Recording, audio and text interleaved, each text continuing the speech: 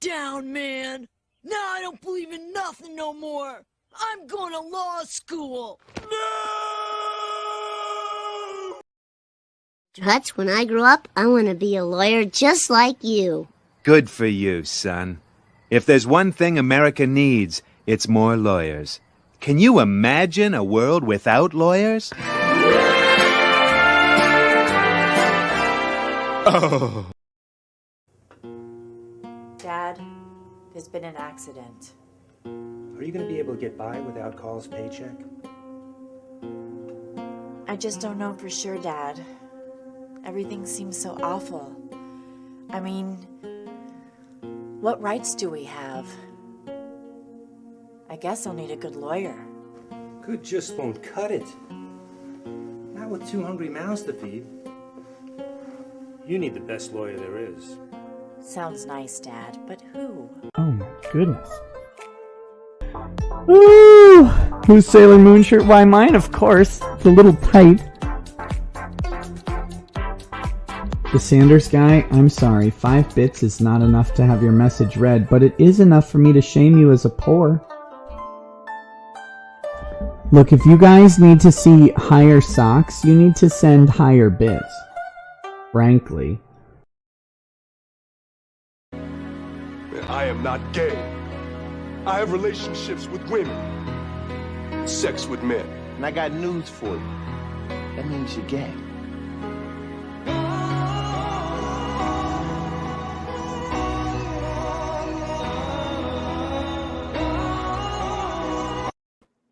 What's going on, everyone? It's Nina Infinity. Welcome to my channel on this Wednesday night. This is Breaking the Narrative. I'm here with the Grift King himself, Mr. Nick Rekieta. How are you tonight? I am great, Nina. Thanks for having me on. I'm so glad that you're here. This is going to be such a fun stream. I've been planning it for quite a long time.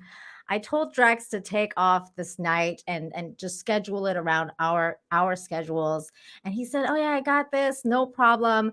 But then he forgot. So, and he has to work. He does that. He's on white people time.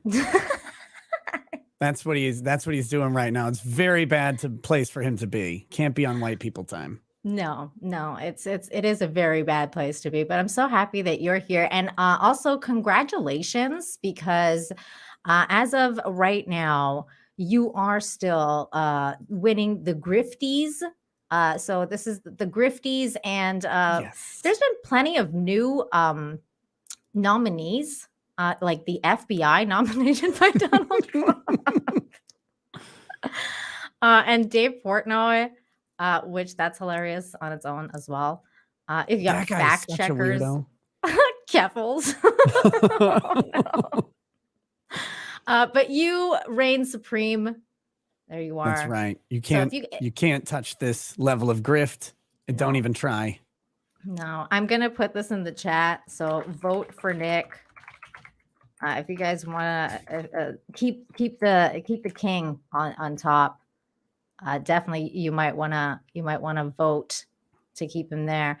Drex is going to be here, you guys. He's just a little late and gay. But he is going to be here. But I figured the king and I, oh my God, that's a play. The king and I we can handle it. We got things covered until he gets here. And I have a whole bunch of topics to talk about. We can kind of at least do like a little bit of the serious portion at the beginning before, Drex shows up and all hell breaks loose. But there was a couple things that caught my eye today. And I would like to hear your thoughts on specifically this one here was like the first thing that I saw today was Trump White House exerted pressure on FDA for COVID-19 emergency use authorizations. House report finds the report by the House Democrat examining the pandemic says Trump officials sought vaccine approvals to sway voters before the 2020 elections. And it goes into like this whole thing about hydroxyquine and the whole queen. Hydroxyquine, cloxichlorine or something. I don't remember how to pronounce it because I'm not a doctor. I just said queen instead of Quinn. It's just Quinn. But yeah, hydroxyquine. It goes into like basically like the Trump's advisory board, what they advised him to do, what happened there. But mostly it's about like the whole Operation Warp Speed and how they kind of did it to get votes, according to this. So basically a science trademark. It's the whole, political science versus actual science. And now they're throwing him under the bus for it, which is something Alex Jones predicted and several people predicted was going to happen. And of course, and with tandem to the whole FBI raid and everything that's going on with that, I don't know if you saw Biden's clip of people asking him, like, "But did you know that this was going to happen?" And he's like, "I had zero notice, zero." And he did the sign too. Which He did was, the okay sign? yeah, he went the like white this. power? He went God. like this. He's like, "I had zero knowledge of this, zero." And I was like, dude. Whoa, okay. Why would you have zero knowledge of this as a sitting president with the FBI going to raid a former president and possible future president? Like, you should have knowledge of it and you should have severability from it as well. Like, you should know what's going on in your Justice Department when they're going to do something that will make you look bad specifically, especially politically, so that when there is a thing here, you can say the Justice Department operates independently of the president's office. However, they did inform me that this raid was going to happen. It was not planned or informed by my administration. Of course, I will let the DOJ do the job that they're supposed to do, and may justice prevail. But they did inform me that this was going to happen, but it was not planned by my office. That's the way you handle this. It's not that hard. Well, and it's the funny part, because you mentioned the Department of Justice, they're also denying any accountability. They're saying we didn't know, and I'm like, the FBI's under the DOJ. So. Yeah, like who knew? Anybody? Did anybody knew what was going on? And I mean, I can sort of buy the Biden thing when he says stuff like, "Well, I had zero knowledge of it. Like I didn't know." I can kind of buy that because I feel like he's the type of person that if you tell him anything, he'll forget it like 2 minutes later. So yeah, like someone could have just paraded a cup of yogurt in front of him shortly after, and oh, what's that? That's I believe it, but that's still the wrong messaging to have, in my opinion. You should know what's going on with your federal law enforcement on the thing that will become the major national news story for the next, I don't know, several weeks. Like, you should know what your law enforcement officials are doing, even if you're not directing it. But of course, we know the real answer, right? Like, the Biden White House is 100% involved in this. The denials it's either a lie or he legitimately forgot. But this raid doesn't come down from the FBI.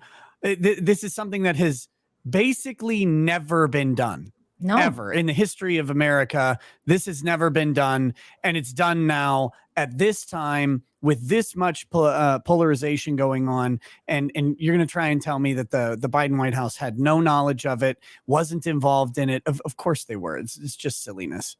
It is just silliness. And then you get stuff like this. And for one thing, like, makes me think about, stuff like this comment right here, like vaccine injuries taking center stage.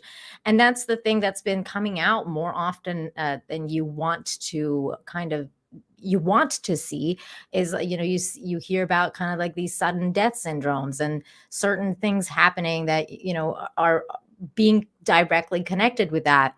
And now you get things like this dropping where, they're saying stuff like, it was Donald Trump's fault because he's the one that okayed these vaccinations without having, enough long-term studies done. Stuff that we couldn't even talk about a year or two ago, Nick. Stuff that we would get banned off YouTube for. Like, you're talking right now, and I'm like, Yeah, stuff that we should not be saying. Any of this. But the best part about this story, of course, is that what they're mad about is that they weren't able to use it for votes because Trump did.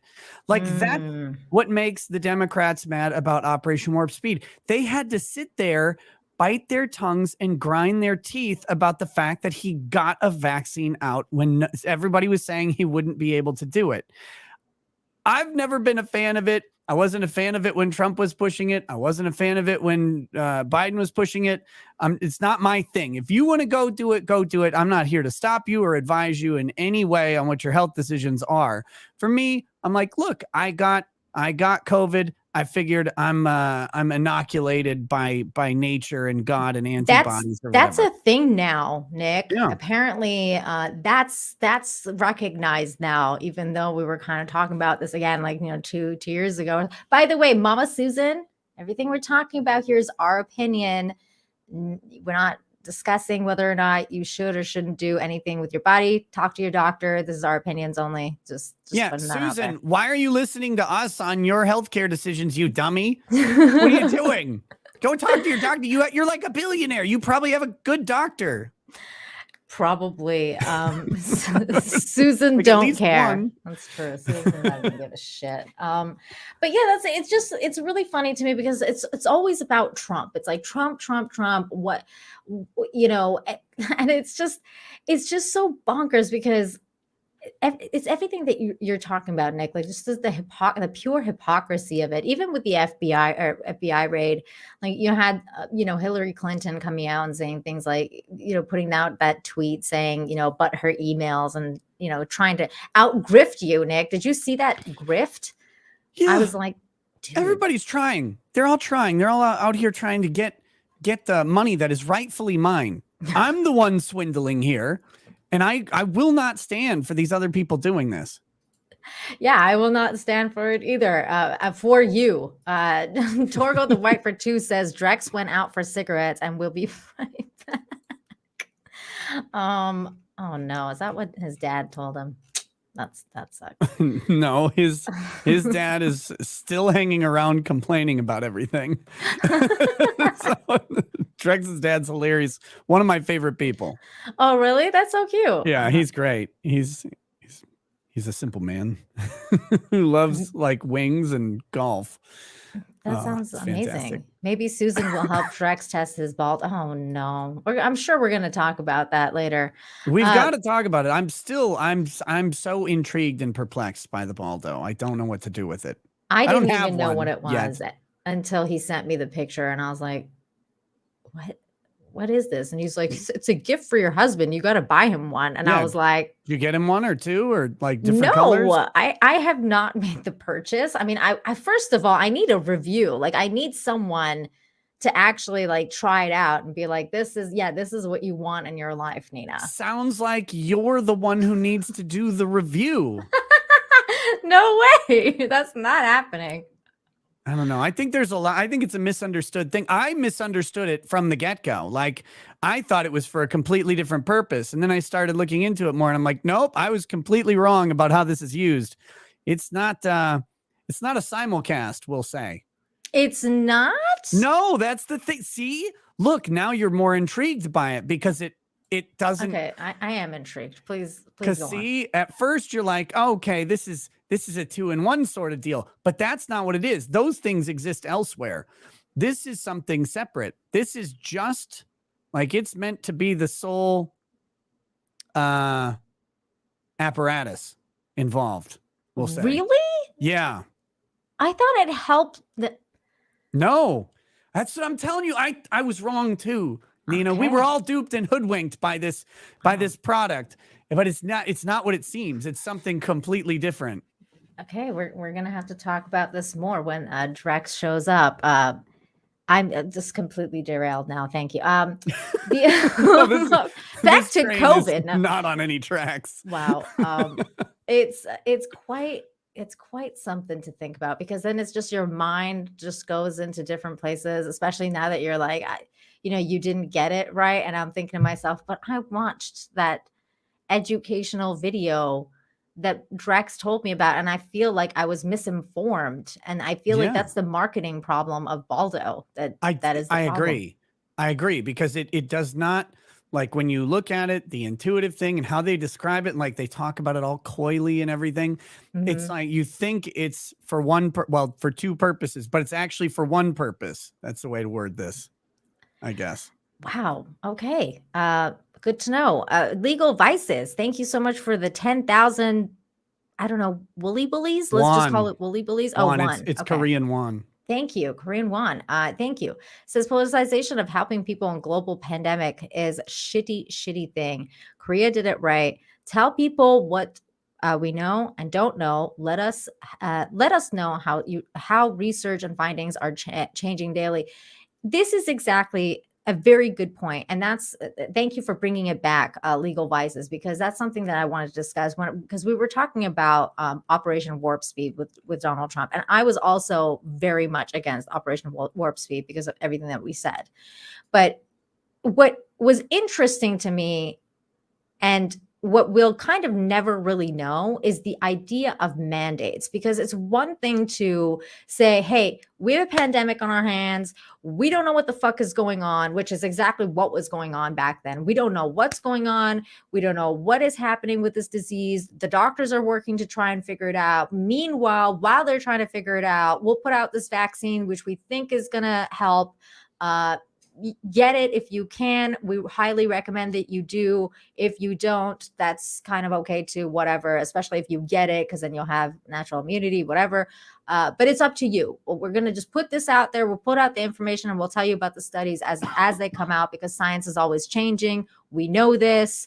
You can theorize as much as you want, but then, predict stuff will go into it as time goes on, and then things change. But we never got that. We got, here's Operation Warp Speed. At the same time, here's all these mandates. And if you don't do the mandates, if you don't get this thing, then you are fired. You can't work. You can't travel. You can't go to the hospital to say goodbye to your grandma. You can't, you can't do this. You can't live. Essentially, you can't go to school. You can't do anything, blah, blah, blah, blah, blah. And that's what we got. And we'll never know if Donald Trump would have actually enacted the mandate part of it or not. Yeah, and it's the other thing we had going on was, and this is why Trump never had to deal with the mandate for two reasons. One, the vaccine came very late in his presidency, so that helped out with that. But two, he didn't do a lot of mandating because he did what was proper for the executive, which was to allow states to start making those decisions. He didn't put a nationwide mandate, because New York City is different than Des Moines, Iowa, which is way different than Spicer, Minnesota, for example, where I live. Like there's 2,500 people in the whole town. It's way different than a multi-100,000 to multi-million person city. So there isn't a sensical way to tackle the nationwide issue of COVID. There isn't a way to do it because everywhere is different. So he actually let cities and states start taking care of that on their own. Now, historically, when we had pandemics that needed quarantines and stuff like that, those were enacted at the city level by the municipal governments. That's how they were done pretty much as far back as I could find. I didn't even really find any statewide specific quarantines. There may have been some somewhere. I'm not talking about like doing the deepest dive ever, but in my cursory research, I found lots of city quarantines, not a lot of state issues. So Trump was kind of allowed to do that and let the states go wild. But some of the states really did go wild. We had Andy Beshear in Kentucky, and this is Kentucky, which is supposed to, like, he's a Democrat, but it's supposed to be like a pretty much a freedom-oriented state. It's relatively conservative at its roots, and they were happy to have this guy who early on in the COVID pandemic, he went to the hospital for some other issue. He does not recall being tested. He was not asked he did not request a test for COVID or anything like that. After he is discharged from the hospital and told to go home, he gets a phone call, or his wife gets a phone call, and they say, actually, we tested you and you may have COVID. And he's like, he's not in his chart. It wasn't anywhere. But Andy Beshear ordered that guy to quarantine in his house, and his wife to quarantine in their house for 2 weeks, and posted armed officers outside the house to make sure he didn't leave. And there were a whole bunch of people. Wow, that's like China shit. It's crazy. And I was debating a guy on the right. I don't remember his name or whatever, but he was like, no, this is fine. This is what we want to do. And I'm like, no, What? like if the guy walks outside, what is the answer? Well, the cops will tell him to go back in. Okay, let's say he just keeps walking. Then what happens? And it's like, well, you got to shoot him. It's like, Jesus, like that's is that where we are? I don't think that that's the right answer. I don't think that was ever the right answer. Thank God, of course, no one got shot. But when there was more information about this, you know, it was like this husband and wife. It was they lived in a house with 4 other adults that were differently abled, we'll say. Like, I'm not using the term for disabled, but all of them had different ability and disabilities amongst them.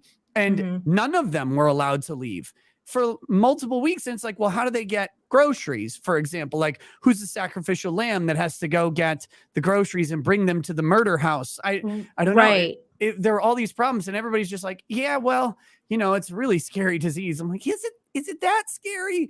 Like, I'm not so sure it's that scary. It's like, is it really that scary when you have places like, you know, the tent city in Los Angeles, and the bums are fine. Like, you know, everything's fine.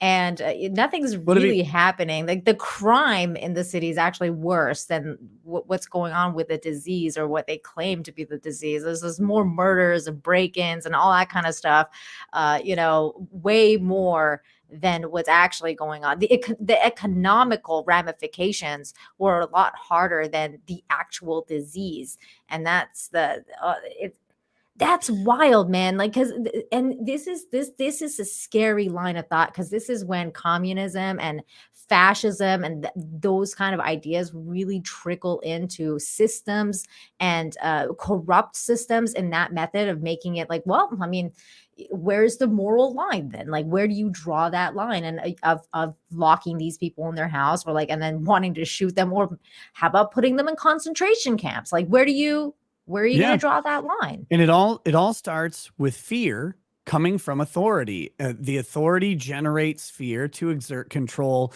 It's how it's worked in every one of these instances where tyranny prevails.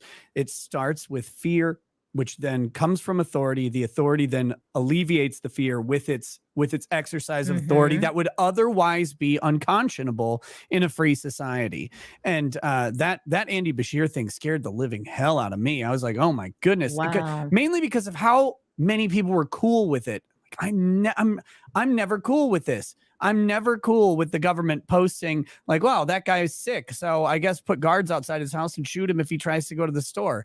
It's like, I'm not there. I'm sorry. Like, it's a slippery slope. It's like, and then, you know, it's so crazy because you get stuff like this, and then, you know, I'm originally from Canada, and then of course I saw how Canada was handling everything in Canada. It's like, it was a fucking nightmare. And I'm like, and they're still doing it to this day. Like, I saw this post from this doctor in Saskatchewan being like, I'm terrified that they're opening schools soon and there's no mandates in place. What are we going to do? And like, the chick was going off today on Twitter, and I was like, this is a doctor. Like, how are you not up to date with the scientific studies that are coming out and talking about that?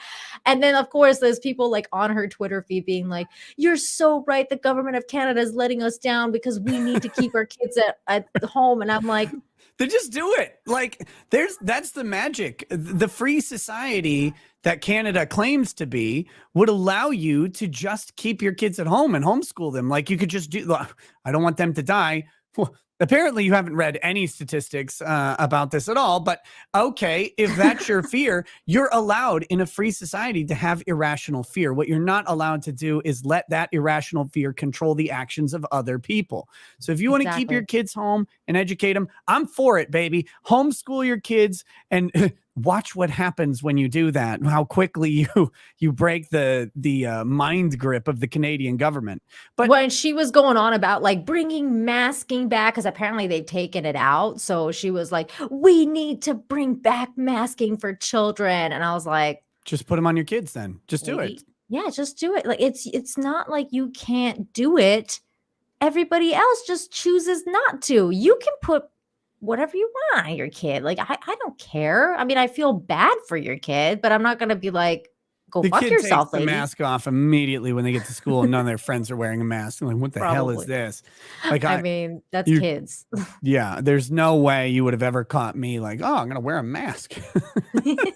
So, no, I'm sorry. No, thanks. No, it's just this mass hysteria and the mass psychosis it's literally taken hold of people, and it's just it's something to behold. But this double standard of all this kind of stuff doesn't even just it's not just for this stuff, it's for other stuff, Right. like free speech. Like that's one of the things that is really a big deal for me, someone who I know you know my story, but for those of you in the chat who don't know, or if you're new here, I was in Iran and I immigrated to Canada when I was 10 years old.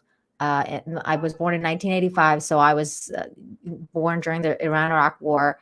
So the revolution had already happened, and the damage had already been done in Iran. So when we moved to Canada, my mom wanted a better life for us. We moved to the West. We actually applied to go to America, but America rejected us. Canada was the only place that was accepting immigrants at the time. So we went to Canada, and that's why free speech is so important to me, because being born in Iran, it showed me that free speech is important. You can't censor people. They censor movies there. They censor books. They censor everything under the threat of death. Yeah. So it's Just pretty the death, freaking just death, or maybe you can get off really light and just get lashed and abused in prison, but it's pretty fucked up. So that was important to me, and therefore when I hear stuff like, for example, I read today that Marjorie Taylor Greene had come out. She got swatted. So she came out and she said a few things, and I was kind of like, wait, what? Like, what are you talking about? Yeah. And the same thing goes on with the Andrew Tate scenario. Like Andrew Tate. Oh, very, very offensive man. Very scary. The demon of the world right now. I mean, did you see this headline, man? Like, it says Andrew Tate shows how fascists recruit online. Men fall victim to the insecurity to fascism pipeline. This reminds me of one of my favorite posts or favorite articles I saw. It was a couple years ago. I went over it on my show, and it was basically how going to the gym and getting in shape plus being funny was the road to the alt-right. And it was like it's like women beware when your boy, I guess, starts going to the gym and starts getting like actually jacked, and then he starts telling funny jokes like he's about to join the alt-right and your life is over. Mm-hmm. And it's the same thing. It's like the insecurity to fascism pipeline. I can almost guarantee you the insecurity to fascism pipeline is like this insecure guy, whoever they got to taking this picture. Who is this guy? Like, what a dick move, because they make him into the insecure teenage boy using smartphone. They just grab some Getty Images photo that they bought from Getty of some kid, and now he's an insecure pile of garbage who's about to become a fascist through his phone.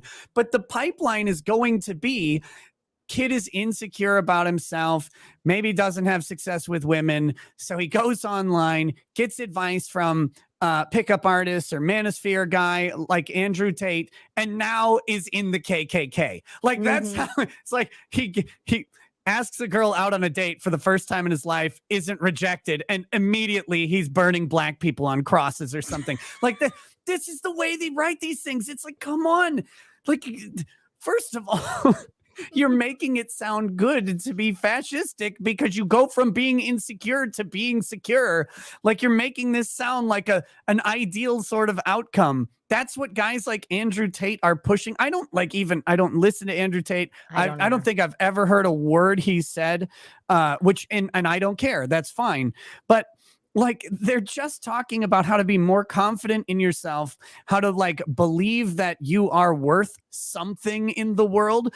And you know what? Like for young men especially, there is not enough people out there letting young men know that they're worth something, and there's a whole lot of people telling them they're worth nothing. Yep. And like especially media nowadays. I mean, even the culture war. Like, look at She-Hulk. The first episode of She-Hulk was all let's just bash men for fucking half an hour, and it's like when they compared like She-Hulk's problems to Mark Ruffalo's Hulk's problems, where it's like he's going through death and he's fighting this intergalactic war, and he's just been like completely destroyed and went through this period of insecurity because he almost died. And she's like, well, but guys like mansplain to me. Yeah.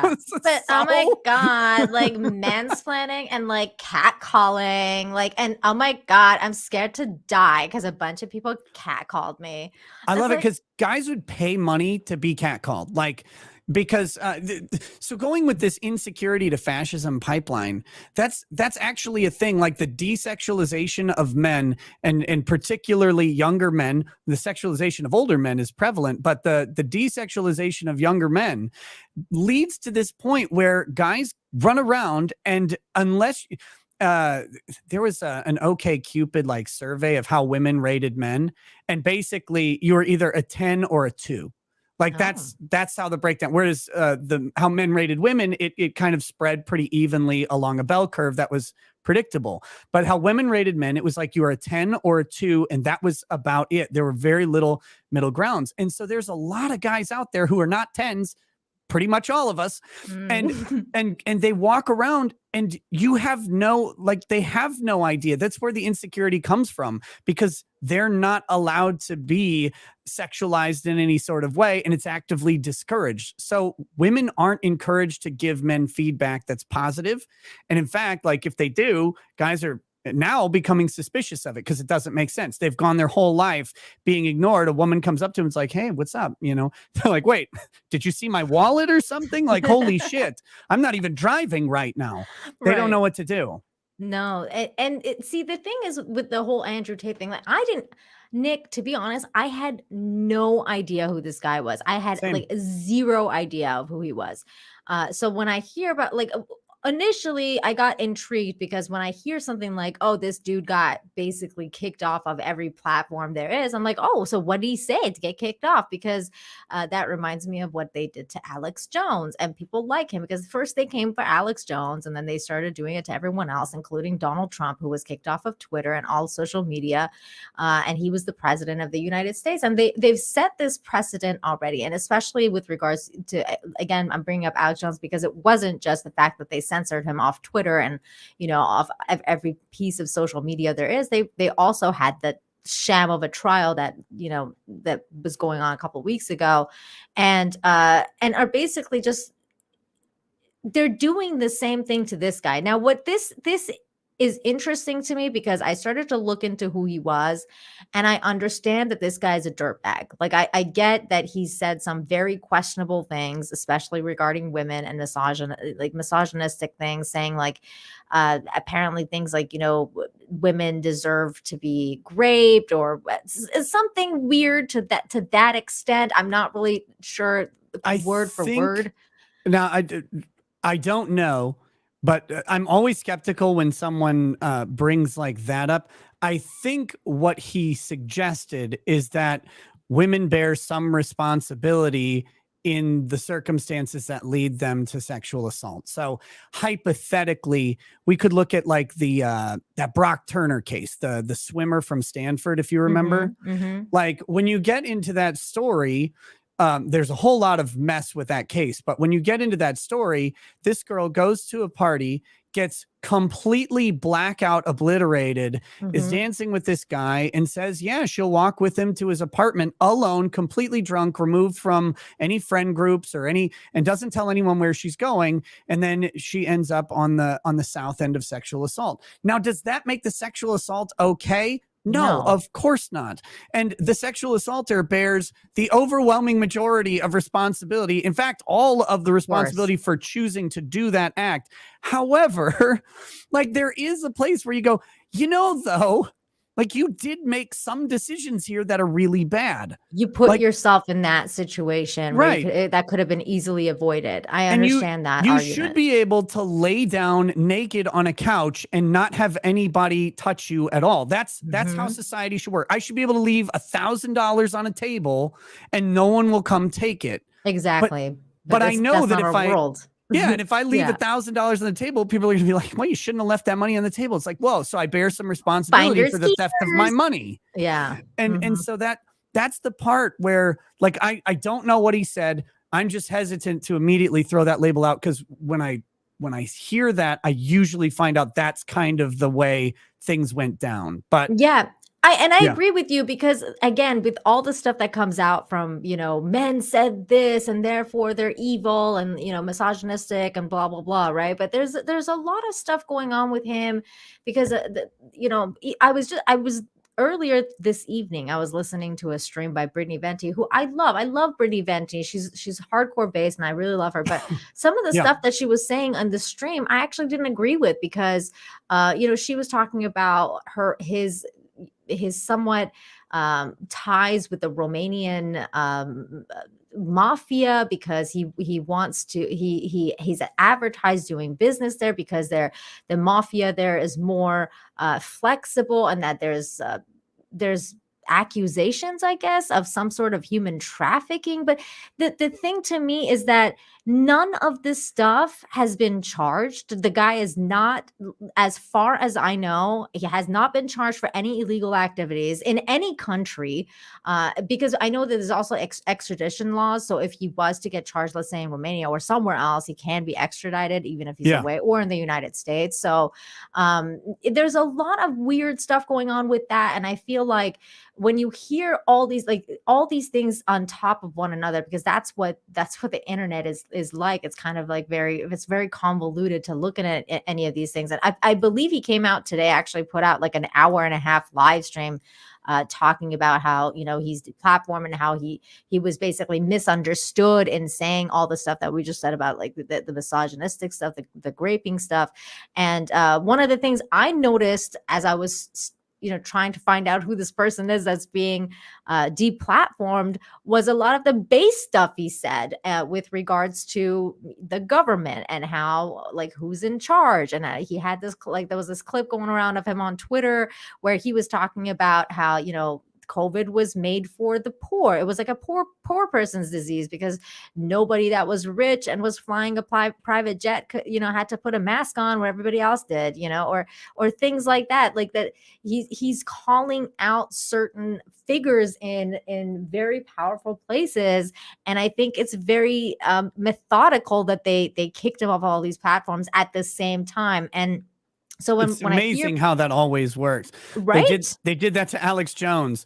Every platform, except for I think Twitter kept Alex Jones for a little while, but every other platform kicked him off within like an hour of each other. And it wasn't coordinated. It's just coincidental. We all came to the same decision at the exact same time and implemented that decision in unison. But that's just how it happened to work out. And it's like that's never how it works out. Like there's no way that you did this at this specific time. There's obviously coordination. And we found, if I remember right, there were articles about this, that it was the moderation teams themselves had communication channels with other moderation teams. It's not like Twitter and Facebook were hanging out and making these decisions, but the people who make the decisions at these places were talking behind the scenes in their own private channels, and they were coordinating those types of decisions. Not necessarily that the Twitter platform or the Facebook platform or YouTube platform had some official stance on it, but what we've seen in all of these places is they allow filth into their companies, and that metastasizes and permeates out, and they work their way into two major places: trust and safety and HR. And what is happening to all of these companies, specifically these American companies with this diversity, equity, and inclusion stuff, is the cancer that they have been growing like in a terrarium or whatever, has just grown into something that is it's malignant now, and it will go after the company itself. They will sacrifice the company they work for on the altar of their own beliefs. And that's I'm sorry, your job is not actually your place to express your belief, your opinion, or whatever. Like if every company I've ever worked for forever has said you can have your own opinion, but if you express it on company time, we're probably going to fire you. Oh, like, that's definitely. just the way it goes. I mean, I was told that when I worked for Nintendo. Like you're basically, if you do anything on company time, it's on you. You can get in trouble. And that's the thing with this, because now this dude, from what I understand, has he's like in the manosphere, and he's got his own kind of like Jack Murphy style program where he's talking about, dudes and needing more power from women, and, taking back their power and blah blah blah, like that kind of spiel. And I understand that how some of the people who were talking about certain things that he said or took it the wrong way of what he said about women or whatever he said, even if he was being misogynistic. I feel like in a free market society, what you really need to do is have a different perspective. So if he's putting out this garbage, what you need is the other face of it. And it's that's what free market capitalism is. And somebody said to me, well, that's not free market capitalism, because in free market capitalism, whoever the private company has the right to kick you off the platform. Like if TikTok, let's say, is a private company, they can do that. And my answer to that is technically yes, but most of these motherfuckers aren't acting in private manner. They're acting on behalf of the government under the threat of being defunded, or under the threat of any sort of whatever muscle power the government kind of puts that through. So what are your thoughts on that? 100%. Yes. Of course, in free market capitalism, any company would be able to refuse to service anybody ever for anything, which makes people really, really uncomfortable, because they're like, wait, does that mean that a white business owner could refuse service to black people at their sandwich counter? Well, yeah.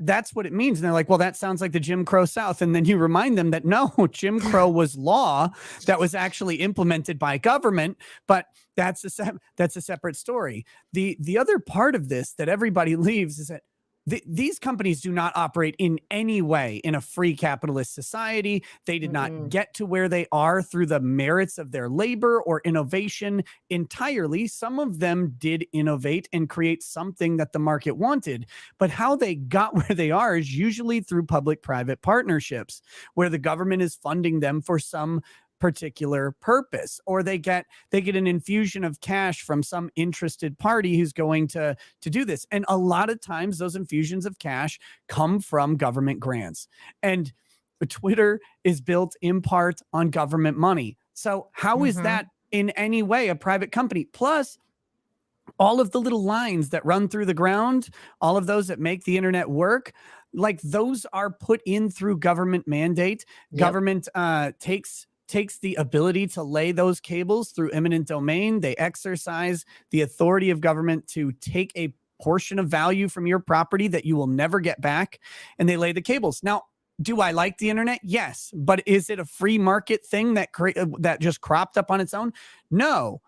Now, eventually, we may get to a place where a completely free internet could exist. For example, and no, I know that there's the similar problems with this, but this is an example of how it could come about. Starlink with Elon Musk is this idea where maybe you don't have a government taking property from people. Instead, you've got this guy launching a bunch of satellites into space. Now, space law is really complicated. Governments are involved, but this idea that there might be a way to, at some point, deliver internet on a completely free system without government grants, without government money, and without government involvement is something that could theoretically come about. And when that happens, then maybe we can let these people kind of do what they want.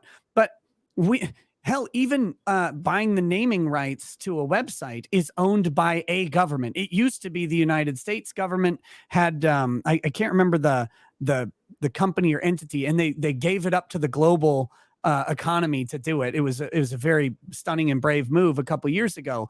But like all of this stuff has had so much government involvement that they can just effectively shut you off.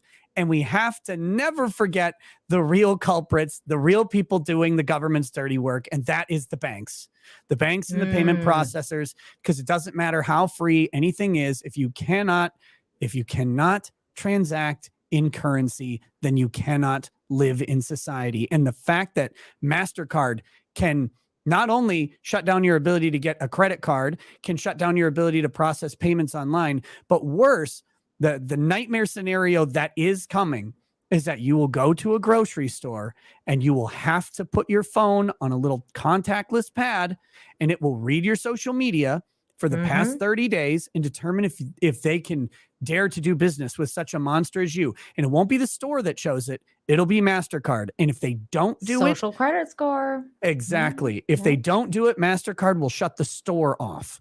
And that's coming. We've seen it for ever since Judicial Watch got banned off of, Jihad Watch got banned off of Patreon at the behest of MasterCard. We've started to see this really creep into sort of the public sphere, and how they can deplatform people from money is the most terrifying thing on the planet. Yep. And Bitcoin won't save you. Before the Bitcoin simps come in, if you have not figured out that the government, that they are actively aiming to control Bitcoin, give that control to the banks, to let the banks do the dirty work on it. If you don't know that by now, I don't know what to tell you. Well, that's the funny part. Retrieving Bitcoin from transactions now. They just take it back. That's the funny part that you mentioned that, though, Nick, because apparently this Andrew Tate guy is like a fucking crypto simp too. Like he's like totally into crypto. He's been pushing that shit for a while. So yeah, no, I don't think crypto is gonna save you either. They won't let it. There's no way. The most powerful entities and organizations that literally run this planet, we're talking about, again, the banks, the big banks, the payment processors, and major governments are going to cede the power to crypto. Crypto can always exist and be an underground sort of black market currency thing. There's this one service that pools cryptocurrency and divvies out transactions so they're not traceable. Guess what's getting shut down immediately? They're already going after the people who invented that. It's wait, what's illegal about this? What is illegal about having people's payments process into a pool and then process out fractionally, so you can't track where the money came and went? People can actually anonymize their purchases. They will not allow this to happen. That is way too dangerous for any government and any payment processor. So they're already going after, it's called Tornado. They're going after those guys right away. And it's what illegal thing did they do here? They created something innovative in the crypto space that is, I can't tell what law it violates, but it might allow someone to hypothetically violate a law at some point. So therefore, these guys have to go to prison and get shut down. They're fucking crazy. That's what this stuff is so crazy to me. I actually hadn't heard about this tornado thing until you just mentioned it. So I'll have to look into that. But that's why it's so, this whole thing is so mind-boggling, because it's all it's just a slippery slope for me. And I, especially when it comes to free speech stuff and actual breaking law, what you're doing to actually break the law. And I want to come back to that, but before we do, I want to get some of these super chats from my boy Az is in the chat for 20. Woo! What up, Az? I've heard some very serious and compelling conversations so far dealing with the subject matter that must be contemplated on. So my question to Nick is, should I fake my orgasms? Yes. Yes, you should. Look, Az, it's about her feeling good about her performance. And if it's just not happening, buddy, you gotta, or him, I'm not judging. But at that point, it's about them. And so you just got to go, it happened. And then, you quietly go to sleep and then ignore the ramifications and consequences of it. That's only if it's not, you've had that time though, Az. I know you have. I know you're like, too hard, damn it. Sorry. You're like, this is no Tifa. This is not Tifa at all. And I just can't do it tonight. So I'm just oh, this is great. Oh, yep, I'm so tired. Oh, I'm going to sleep. Just give it a shot. Or actually fake the shot, I guess. Don't give it a shot. Just don't get it in your eye this time. Oh God. Oh God. Wow. Somebody just said my channel's become way too filthy. Okay. Oh, sorry. That's what sorry. happens when I'm around. It's not Nina's fault. She's pure and lovely. I ruin everything. Don't blame her. Just I think come this back was to the next one. his fault at this point. I'm going to blame him. Thank you so much, IWD, for becoming a member. And thank you for your super chat. I know you just asked Nick's opinion and not mine. But as the female here, I believe I should let you know that always fake it till you make it. That's all I can. That's all I can tell you. Yeah. Have you ever had a guy like this? Is kind of personal, but have you ever had a guy try and like fake an orgasm on you? No, I've never had. I'm good at it, so I don't. No, sure, okay, no, like that's so never happened. So you don't know. Okay, that's. But that's the thing. I watched that episode of Seinfeld where that was a topic of conversation, and I didn't even know that was a thing that guys could do. Like I've heard of women being able to fake it, but I didn't know that dudes could fake it. Of course, you can fake anything. John McAfee may have faked his own death. so certainly a guy out there has figured out how to fake an orgasm or two. I mean, there's like visible evidence, though. I mean, come on. Maybe I don't. Who knows if you got. Never mind. We won't get into the logistics of this. Okay, well, we can get into the logistics when Drex gets here because I'm sure he'll want to. Beautifully tilted goddess Nina, thank you so much for the $2. Says hello, Nick. God. So happy you're here. Unbreaded. Thanks. I think do you recognize the screen name? It was from last night's stream. Like you may think I was drunk, but I remember everything that was said, including your description of a tiled floor. We'll say. Oh my God, is that what that was about? So you are beautifully tiled. It was tiled. Tiled. I am tiled for the record, so that's fine. That's amazing. You have amazing memory of you being drunk. I'm impressed. Jack Murphy is in the chat. Sorry, what? It's now like a natural state, so I just operate on that level at all times, apparently. Oh, okay. Jack Murphy for $1.99 says Drex is my dark chocolate in life. Oh my God. You must be really excited for him to get here then. Then we had Thomas Gilkey. Thank you so much. The Gilk man is here. Thank you for the $9.99. Says what I will say is that the far right and the far left, that's the problem. The regular left and the right are okay, in my opinion, because there are people who are on both sides. Much love to you all. I agree with that. I think that we're missing a lot of that nowadays. Just the mild mannered, either middle folk or just not so polarized. Just regular people wanting to be happy.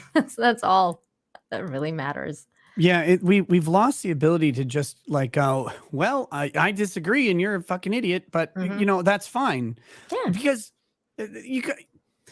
it's weird to me because people forget how often they deal with idiots, and it's okay. Like, your family, your friends, you've got idiots in there. The people at the grocery store, you've got idiots there. Like the people everywhere you go, you're going to run into an idiot, and like your day isn't ruined by it usually. I mean, unless they have a colossal screw up, but generally speaking, you deal with incompetence or shenanigans in some way or another all the time. But when it comes to politics now, it's like, wait, that guy's got an idiotic opinion. I can never speak with them again. Yeah, we can never talk again. I mean, I run into this all the time too, especially him on Friday Night Tights. Like, you get Jeremy and Gary like kind of get into like some heated debate, and then all of a sudden it's like, oh my God, FNT is falling apart. They hate each other now, and it's like, no, that's just bros talking. Like that's not they don't hate each other. They're fine. Like, Yeah. everything's okay. Everybody calm down. But it's just like we're just so touchy now. It's like, oh, I said this like today. I was telling you like early, I was listening to Brittany's stream and I was disagreeing with everything she was saying. I was like, girl, I love you, but my God, no, I cannot sign off on the censorship bullshit. Like there's no way I'm signing on to this. But like, she wasn't hearing me because I was in the chat, but I was like, there's no way. But it's not like I hate Brittany now. I just think she had a terrible take. Like you're Somebody allowed clip to have it. She terrible said, takes. I hate Brittany now. Clip it. No, it's true. And God damn. Oh yeah. So I called out a sacred cow of certain people today. I called out Marjorie Taylor Greene for this weird I drama saw that's that. been going on.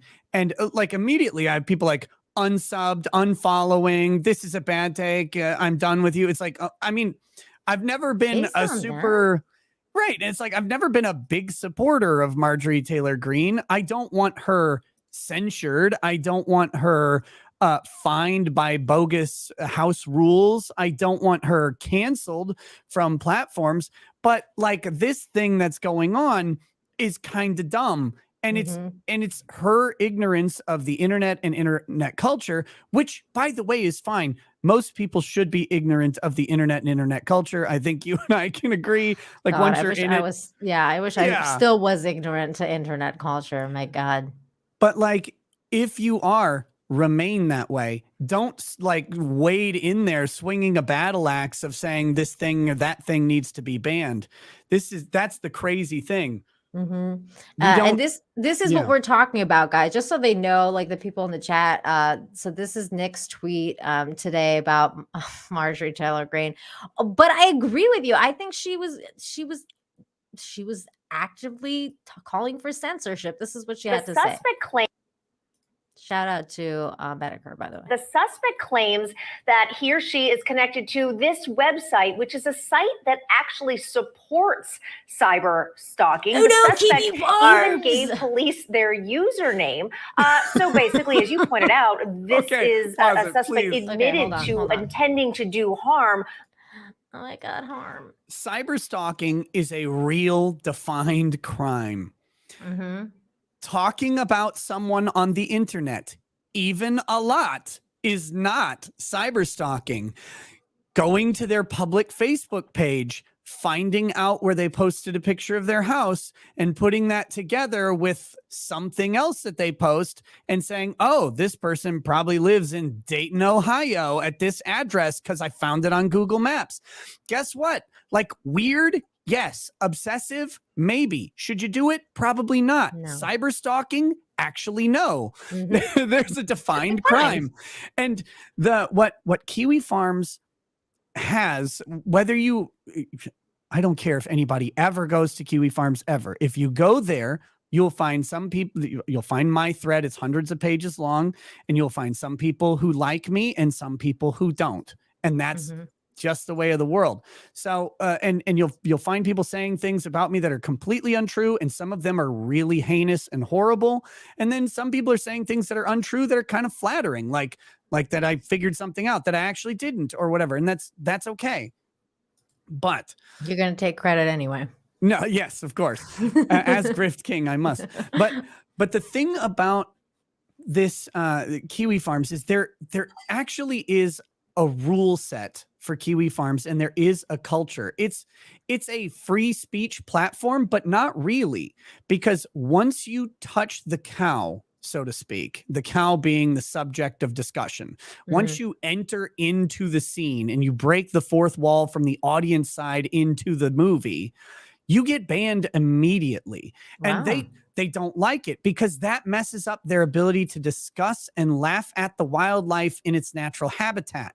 When you go into the kangaroo cage with boxing gloves, one, they hope the kangaroo kicks your ass, and two, they throw you out of the zoo.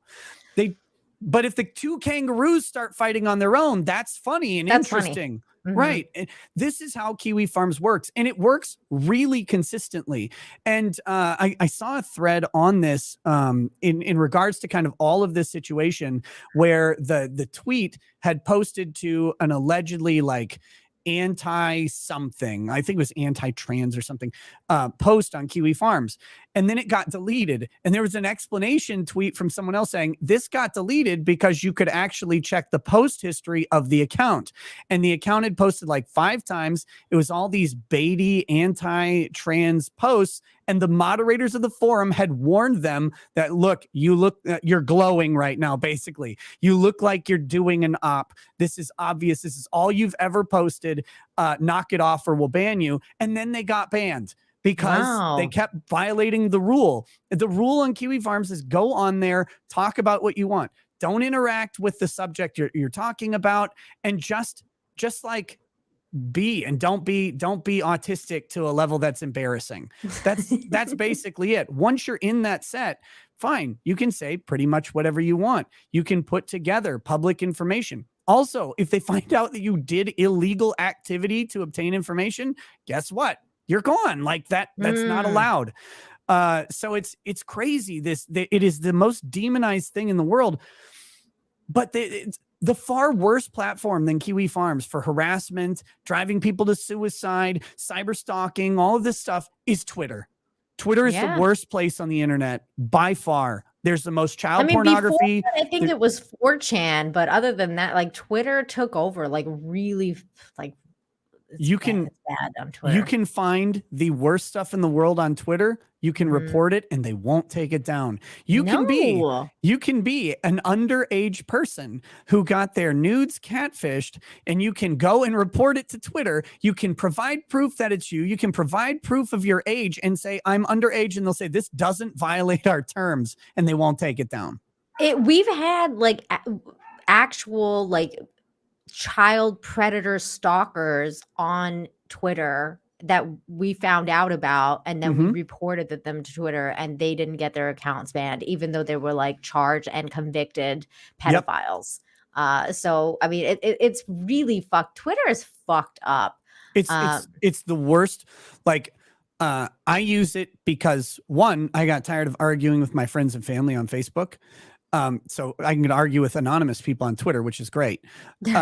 But I really don't actually enjoy the platform that much. I mostly use it to try and drive people to the show that I do, because that Twitter, in any social media, whatever platform you're trying to build, you have to cross-pollinate to other platforms. That's just how you get new eyes when the algorithm isn't favorable. And I get most of my stuff from Twitter, like the impressions, like the YouTube impressions and stuff like that. A lot of the drive comes from Twitter. I have more followers on Twitter. It's just the way the algorithm favors me on Twitter more than it does on YouTube. So I kind of have to do it. It's like a business decision.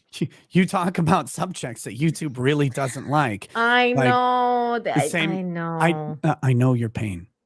I know your pain. No, they don't like it when I call things out, like groomers and people being groomers and things like that. But okay, so here's Marjorie. Yes, sorry.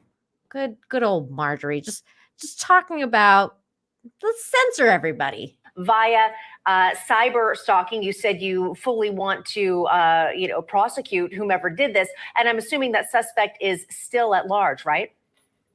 Yes, there's an investigation underway, and there's an even investigation into whether that's really the person that did this. But isn't it concerning that such a website exists? Like, why does that even exist? That website needs to be. Why not? because we have this little thing called the First Amendment, which allows a website to exist and say things that you don't like. But here's what seems to have happened with her. Some staffer or whatever came up and told her that Kiwi Farms is X, and that is X is probably equal to a place that supports and condones cyber stalking and harassment and is for whatever. And again, what Marjorie Taylor Greene doesn't realize is that the people that she doesn't like specifically trans people, for example. Like, and I'm saying Marjorie Taylor Greene doesn't like trans people as a sort of shorthand meme. I get it. Like, I don't know what her actual opinion of trans people is, but she's consciously introduced anti-trans legislation, stuff to prevent kids from getting HRT, stuff that I largely agree with, right? Like, I don't want kids getting HRT or whatever. I don't either. So she's introduced legislation like that. Kiwi Farms doesn't like those people either. Like, they're aligned. One of the main subjects that has been going on about Kiwi Farms for the past couple days is in this boat. Marjorie Taylor Greene would hate this person. If you want the story of it, I did a video on it today explaining the interplay between Marjorie, this weirdo on Twitter. I'm not naming for specific reasons because it's a flagging pile of garbage, but so you can check it out on my channel and see what's going on and how she's being basically manipulated into being a tool. She's being baited. Yeah. She's being a useful idiot. That's what's going on here. And it's really annoying because this is when the right really pisses me off.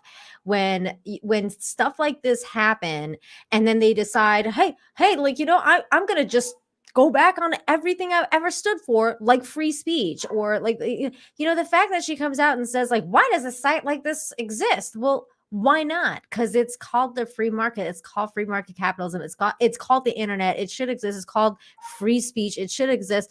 Just because you don't like it, and just because someone that probably hates you went on that website and created this situation just so you react like this, doesn't mean that you can censor them now. Like, doesn't mean that you can come out on your giant platform and talk about censoring other people and censoring websites and shutting entire websites down because, somebody that you pissed off went on there and tried to fucking screw you over. I mean, come on now, Marjorie.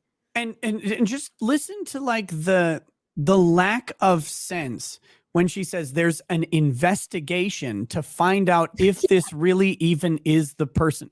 Okay, so I'm going to call in a swatting, which is a crime. It is a criminal act to make a false police report and for the purposes of causing someone harm, causing you some sort of gain, or even just burning police resources. If you're caught and convicted with swatting, you can have jail time. You can also have restitution where you have to pay the resources of whatever was deployed. In some cases, we're talking hundreds of thousands of dollars of equipment and manpower and all of that stuff could be involved. Don't know with Marjorie Taylor Greene. But if you're going to do a crime, you're typically not going to announce who you are. Like, that's not a common thing for people. You know what? I'm swatting someone. My name is Nick Rekieta. You can find me at my address here. And it's like, that doesn't make any sense. And so the fact that she's saying that there's an investigation going on, she like clearly doesn't understand anything about this subject. And that's fine. But if it's fine, don't call for something to be removed or banned or censored just because something shitty happened to you. Getting swatted is shitty. Trust me. I know for you've been swatted a bunch of times. And that's my question for you, actually, Nick. Do you think that because swatting is such a serious problem, especially nowadays, I mean, look at what's going on with Tim Pool and everything like that.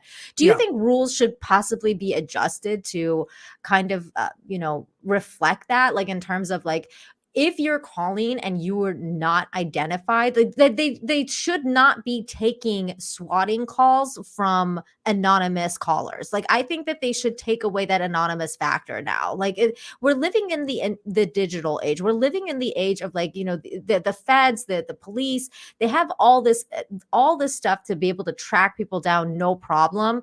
And we're still going off this kind of, anonymous system when it comes to swatting, which I think is ridiculous. Do you think that they should change the laws to reflect that? If you were to apply for a warrant based off of an anonymous tip that you have no knowledge of, you would be rejected. Like the judge would have to have a serious reason to believe the anonymous tip, that the anonymous tip, not just like, anonymous but known to the officer, because that happens a lot of times, right? You have an informant or someone that the officer knows, but they're trying to protect their identity. So say a concerned citizen who is known to the officer came up and reported this or called in and reported this. That's one thing. To have something completely anonymous with no identifying at all, if you apply for the warrant, the judge will say, why do you believe this thing? Like, what about this thing gives you the reason to believe it? Now, maybe there's a bunch of supporting factors. Maybe the anonymous tip is that there's a house fire at 2121 Main Street, and they look and they see a giant cloud of smoke in the direction of Main Street. And they go, okay, well, there's an anonymous tip, but we also have a corroborating fact that goes with this anonymous tip. Well, then you start to build it out. This is how the warrant application process tends to work.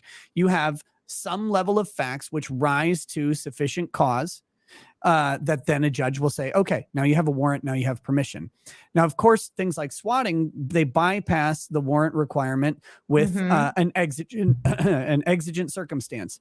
In this case, in Marjorie Taylor Greene, it was like someone had been shot, there were children in the house who were in danger, was the report. Similar thing. The first time I got swatted, it was that I had murdered my girlfriend, had a gun, was threatening self-harm. That's what they said. And it was probably just a pre-recorded message. Honestly, I don't think it was actually a person saying that, because you can find these like pre-recorded SWAT messages around, and you'll find similarities when you hear swatting stories. So they make this report, and then the police now have a circumstance where they don't have to have the warrant if they have sufficient cause. You're right, though. They really need to be stepping back and saying, do we have sufficient information to believe the other person on the line? Do we have anything corroborating this? Do we have any eyes on the property? And one way to really tamp down on the damage of swatting is to eliminate this idea of a no-knock raid or a no-knock warrantless entry that can happen. These things where they just come in and they bust into a house. Now, thankfully, in my circumstance, small town, there's not actually a SWAT team. So they just rolled up. They actually called me. They didn't get a hold of me. They called one of my relatives, who then called me, and I was able to get everything sorted. But some places, they just kick a door down. That's how people get shot. Yeah. That's how police get shot. A lot of pets get shot that way. A lot of dogs get killed. Absolutely. Like and it's very sad. And what they really need to do is they need to increase the punishment for swatting to attempted murder. In my opinion, that's what it should be. And people should go to prison. First offense, I don't give a shit.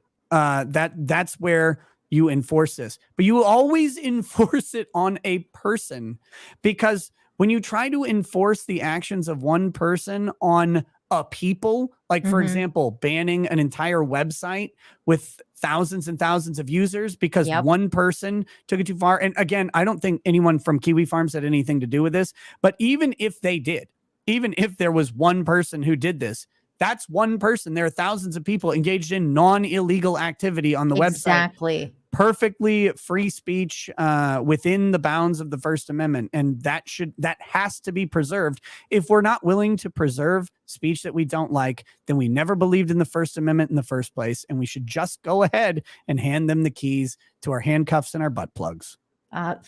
Well said, man. Well said. This is exactly what I think too, and that's why I can't stand it when people just are so like willingly, like, just, oh, this bad thing happened to me, so I'm gonna just skip out on everything I believed in before and just be like, okay, never mind about free speech laws. But let's finish hearing what she had to say. Be taken down. There should be no business or any kind of service where you can target your enemy. That's absolutely absurd. And this is the type of lawlessness that Democrats want all over the country. The Democrats are the party of defund the police, which has created crime that is going out of control all over the country. But it's also... You look like you have something to say. There shouldn't be a type of service where you can target your enemy. Like what? Like a phone? like a road? What service? Like the police? I agree. Let's get rid of them.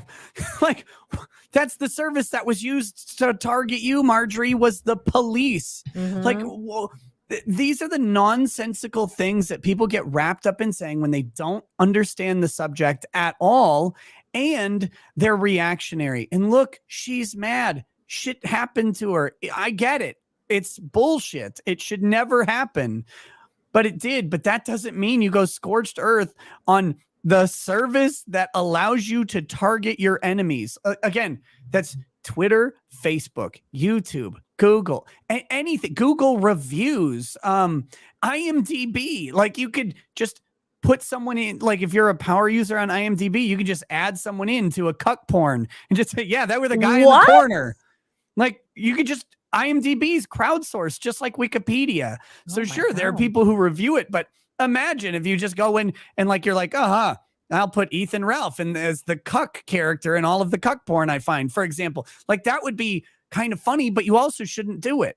No, of course not. But that's crazy. All right, let's see. So failure of our government and failure of our law enforcement to not take down a website like that. Like all of these types of groups need to be completely eradicated. I mean, the kind of like it's a language failure she's of the using. government to not censor speech. Like it's amazing. It's mind-boggling. It's jarring when I hear people like this, especially people on the right talk like this, because it's like this is in one breath, right? She was one of the first people to come out and talk about, oh my God, they censored Donald Trump off Twitter. You know, oh my God, this is crazy. They're gonna come after all of us next. And then in the next breath, she's coming out and calling for Kiwi Farms to be canceled. I mean, I don't really give a shit about Kiwi Farms. I could care less. But at the same time, I'm not gonna sit here and pretend that that's okay. That's okay of her to do. It's the same thing with Andrew Tate. I don't like the guy. I don't give a shit about him, like at all. Exactly. I don't care. I mean, I saw somebody in the chat was like, like Nina didn't do any research about this Andrew Tate guy. How disappointing. Look, like, I mean, I did as much as research as I could, which was I gave it like an hour of my time. Like, I'm not gonna go into this like giant rabbit hole of who Andrew Tate is from like beginning to the end, unless I'm doing like a breakdown video of who his character is or something like that. But the point is, I don't agree with censorship. I've always been on I will die on this hill. I don't give a shit about pedophiles. They can go fuck themselves. And if you're a pedophile or a pedophile sympathizer, you can go fuck yourself. I'm with you, Nick. At least the children would be safe. Exactly. The wall. I'm fine with that. And I will die on the free speech hill. Now, the free speech hill is a little bit, it's a slippery slope. Like I understand when there is major ramifications to speech in terms of breaking the law and people who actually break the law. Like if Andrew Tate was actually found guilty of, convicted of child trafficking or whatever, like sex trafficking or whatever it is, I will change my tune. I will change my tune and be like, yeah, of course this guy doesn't deserve to have a fucking platform that he can traffic women on or whatever. Well, I'm not going to agree with that. He gets to have a platform to say whatever he wants, but he should be in prison. Right. Like he should be in prison. That's right. Which will dramatically hamper his ability to utilize the platform. Mm-hmm. Prisoner, people who are convicted of crimes should still be allowed to speak, like when they're out or whatever, but they should be obviously restricted from speech as part of their imprisonment. Just the natural consequence of being in prison restricts your ability to communicate to the world, which is fine. But yeah, like if he's somehow using his platform to facilitate trafficking, well, then you shut down the illegal activity that's happening. Of course. Exactly. Yeah. Exactly. Sorry, I realized that's what you were saying. And I was like, oh my God, I just kind of stepped on her very valid point. No. I'm just saying, like, and that's where it comes really convoluted for me, Nick, because I'm always like, okay, so what did this guy do? He just said a bunch of stuff. Like, even when I hear like some of the stuff people were saying that he was saying, like, oh, like he was saying, oh, it's okay to grape women, or it's okay to like do this, or it's okay to do that. And I'm thinking to myself, okay, like, So, like, he said a bunch of words. He's not actually calling people to call. Like, you know, he's not saying like men get together and go out and rape. Like that is like that's not. That's The not weird what- thing I is, don't think he's saying that. I'm not sure, but I don't think that's what he's doing. I don't think so either. But here's the crazy thing. Even if he were to say that specific message, that's protected as free speech under the landmark Supreme Court case, Brandenburg versus Ohio. Okay. The context was a little different. It was the KKK and the neo-Nazi team up in Brandenburg or in Ohio. And they had a rally, and Brandenburg was the speaker. And this guy's a nasty guy. And he's basically saying, we need to go out and hang the N-words, right? Like we need to go do that. But there were no black people around.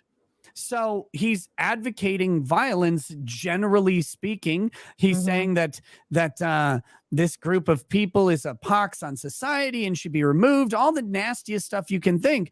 But there wasn't anyone to actually harm, and there was no reasonable thought that the crowd would actually do it. And so the Supreme Court came up with this test. It says incitement requires a call to action and the reasonable possibility that action could be taken in the circumstance. So if Andrew Tate's like, men should go out and rape away or whatever, like that's, unless there's like a group of women, he's like, men should go and get them right now. That's a hugely different thing. One is completely generalized. Because you're targeting versus right. And a general statement. And you're trying to get a crowd to act in a specific way, even if they're not going to, but you're attempting to get it done. That's incitement. That is the speech crime that is actually a crime. But just expressing an idea, because like, not to be defensive on this topic, because again, I've never listened to anything Andrew Tate has ever said. If he died tomorrow, my day would be no different than it was like 10 days ago. Like I have no exposure to him. But if he were saying this stuff, it might be hypothetically, or even could be interpreted as hyperbolic. Like when he's saying men need to go out and rape, he might be trying to make some point about men need to reharness this idea of toxic masculinity and cast off society's version of it. And people can disagree with that sentiment all day or agree with it. It doesn't matter. People get to say things that are disagreeable. I do every time I endorse Drexel's show. I mean, You say a lot of disagreeable things all the time, especially when you're drinking. And I love that. It's great. But I mean, I get scared for you all the time because I'm like, Dick, don't say that. I want to watch your live streams. I'm selfishly addicted to your show. So I'm like, don't get yourself banned. So I'm like, nicking out for Nick at night. God damn it. Wow, that rhymes. Nicking out for Nick at night. Ooh, I like it. That's good. I like it. That's good. You're Barry. Thank you so much for $5. Didn't say much, but you donated another $5 saying stage 4 social media now. So thank you for that. And had a big super chat here. Gonna do what the Griff King does here. Gonna skip to the bigger ones. John Naxos, thank you so much for the $20. Says Nina, I have a question for you that is very important to Nick. Is fair and balanced a fed? I don't know. Also, for your own question, balls or no balls? Always balls. Thank you. Always balls. It's weird without balls. To me, very weird. It's alien. Like, I mean, yeah. I think it's gayer too. Personally, definitely. Yeah. Well, I mean, did Mrs. Rackets say balls? I think she said balls, right? Yeah, she said balls. Okay, great. She's team balls. Okay, great. We can be friends.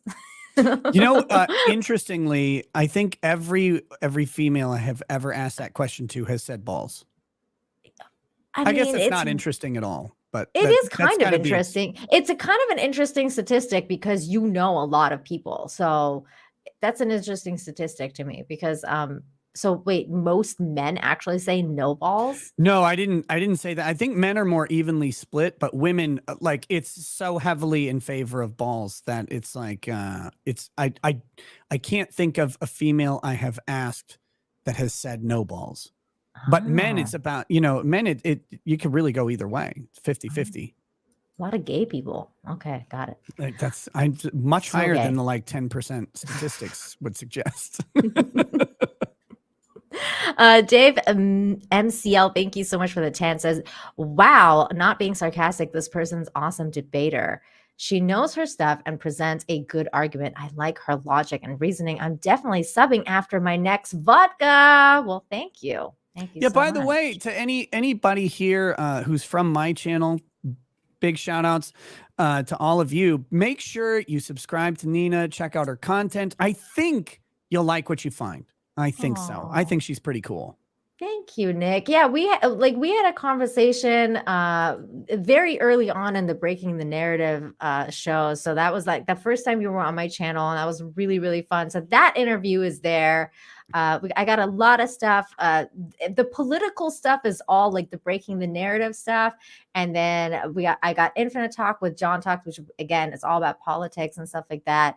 But I have the good news stuff too. So if you're sick of all this crazy stuff, I do good news, which is totally out of the realm of this chat. But I do positive streams as well to balance out the negativity. I'm all about the yin and yang, baby. That's right. And those are not the names of my boobs. What are the names of your boobs? I don't have names for my boobs. Is Mrs. Rackets? I don't have some girls do that. I don't have names for them. She doesn't, and I don't either. I mean, they're my friends, but I don't name them. Like, do you have a name for your down there? No, that's some guys weird do to me. that. Yeah, I know. And I think it's that weird movie Failure to Launch or whatever that like really brought that into the social zeitgeist. Like, because he had a name for his penis, and then she named it Princess Sophia, right? Oh. Like, because she was it Failure to Launch or How to Lose a Guy in 10 Days. Oh, Sorry, is that what it was? Wrong Okay. Matthew McConaughey movie or whatever. Either way, you're gay. No, Yes, I know. I got it. There was that, and then there was Varsity Blues, of course, where that was a good movie. Right, and he named his penis Pedro, which was the answer to the about that. question that his teacher asked, I think, because it was in response to a note that he wrote. That was what's that guy's name? James Vanderbeek. That was James Vanderbeek. Mm-hmm. Yeah. Mm-hmm. So no, I don't name my body parts. That's but I don't judge. That's always been weird to me when people are like, yeah, I'd name my dick, or like, I'd name my boobs. I'm like, okay, all right. Like, that's My penis is named Alex Jones. I imagine like Jeremy from like D-Day Cobra, like he's like, my penis's name is Donald Trump. Yeah, baby, larger than average. Like, like there's a lot of people that do that kind of thing. Just don't name your dick Marco Rubio. That's not little Marco. Don't do that. Okay, guys, never name your dick Lil whatever. Like you don't want the term little. What if it's attached. ironic? What if it's ironic? Because like some dude that's just massive, and he's like, okay, if it's massive, like you've got like a length, like a leg long, right? Like you're a tripod or whatever, right? Then that's okay. But if it's anything less, you can name it like Little Rocky Mountains or like Little Everest or something. Little Everest. That's hilarious. Oh my god. Crispy Ginger, thank you so much for the 5. Says it's so bad that I'm even suspicious when female friends I've known for years give compliments. Yeah, see, that's what we were talking about earlier with like with guys. The desexualization of young men has been so prevalent and so prominent. It's not just sexualization, but it's just the depression of young men. I talk about this a lot on my channel because just in my personal career, before YouTube throws everything out the window because it's a complete cluster. A great one, but it throws all the rules out. But all the men in my family and that I have contact with, they all had tons of trouble getting recognition or even acknowledgement of ideas and input at their careers until they hit their mid-30s. Like no one wanted to listen to young men. And the problem with that was that most of them had better ideas in their 20s than they did in their mid-30s. When they were willing to take risks, they had less like temperament holding back some of their things. And then when they get to their mid-30s, the ideas are kind of like milk toasty, but there's literally like a day. It's like, oh, you turn 34. Suddenly people at work listen to you and they're like, oh, you should be a manager. What the hell? Like I was smarter a year ago until you guys ruined me.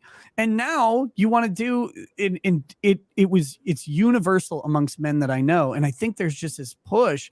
That's why guys like what they don't realize. That's why guys like Andrew Tate get so popular so fast. Because there's someone out there who just says, hey, by the way, you're not a piece of shit. You're just not a piece of shit. Right. And then whatever message that follows, they're like, yeah, I love this because at least this guy realizes I'm not a piece of shit.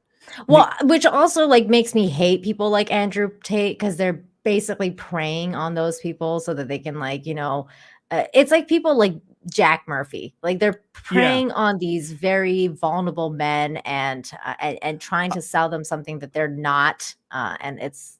I realize that as a man with a locals page where people can pay me monthly for extra content, how this is going to sound. But I am immediately suspicious of any man with a subscription service talking to young men. But see, like for me, how I justify the hypocrisy is my locals page is like just me chatting and drinking and smoking cigars. Like that's what it is. It's access to my Discord. I'm not selling you on how to be X thing, how to get successful in your life or whatever. I am immediately wary of anyone who says, I have the key to success. Just give me $100 a month. Like Jack, like what the fuck? Like, I don't want anybody, like there's no way you can convince me that me giving someone $100 a month is going to make me more successful than putting $100 of effort into myself every month. Like that. I just don't know it, but yeah. I just heard from Drex. He says he's having internet troubles. Oh, of course he is. Don't you have a phone, you phony? Like you have a phone. Just put your phone on a stand. Do you not have a stand yet? Just get a little like stand and put your phone on it, you weirdo. Just yell at it. He says he hates Spectrum and that he's having He's on the spectrum. That's what's going on. Oh no. Somebody said I'm totally wrong about Andrew Tate. I mean, I don't know much about him. So I mean, sure, I'll take your word for it. Maybe I'm wrong. Let me Nina guard a little bit and self guard. We don't know anything about this guy, but the important part is we're taking the narrative at its word and saying he still shouldn't be banned and censored. That's the important part. If the worst things that are being said about this guy are true, other than the criminal activity, if there is criminal activity, of course, people should be prosecuted for human trafficking. Yes. But the worst accusations of what he says, if all of those are true, okay, I get it. All of them are true. Shouldn't be banned. 100% agree. And this is what your country was founded on, innocent until proven guilty. And I feel like it's gone. And this is why I have a problem with all of these people coming out of the woodwork and being like, this guy needs to be deplatformed. Like, fuck this dude. It's like, okay, what illegal thing did he do? I need to know everything before I decide, yeah, this guy is a fucking piece of shit, deplatform. Is he like Charles Manson? I want to know. Like if he's not. Oh, sorry, go ahead. No. You go ahead. And up until the moment you show me a video of him trafficking someone or he's convicted, up until that moment. Yep. He deserves all of the deference. I was blown away the other day because I posted this video on Twitter and it's a tough one to watch. It's a guy getting just pummeled into the fucking ground by 3 cops. Ooh. Oh yeah, I saw that. Oh my God. And yes, there's always a potential justification for something like that. But I'm looking at it and I'm going, okay, like the justification that might have existed seems to end at some point and transition into excessive force. Now, maybe they know he's got a gun or something. I get it. But like the amount of people being like, no, this is don't fine. because there was like 3 people. If it was one person, I'd be like, okay, but it was like 3 dudes like on this dude just fucking wailing on the guy. And I was like, when they grab his hair, lift his head, and start slamming his and face slamming into the pavement, into the I'm like, pavement. Maybe calm down. Like maybe that's a bit much. You may have crossed the line just a little bit there into police brutality. Just like again, maybe he's got a suicide vest on and he's got like a trigger that he's trying to get. Like there could be some weird explanation. Like I'm willing to entertain that there might be some crazy explanation for why you need to grab someone's face as the fucking government and start smashing it into concrete. But when I say I'm willing to listen, believe me, I'm way on the side of you need to all fucking go to prison. Yes. Until you show me why that has not like this is and people need to remember this is your government. And if they can do this to that guy, they can and will do it to you if they have a bad day. Cops, just like you, are one bad day away from committing a serious felony. The problem is they have a badge and a gun, and that serious felony could be the end of your life because they misunderstand that you have a sandwich in your pocket or something crazy. It's a terrifying prospect, and our government needs to be held to the highest fucking standards. I mean, that video was crazy to me because like I'm totally I like the men in blue. I'm not gonna come out and say bad stuff about cops because I think that there's a lot of good cops out there. They put their lives on the line for people, from you and me every day. And I respect good police officers, but then they're people too, and there's very, very bad police officers, and those 3 look like an example of a very, very bad police officers that should be in jail if there was no such thing as a suicide vest or whatever was going on over there, because whatever it looked terrible. Like it was the worst. Midtown Podcast is in the chat saying I'm actually here, but Spectrum is trash. Yeah, no, you're trash. Put on your fucking headphones, you baby. Put on your headphones and get your phone out. You can stream from your phone, you weirdo. Let me say one last thing about the cops in that video. Please. There are all sorts of possible ways that their actions are justified. What I'm saying is, when I look at that video, I go, I don't want to live in the society where those actions by the government against the citizenry are justifiable. I want to change the rules to make that type of action so far out of left field that everybody who looks at it is shocked and appalled, like every single person. And that when the bombshell comes in that says this guy was doing this and that's why we had to do this, we all go, that's the only reason that I could possibly accept this thing. I'm not necessarily like my brain says I'm defaulting to these government officials who have done this, have done something wrong. I'm willing to be convinced otherwise. But my heart says, my heart and my balls, always balls. They say, I don't want this to be justified. Not that that's those cops' faults. If they're justified under the law, I mean, fuck, I don't like what they did, but if they're justified, they're justified. But I don't want that to be justified for the next set of cops. That's my problem. That's the perspective I'm talking from. I am trying to get the fucking boots off of our fucking necks. And so many people are like, no, keep them there. It's okay. Like it's justified. They wrote down words on paper that makes it okay for them to oppress us. No, I don't want to be oppressed. I don't want to pay taxes. I don't want to be subject to a search that's justified by a sealed indictment. Or by a sealed warrant affidavit. I don't want these things. I want the government to have to work really fucking hard to screw me over.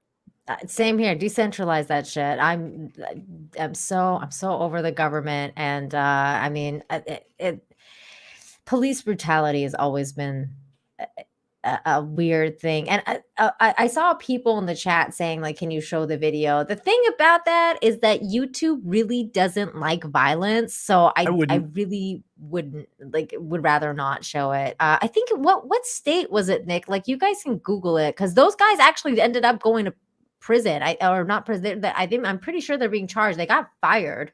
Yeah. What state was that? Was it I don't know. I don't know what state it was. I know Andrew Branca, Law of Self-Defense, has done a video on it. He look, I love Branca. He's a great dude. He's hilarious. One of my favorite co-hosts. I think it was Arkansas. Yeah. So it was Arkansas. Sorry, go ahead. Arkansas. Nick. Or Arkansas. Was it Arkansas? You're saying Arkansas. I'm just mansplaining the pronunciation because you're not native to the United States. So yeah. And you're a woman. Arkansas. It's our Kansas. No, I love I love Branca, but he very much is deferential to police in these types of instances, and that's what but again, like, disagreeing on things is the spice of everything. So I'm such a bimbo. That's okay. Wait, what did Az say? She's not a native to planet Earth. Fuck you. That's true. I'm an alien. That's okay. You can be a bimbo because I am a himbo, according to Brittany Venti. You? So yeah. Oh, that bitch.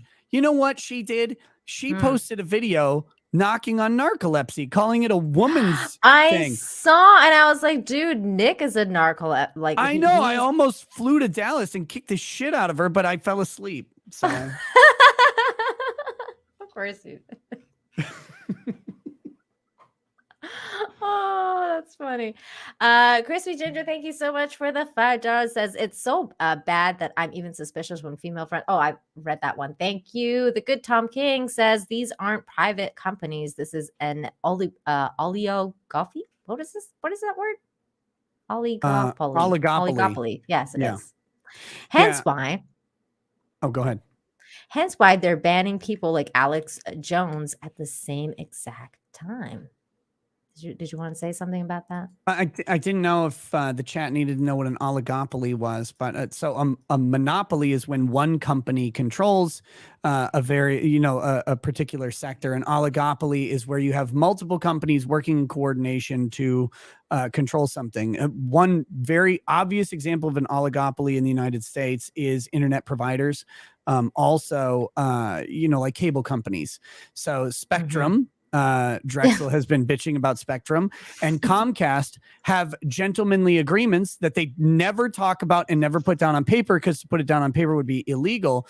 They have agreements where Spectrum will run one quadrant of the Twin Cities metropolitan area. Comcast will get another, Time Warner will get another, and that's your only option really for cable or internet in those particular areas. Those are oligopolies, and they control the flow of information. They squash out competition by basically having, again, they don't talk about price structure agreements, but if you notice, all internet in the United States, all costs the fucking same until you live out in the boonies and you get a satellite internet, but everything else costs the exact same, no matter who you're getting, no matter what shitty service or great service you're getting, it's all the same fucking price. That's an oligopoly.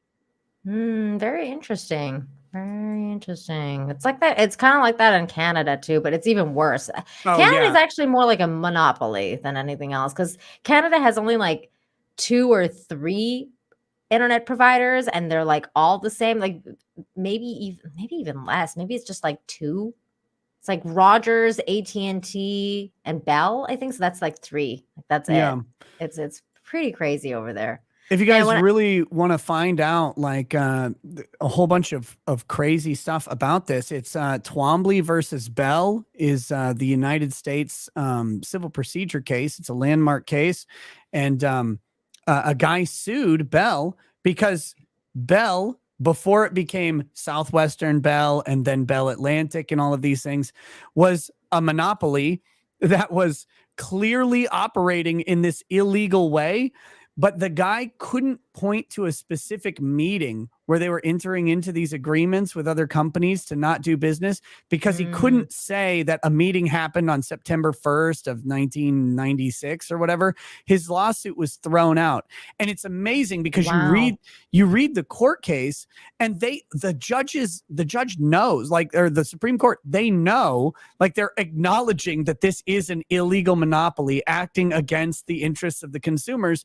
But because this guy couldn't put forth the basic facts of the case, it became a case about making your pleadings correct and having a factual basis. It was not long after that Ma Bell was broken up into the smaller companies.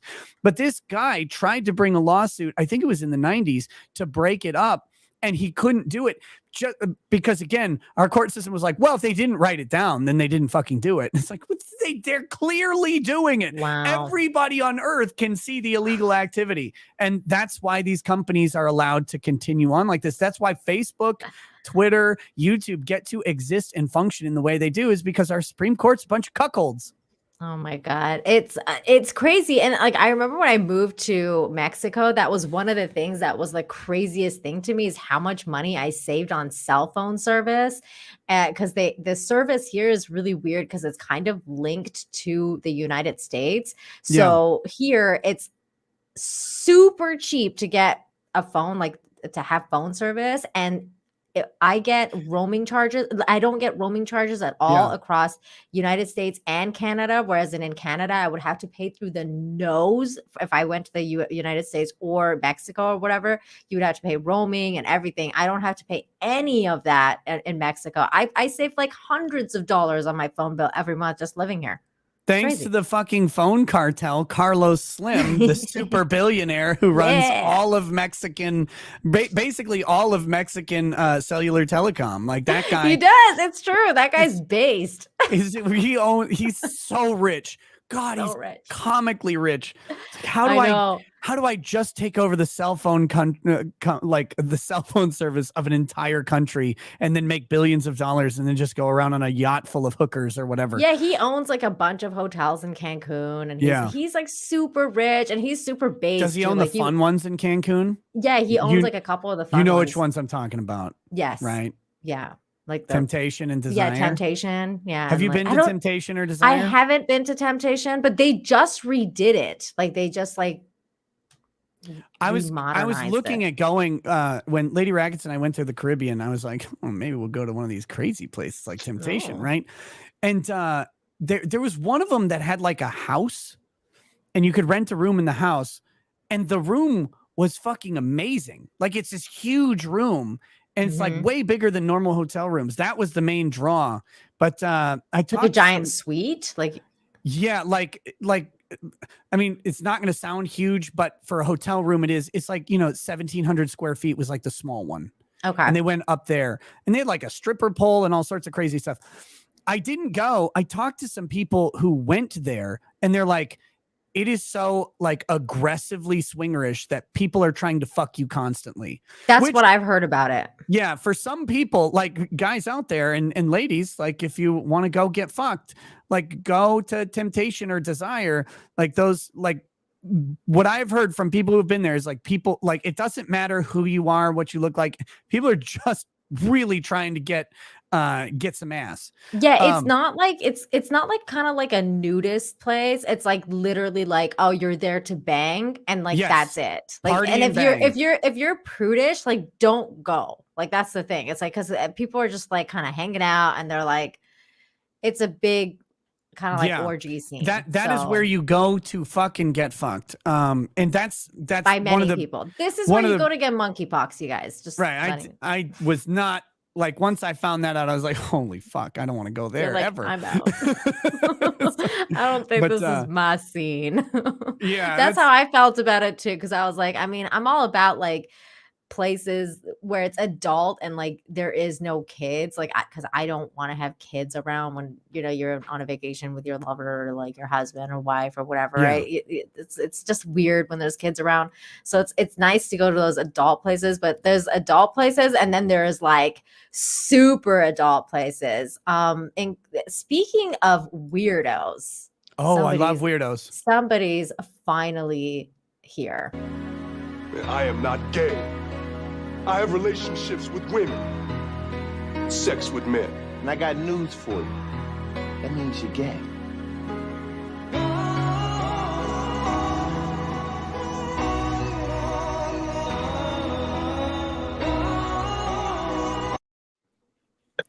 I swear that wins every time. Hi, can you guys actually hear me? Yeah, yes, we got you. Can hear you. Oh, Speaking wow. of people with a lifetime membership to Temptation, where they're getting monkeypox every day. What's up, Drex? How you doing? Oh goodness! Look, I actually have not been to Temptation or Hito or any of the other places Nick Rekieta frequents. I thought you said you'd been to Hito. No. There's chicks in the group that have been to Hito. Oh, see, I thought on one of the shows, because like people have been like joking that I went to Hito or whatever. But I thought on one of the shows that you said that you took some chick down to Hito one time. So I was like, no, I think that was Drex that went there. But I'm wrong. It wasn't me. I thought you did. No, so there's a reason for that though. A lot of these places, There's a reason you didn't go to Hito. There's a reason. wait, hang on. Before you say anything, like explain to people what that is, the Hito. So like hedonism, they have hedonism 2, hedonism 3. They're like swinger resorts in places like Jamaica, Bahamas, basically the islands, right? Yeah. Now here's the in Cancun is where Temptation and Desire are both in Cancun. Yeah. Yep. Yeah. Well, so here's a fundamental problem. I was actually talking to this chick I know. This is way back. Nick, remember when I did that show with you and I talked about the craziness that happened with Miss San Diego? Remember that? Yeah, when she got like ran out and had to get tackled by police right before she was about to go to her big gangbang or whatever. Oh no, that was the other chick. That was Miss Laura. If I'm mixing up your women, I've got real problems now. Like my life is ruined. What happened to Miss San Diego? So she's the one that just flipped out over jealousy, right? But what ended up happening is way back in 2018, long before the scamdemic, she went on something called the Bliss Cruise, right? And it's a swinger cruise. Oh shit, yeah. And all of these places, Temptation Island, Hito, Bliss Cruise, they have the same fundamental problem. And the problem is as follows. You end up with couples that have the quote unquote hot wife, i.e., let's just say this is 25 years ago. Catherine Zeta-Jones / Michael Douglas looking couples where everybody wants to smash the chick. Right. Everybody wants the chick. The guys want her and the girls want her. And they look at the dude, they're like, so who's going to take one for the team? That's the problem with the swinger lifestyle. You wind up with that all the time. So she's like, yeah, I'm good. Well, Nina, like Drake, not calling you gay. Like, so this is not a gay thing, but have you encountered the opposite? Like where the wife is like, like 350 pounds, but the husband is like jacked and like, and stacked. Cause you've talked about this in the Black community specifically. And I posted that meme on Twitter, which got me so much hate, by the way. Which one? The one you sent me with the Black men in front of all the arrows and shit coming from the fat white women and the white man sleeping on Oh my God, the can bed. you share it? It's a little cartoon. Yeah. I'll find it. The meme. Nina, it's beautiful because here's the thing. It's so fucking true is the problem. Nina, it's so true. Like, look, this is for all like, okay, so we have like a dating apocalypse, right? Mm-hmm. The reason for the dating apocalypse is because there's not enough Black men to go around the world, at least Black men with resources, to take the undesirable broads from every other ethnic group. You see what I'm saying? So as soon as God damn it. Why are you? Here, Nina, I'm going to share the screen of Nina, the you got to see this. It's so true. It's so true. Oh, no. But see, I posted this nice message. This is just a reminder to all handsome white dudes. Thank your African-American friends for their service. Without them, imagine where you'd be and know it would be sweatier. This is true. Look at this. It's They're true. taking all kinds of ammo for these poor dudes. If you knew what Black dudes were doing for the betterment of society, right? Mm-hmm. So like, okay, let me give you an example. Hey, Nick, we all know what you feel about Tess Holliday. Do you think if Tess Holliday went into any Black ghetto in America, she could pull a buff, ripped stud? She wouldn't be able to walk the next day. She'd be waddling. She could, yeah. No, this chick can get it. Yeah, Hey, Nina, a monstrously muscular dude with like a 9-inch penis would be pounding Tess Holliday into oblivion. constantly. Oh, no, like it's okay, true. Drex, Lady Raggets and I were just down in the Caribbean. The amount of jacked black dudes with either like an embarrassingly fat white woman or an embarrassingly fat black woman. It didn't matter. They were huge. And these dudes, I'm like, God damn, wait, what can't you lift? Is it true though? Is it true that that's only because black men are really big and big white women can take it? Is that true? Is that a myth? Okay, so I'm gonna end that myth. Hold on. No, I've got scientific proof of this, Drex. Okay. Give me just a second. Drex, you'll appreciate this. Hold on. This is very important. I have described some of the instances I've been in, and there have been some black dudes that have pulled out penises that disrespected the black race. And I found it offensive personally. You know. Oh, no. Okay. I blame the mother and the father. Nina, I'm gonna hold on. There is nothing bannable in this picture. Okay. But for it. Make sure you look at the preview before you share my screen. Just I don't want to do anything. So that's the preview. There's no actual nudity in this picture. Is there nips on the left? No, that's a drawing. There are no nipples on the drawing. That's an anatomy drawing. Okay, we're good then. Yeah. That's okay. Okay, so this is a true fact, okay? Okay, but for YouTube purposes, this is an anatomy of a woman. We're talking about this is vaginas and uteruses. Okay. Right. Every guy in the chat already knows the truth of this scenario. Oh, I know. It is not true that that giant like super hung black men are with fat women because fat women have an anatomy that can handle the cockzilla or whatever. Like some little people can too. Piper Perry is a perfect example of this. So oh my God. Yeah, the Piper Perry meme, the infamous Piper Perry meme is very real. And I mean, Nick, you were talking earlier about, you know,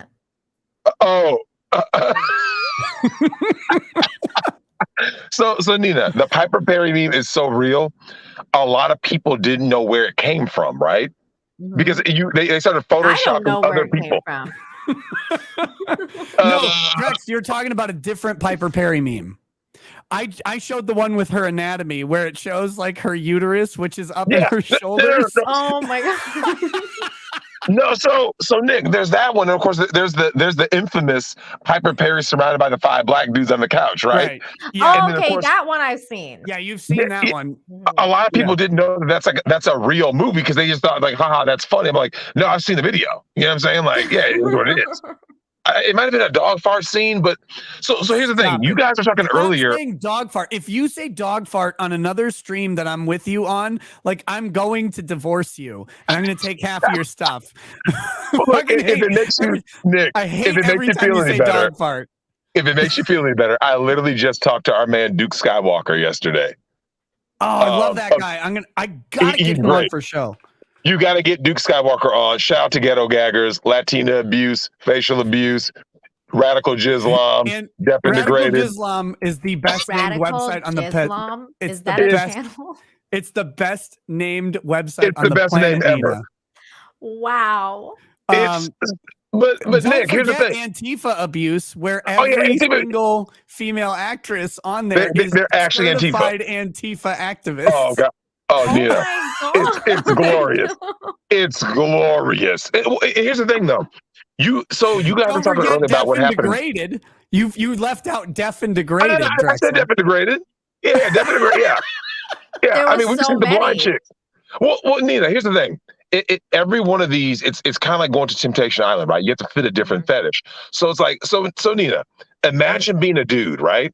Mm-hmm. And you thought to yourself, what would it sound like to smash Chewbacca, right? Oh my God! Oh my God! What?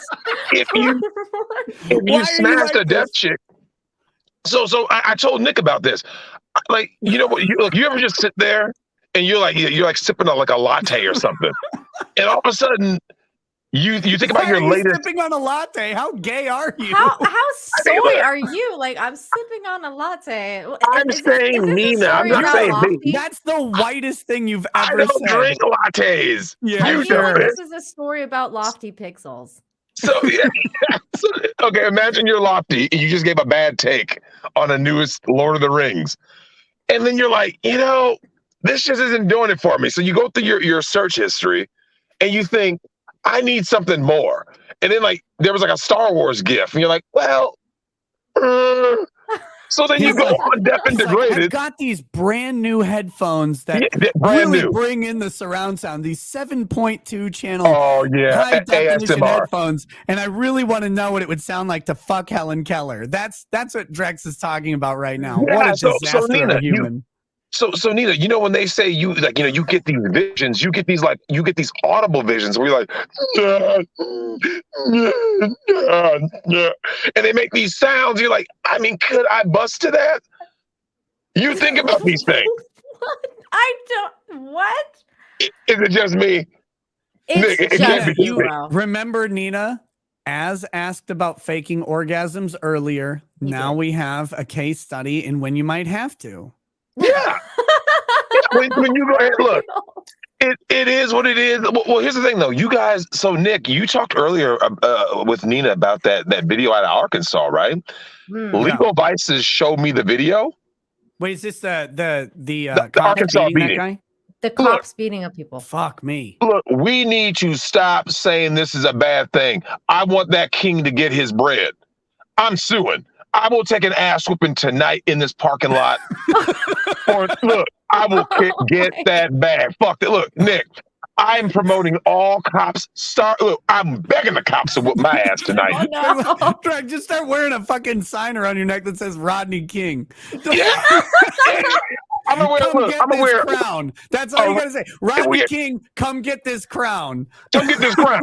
And just drive with no seatbelt. And like, please, look, you get a megaphone. Nina, look, be honest.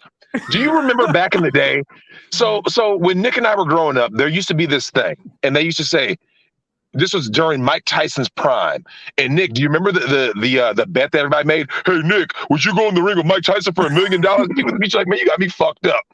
And so I remember that. Nina, you remember that? Like if you grew up in the 80s, basically any time before Tyson lost to Buster Douglas, right? Mm-hmm. If you grew up in that era, that used to be the thing, right? Would you go in the ring with Mike Tyson? Everybody was like, man, fuck that. I ain't going for $1 million. Yeah. So my thing is, I will take that ass from the cops for a cool million. A cool million. What if Mike Tyson was a cop, What about though? 3 cops? So this was 3. I'll take $3 million. Yes. What if they raped you with a baton? For how much? 10 million. Yep. Yep. Wow. Get that butt. Get that butt. Peg. Yep. Drex I'm gonna go ahead. is Look, ready to get I'm gonna pegged take for 10 million. I will take a baton pegging for look, with a busted dome. 10 million. All I have to crowdfund is 10 million to get you to. That's all I heard. That's all I heard. 10 million. Chat, you know what to do. We can do this. Oh, okay. Look, see, because Nina, here's the thing. So you've been looking at these settlement cases, right? From whenever these cops are behaving badly, right? You know, this person got 2 million, that person got 12 million, whatever, right? Mm-hmm. And think about it. When have you ever seen somebody get their ass whooped by the cops? You said, no, they definitely should have gotten like triple that. No, you're like, look, okay, I'll give you an example. Hey, Nick, do you remember that Asian man? Like, wait, 8 million? He gets $8 million for taking a beating? Come on now. My ass. Okay, so Nick, you remember that United Airlines flight where that Asian man got his ass drug out of the plane, right? I want to get punched. Yeah. What happened with that? I would take a flight attendant punch to the fucking grill for whatever he got. Yeah, 100%. You know that flight attendant was probably gay anyway. Yeah, do you guys know how much he got? I don't know. I think it was completely confidential. That means more than we can comprehend. Oh, it had to be 7 figures, like minimum 7 figures, guaranteed. Oh, yeah. I guarantee you that Asian man got something crazy. And that's the thing, though. It doesn't matter how much he got. Look, let's be honest. Even for $500,000, for $500,000 in cash, if somebody said, "Would you take a couple of hits and get drug off a plane and while you recorded?" Hell yeah! Oh yeah, show me the money. Now he didn't even get hurt. He was just screaming. Look, Nina, I will start hollering, screaming. I'll start screaming trans rights are real rights. Shout out to TFM. Look, whatever it is, curb stomp me. Let me get that bag. That was a great super chat. I see. But like, there's a different, like, I wouldn't take the cop beating that the Arkansas dude got for like $1 million or $5 million or whatever. No, not 10 million. 10 million. 10 million. No, minimum. 10 million involved getting raped with the baton, though. But how many thrusts? Pegged. How many thrusts? All of them. Well, how many? Until you're crying. Yeah. Oh wait, until it lubricates. Until it lubricates. My God, Nick. Haven't you seen Irreversible? Nina, I know you've watched Irreversible. You showed it to me. No. Nina, did you ever see the infamous fire extinguisher scene? Okay, no, but that's not what I'm talking about. I'm talking about the one with Maria. What's her name? You know her name. Maria. What is it? Monica Bellucci. Monica Bellucci. Yeah. Okay. So there's the Irreversible has one of the most uncomfortable fucking scenes in the planet. The two of the most uncomfortable scenes on the planet. The fire extinguisher scene is where a guy gets hit in the face with the fire extinguisher over and over and over until he goes like stupid, and then they keep hitting him until he's dead. Oh my God. Really, yeah, I've never seen this movie. It's super horrific. But later in the movie, it's played backwards like Memento. So the fire extinguisher scene happens early. That's the result of what happens later in the movie. Monica Bellucci gets raped in a tunnel by this guy, and it is like long. It makes I Spit on Your Grave look super tame. It's horrible. And yeah, he's like he's in the back door, and like he eventually says, "Oh, it's like wet in here. Are you bleeding?" It's like, oh God, this is like the most horrific thing I've ever seen. So Drex, that's what you have to go until you bleed lubricate. You gotta get Monica Bellucci'd. Okay, so I need to get Monica Bellucci'd for 10 mil. Yeah. Man, damn. Shit. I mean. Oh, and he has to spit on you. He's thinking about it now. He's So Nina, I saw that. You remember though, the emotional damage. And here's the other thing: if you're gonna have a cop peg you with the damn baton, you have to start thinking about other things, right? Like, okay, does the general public see me getting the baton? You see what I'm saying? Like I don't mind having my ass get whooped on camera. I don't want anyone to see me getting pegged though. Like I'm that's gonna be on camera. Yeah, they're gonna the peg is on camera. They're gonna pull the pants down. They're gonna spit in your butt, and then the baton's coming out. It's all of it, Drex. It'll fade to you. And that's fade to black if you didn't catch the racist joke. It'll fade to black as the baton is going towards your ass. Like they won't see the pegging, but they'll know it happened. Look, okay, I think I'm good for 15 million. I'm good for 15 mil. Up to 5. Yeah, I'm gonna up that. I gotta up my pegging fee by the cops because here's the thing. You're always going to be a hero after the fact. Like it's not like you're Zuck the Cuck going to a private island getting pegged, allegedly. It's going to be more like, oh man, they did that dude so wrong. They even spit in his butt. He was in Cook County. You know what I'm saying? Oh, don't even do that. Don't even go to Cook County. It's a gangbang peg. Don't forget, it's not like one person because there was 3 on that one. Look, Nina, are you on some redo of Mueller shit? No, I'm just you saying, gotta go there because you're the one that brought up the Arkansas thing, and there was 3 people involved in that. No. I said the 3 guys whooped my ass. Only one dude gets. I only get pegged by one cop. I don't get multi-pegging. They'll want to join in, Drex. They'll be like, I want to join in. About to Bust is calling you Drex Piper. Look, Nina, if I become the meme, right?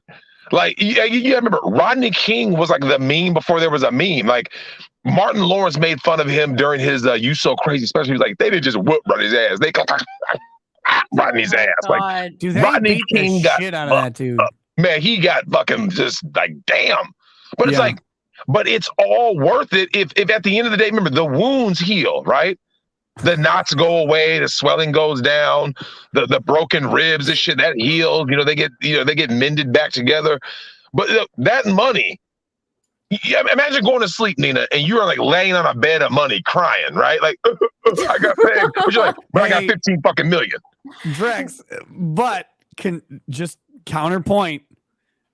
Does the wound of getting graped by a cop heal? Like, does that ever heal? Yeah, see, that's the thing, Drex. Like, I don't like, for me personally, no amount of money. Like, no amount of money. Nothing. Yeah. Look, never say no amount. $100 billion, and I wouldn't do it. Yeah, No. Look, I'll be there in line. No. I'll call that shit a colonoscopy. I will call it a colonoscopy. Why don't you give just me a the money? fitness model on Instagram? Then you can go get that money from like a Saudi prince or whatever on his boat in Dubai. Oh yeah. I had to school Nina on that Dubai porta potty. Oh, did you hear about? Did he? Yeah, Nina knows about that now. I do? I told you about the Instagram Dubai porta fitness potty. models. No, you told me about the Ukrainian weird women that. No, Nina, I told you about this months You're mixing ago. up your hose stories. Oh my No, God, this is embarrassing for you. I told Nina a long time ago about the Dubai porta potty. Okay, Andrew and I went over some Drex rapes my brain all the time. Like, I'm like, I don't understand what you just said to me, so I probably blocked it out of my memory. No, okay, I can explain this. So an Instagram fitness model posted the other day that she was retiring. She's like 24. She had $1.5 million cash in the bank. And basically she talked about how she got it. Like, she was on Instagram or whatever, but what actually happened is she get paid a whole lot by Middle Eastern princes, you know, from the Emirates, to go over and be whatever they wanted on their private boats. It just, and like the nastiest shit. And she's talking about like, yeah, I fucked their like 14-year-old sons. I would do whatever. Ugh. Like it was gross. Like it was gross. And she's like, but I got that bag. And it's like, oh God. Yeah, she did, Queen. That's right. Look, Nina. $1.5 million, Drex? $1.5 million? That's it? Yeah, well, look, these broads are low value anyway. Look, I don't know if you know this, Nina. They are now sucking Camel D on the boat. Oh no! True story. Hey Nick, wait, you know about that, right? They're doing camels now. I didn't until I read the chat like 10 minutes ago, and someone said it. And I was like, "Come the fuck on!" No, It's like a confirmed. Mexican donkey show, but yeah, buddy, we're going back to Clerks 2. Clerks Hey, 2. at least the camel can spit in that butt. Oh my God! Look, hey Nina, I ain't gonna lie. I Look, asked for this. I'm fully aware. Okay, Nina, I'm fully aware. if I were an IG fitness stock and somebody asked a camel to motorboat in my booty, just yeah, I'm gonna get the bag. I'm doing queen shit. You see what I'm saying? You're about fitness camel in your ass. That's what you are. Oh my God. Let me get a couple of these super chats because people have been so amazing tonight and supporting me on this channel because you're here, Nick, and Drex has just shown up. So thank you. Thank you, everybody, for hanging out. You got Colt Train here for $9.99 for 100 billion. Give me the end with that handle. Pancakes.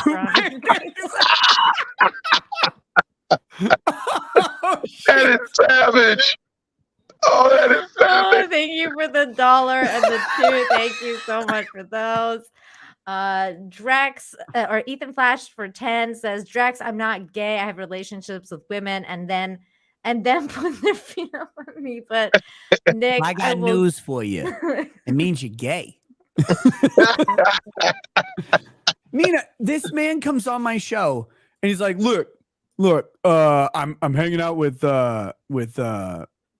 what do you call her? I don't want to, your wife. What do you call your wife? I just call her wifey. Okay. He's hanging out with his wife. It's like, look, her feet are cold. So what I do, you lift an ass cheek and you let her put her feet in there. What the fuck, Drex? No. Feet in his anus. What the fuck is going on? No, Drex. Oh my God, Nina, don't listen to Nick Rekieta. This is a fake YouTube lawyer. That's not, look. So this is the real version. I recited facts of what you said. So Nina, this is what I really said. Look, he's twisting words. So look, I'm sitting on the couch. Before you tell me, hold on. Steve C, thank you for the $20 of saying he's not here's to nothing to monetize. You're goddamn right. Thank you so much. No. for This that. is after 2 hours. You're fine. The auto sensors aren't going to hit this. This is Shit, perfect. I didn't bring the ball though. So Nina, here's the thing. Why haven't you reviewed this, you pussy? Why we have so much to talk about, Drex, and you promised me whiteface tonight. Look at him now. He's in whiteface, cowering behind an avatar. So Nina, this is what really happened. I'm sitting on one end of the couch. She's sitting on the other end of the couch, right? Mm-hmm. And she complains that her feet are cold, right? Mm-hmm. So all I did, literally, I had clothes on, obviously, right? We both have clothes on. Why and is she that goes, obvious? Can I? You're hanging out with your wife alone. Why is it obvious that you have clothes on?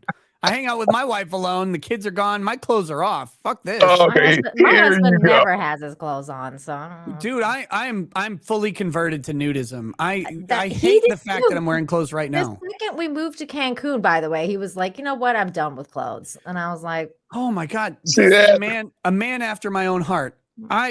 If I wasn't on stream right now, I would be fucking naked, except for the fact that I have kids, like they're asleep now. I am so fucking tired of clothes. It's embarrassment.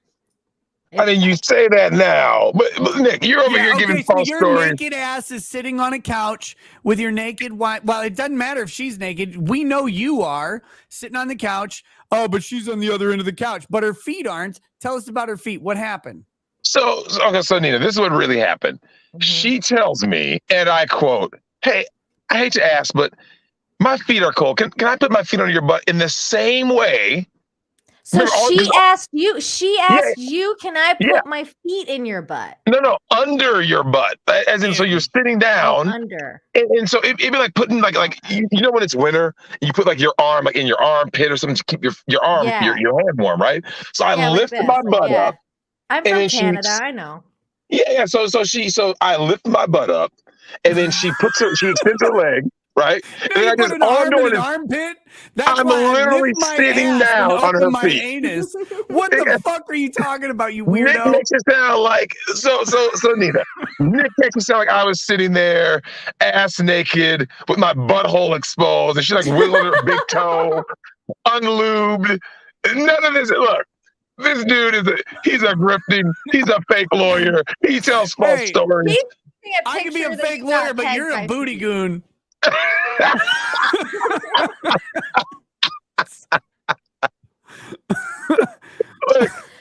Booty goon.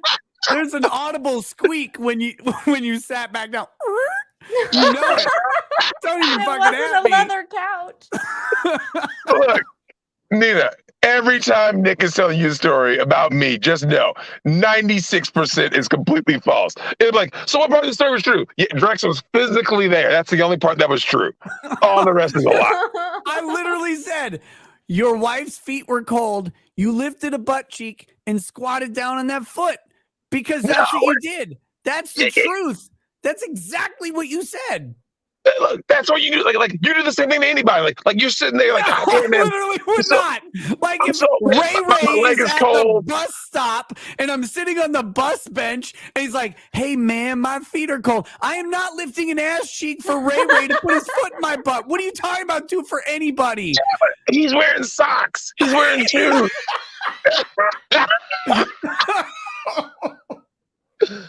You see what I'm talking about? Socks are just condoms for the daring. Don't even come. They're condoms for the feet. Yeah, look, don't listen to this dude talking about foot condoms and all this. Look, Nina, it was the non-kinkiest thing in human history. Don't listen to Nick. You made it kinky, didn't you? No, you Nick went further, didn't you, Drex? You slided that foot. Never mind. He was bouncing. He told me, he's like,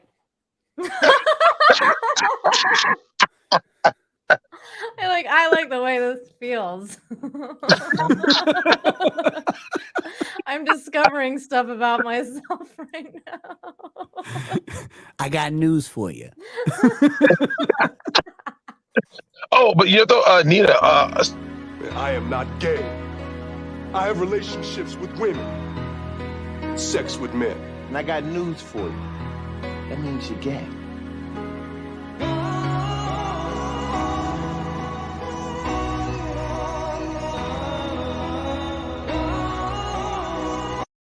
I could legitimately watch that clip It's 15 great. times Look, a day Flash, and still Flash laugh. has done me dirty.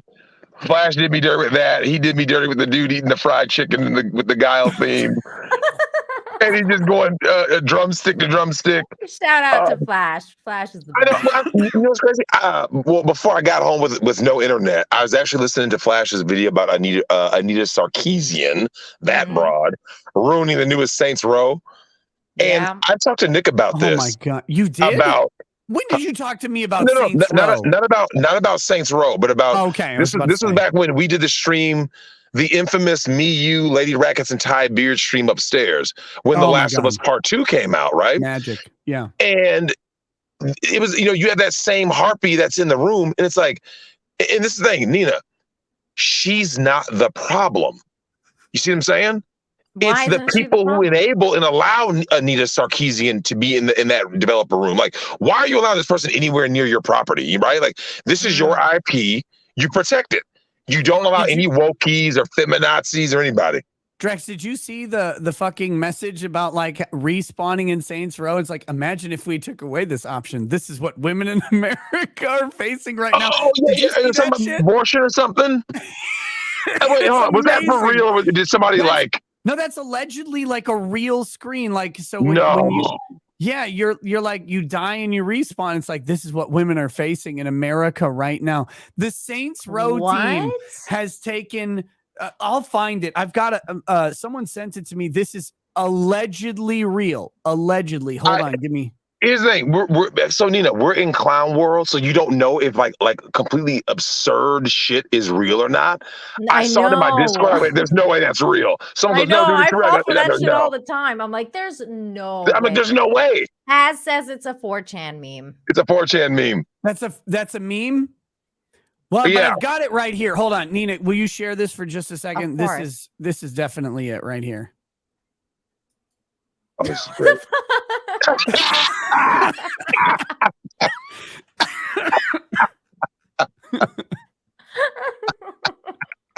How do you like your beard sauce, Drexel? Probably creamy. Am I right?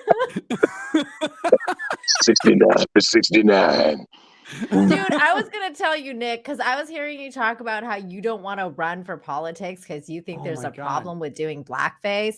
Yeah. And I got to tell you, man, I got news for you. The Canadian Prime Minister has done blackface multiple times and he became a prime minister. I think you'll be just fine, dude. Oh, God. It would be so funny to be in charge of other people's lives, but I think I like just grifting on the internet. It's so much more fun. Politicians grift all the time. That's the biggest grift is politics. It's a very compelling argument. God, could you imagine that? Like, legitimately, like I've thought about this a lot because the Libertarian Party of Minnesota asked me to run. Now, running on the Libertarian Party ticket is a guaranteed loss. Mm-hmm. I'd be running for the Attorney General of Minnesota, but I may be able to garner enough support to get like on stage with Keith Ellison and call him a wife beater or a cuckold or whatever. Like, it'd be funny.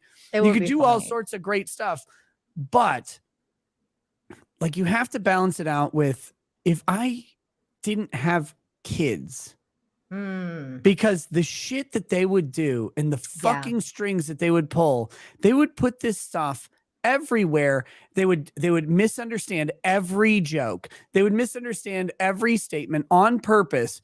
And then they would try and inject it into every single person who knows me's life. Yeah. That's how nasty they are. And that's the reason I won't run for politics. It has nothing to do with me. I don't fucking care about anything. I know. It's your family. Like, I go on live streams. I'll talk about like weird sex stuff. I'll talk about politics. I'll talk about racism. I'll talk about whatever. It doesn't matter. But they won't go after you. They go after the people you care about, and they try to ruin the people you care about through you. Yeah. They're the nastiest, most awful and degenerate fucking people on the planet. Yep. They would go after your wife, your kids, your parents, your uncles, your aunts, anybody that they thought. Yeah, you're right about that. You're right about that. And family's off limits. There's a counter. There's a counter to all this. Nick, you can still run. I'm going in whiteface. I'm gonna cold bill this shit. Because see, I can take it all.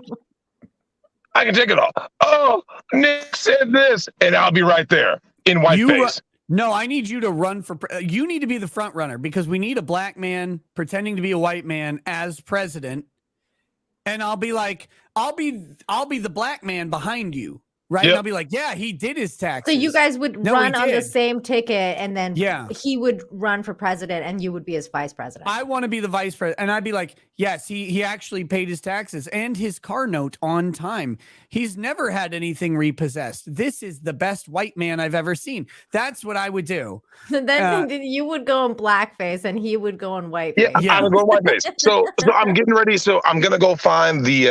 I'm gonna go look for a Trump toupee. So I gotta find the wig, and I'm gonna go ahead and get the makeup ready. Because here's the thing, Nina. When Nick and I were in school, right? We neither one of us gave half a fuck about the lame people that we went to school with. So if we said or did something, we could stand behind it. Because because once you are divorced from any level of shame, no one can really harm you. Because the only thing they can really do is like, what? I'm going to say bad words. Yeah, okay. Yeah, and what? They have no real. I mean, like, and this one goes with what Nick said. Yes, they will attack your family. However, I'll just attack my family for these motherfuckers. I will attack them. But I like my family. Look, Nick. Nick's like, I like my kids. So Nina, that's why Nina, I got when we were growing up, Nick, when we were growing up, so Nina, Nick would be around my parents, and Nick would always have this perplexed look because he couldn't believe it was real. Like, I can't believe people He said coexist. some really Like, nice things about your dad earlier. His dad's the funniest man on the planet. We're sitting there, and I'm sitting with Drex's brother, and we're watching Last of the Mohicans. Because what you do when you're hanging out with black people is you watch so 3.5 hour fucking movies. Yeah, what the fuck? Last Okay. of the Mohicans is on. It's that scene where Daniel Day-Lewis, the white man being you could never make this movie now. The white man being a brown man. He comes into he's got the peace beads because he's trying to get his hot waifu back. Right. And he's going to trade the white Englishman for her eventually. But he's got the peace beads in his hand. He's walking through town, and the evil Mohawks, the savage men, walk up and they like cut his chest with a knife, and they hit him with a club, and they're kicking the shit out of him. Drex's dad walks in. He looks at the movie for like 10 seconds. This man doesn't watch movies at all. And he just goes, "Wouldn't catch me walking through town getting my ass beat." And then he walks out the door. And I'm like, what the fuck is this? What? Like, that's it? That's all he has to say about Last of the Mohicans is, "Wouldn't catch me walking through town getting my ass beat." Oh my God. The man's a this genius. is hilarious. I'm just reading it now. Christopher Fortu says, "My dinner is cold, Drex. Can I eat enough in your butt?" Nina, you see how dirty they do me? Look, You Nick do twists yourself my dirty, bro. words. You do yourself I didn't dirty. twist shit. He I just twists the relayed words. actually what you said. It's on the record. I don't even need to twist anything. Oh my God. People are asking if you're doing your show tonight, Nick. And I This is just my show realized tonight. I just realized it's 11:35. So No, I don't. This is my show tonight. I posted on Locals and Twitter earlier that look, two things. One, I didn't want to compromise the length of this show. I wanted to sit down, have a good time, have a good discussion, and not be like, well, an hour and 45 minutes and I got to go. Two, I've barely seen Lady Rackets today. So after this show, I'm going to go up, hang out with her if she's still awake. And then I might do something on either Twitch or Locals later. I'm not sure. But priorities are, one, being an acceptable guest, and two, being an acceptable husband. Wait a minute. Sweet. That's not sweet. Yes, It's not sweet until he goes and he's going to be an acceptable content creator by watching this Lizzo thing on Amazon. I'm waiting for your ass to show. Are you coming to my house this weekend? No. So Are you guys doing a watch party for this, or what's happening? Oh, hey Nick, what you doing this weekend? You doing anything? So I've got it's the damn fair, so I'm going to be hitting the fair and then Valley Fair. The state fair. Wait, what? Why would you go to the state fair? Oh my God! You're trying to lose all your money on just bullshit bacon That's wrapped right. fried shit. That's right. Now, however, I'll be there the first week of school, which is so Labor Day is Monday, and then whatever that weekend is, she'll be back with me. I know. I've got Labor Day weekend, I've got family camp, which we go to every year on Labor Day weekend. And then the next weekend, I've got the fucking art show that we go to every year. Damn it. What are we supposed to watch Lizzo? Well, why would you go to the state fair? What kind of beta bitch are you? My God. I'm gonna go watch Country Act of the Day on the grandstand while I eat my deep fried watermelon. What kind of self-respecting black man are you? You go into the sea of white people. You're just gonna be floating in fucking fat white women and men. You're like they're going to crowd surf you. They're going to be trying to put their feet in your butt because they're all cold because they have that condition where like there's not enough blood in their over bloated bodies to get to their extremities and they're dying of diabetes. They're going to be like, oh, well, I can rest it in Drexel's butt. No, that's where you're going to be. You know where I'm going to be? I'm going to be here at my house doing based and red-pilled shit, and you're not even going to be here. Oh, my God. Look, well, first of all, we were supposed to do the Lizzo stream a while back. I feel like you need to skip out on this weird Minnesota situation. State Fair. Just go to the Texas State Fair like a real man. No, I'm going to the Texas State Fair. I'm gonna text Ty. Why would you go to the Minnesota one? Because I love you, Nick. I go to the Minnesota Fair every year. I've never missed. I got to eat the news. Wait, are you picking up like carny chicks? No. So Nina, you can't pick up a carny chick. They're way too big. Yeah, these chicks are morbidly obese. So Nina, in Minnesota, it's called the Great Minnesota Get Together, right? So the fair in Minnesota is really like weird. Sounds super like gay, doesn't it? Yeah. Sounds kind of like feet and butts. It sounds really like hedonistic. Like let's all get together. You show up, Nina. Everything is deep fried and thrown on a stick, right? Oh, and you go there and just eat and walk. This man is so stereotypical. He only Nina. Wow. Let's name the amount of meats that Drexel eats. Oh, here we go. Let's play guess the meat that Drexel eats. Name a meat, and I'll tell you if Drexel eats it.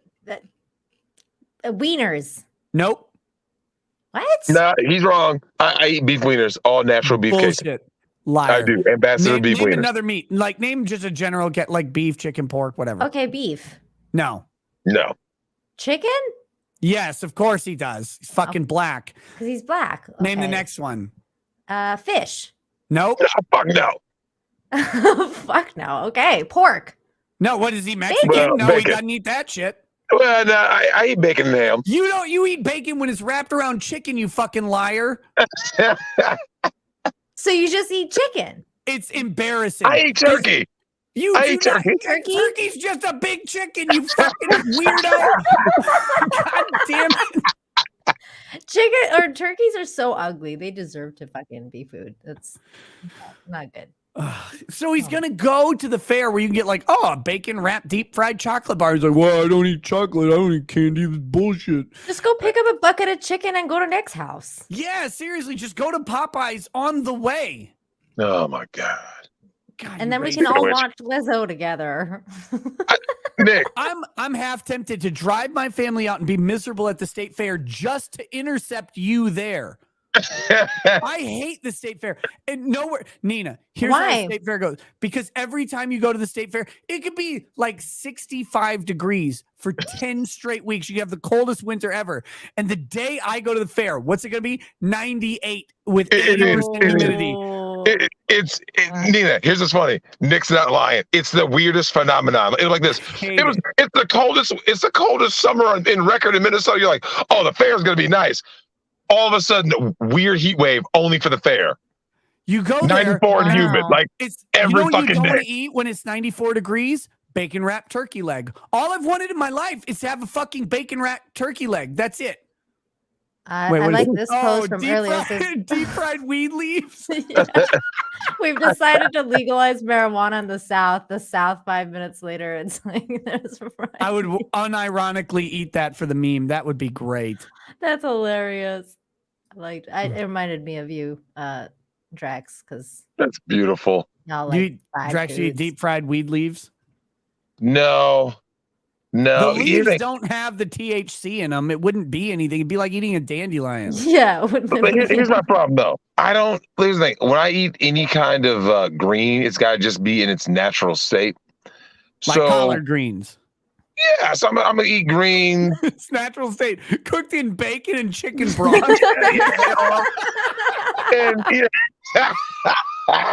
The way God meant them to be. The way God meant them to be, cooked with pork. And I make such fucking good greens. It's not even real.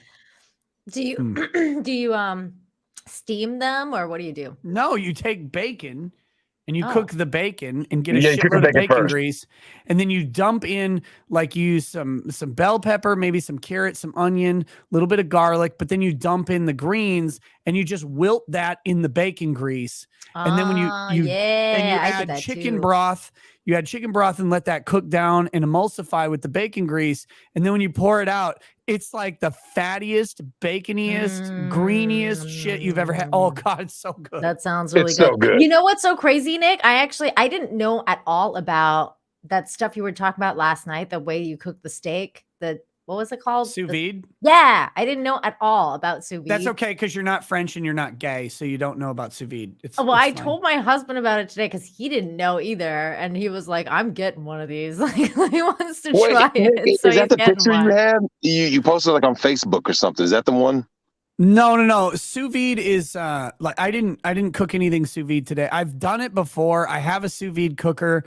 It takes like hours to cook anything, but you can't overcook it, which is the selling point.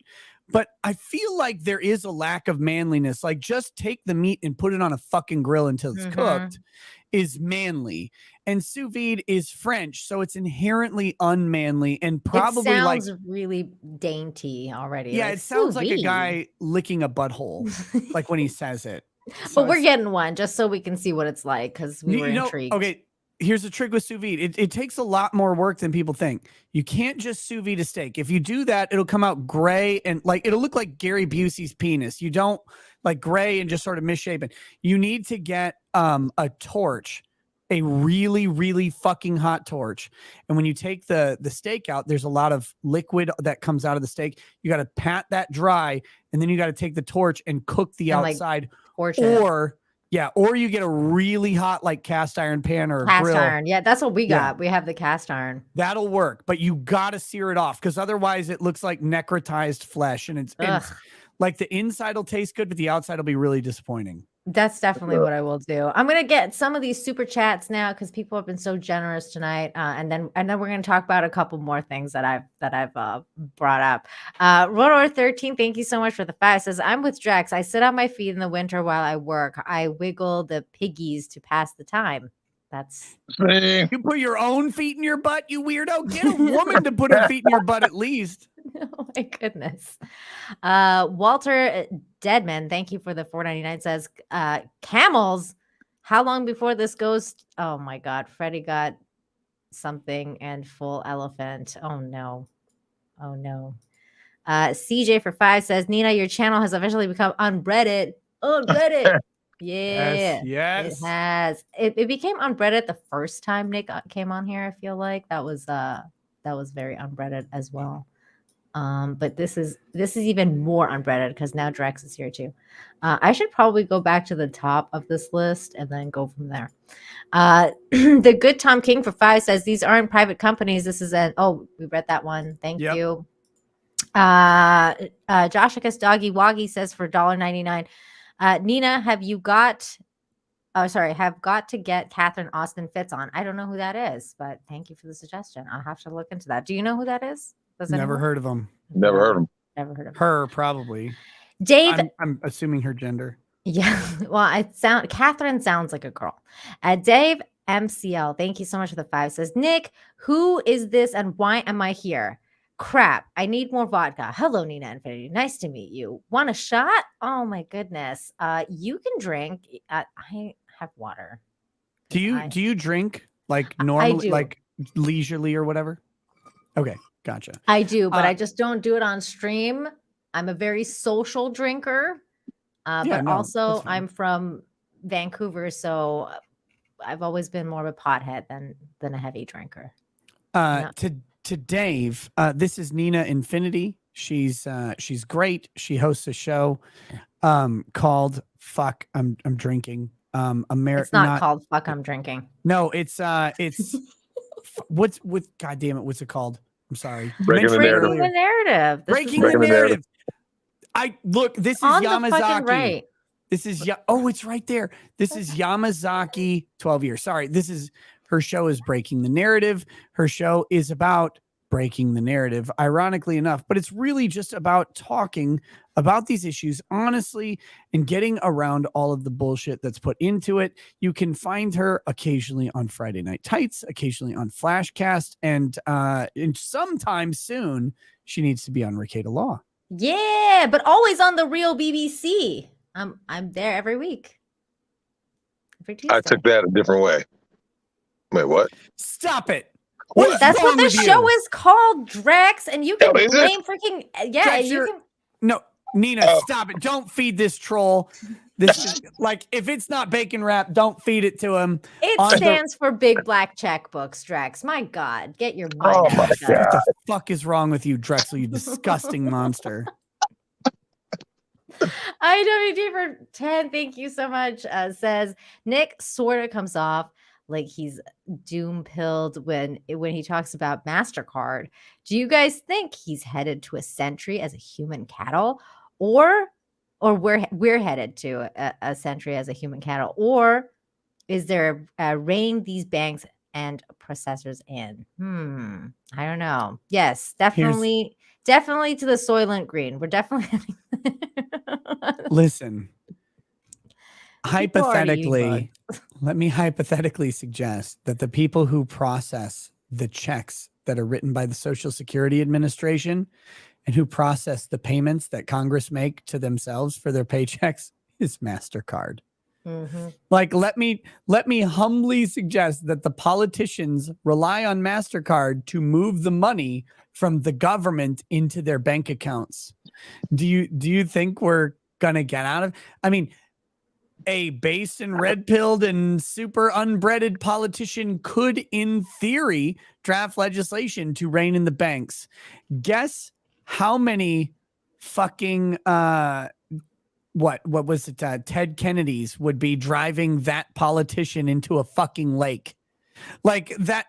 The guy who drafts the legislation to take out MasterCard or to democratize the monetary system or to demand a right, who proposes a constitutional amendment for right of access to currency exchange, no matter the medium, be it digital or physical format, that guy dies tomorrow. And he dies in a nasty way. And he dies with a bunch of child pornography on his computer and probably 3 underage children in his bed who also die with him.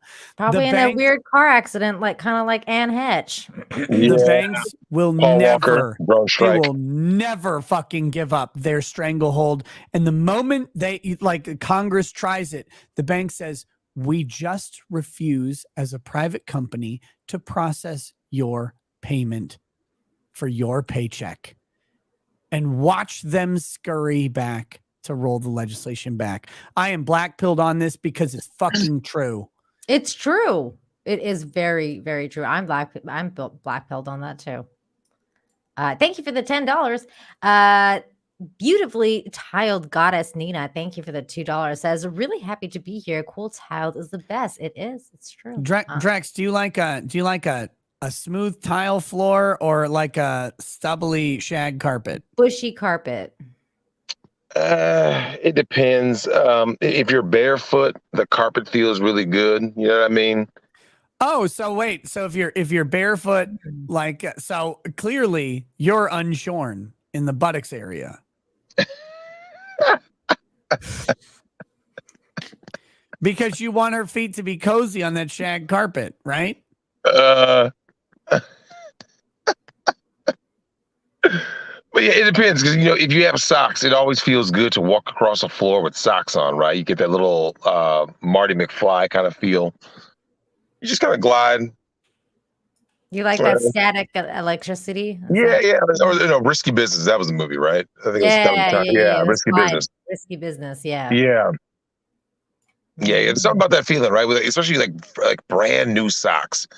You ever notice how that feels? Like you check them out of the package, you put like brand new socks on. It's like, ooh. I don't know what we're talking about anymore. I don't think he knows what you meant, Nick. No, you got the floor, and then you got the carpet, right? So when you have which one do you prefer? It just depends on what your footwear is, right? Drex, I'm talking about vaginas. We're talking about vaginas. Should vaginas be complete, like shaved or waxed, or should they be I have to stubbly, say- or should they be full bushy? No, dude, it depends on the chick because, as you know, some chicks go like the Bruce Willis bald look. Some chicks go for like Nina's hairdo look, right? Her mane. So it really just depends on the chick because here's what I've always said. What chick do you prefer a lion's mane on her vagina? Like which one? Redhead. Redhead. No, like a mane is different than a landing strip. Like you're talking about. Yeah, he's talking like full on. Well, like, if you're a redhead, you want to talk about drafting you want to like eat a forest? Like that's what you want to do? To go in a jungle. If she's a ginger, absolutely. You want to pull out and have like you want to be Russian flossing with those things in That's your teeth? right, because I want to make sure the carpet matches the drapes. But you can make sure the carpet matches the drapes without walking away with a fucking dental program. Yeah, but Nick, here's the thing. There's something to be said about like when you look at like when she's wearing panties, right? And you can see it like the forest peeping out through the panties, right? Peeping out through the panties is different than puffing up the panties and making them look all misshapen. Like I like smooth lines. What are you talking about? Nick, I'm an admitted degenerate. The answer is yes to everything. Yes. Yeah, of course it's yes. Dude, he said he'd get pegged for 10 million. 15. What kind of guy do you think I am? What if she's black? Wait, if she's black with red hair? Would you have a vaginal weave? Would you be okay with the weave down there? Wait. You're saying she's a black chick with red pubes? No, I'm just saying she's got extensions or whatever. Like, are you good with that? The answer is no. It's an automatic no. But what if she's actually like black with red hair? Like, because their genetics, that actually does happen. Yeah, that can happen. Still no. What if she's black? No.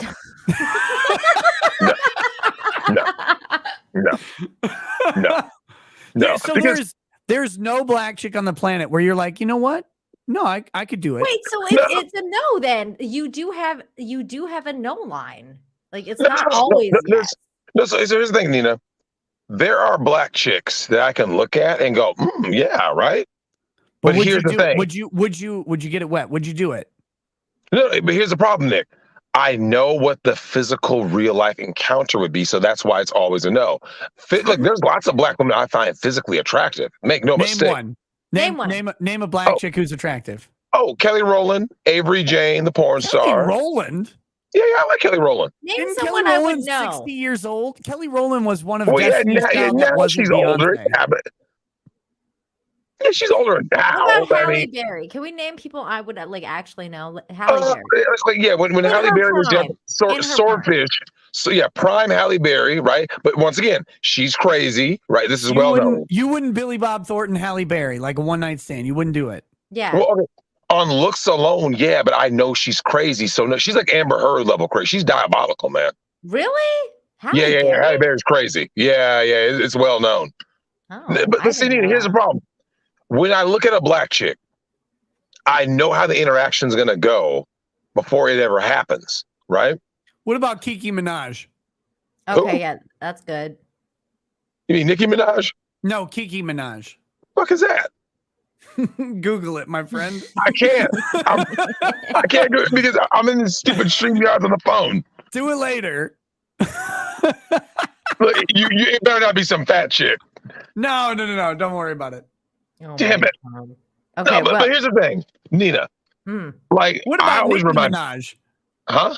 What about Nicki Minaj? You brought her up. Absolutely not. Absolutely not. Is it the nails that does it for you? No, everything about Nicki Minaj is unattractive. Literally, every feature of her makes me want to vomit. Yeah, People she's are just saying gross. Lizzo in the chat. Come on, guys, name someone hot that would actually be But, like a stop. contender. It's proven my point. There are so few attractive black women. Come on, Earth. what about Sarah Banks? Do I know who that is? Sarah Banks. Who is that? What kind of man are you? How about okay, so we said Halle Berry. What about Beyonce? Prime Beyonce was, I'd say she was hittable. Yeah. Rihanna. But here's the thing, but Nick, it's the attitude. There's nothing wrong with black women's physical appearance. It's the attitude. It's like, look, dude, it's Rihanna, open her mouth, I'm like, you could beat the shit out of Rihanna because you're bigger than Chris Brown. Would you fuck Rihanna? No, she has a 5 head, man. I don't like that 5 head she's got. But you're all about like ball gags and shit. That's what ball gags were invented for. You just Nah, but you don't. No, hold on, Nina. You've never been around one of these BT 1000s. These bitches will bite through ball gags. They'll break off restraints. Look, here's the thing. I told Nick once, I said, Nick, I take back a lot of the things I said about German Shepherds, right? Because at the end of the day, Nina, we need black women for the robot army from the elites to fight them. Oprah? You better stop. You better stop. You know you'd fuck Oprah. I can't for the do it, money, man. he would. I wouldn't. Not even for the money. No, I'd rather get paid by cops than fuck Oprah. I would fuck Oprah with another man's dick. 30 million? No, couldn't do it. I saw Oprah's feet. I can't do it. What about Stacey Dash? Well, that bitch is crazy too. But I mean, okay, before she went crazy, like 15 years ago. Oh, so let's say Stacey Dash during Clueless. Yeah. Yeah. But I mean, she hates black guys anyway. She's but hot, you would have right? wait. She hates what? She hates black guys. Yeah, she hates black guys anyway, though. Are you sure? She's fucking weird. She's a weirdo, man. Like she's fucking batshit crazy. Like here's the thing: every time you name a black chick that's remotely attractive, she's always batshit. What about Whoopi Goldberg? Yeah. Would you have sex with a planet named Whoopi Goldberg? Oh my god! What about Viola Davis? If we're going that route. Oh my god, no!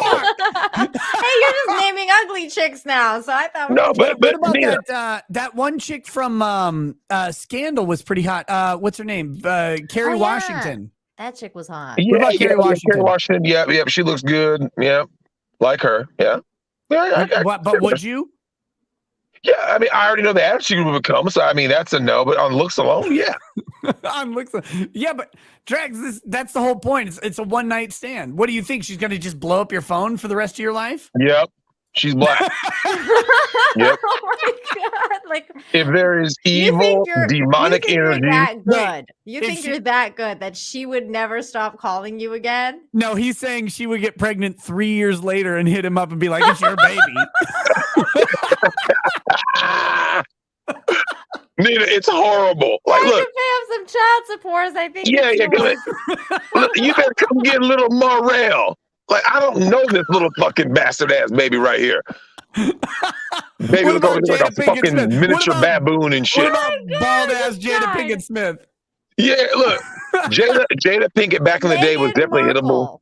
No, she never was. But she's mixed. Meghan Markle's mixed and crazy and woke. But you're starting to see a trend, right? Are you starting to see the trend? Look, there's a reason. What about Zoe Saldana? Yeah, Zoe Saldana. She's not one of those. She's not one of those weirdos. But yeah, I mean, Zoe Saldana. She's not even black. She's green. Yeah, she can get it. What about Zendaya or whatever? Is that the girl in Spider-Man movies? She's in. Is that what she's in? She's in Spider-Man. She's in Dune. She's cute, I guess. I mean, I don't like looking at girls that even remind me of my daughter. It's like, eh. Yeah, she's a little too young. Like, yeah, she's what young. About Lori Lightfoot? Yeah. I ain't fucking Beetlejuice, fam. Look, you got all kinds. You got like a midget quota. You got a big girl quota. You got all kinds of quotas. You don't have a fucking Beetlejuice quota? Oh, really? I got a Lori Lightfoot quota? Yes. Do you have a Kamala Harris quota? No. But I bet her head game is fierce, though. What about Simone Biles? She's cute. She's all right. Yeah. What about Michaela Maroney? Oh yeah, with the lip, yeah, little. See, she's white. You racist? I know.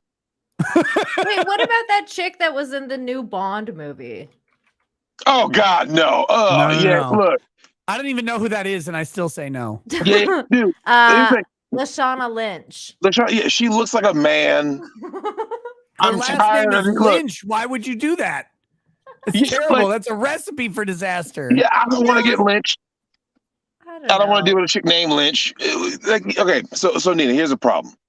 What ends up happening is when you are having a fair competition, right? We're in a pure meritocracy. And you were to say, all right, we're going to have all these guys from all over the world line up against the wall, right? It's going to be like a Sadie Hawkins. And you have women on all over the world on the other side. I can tell you who's not going to get picked. You. These broads won't get picked because here's the thing. As soon as you say one word to them, here comes the attitude. I'm like, nah, I'm good. No, I'm good. Drax, the funniest thing, like here I am. I make the mistake all the time. Nina, I doubt Draxology left and right. I'm like, this man is a fucking weirdo. He's such a goofball. I love him. We've been best friends forever, so I let him say all his shit, but whatever. I doubt it. I go to Jamaica. So here it is. And I'm like, what the fuck is even happening in this world? The whole world is a disaster. Like everything he says, 100% right. And of course, just constant nagging and bitching constantly. And I'm like, what the fuck is going on? You know what I didn't hear any nagging and bitching from? White people. Any of the white women with black men. Yep. Not a single one. Look. Wait, okay, like so you're telling me like everyone in Jamaica were like Karens, like they were just constantly complaining. No, they're Keishas. All the black women who are with a man were bitching the whole time about everything. I was like, now the black women who were alone or like hanging out with like in a group or whatever, they were fine. Like they weren't mad about anything. But if there was a black woman with well, I know, but they weren't projecting madness. I'm just saying, if there was a black woman with a man, they were fucking angry constantly. All the time. I was like, why is this true? Like, why is this fucking true? I don't get it. And they had Nina.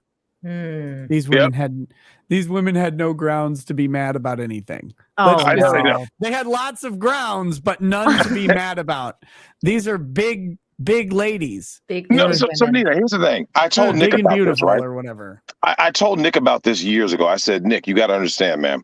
I said, for all the people out there, I think Drex is crazy. I said, look, go out there and ask yourself this question. Have you ever been out in a public venue and seen a black man with a black woman and he looked genuinely fucking happy? No. Black women do not really bring black men happy. Oh, you better pay attention now. I think I'm going to start paying attention. You gotta watch. Nick, it's weird. It shouldn't be right. Condemn this man for everything he says until you go outside and just watch and you go, oh my fucking God. It's so weird because I agree. Like, I understand what you're saying, Nick. Like, I want to deny what he says all the time. And then, but then he sent me this text today that he was like, oh, look what my Persian friend texted me. And I was like, this is bullshit. Like, I'm going to stand up for women like me. And then literally, Drex, I go to like look for topics and then I see this. And it's like, women are more likely to cheat than men. And I'm like, hold on, Nina. I got to say this, though. I was on Nick's show a couple years back with Mr. Peacock. And this is, I think, like right as the pandemic hit, right? Mm-hmm. And I said, I'm sitting there with Nick and I said, yo, man, I said, I'm going to tell you how bad it is in these streets. It has gotten to a point where married women is the easiest badge a man can get in the current year, right? Now, a lot of people get offended when you say that, Drex is making shit up. But when you, like I said, like Nick was saying, if you go out and actually live in the real world, ask, is this true? It is a universe. This is well known, right? This is what, like, anybody who's not like living under a rock, they will tell you the easiest chick to smash by far is a married chick. It's not even close. Weird. Not only that, but Drex, you mentioned this earlier. The swinger, the lifestyle problem is that you've got a hot chick and a basic Brad. Yep. And it's not actually that there's necessarily a hot chick and a basic Brad, but Nina, I talked about this a bit ago with OkCupid and how women rate men versus how men rate women. Men are very diverse in how they rate women. They give a full spread of 1 to 10, and it's rather evenly distributed with, of course, a primary concentration around the 4 to 6 range, right? Women rate men as 2 to 10. That's the way it goes. And the reality is that women in their selection ability have a much higher likelihood of landing a sexual partner than men do based on nothing but just physical attractiveness, because a woman can pick her target out of a crowd and the odds of that guy going home with her, no matter the circumstances, even if she's a 5 or a 6, are high because he's probably been turned down by a 7 or an 8 earlier in the night. And as the night progresses, he will go home with a progressively less hot chick. But a chick will get to never go home with a progressively less hot guy because she will always have that choice at the end of the night. It's just how it works out. Well, Nick, here's the thing about that, though, is that when they say, Nina pulls up that article, right? Women cheat more than men. The real number is astronomically higher than what they really say. And here's why. Nina, although you're married, you could acknowledge that you're an attractive woman. If you went most places, people would say, yeah, she's attractive. Wait, Nina's attractive? Yeah. Oh my God, I gotta get off this show immediately. Nina is objectively attractive. You see what I'm saying? So that means, Nick, do you remember you and I talked about that study that was done in New York City where the woman went to the bars or whatever and cold approached 100 men? Remember that? If a woman approached 100 men and said, I want to have sex with you, 98 of them would say it was 100%. Yes. It was 100% said yes, right? Because she was very attractive, right? Yeah. They did the exact same study with a stud dude, right? Nina, what do you think happened? He cold approached 100. He's a stud, right? Mm-hmm. How many women said yes? If he's a stud, all of them? No, 1. Really? 1. It's a crazy stud. No, Nina, he's no. Here's the flip side. In order to level the playing field, this is how you level the playing field as a dude. You need status. See, that stud, if that stud's name was Brad Pitt. Yeah, but see, that takes time. See, it takes time. See, so look at this thing. Tiger Woods is not that handsome. You see what I'm saying? But because he walks in a spot and they go, that's Tiger. He had Waffle House hoes, right? Mm-hmm. However, oh God, give me that some dude Waffle should have just House never gotten married, though. That's the thing. He made a mistake I know, getting married. But Nina, the thing is, though, is that it remains to be, it stands to reason that, like Nick said, when you listen to women, like the whole 80-20 rule, listen to women, they will call guys who aren't unattractive, like they're like above average, right? Ew, gross. And you're like, wait a minute, like that's a decent looking dude. Like, come on now. And but they're like out here, they're like, well, that's a 2. Every time now with me, of course, they're like, well, look at that 10 walking around here with his YouTube grifting or whatever. But they're like, that Drexel guy, that's a 2. And Drexel's at least a 5 or a 6. I mean, this is embarrassing. It's really unfair to him.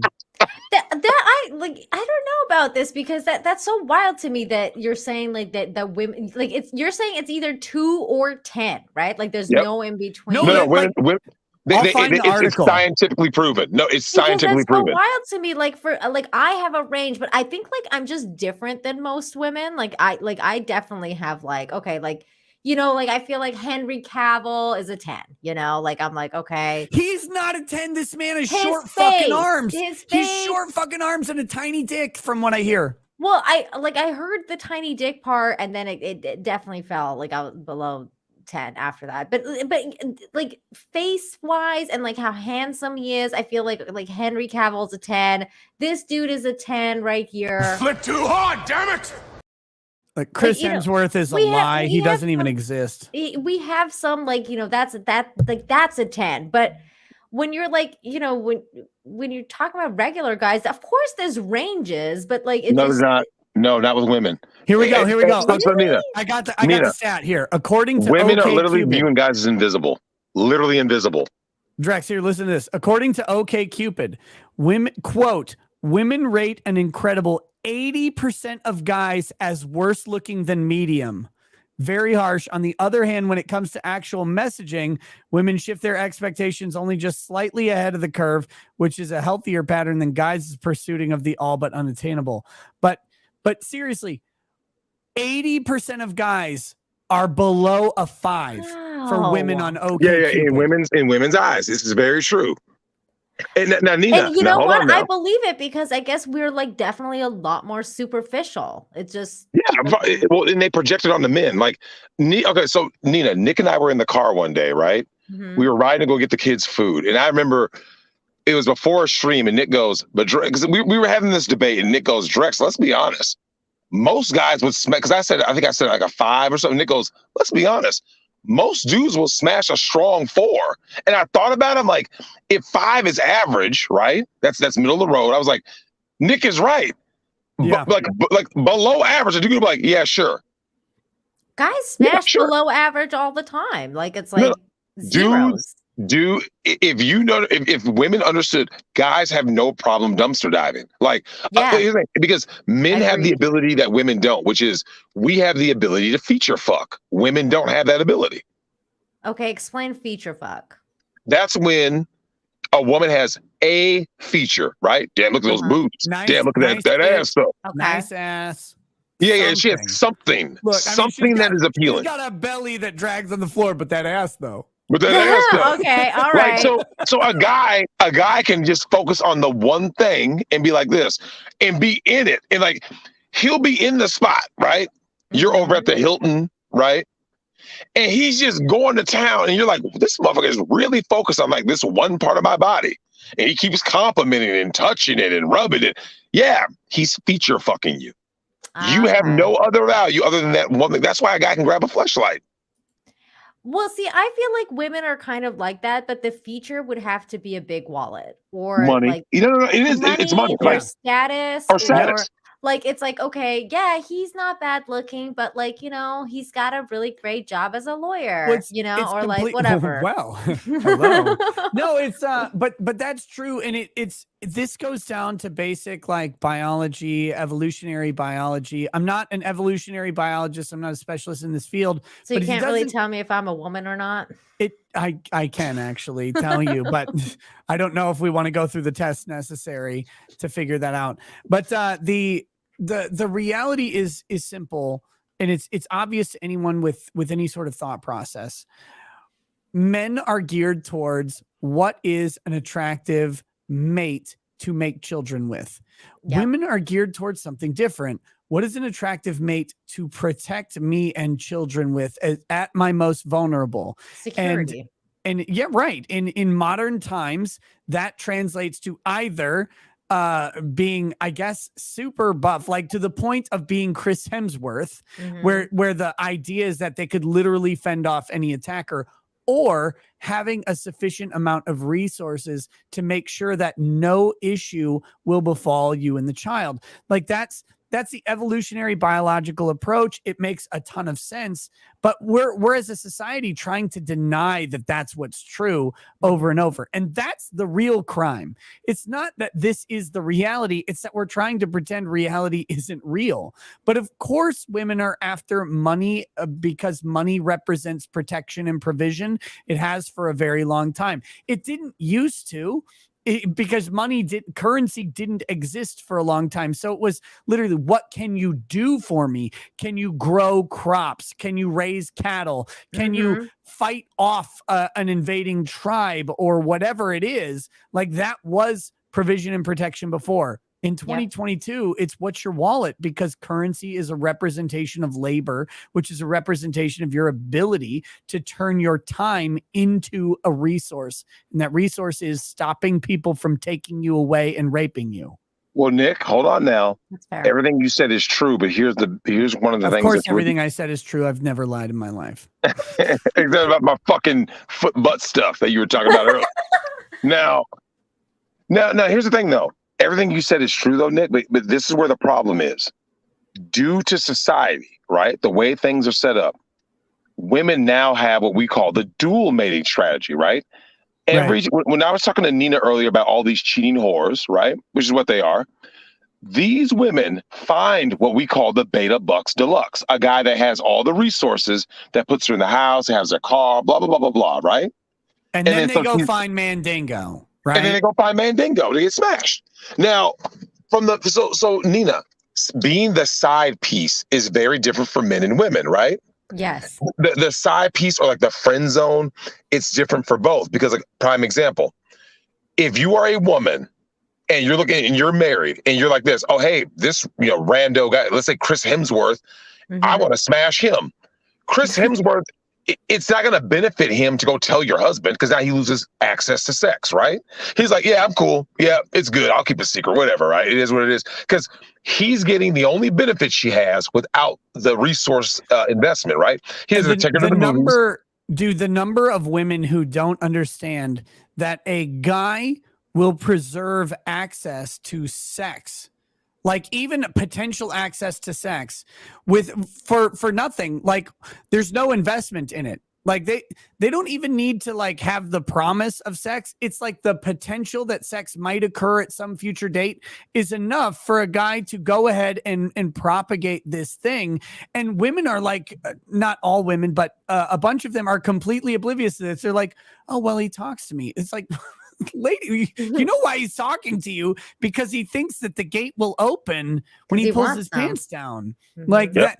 And because there's no risk, no investment in this person, they will just do the thing. They will keep up this appearance for as long as necessary, and then in the future they might get ass. But they've probably got several might get ass prospects going on, and they'll preserve all of them to the level of effort necessary to preserve it. Well, Nick, and like women are like, oh no, I'm special. It's like, oh, I think you. Oh no, none aren't. of you are. Nick, I remind these bros how non-special they are, because Nick, remember when you talked about that billionaire, that wealthy people have sex differently? Yes, they do. Time is a fucking resource. So when a woman's like, one that you have, it's literally it's the only one. I talked about it the other day. The only resource you have as a man is time. So you convert your time into currency, and then you convert your currency into more time than you took making the currency. And your whole job should be make money, fuck bitches, or have sex, I guess, if you're gay or whatever. Like, if everybody on Earth did that, the world would be the smoothest operating place on the planet. Oh, God damn it. Nick, and I think crazy. Go ahead, Nina. Well, I was just gonna say, I think that there's two sides to it though. Like, for example, like with single women, like not married, but single women, especially young women. Like, I know a lot of very young, nice, lovely women that want to also start dating, and there's I want to counter you here. I don't think they want to start dating. They want to walk into a marriage where the man is perfect and provides everything for them without any like effort, without any accommodation, without any work into it. And men want to do the same thing. This is not a criticism of women, but people like don't want to put in the effort to do these relationships. 100%. And that's one of the things that really bug me about women in general speaking, like especially people like the younger generation of women. And I don't know if this is like a generational thing, because I remember back in the day when I was young and like older people would say this to me and I'd be like, you get out of here, you old people, right? But I feel like now I see this thing where women are just, I'm sorry, but women put out way too fast. Like, it's like, especially the ones that actually want to get into relationships and stuff. Like, look, women, don't put out. I know it sounds nuts, but wait for like a year. Like, wait for a year before you put out. I know that sounds really crazy, but if you want marriage, if your goal is marriage out of a relationship, then don't put out the first week you go out with a guy, or the first month even, because some guys, that's all they want from you is they want from you that sex from you, and that's it. I know it sounds like a fucking shitload, but it's the time thing that you're talking about, Nick. Like, when a guy puts in that year's time, it's a lot less likely that he's gonna fuck you over after a year, because he's already invested so much time in a relationship to get to know you. A year's a really long time. I know it is a long time. Nina, I know. hold on. But it's Nina, like these women, it's too fast, Nick. But Nina, I don't want you to lead women astray. So I'm going to say it like this from the guy's perspective, right? Okay. I get what you're saying, and I halfway agree with you. But this is where the key component is.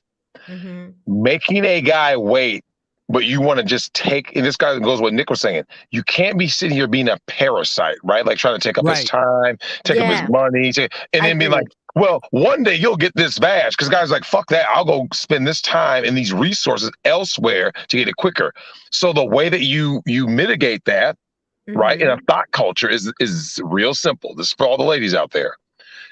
What do you offer a man other than what's between your legs? Exactly. If you don't have a real answer, if you go like this, well, okay, no, let me say this though, Nina. Queen, Drex. I'm yeah, a queen. I He should be waiting Nina, for this. He should be waiting for this haunted vagina with used abortions. roast beef sandwich. Now, Nina, now I gotta say this though. This is why this is so important though. I can't stress this enough, especially with modern women. When I say, what do you bring to the table? It has to be something that he desires. Because this is what, he's right. No man's waiting a year, I promise you. And Nina, I want to make this clear. Maybe you can't be a woman saying, well, let me tell you what I bring to the table. And then she starts naming off shit that's like, she's projecting, right? Like, I got a good job. We don't care. I got an education. We don't care. Women of today obsess over having they want to be men, so they show up talking to dudes like they're a dude. So guys go like so Nina, this is why guys view women as sex objects. They go like this. Oh, hey, so let me get this straight. You don't want to be a submissive wife. You don't want to be a stay-at-home mom. So you want to make your own money. You got your own place. So what do you need? I don't need no man. Oh, that's cool. So you're talking about modern women though, but that's the thing. Like I am, some that's women most. that don't want that. Like they want the family life. Look, Nina, I'm gonna be honest with you. If you are a woman who wants a family, and Nick, I know you can attest to this. A woman who wants a family, who's like family oriented, she gets scooped up early in life. She is not 36, still out there going, I just want to, you're not Lolo Jones, 40 years old. I'm a 40-year-old virgin. Fuck out of here. Lolo Jones is still a virgin. All right. May you die a virgin. I'll step back from the year thing, but my point is that women are putting out way too fast. Yes, no, you're right though. But Nina, do you know why they have to put out fast? Let me explain though. Because I have reasons for this because I feel like most of the time they don't have father figures, so they have. Oh, well, that's one of the things. But Nina, here's the thing though. That is a core issue, but never forget one of the horrible symptoms, right? That has permeated society from the womanist movement, right? Yes. The woman who tries to say, I'm going to hold out, this is the problem. You may hold out, right? Oh, you're on a sex strike. Let me ask you this, Nina. You know the culture. How many women are on a sex strike? You see what I'm saying? Because that guy's going to go, well, rather than deal with your ass not giving me something, I'll just go over. See, back in the day, Nina, when women weren't putting out, the guy was like this. What's the cost of sexual exclusivity? Oh, a house, children, marriage, a commitment. He goes, okay. But here's the flip side. He goes like this. What am I getting other than sex? Damn, she can cook. She can sew. She can homeschool the kids. See, the guy goes like this. Okay, I'm willing. Yeah, support. He goes, that's a fair deal. See, there's a trade, right? This is what women are doing now. Women are showing up to men as wannabe men. Drex, I got my own place. Okay. Congrats. Hey, Drex, I make X amount of money. Okay, I don't care. None of that money is, men don't have access to women's money. You see what I'm saying? Yeah. Women always have access to men's money because men share. Women are incapable of being anything other than selfish. It's their biology. Not their fault. It's biology. That's why. I think both of us are like that. I think human beings are like that. But I understand what you're saying. No. Yes. Come on, Drex. That's a human thing. Being selfish, you're born selfish. Hold on, Nina, let me ask you this. If we were to put out a survey, how many men have paid for trips for women, right? I took a girl to blank. You're going to hear that far more often than a woman saying, oh, yeah, I took my man to blank. Would you agree with that? Yeah. Now, would you agree that if a woman is a millionaire? I think men take more women on trips than absolutely. women take men now, Nina, let me ask you this. Yeah. If a woman is a millionaire, Is she gonna meet a broke dude and elevate his life forever? If a woman is a millionaire? So she's a millionaire and she sees a broke dude who's 19 at Starbucks. Is she gonna be like, oh my God, I want to take him? No, right? Why Now would watch this. The man is a millionaire. Yeah. He sees a 19-year-old hottie at Starbucks. He elevates her life overnight. That'll snap, right? And shares his resources. It depends on how hot she is. But you prove my point. She's leveraging her looks just like he's leveraging his resources. But wouldn't he leverage the resources up to a certain age, though? I mean, we're talking about like these are hypothetical people, right? So Nina, like when she gets to 30 or hits the wall or whatever, no, she hits the wall, it's over. The market. No. When her ass hits the wall, you have to understand market value, right? This is okay. So prime example. I'll use Lolo Jones as an example, right? Lolo Jones is 40 years old and she's a virgin, right? She's attractive. She is objectively attractive, right? I don't know. However, can I Google her? Hold on. Oh yeah, you can Google her. She's an Olympic athlete. Okay, yeah, her. Okay. Yeah, Lolo Jones is attractive. You can pull if you pull up like images of her where she's not running track. I'm gonna pull up a picture for people who don't know. Hold on. Here she is. She's pretty. Absolutely. She's a pretty woman, right? So if Lolo Jones were 20, a 20-year-old super fit, fertile Lolo Jones could most certainly get any man. See how that works? Sure. When you're 40 and you say, oh, I'm a virgin, you got to wife me up if you want access to sex. The guys who are going to be in that age bracket, I'm like this. Are you fucking serious? You think I'm going to wife up a 40-year-old when all I want to do is smash? If you are single on the market at 40, that means you fucked up. You made bad life choices. You see what I'm saying? I'm talking about much younger people, though. Like, I'm not talking about the 40-year-olds. 40-years, yeah, you've kind of fucked up. No, but Nina, the young ones are done. The young ones got body counts in the hundreds now, right? Hot girl summers. So here's the thing. So Nina. But I don't like that culture, though. That's what I'm calling it. I don't like the culture of. I love it. I hate it. I hate it, Drex. And this is why I love it? Hold on, Drex. This is why, though, we're having all these issues about like abortion rights and this and that. Because it like monogamy and also like what's the word I'm looking for? Monogamy and just being with someone for a long period of time and putting in that work, it's becoming a thing of the past, like, you know, and like the idea of like holding out, like that idea of like not having sex, like that is like not even an option for people. It's like, okay, if you decide not to have sex, right, that is a form of contraception, you know, then you will not get pregnant if you decide to do that, you know? So like, I'm saying that in terms of making a commitment for people, that's become like the thing of the past, and I don't like that. I think that that's something that we need to bring back. This idea of commitment. No, let me explain why. Let me tell you why I say no, Nina. I'm agreeing with you that it's better for society, blah blah blah, right? So I'm agreeing with you, right? Let me tell you why my answer is no. My answer is no. You're bitter from women. No, I'm not bitter at all. A lot of people assume that, right? They think like, does Drex have like a horror story? I have no horror stories. My relationships with women are good. Let me explain why my answer is no. It's really simple. Feminism did not corrupt women at all. It revealed women. So think about this, all the resources in the world, the society at large, right, has bent over backwards to give women everything they want. And do you know what most women want to be right now? Most of them?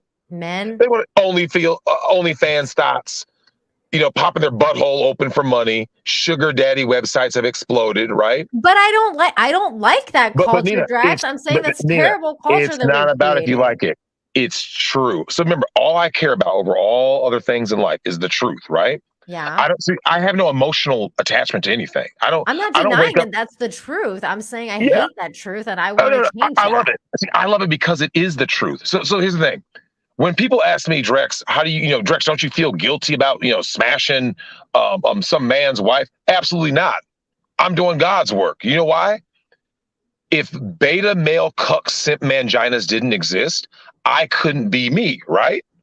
If every guy was a fucking Giga Chad, right? Sure. And every woman said, in order for you to get sexual access, you have to put a ring on it. Society would be run 100% smooth, right? Instead, what happened is simps, these guys who send amaranth money, right?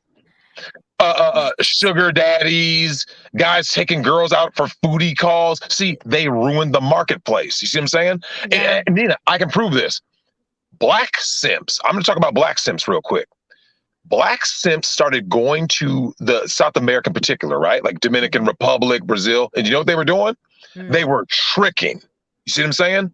They showed up to these countries and started, oh my God, this woman's so gorgeous. She's giving me all this attention. I just want to spend all this money on her and buy her stuff and send her money back to her family. He's now corrupted the entire marketplace. You see what I'm saying? In the same way white guys going to Asia did it. You see what I'm saying? Once it happens, Nina, you can't go backwards. You see what I'm saying? Once the genie's out of the bottle, I mean, here's the thing. Men didn't tell women to go get birth control. Should have been given to men, not women. You see what I'm saying? Yeah. Every person who has literally 2 brain cells to rub together will acknowledge birth control should have only been given to men. The reason why is because although men would still be promiscuous, make no mistake, here's the difference. Nina, you've been around men, you know how they think. A man has no problem smashing a bunch of thizots, right? No. But if you ask, here's the thing, he's not going to go on birth control because he doesn't want to knock up a thought, right?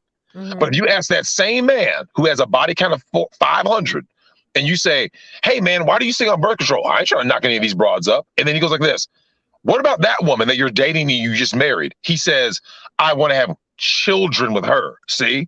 Women, it's the opposite. I want that guy that smashed me, that Giga Chad, Tyrone, I want to have his babies so I can baby trap and lock him down. Damn, he left. Hence, guys like Future, right? 11 babies. Sean came out like 15 babies. That's what happened. You see what I'm saying? Is that like all women? I mean, is there no good women left? Like I see one in the chat. There's Brittany Venti in the house. I see her. Like I see people like her. Women like there's so many good women left, and I feel like there's not that many. Let me explain this, Nina. How many? Look, you can ask the chat because I can't see them. How many attractive virgins have they encountered in their life? Be honest. In their life, virgins, dude. I've never I don't think I've had a virgin friend since when I was in school. Like, Nina, that's my point. Have you ever seen the statistics of women that if you marry a virgin, what your chances are of having a long marriage? Have you ever seen the stats? No. It's an absurd number. Like I think it's like 89% success rate, right? Okay. Because she's not comparing you to anybody. You see what I'm saying? When you get one of these girls who's had a body count, this is what ends up happening. She goes like this. Oh my God, Nina, that one guy, remember the money guy? He was amazing. Hey, you remember that guy with the big schlong? Oh my God, he was great too. Hey, do you remember that guy who was like Mr. Romantic? Yeah, I loved him. Hey, remember that guy who was so funny? He made me laugh all night. So when she looks for a man, this is where women's expectations have gotten out of control, right? They become delusional. We proved it, Nina. I was on... Here's the thing, Nina, actually, you can bring this up on the stream. Go to Google and type in female delusion calculator. I can't make this shit up. It is an actual thing to show you how delusional women are. Female delusion calculator. I got standards, bro. Is that? Yep. Is that Yeah. If you click it, Nina, it allows you to put in the stats for a mate. Yep, this is it. Now watch this. Okay. This is going to be the chance to find the man of your dreams. So Nina, you have to step outside yourself. Pretend you are most women out there right now and then answer these questions. They're real simple. Okay. So all right. Let's see. Okay. So age. What age? So you remember, think like most women. What age are most women like looking for marriage material? For marriage material, between 30 and 40 years old. Okay, let's go 30 to 40. Yeah. Okay, now remember, women could, let's go with race, right? Depending on where, some people say it doesn't matter. Some, you can choose. That's up to you. So I mean, like, am I doing this for me or some hypothetical person? Just pretend you're a hypothetical. So this woman may only like white guys, only black guys, only Asian, whatever, right? Let's just go any color or shade because I don't know Okay. whoever this person is. Now, So, notice it comes to minimum height. Let's be real, Nina.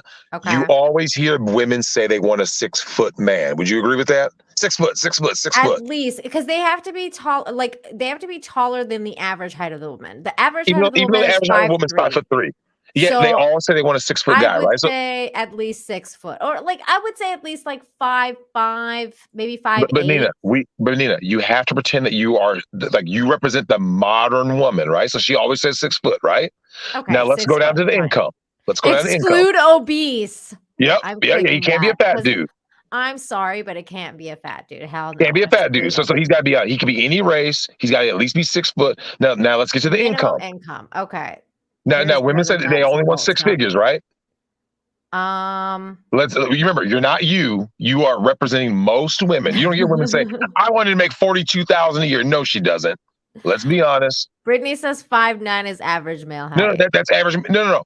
It depends on what part of the world you're in. In America, the average That's male true. height In is Mexico, it's fucking short. I don't know what it is. yeah, that's what I'm saying. Short. So, but Nina, we have to be fair. Remember, you are representing what most modern women are saying.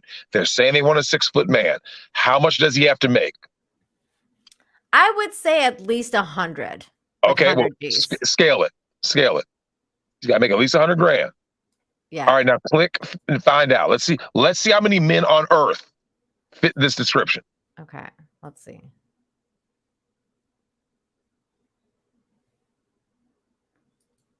Okay, here we go. And scroll down.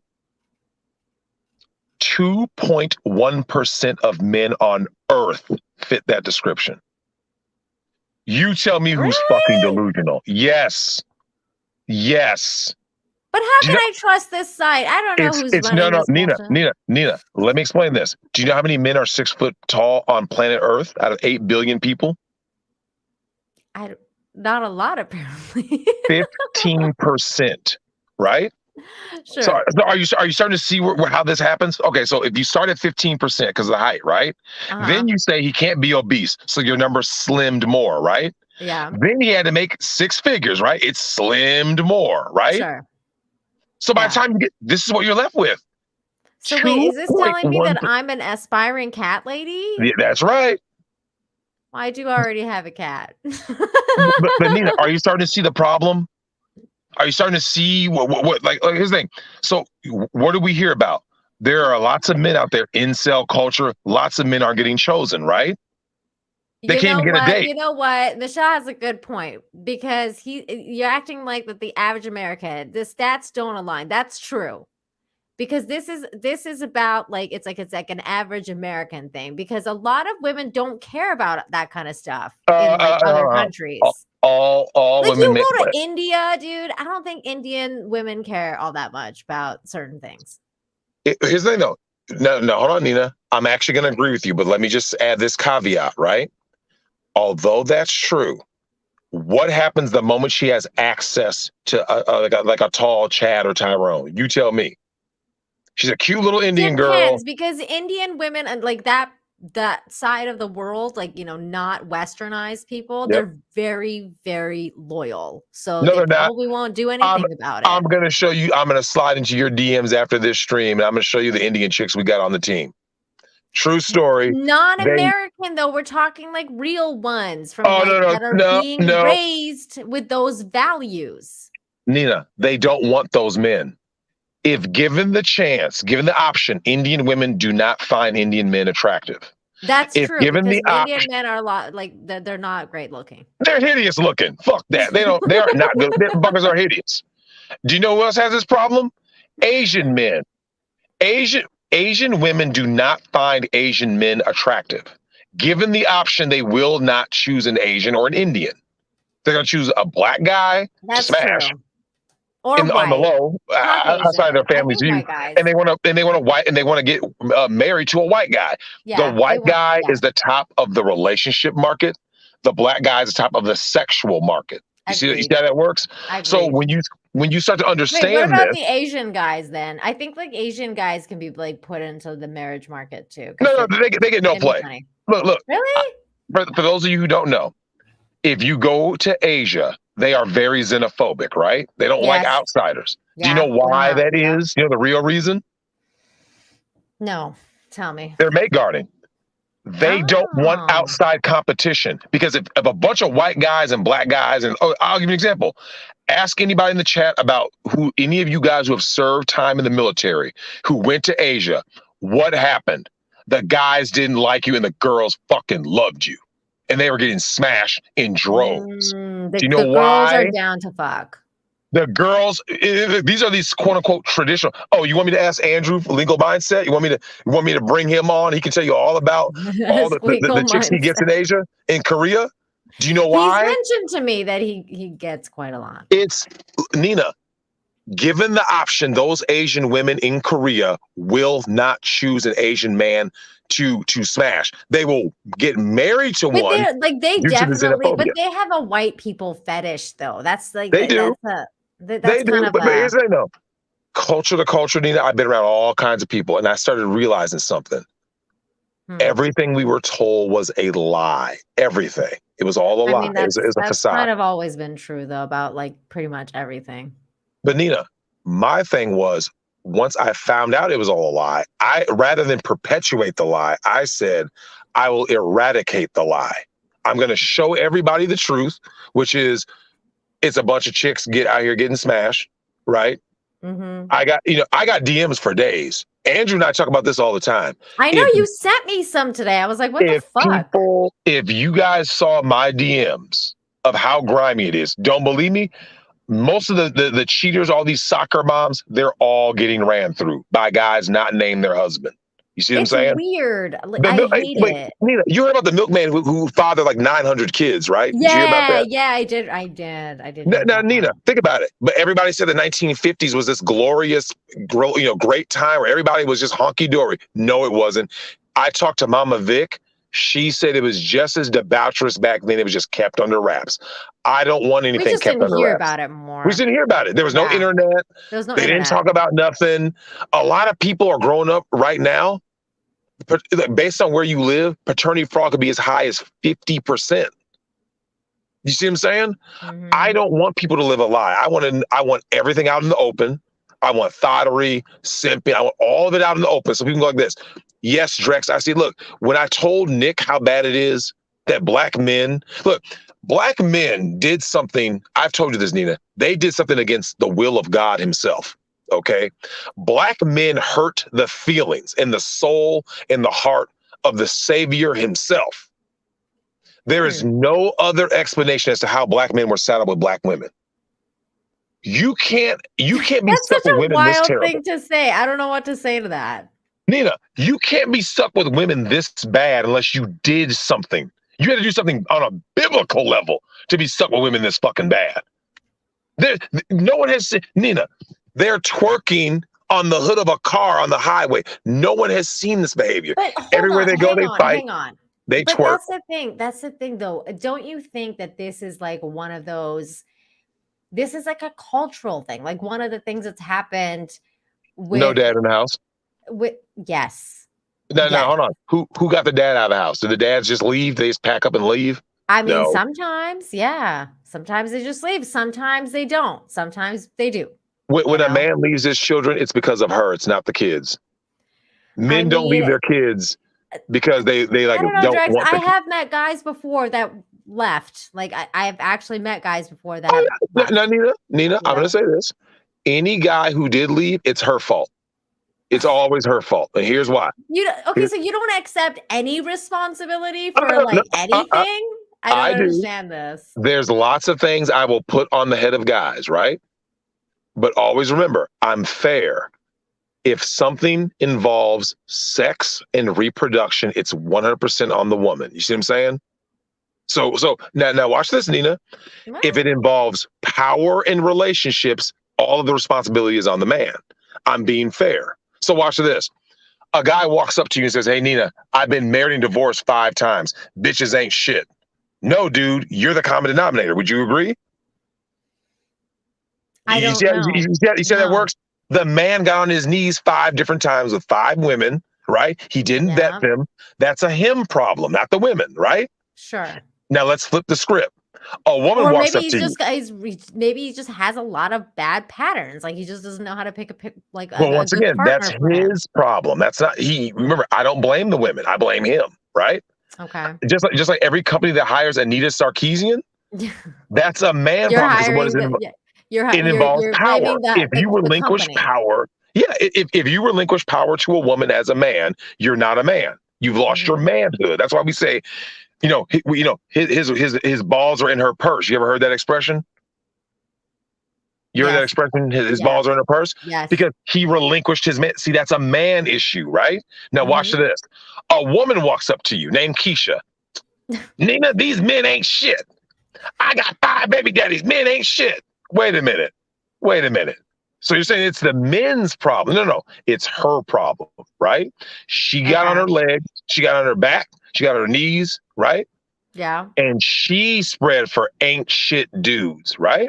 Yes. That's her problem. That's a See her how fair problem. that is? Her. Yes, that's See? fair. Because so when people say, "Well, Drex, the dad just left." What if you do everything right and then the guy cheats on you and leaves? No, I don't allow women to say that. When women say they do everything right, here's what they really mean. I did what I think is right, not what the man wants. Listen, what did I say, Nina? Women need to do 3 things to keep their man. Remember what it is? Keep his what? Balls what? Empty. Keep his head clear and his stomach full. And he's happy. He's not going nowhere. But you know what these women say? Full of those empty balls. That's what you need to do. Keep the stomach full of his own semen. Oh my God. Welcome back, Nick. Yeah, right. Hey, Nick, how's Lady Rackets doing? You gotta come in hot. Huh? Wait, what? Somebody said I'm getting defensive. Am I? Is it true? Wait, what you said? What's Lady Rackets doing? Yeah, how's she doing? Oh, she's going to bed. Oh, that's too bad. I haven't seen her. Like, I saw her earlier today. We had to run some errands in town, but it was literally like she dropped me off to do some stuff and then went to go do her stuff. And then we got back and we had a fucking homeschool meeting. And I had to take she went to the homeschool meeting and I had to take our kid to his soccer practice and then pick him up. And so like I saw her for a collective 20 minutes today. So I went up to say goodnight. She was going to bed. And then I had to tell all the kids to fucking go to sleep because they're still up. It's like 1 in the morning. I'm like, go to bed. Why are you playing Roblox? It's almost 1. Only pedophiles are up at this hour. Go to fucking sleep.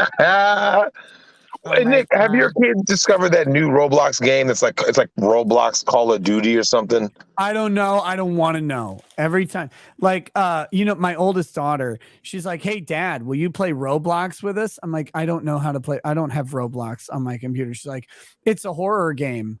Like That's the one. Nick, my daughter's playing the same one. I think she might be linked up with your daughter. Nina, last time I was over there, I was sitting with Nick. We're eating. And Nick's oldest and my girl run up. And my daughter tries to hit me up with I need some Robux money. Oh my God. Are you you know serious? What? They came to shake me down. I looked over at Nick. I'm like, are you fucking serious? That's hilarious. Do you guys mind if I send the link to Brittany Venti? Because I feel like she might have a lot to say to you, Drex. I don't want that bimbo on the stream. What are you talking about? I don't know, Venti. I don't know if you wanna come fight Drex, but you can. No, I'm actually gonna have to do a show with Brittany. She sent me her manager sent me an email way back when Nick and I roasted Cuck Jack Murphy. So definitely let Brittany know that I would definitely want to do a show with her and talk about all manner of stuff. You can let her know Just a show? yourself. That's what you want to do? You want to do a show? You don't want to do anything else? Okay, here you go. I don't want any rumors getting started. You don't want any rumors? Like you don't want to warm her feet up in your asshole or anything? Oh my God. Nina, do you see what happens when you let Nick get any information on you? Any? Yes, I do, and it's amazing. But you know what? Brittany, don't worry, Brittany. Girl, if your feet are ever cold, I got a Drexel asshole that'll warm them right up. All you need. Anytime you got like, oh man, my feet are cold, you just call me up and I will send Drexel to your house. He will lift an ass cheek and you can just shove your feet in his butt. Warm up instantly. Instant warm. No worries. Oh my God. I'm gonna read this super chat here and then I'm gonna go. I have to go pee. I'm gonna die. So you That's guys what I had to do. I have to, and I have to get more water too. So it's not a good combo. Johan Naxon, thank you so much for the $20. Says Drex is right. I went to I'm guessing this is MGTOWN. Monk 7 years ago. Been at peace ever since. There's nothing out there left for good men. Why don't want? It means who don't want to run the game. You know what though? I feel like women, like good women, feel the same thing as this. I agree.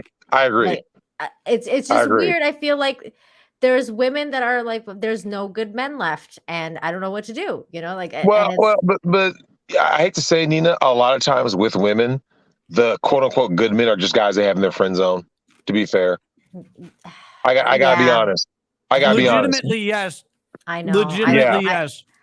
I get that. Like and dude, there's a lot of times where I've had girlfriends that drive me crazy and I'm like, this dude is perfect for you. What are you doing? Like he's literally all the things you asked for. I'll tell you, Nina, he wasn't that 2.1%. But I'm not attracted to him. There and I'm like, stop your attraction bullshit. Like it doesn't matter. He's perfect. But actually, Nina, you know what it is?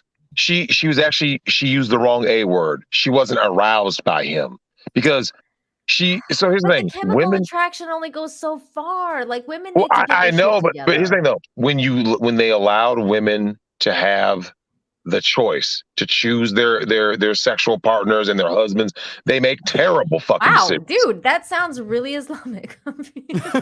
Like, holy shit. Oh, didn't you know he was Sheikh Khalid Drexel Muhammad? Like you didn't know his full name? They should have never allowed women to have the right to pick their sexual partners and husbands because they're going to do a shit job of picking their mate. And don't believe me? Let's look at the single mother rate. Oh my Women God. don't marry before they carry. What do? They go out, thotting it up, going to Dubai, right? Doing all the look, Drex, I've known women that get knocked up by dudes. Yep. And then they're like, I want him to put a ring on it. I want him to take care of me and the baby. And the guy doesn't. He doesn't do it. He's like, no. He's not obligated to. Just like she's not obligated to keep the baby. If he says, I want a baby, she says, no, I'm good, fam. I'm going to go ahead and delete it. And he has no right, right? That's why we say, by the way, I think men should have rights for that, but they don't, and no one cares. Marry before you care. I fucking care. That's bullshit. Nina, every time women give out their little arguments, and they're always weak arguments, they're never strong. I always remind them. Who spread their legs for this guy? She did.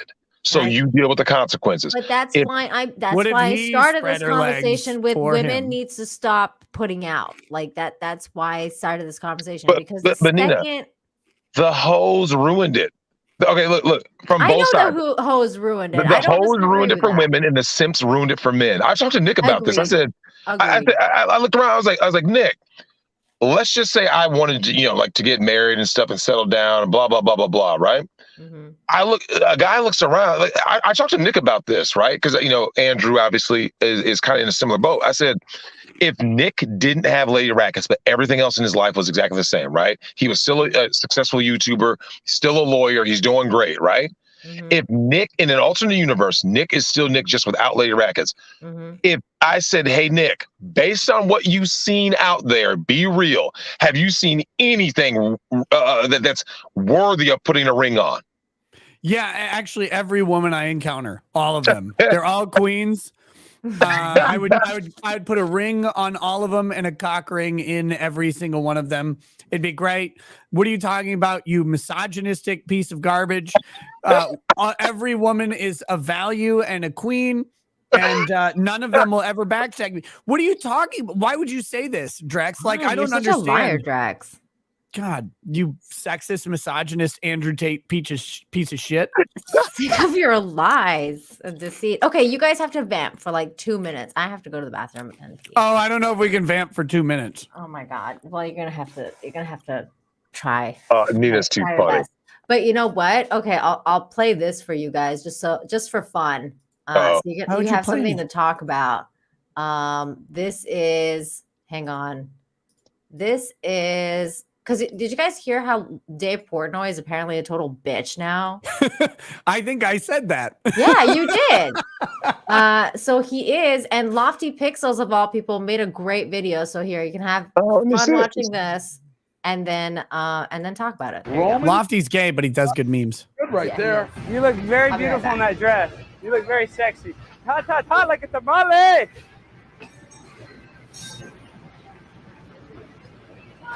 How's he pulling that? Is it hooked? Listen, I rarely get left speechless. I was left speechless by that guy. Run.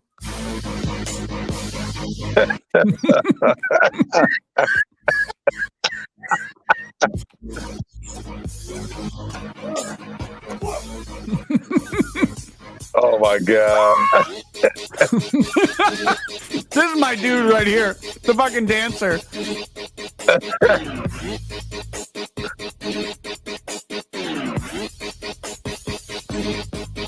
Run. AOC, my favorite big booty Latina. I love you, AOC. You're my favorite. She wants to kill babies, but she's still beautiful. You look very beautiful in that dress. You look very sexy. Look at that booty on AOC. That's my favorite big booty Latina. I love it. My favorite AOC. Nice to meet you, AOC. Look how sexy she looks in that dress. Everybody give it up. She looks pretty decent in the dress, though, right? Yeah, I hit, man. Run. This motherfucker, this madman put AOC when she was hot dancing. Yeah. Good job. You can always rely on Lofty to do something gay and also red-pilled.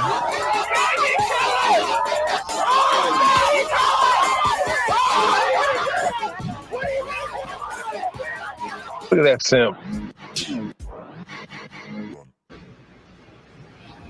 I was left speechless by that guy. Nick, you know what's funny about that is you look at the Portnoys of the world. He's an East Coast guy, right? Very successful, right? Barstool and all that. They gave him $500 million, Drexel. Mm-hmm. Drex, would you ever care what some retard said on fucking Twitter? Ever? Never. You have $500 million.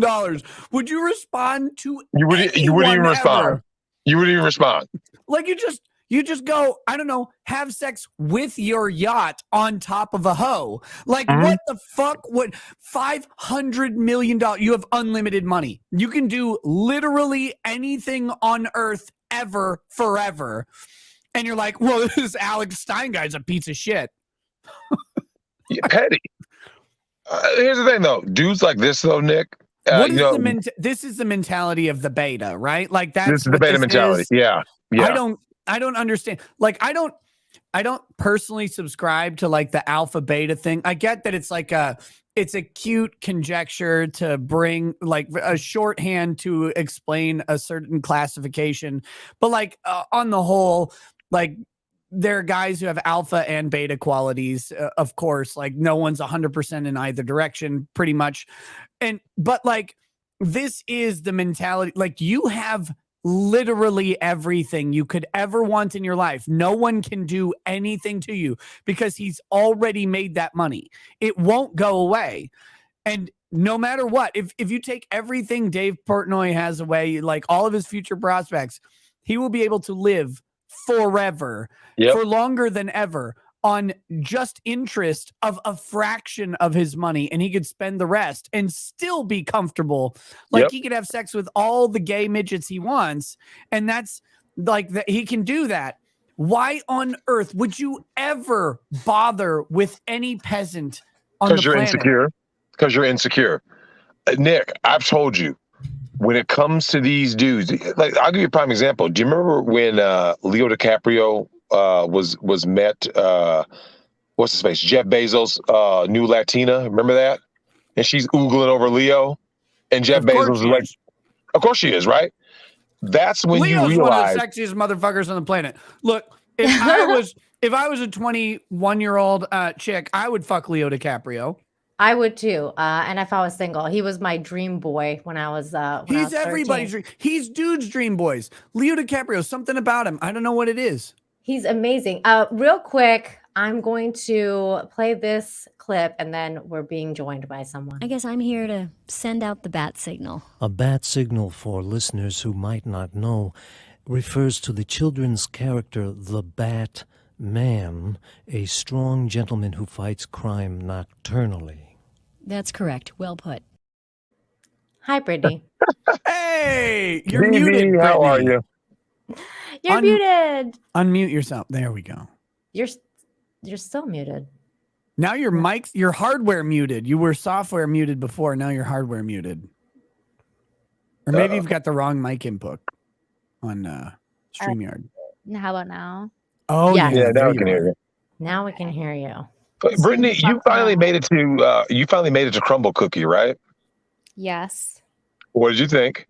No, it was the best cookie I've ever had in my life, and it's in my head rent free, like all the time.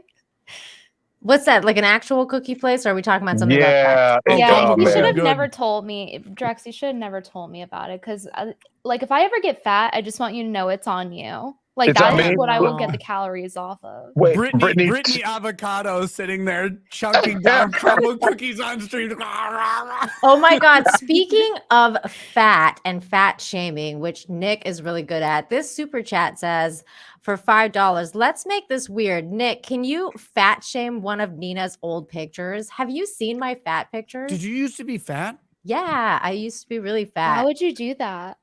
Have you seen? Why would you have been fat in the past? Is that what you Because I ate things like this crumble fucking cookie. That's why. Hold on. Let me see if I can find this fat picture. You guys keep talking about this crumble. Hey, Brittany, what has been your favorite cookie thus far? I can't picture you fat at all. So the week that I ordered there, they seem to change it every week. So every time every Monday. Yeah, I've gone there like 2 or 3 times now. I tend to get the chocolate chip one, but there was a couple other I got. I'm trying to remember. You got to get the cornbread. If you ever see the fucking I'm allergic cornbread to cookie. corn. Yeah, she's allergic. You're to allergic to corn? Oh no. Yeah. Oh, how do you eat Brittany. ass? I don't eat pantry food typically. That's not what I asked. What? Brittany, try that Is that Kentucky what you butter said? cake. Bruh. Why would there be corn? Oh, because cornhole.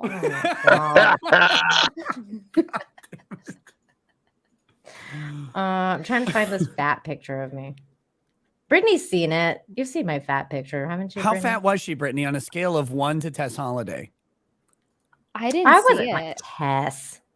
I don't think I did. I mean, were you Maybe Lizzo? you showed me What? an old photo of you, but I didn't register it as fat. I don't know.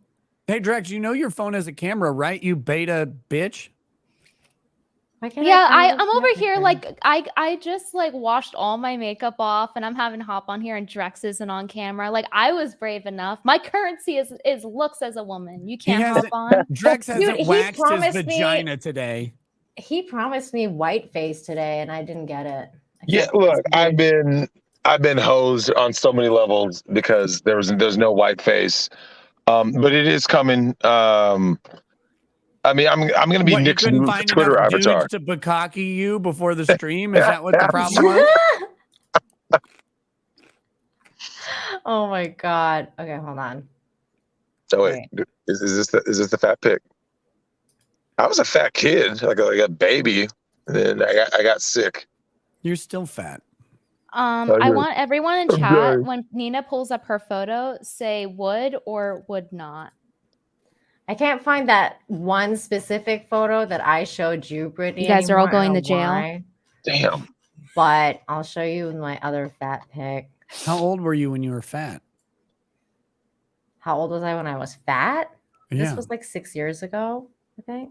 I don't, Okay, oh hold wait, on. you- Okay, okay. so I she's can I can extrapolate how old you were. Okay, yeah, that's not that old, but it's not that young either.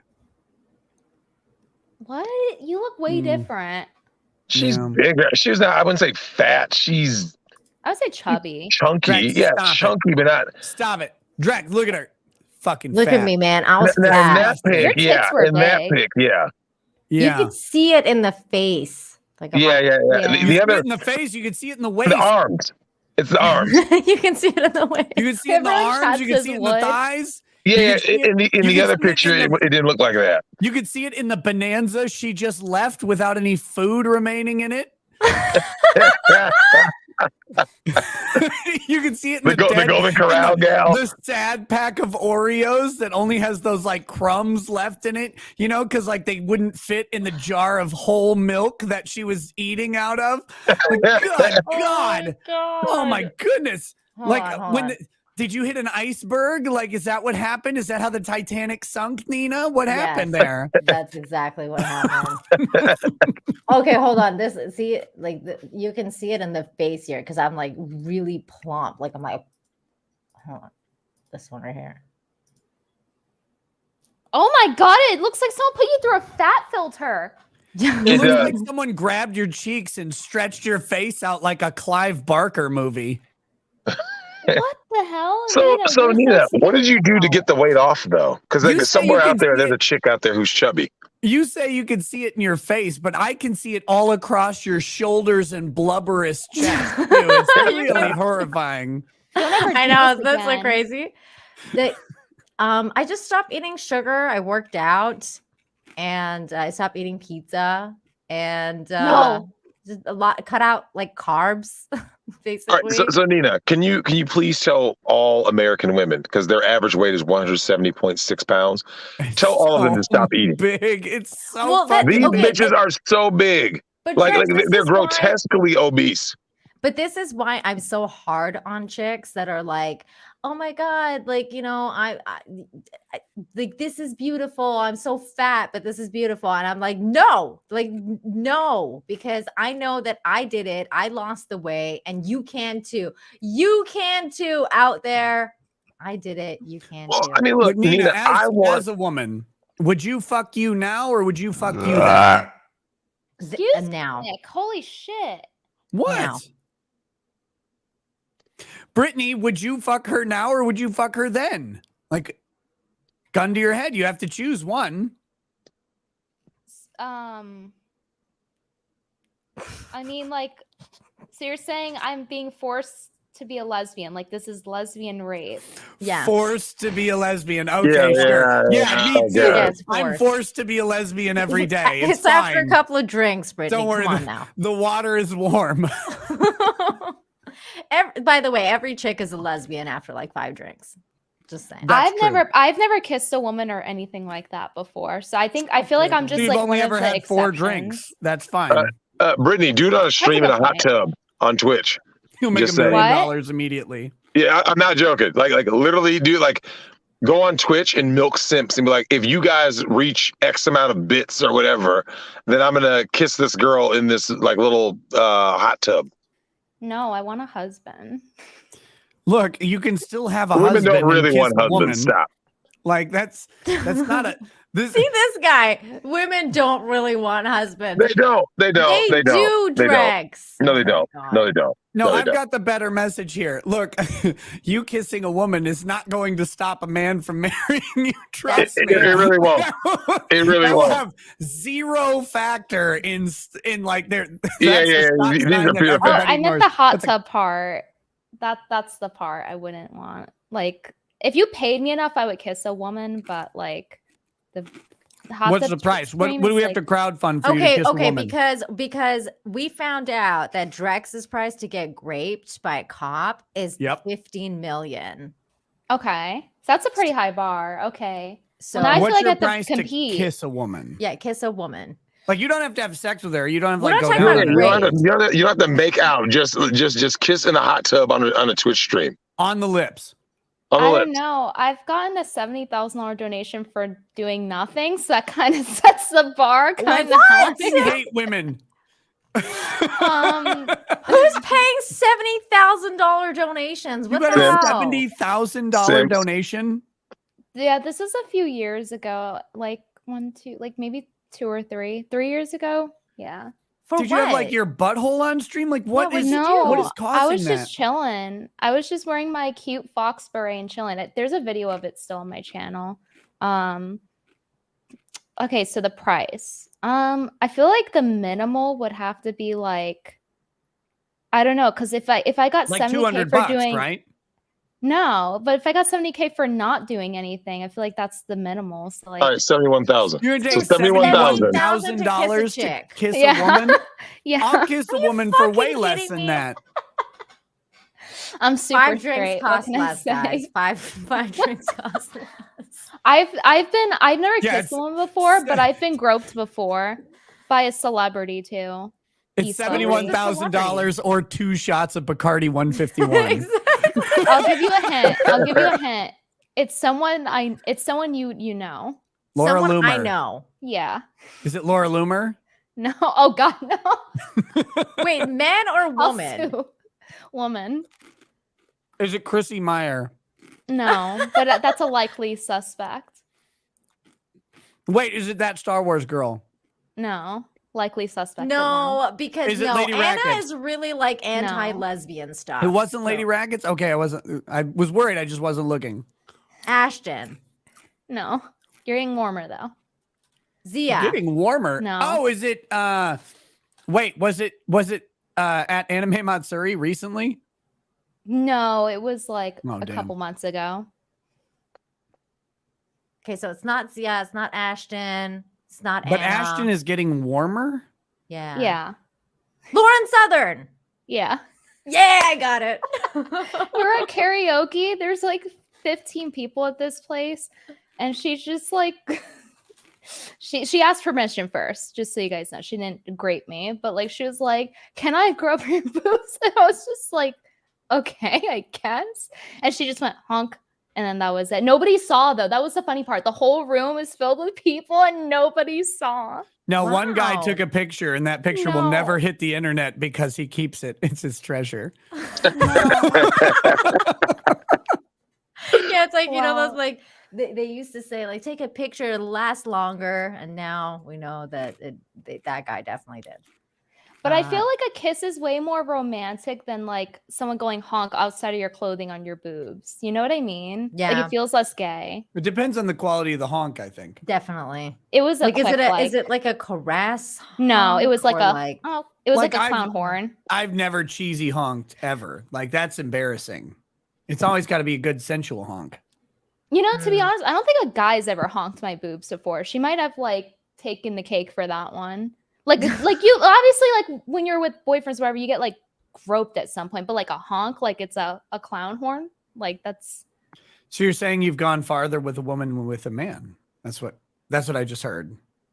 no, it's just I've had more diverse experience technically. You didn't Okay. answer the question, Brittany. Oh, for the You think I fair- forget? Like you think I've had enough Yamazaki to forget what ridiculous and absurd and offensive questions I have asked a woman on stream? That will never happen in my life. Wait, what was the question again? Would she have sex with fat you or current you? Oh, okay. Yeah, I forgot about it. I didn't. And I'm sober. That's so. I mean, like you definitely look Start drinking. better skinny, so definitely skinny version. There Because you go. Nina's a skinny Exactly. legend now. These are objective facts. Nina, See, you the look thing much is, though, better Nick, now. is I've heard weird guys, and I'm not gonna. I don't want to name names or anything, but I already have the especially- counter argument. Yep. especially black guys. Oh, really who like have- you fat. Yes, who've all been like, "Oh, I would hit it way more when you were fat." Like you like They I said like- that? Yes, Black men are like a pox many upon women. black guys have Drex. said that to me. Yeah. Drex knows this. This is no surprise. Drex is the one who Drex pilled me on this. Yeah. Black men have ruined women. They're like, "Nah, girl, you thick though." It's like you're not thick. You're fucking fat. Yeah, yeah. You're Look. jiggly. You're cellulite. You're disgusting. Stop it. This is just a guy trying to keep whatever access to the most low rent vagina he can get away from everybody else, because if she gets a moment hotter, she'll go find someone of higher value. That's what they used too. That was the term that they said. I like thick Nina. No. And I'm like, that's not gross. thick. Always be thin Nina. Anybody who likes thick Nina is not worthy of your time. No I'm way. so tired of this appropriation. Like, you can't call yourself curvy or thick anymore because they think it just means you're calling yourself fat. And it's really annoying. I fucking hate it.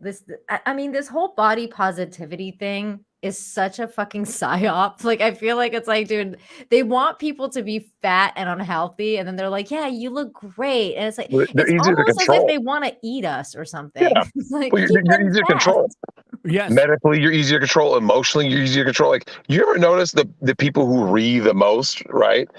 They're going to be fat chicks. Like, I guarantee you, Nina's biggest haters and Brittany Venti's biggest haters are going to be overweight, unattractive women. Yeah, 100% of the time. You're It ain't easier to dudes. control, and you're easier to control for the men too, because they could just bring you another pepperoni pizza with extra pepperoni and double cheese. And you'll be like, oh, this is great. No, everybody needs to lose weight. People get me wrong on this. They're like, well, you say this, and it's like, no, I know I need to lose weight too. Like, this isn't exclusive. That everybody needs to be better than they are. Why would you ever stop trying to be better than what you are? And our society is hell fucking bent on telling people, no, you're good enough. You're not. You know why you're not good enough? You're not a millionaire. You're not married to Brad Pitt or Angelina Jolie or whatever. You will always have an opportunity to improve yourself, and you should. We were made to be better than we are constantly, and that's what drives us. If you get content with life, you'll just fucking eat a bullet. I like what Christopher says here. I like thick Nina as she is. Gone. Yes. Attaboy. That's good. That's good. I'm going to read a couple of these super chats. D. Gray, thank you for the $9.98. Says, don't let your unit run your life. I think that was a message to you because you're talking about how you listen to your balls, Nick. But listen, I will... Men have two heads. They have enough blood to operate one at a time. And trust me, both of them are right at the right moments. It's just real. That was a great episode. Another great episode of Seinfeld when he's like a penis. Go ahead. But he was when he's like his penis and then he's playing chess with himself. I don't remember that one, but I think this is in response to something I said the other day about capitalism. Capitalism is literally make money, fuck someone. Like, if you're a guy, it's make money, fuck bitches. If you're a woman, it's make money, fuck simps or whatever. Like, if everybody adhered to this basic principle, we would all level out, but not because we're driven by our sex drive, but because we're driven by the need to fulfill the sex drive, which are two different things. The need to fulfill the sex drive will promote innovation. It will promote the maximization of resources, the betterment of you to obtain the maximum level of access to sexual activity that you can get. And that's okay. You want to minimize the amount of time you're working, but maximize the output of that work. That is how capitalism has always worked. Interestingly, the biggest bane of capitalism has been things like slavery, because slavery was a way to shortcut this process and to get a whole bunch of work out of something that you don't care about, which is someone else's life. But that doesn't actually maximize output. It reduces the industrialization. It reduces efficiency. It reduces the overall economic growth, and it has been the downfall of society after society after society. When people realize that, hey, if I don't like expend a body, but I make a machine or I make a process that makes things more efficient, I have more time to fuck in the day. And they do that, and everybody does that, and it makes it better. I'm not lying here. I'm a 40-year-old man. The one worst thing, like the worst regret you will have when you hit older and older ages is that you could have had more sex. You could have had more fun in your life, but you squandered it doing something that was bullshit.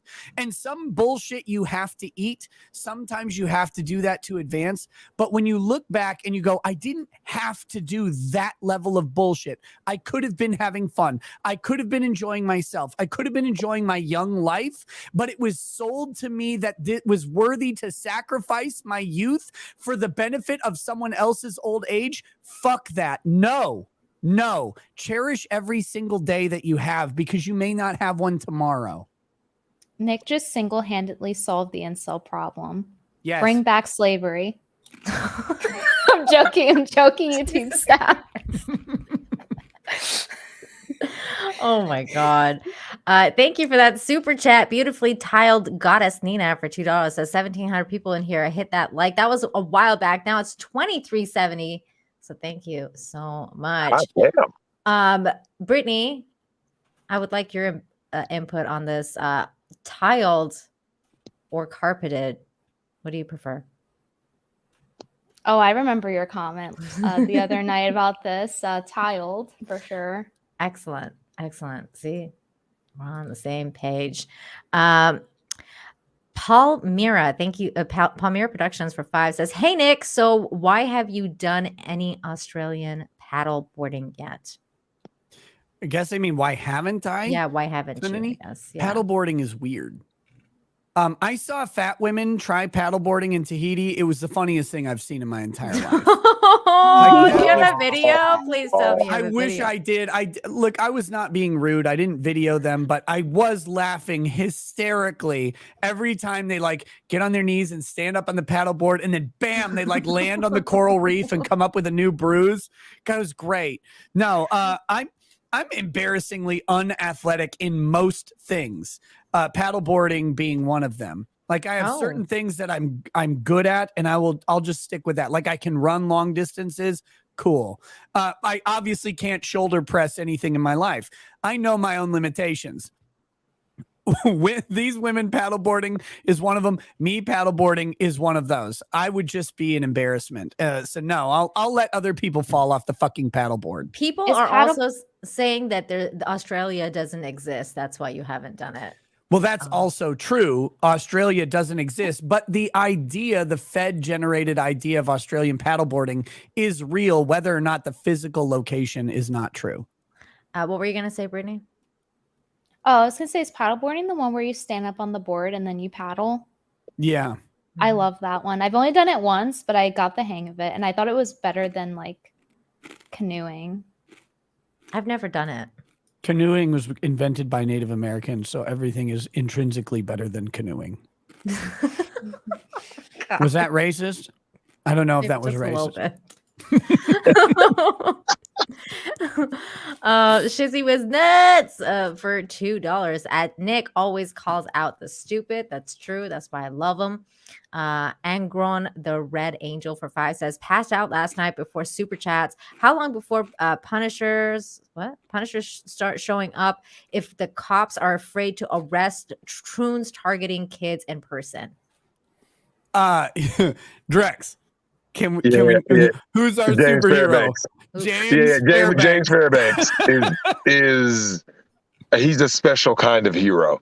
Wait, Nick, did you see the article about the Navy SEAL in Santa Monica? Wait, is this the one who like tracked down his daughter or whatever, or something else? No, this dude, he saw a guy who was taking pictures of kids, and he handled it. Oh, really? Nina, just type in. Yeah, Nina, just type in like Navy SEAL Santa Monica.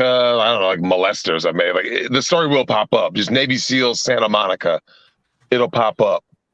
Did you see the bullshit where the like how the catch a pedophile thing? The tranny. Yeah, they're like, oh yeah, just go ahead. It's like, what the fuck? Whoa. Yeah. No, I didn't see that either. Yeah, Navy SEAL convicted in 2016. Yeah, wait till you see his face, Nick. Nick, look at my man's face. Where are his eyebrows? His neck is as wide as his fucking ears. He is dead. Look, you see that man's face? I don't see his eyebrows though. No, he doesn't see his Those are literal- eyebrows though. No, he doesn't have those. Brittany, he doesn't have time for eyebrows. This man's a Chad meme. He can't. Hey, Brittany. Brittany, you take John one look at this Malin's guy, twin. and you just know he loves to hunt pedos. Like, you can look at him and tell. Dude, Yeah, this he guy looks definitely like has kind of like Chris hunter Pratt. look. Yeah. Now, I gotta say this though, Nina. If we could put this guy's picture side by side to see who's more hardcore, him or James Fairbanks. James wins. Hey, Nina, he has the most serious face ever. Wait, You got to look up James yeah. Fairbanks. James Fairbanks. Wait, I need to know what James Fairbanks looks like. Hold on. I heard that men can catfish though with that pose. So like if men like go like this, like it makes their neck look double the size. Yeah. I know what you're talking about. Yeah, you can, especially like in this picture where you cut off his shoulders or whatever, you can definitely like push up your triceps and inflate your neck. Like, Wait, so what? Why I is this almost a have a contest? neck when I do it. Wait, what? Why is this a contest? What? Because I just looked up this guy and he does not look Yeah, very pull up. good. No, James Fairbanks looks like every. He's in the- Nebraska. This is the guy That's you him. want. The guy on the Yeah. left, right On the there. left. Do you see those eyes? What Do you the see those eyes? You know fuck? what those eyes say? Do you see the guy on the right that looks like a fucking Sonic supervillain? Yes. Yeah. James Fairbanks shot the fuck out of that guy because that guy was sitting at he built a playground at his house so that the young local children would come play. And James Fairbanks, so he's like, fuck this. He heard that guy was renting out an apartment. So he goes, oh, I'm going to go pretend to be someone interested in the apartment. Blam, blam, blam. Puts this guy down. And he doesn't regret it for a moment. Not only does he not regret it, he writes a note to the news and says, yeah, I did it. Yes, I'll go to prison for it. And it doesn't matter because I saved a fucking kid. And he, like, you get the impression that James Fairbanks was molested as a child by someone like this. He put this guy down. Not only does this sex offender die, the sex offender's kids say, you know what? It's actually probably better world without dad in the picture.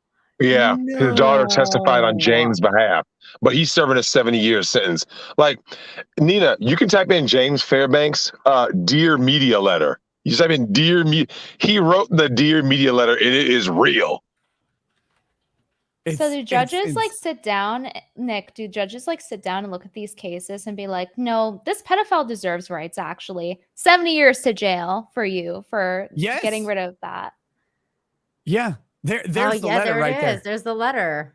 I'm writing this email to let you know that I killed Matteo, whatever the guy's name is. Matteo Condalucci. Wow. While out apartment searching and checking the neighborhoods I wanted to live in, I stumbled across his sex offender registry info.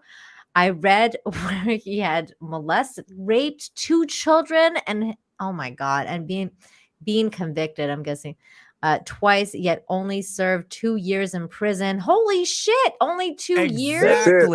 Exactly. For raping children.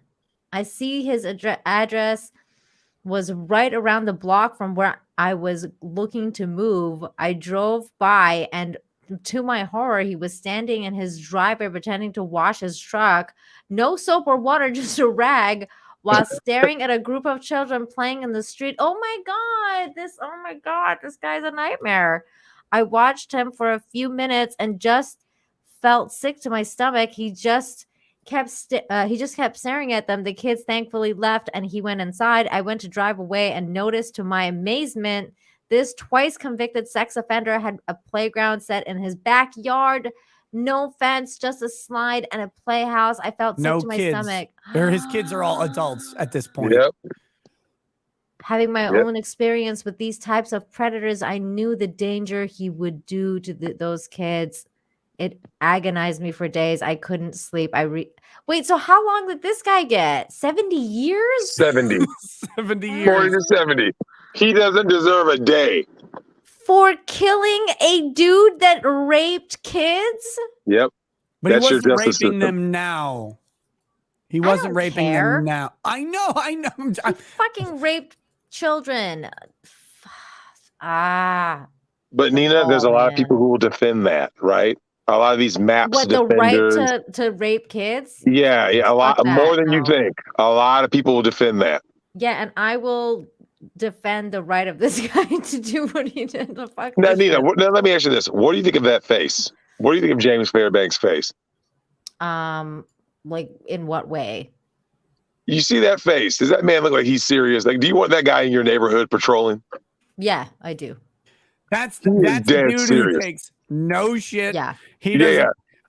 His moral compass always points fucking north. Yeah. The other guy though, like if I saw his mustache, that's a I'd be creep. like, whoa, you got like some villainous looking mustache over there. Yeah, Like, the other dude something's looks. going on. The other dude looks like he either like raped children or like I don't know, robbed a candy store or something. Like, I've got all of your licorice. He Like he's literally got the looked like weird the fucking. Sonic He like guy. twists his. He twists. Yeah, his he's like, Yeah, he twists the mustache. He's got a little twirl. Like he literally like the cartoon villain. That was fucking crazy. The good Tom King, thank you for the $5, says not a pedo in the least bit. And what Nina says is true. Nina unbanned me after Anna wanted to censor me. Oh God, Tom, come on now. He's stirring the pot. Oh my God. Bird Up for 5 says, without balls, it's just an outie belly button that squints at you. Oh God. That's, you know what? Facts. That It's is weird. pretty accurate. I guess that is kind of exactly what it looks like. Ooh. Oh, by the way, so I was scrolling down. No, I exited out. Okay, so one of the cookies was red velvet and the other one was snickerdoodle. I think I recall liking the snickerdoodle one. And there's one more I'm missing because one of them was chocolate chip, but I exited out by accident. I was checking my history. That sounds so good. Brittany, balls or no balls? What? Like on a man? No, on a futa. Do you know what a futa is? I forgot. A futanari. So in anime, there's like a chick. It's a woman, right? Like one of you ladies, and then also at necessary times we'll have a giant raging penis, because it's anime and Japan needs to be nuked again. Like that's why you don't need to know why, but it exists. So there is a vagina. This is a biological woman, but at random times that are necessary, a giant penis will come out. Should that penis have balls attached or not? No. No. Are you a gay man? Like, No, so I'm thinking about it logically. So the female equivalent of balls, we have a uterus. That's our balls. Like developmentally, that's where they go. right. So I was just thinking about it like logically from like. But you, like a female, have a vagina and not a penis. So when a penis sprouts out of the woman, should it have balls attached? Well, you're just inverting the whole. No. The vagina stays. Like it's not a trans. Oh. Like I think this is where you're confused. The vagina is still there and operative, and there's still like a uterus and ovaries and all of that stuff. There's just also a giant throbbing penis. On like top of the vagina, like above it? Yeah, it can be wherever it wants because it's animated. It might come out of the vagina. Sometimes it's on top of the vagina. Where would the balls go then if the vagina's still there? Like they just hang in front of it. Like right in front. They might like then you bounce can't back make against use of it or whatever. it. Oh, no, you can. You just move them out of the way. That seems inconvenient. Well, inconvenience is the biological reality sometimes. So is the question you're asking me, should it have balls or is it better to not have balls? Should it have balls or no balls?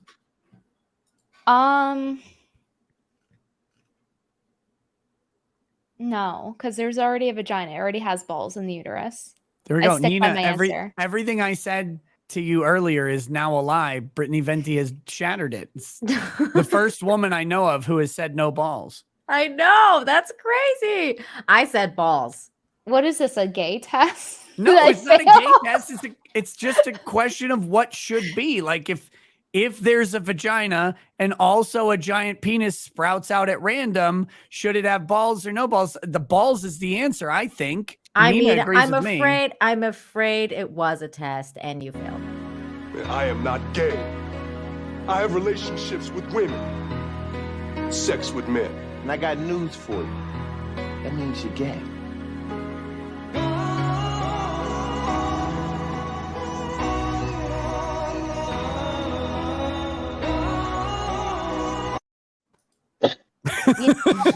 If you told me, like, when I was, I don't know, like 13 years old, you know, Brittany, one day you'll be 25 on a stream with a lawyer and he'll ask you, do you think that a dick should sprout out from a woman and have balls? I wouldn't believe you, but here we are. I did not say should a dick sprout out from a woman. The answer to that is no, but this is anime, so dicks do sprout out of women.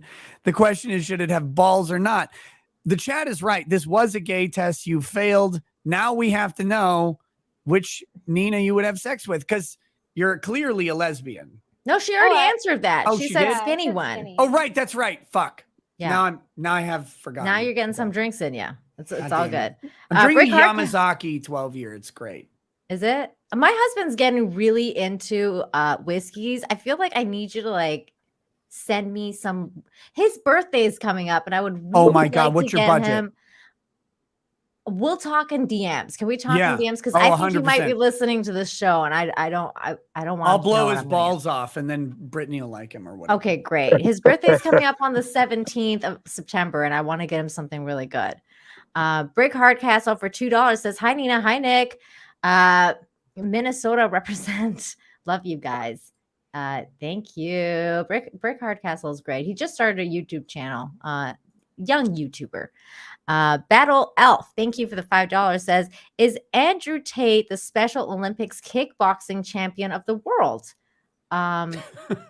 I think he Drex, was into kickboxing. Okay, Drex, you're way more into the manosphere circles than I am. Are you familiar with Andrew Tate? Did you like ever? I'm familiar with him. I don't like watch his stuff. Like my brother, like what actually like watched it.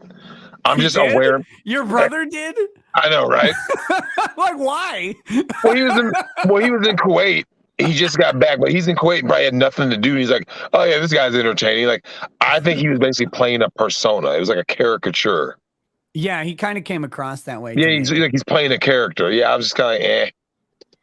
Well, I don't think I would love to think it's like a Dick Masterson type of thing. I would enjoy it for that value, but it's not. He admitted on camera to like having business with the Romania mafia, which is a child sex trafficking ring, and they're responsible for like they're in the top 5. Like Romania is in the top 5 for child sex Brittany, trafficking. I was listening to your stream earlier, and I was disagreeing with a lot of stuff you were saying because one of the things when you played that clip and he was talking about like this whole Romania sex trafficking thing, like, and that guy was telling you that like this is what's going on in like certain like, you know, third world countries, that this is what you would do like if you want to like, you know, open a business and like, you know, they tell you got to pay the cartel. That's exactly what's going on in Mexico. Like that stuff is true. Like what that guy was telling you was true in some ways, because that is exactly what's going on here. Like the mob runs this place. So it's like there's nothing you can really do without them knowing or without you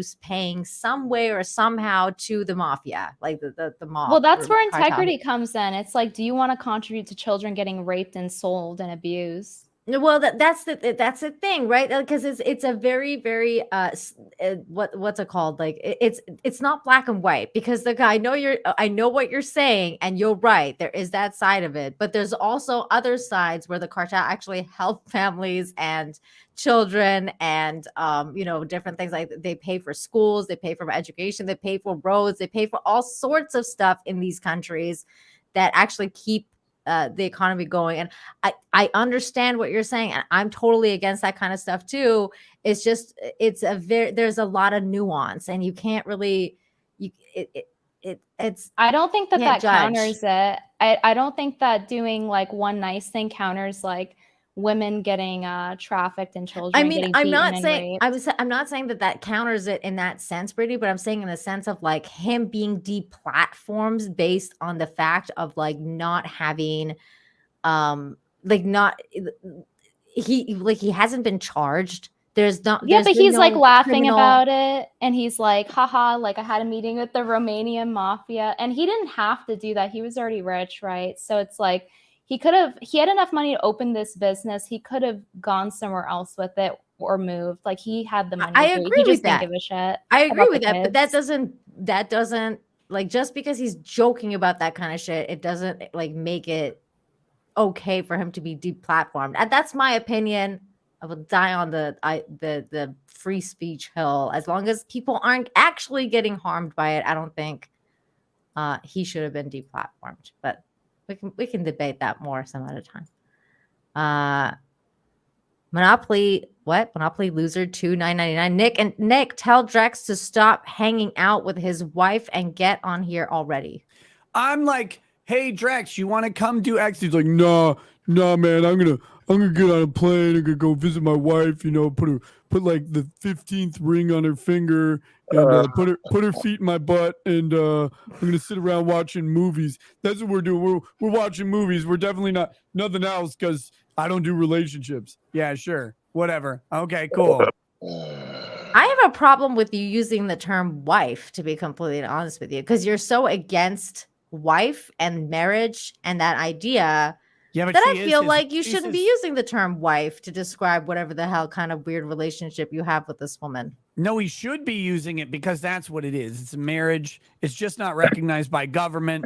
Drex is a full-on. Wait, are they living together? Like, are they actually a couple? Look, how many trips to the deep south do you need to make by plane to be considered married to someone? Oh my God! So, like, is it 5? Is it 10? Because Drex is north of both of those numbers. Deep south. Wait, are we talking about like vagina again, or are we talking about No. Like, okay, so Drex and I are from Minnesota, right? Sure. This person is in the southeastern United. I'm not doxing anybody. Southeastern United States. Okay. So you're talking long road trips. Yeah. This motherfucker gets on planes and flies his ass more than 10 times in like 6 months. How good is this?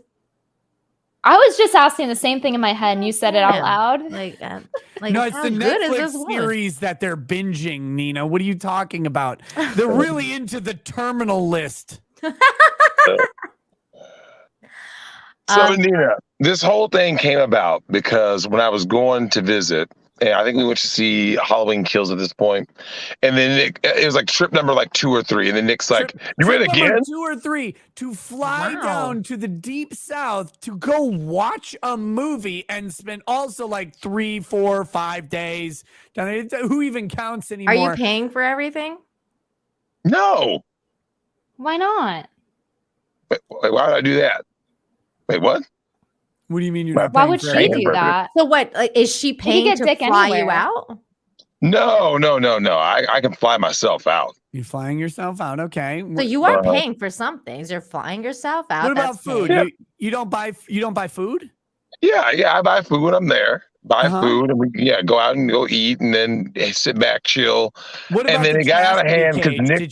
Did you pay for the chastity cage, or did she pay for the chastity cage? Oh my God!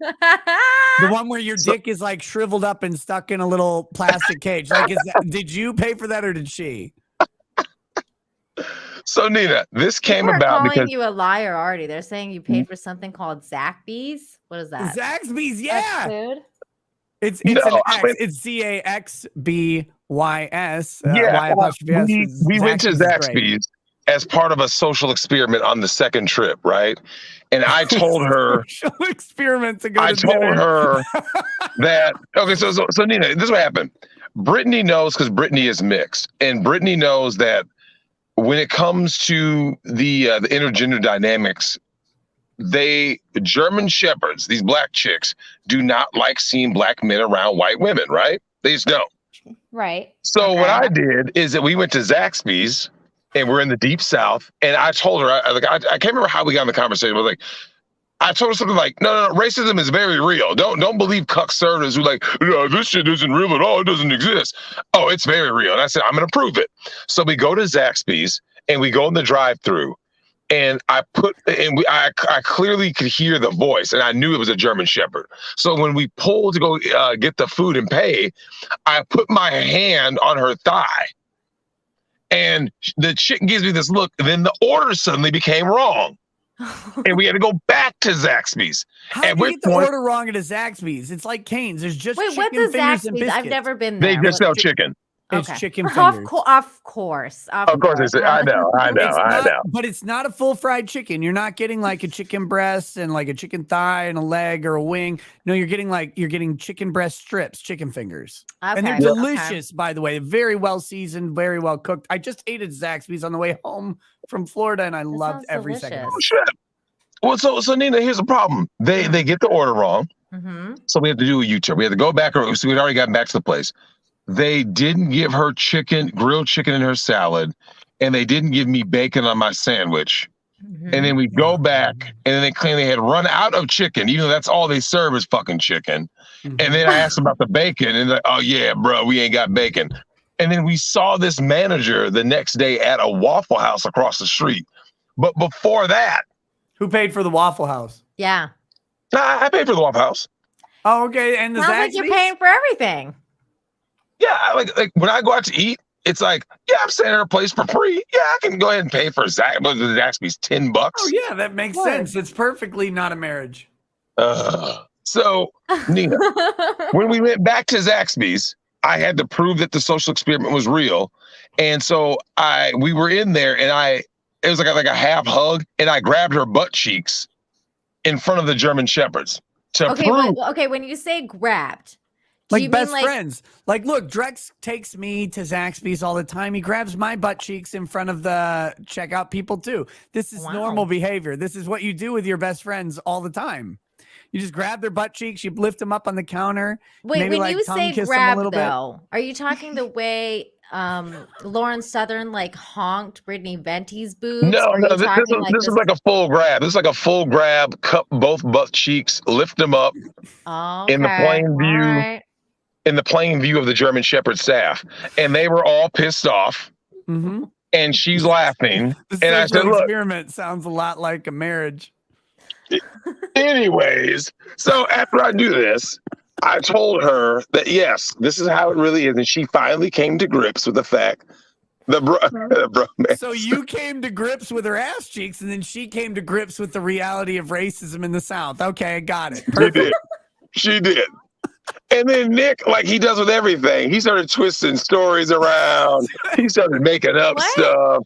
What's he twisting? What have I made up about this? You paid for everything. You grabbed her ass cheeks in a Zaxby's. Look, I've only grabbed one woman's ass cheeks in a Zaxby's, and I'm literally married to her. That's the only person on earth whose ass cheeks I've grabbed in a Zaxby's. Are you planning on moving to her state anytime soon?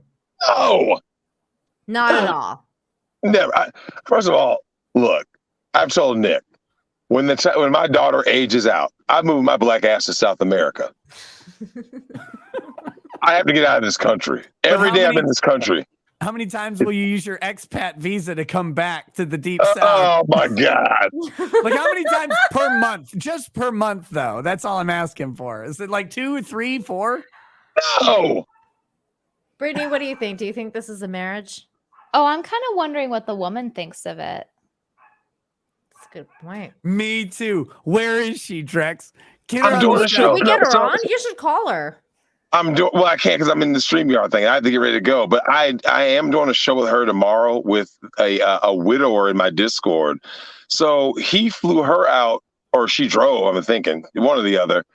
And she went over to help clean out his house, right? Because his wife passed. Were you jealous? No. Oh, okay, sure. So gotcha. So she helped him clean out his stuff, right? And in doing so, lots of dark, dirty secrets about his deceased wife came to the forefront, right? So we're going to do a show on it tomorrow. And then like I'm going to do what kind of dark, dirty secret? Like, give us a teaser. What kind of secrets are we talking about? The fact that so he married an Asian woman as a white guy. That's a mistake. Ooh, oops. Wait, why is that a mistake? Have you ever seen Japanese porn? Yes. Yeah, they just lay there crying. That's why it's a mistake. Okay, I got it. So prime example. He wasn't her first choice. You know, when women are like, oh yeah, I settled for this guy, that kind of tone. There was others, like I said, is there infidelity, blah, blah, blah. I don't know. We're going to get to the bottom of it tomorrow. but I'm doing 2 shows. I'm going to record that show, and then I'm doing a Ninja Moment stream with my cousin where we're going to go and review all of the German Shepherdry. And here's the thing. There has been so much coonery going on lately, right? What did you just say? Yeah, all this coonery. Chuck E. Cheese my God. fights. What are you talking about? Every This is time. very offensive, Drexel. Yeah, Nick, German Shepherds by just existing offend me. When I talk about white people, I don't say there's possumery going on.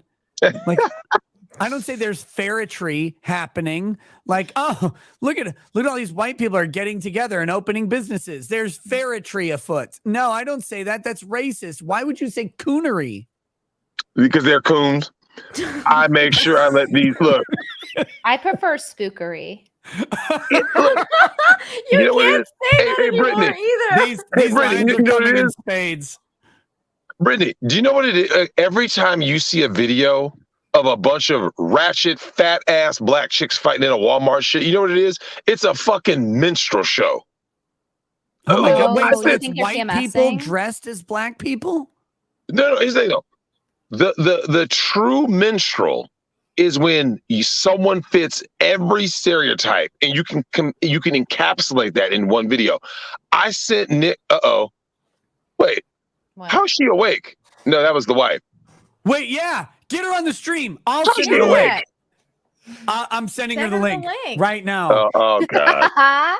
Hold I on. want to know what she says. I'm Oh, curious. God. Red Angel for 20 says, hey, Link. Nick, what are the rulings, if any, on compelled mandatory public service, like forcing someone into military conscription or forced into working as a public servant? Some bro vet politician is pushing it on Twitter. Hold on, I'm very busy right now. Look, and if you're out there, I just on Discord sent you the link. Come in and talk about Drex. Tell us all the dirty secrets. Tell us whatever, all of it. everything we want to know. Okay, let me read this. Hey, Nick, what are the rulings, if any, on compelled mandatory public service? You should never be required to serve the public ever. The idea that you are required to serve your government is tyranny. The fact that the government can spend your life as if it had any value to the government at all is nonsensical. You should be able to spend the government's life 100% of the time. They should never be able to spend yours. They exist to serve you at your sufferance. You do not exist at theirs. We've gotten this backwards. And specifically, I'm going to call out the right. A bunch of retards out there are like, no, the government is good. It's benevolent. We want them to have certain powers. I don't want the government to have fucking shit. All the government should ever have is a fucking apology for me for taking my goddamn tax dollars and literally trying to conscript my children to war. Fuck the government forever. Get rid of this idea that you owe the government anything. You know what you owe society? I already said it. Make money, fuck women. Go do you. Why on earth would the government require your service ever? Oh, well, we want to go to war with someone, but I don't want to go to war. Yeah. Well, but we do. No, fuck you. I don't care what you want. If they're at my shore, maybe I'll grab the gun that I have a right to own and defend my own property from them. But you don't get to send me to another country without my consent. And I don't give it to you. Fuck these people. Amen. Now, hold on. Now, Yeah. I got to say this, though, Nina. Because, see, there's people that'll be anti-Drex, pro-Nick. And I'm like, we crisscross and intersect on a lot of the topics. I'm like, Yes. Nick and I have talked a lot about this. Nick knows how I feel. Like, Nick, I've told you openly my disdain for government agencies, the government in general. I don't want them in my life at all. Like, I think I it's don't want these fuckers mostly having just anything. it's mostly just about the fact that Nick is such a traditional family man and has been married for a long time No, versus but you. Nina, here's the thing, though. This is what people don't know. I always tell Nick this. I actually respect Nick's marriage, and I respect marriages that do work. What I always have said, and Nick knows this, I've said I don't have anything against marriage, like the idea of marriage. It's how we do it today with, once again, the government being involved. Look, the only way to get he doesn't problem, have a problem because he's married to Kat. Oh my God. I hope Okay, she lost the link. real quick. She's here. She's in the back. But Nick, I want to tell you. I want to do the super chat because then afterwards, this stream is gonna get nuts. So Tobias, thank you so much for the $10. Says Nina and Nick, can I get a prayer and toast for my mom Sandy? She's in the final stages of leukemia and at home in hospice. She's an Army vet and a great mom. Sorry to bring it down, but she's a fan. Thank you. So I just want to take this moment before we do that and send out prayers from me. And I know Nick is amazing with words. So Nick, take it away. To Sandy, battling the sometimes unconquerable foe of leukemia. You have fought a great fight, and now you get to rest before the long rest. Know that you have left a legacy of import, of impact, and of love in your children, in your friends, and in your family. Know, rest easy, that though they will miss you, the lessons and the love that you have given all of them will last far beyond your life would have with or without leukemia.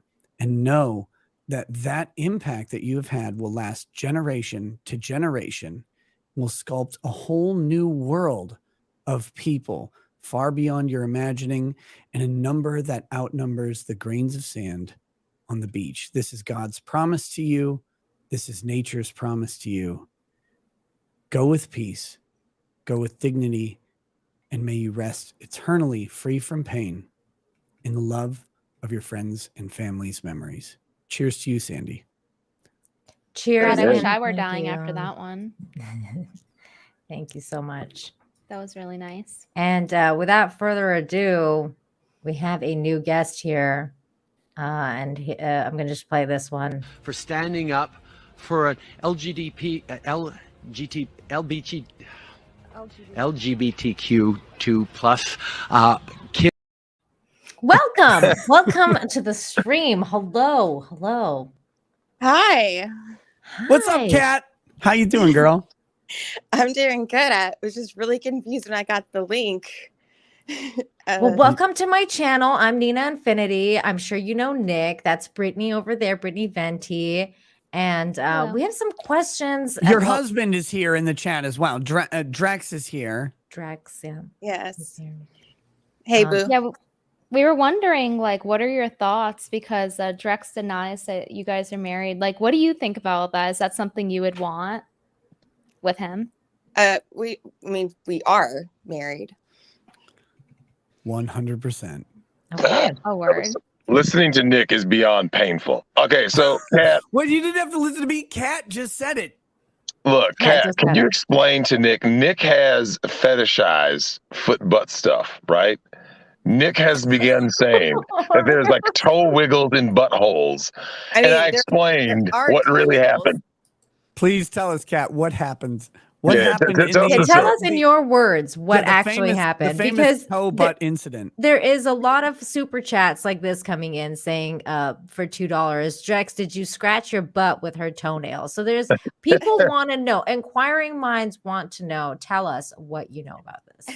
It is really just the toes under the tush, but there are wiggles, I will say. That's mostly for my own enjoyment. Okay. Does he squirm a little bit when you wiggle? No, I think he just likes it. It's comforting. Okay, so wait. Does he go like this and like try and figure out if he likes it or not? Yeah, does he like adjust and bounce a little bit? Like that uncomfortable level, like one bounce is like okay, like oh okay, all right, but like it's like ooh, okay. Like 2 bounces. You know what? 3 There bounces? might be 1 to 2 bounces. Yeah. Sometimes. Oh, okay. Brittany, I am not gay. I have relationships with women, sex with men. And I got news for you. That means you're gay. I'm sorry. On a scale of 0 to your husband, how many men have grabbed your butt in a Zaxby's? Just my husband. Okay, I thought so. Yeah. Yeah, because that's like not a normal thing. I mean, Drex and he grabs my butt in Zaxby's all the time, every time we're there. But like for you, that's like a unique kind of thing. Yeah, no, and I can never go back to that Zaxby's. Really? But you don't feel safe anymore? No, they ran out of chicken at a Zaxby's when Drex did that. So which is literally impossible. Like that doesn't, like a Zaxby's can't run. That's the only thing they sell is just chicken. Do you feel like those German Shepherds would have like pounced at you if like you go back? I'm pretty sure that some of them like wanted to that night. But no, we went back the last time he was here. And they were fine, but they also got us in and out in like 5 minutes. It's real swift. Is Drex normally in and out in 5 minutes? Oh no, he's definitely a lot longer than that. At least we put this matter to bed. That's what she said. Or he said. Well, that was unbelievable. That was a nice compliment right there. Look. Kat, I'm curious. So Drex keeps telling me, he keeps telling the world, this is not just me. He keeps telling the world he's going to review the Baldo. Yeah. Do we know like when that Baldo review is coming? Do we know like how this is going to happen? Is he going to solo review the Baldo, or what's going to happen there? I mean, I don't know what I can talk about. You can talk about anything. You would have to talk about the experience. Did you and sign an how it felt. NDA with Drexel? Like, I don't think so. No, but I don't want to like spoil anything. No, it's you just did. It was. Look, I'm not. You don't have to reveal. Like, we just want to know if the review of the Baldo is actually manifesting at some point, and if he like self-fulfilled with the Baldo. Like, that'd be weird. I mean, right? That would be weird. Drex Brittany, said do you that know the review's gonna be, coming eventually, so we'll see. Brittany, do you know what a Baldo is? Do I want to know? Yeah. Drex, you got to explain it. I'm just here, just a humble Baldo consumer. So Brittany, when we've had sex toys and all these things for thousands of years, we've never had any man who ever could say he had a ballgasm, right? And you wish to elevate yourself as a man to a ballgasm, right? So if you're gonna DP a chick, you want to do it with your penis, but Baldo doesn't DP, Drex. See, yeah, because Nick told me you're wrong. Is this true? It's a little like man. No, it does not. That's the whole point. Is that does not DP. It's a mistake in the marketing. It does not. Wait, do you have one? No, I'm gonna get one at some point. But are you getting the pink one or the gray one? I would get the pink one. Wait, I put Baldo in Google, and like this game came up that says Baldo Guardians of Owls. That is not what I was thinking. No. Nina, it's with 2 L's, like balls.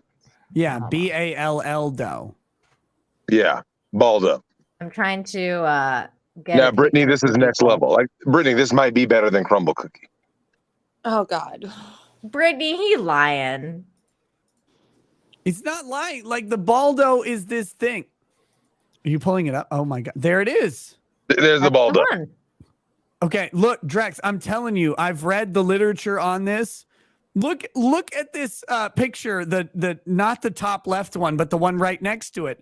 See how it's flaccid and hanging down? That's all of them. That's all of them. You should look at the couple there too. The people using it. It's not a DP tool. It was because I thought the same thing. I was like, okay, well, this is interesting, but they have DP tools. The Baldo isn't one. Nick, you're not gonna kill my dream. The Baldo is used for DP.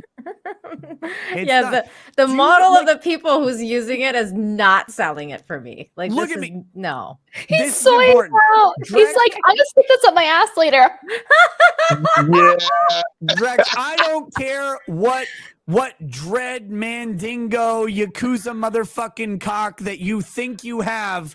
There is no look at the physics of that picture. There is no way both of those usefully go into 2 holes. It doesn't work. It can. It will. It doesn't. You could have a 12-inch cock. It would not go in the second hole. It'd be like bent over and completely pointless. No, it doesn't work. I'm telling you, the Baldo is not meant for deep. This is how I know you haven't used it. You know why? Because I have. I've used 10 of them, motherfucker. Bro, it looks like I'm just some shit kidding. you would see at Pride Month. I'm going to buy one just to prove to you that it's not a DP implement. Oh my God. Look. Do you have one? Have you gotten it yet? He has one. I got it. Did you show it on stream? Yeah. Did you show it Sent on? me a picture.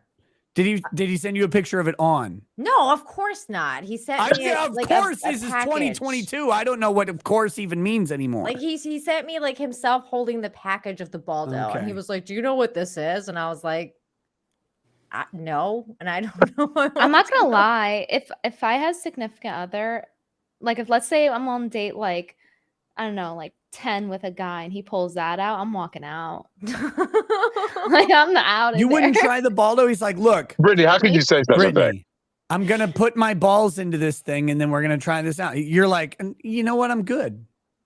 Yeah, you know, Drex I already opened it had a on guy tell me he Snapchat. wanted a frilly collar and cat ears before. You know, I think I'm good on like the freaky Nah, but shit. hold on. That's way different. That's way different because he's in a position where he's into some weird beta shit. Like I got contacted by Becca the Ass Wrecker earlier this week, right? And she's the gal in my Discord who pegs guys.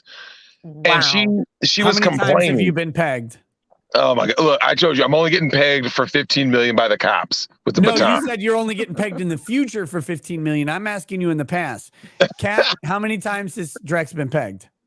Oh gosh, what trip are we on? 15? I think so. Like it's so many now. Wow. I'm discovering all sorts of stuff. Does he that like I to be slapped? Didn't know. No. He doesn't like to be slapped, so you tried that. Yeah. Exposed.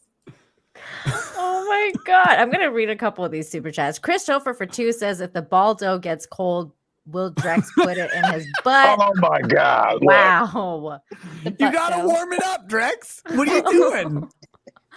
Farron Balance for 2 says, if no Baldo review on Nick's channel with me, done. Now, I'm very confused by this super chat. I don't think she meant it in the way it sounds. I hope so. I don't know what to So say. I think what Farron said, because I gave Farron advice the other day. I said, Farron, take your significant other whom you are having relations with, go to because she's never been to a sex store. I'm like, go to a sex store. Tons of fun. Go to a sex store. Yeah, go and I mentioned like if she had any questions about any of the stuff, specifically like the little package of the different gauge rods that are in there, like ask me because I'll explain to her what those are way better than anybody else. She's clarifying. Right. See, she's okay. Yes, not with you. God, no. I think she means that the Baldo review would be conducted with her on the show with me. Yes. Like I want to be very I think clear. she's going to try it out with her husband and she's going to let you know on stream. Can we go back to talking about cookies?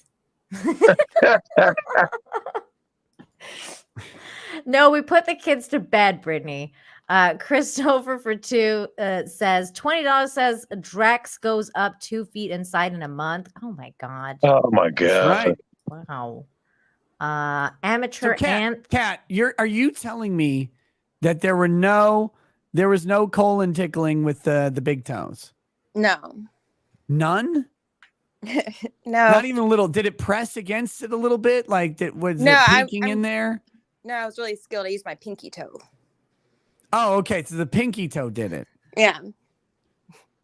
That's dexterous. wow, I can't even move my pinky toe. Like I have to actually like it's weird. I'm crying because in chat someone's like, kick Brittany. They're genuinely upset that I tried to stop the ball cock torture conversation.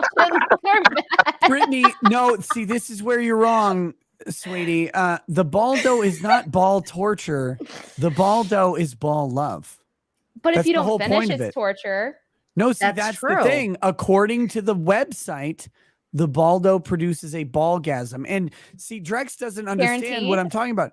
That there's no penis usage with the baldo. Like, contrary to refuse to Drex, believe this. he's wrong on this. I They refuse to believe literally mean that using the baldo will produce an orgasm solely from your balls being shoved into an orifice. Wild. But you're That's gonna what I'm saying. but Nick, you're gonna end up squishing your balls if your balls are the main main course. Drex, you're gonna squish your balls either way, buddy.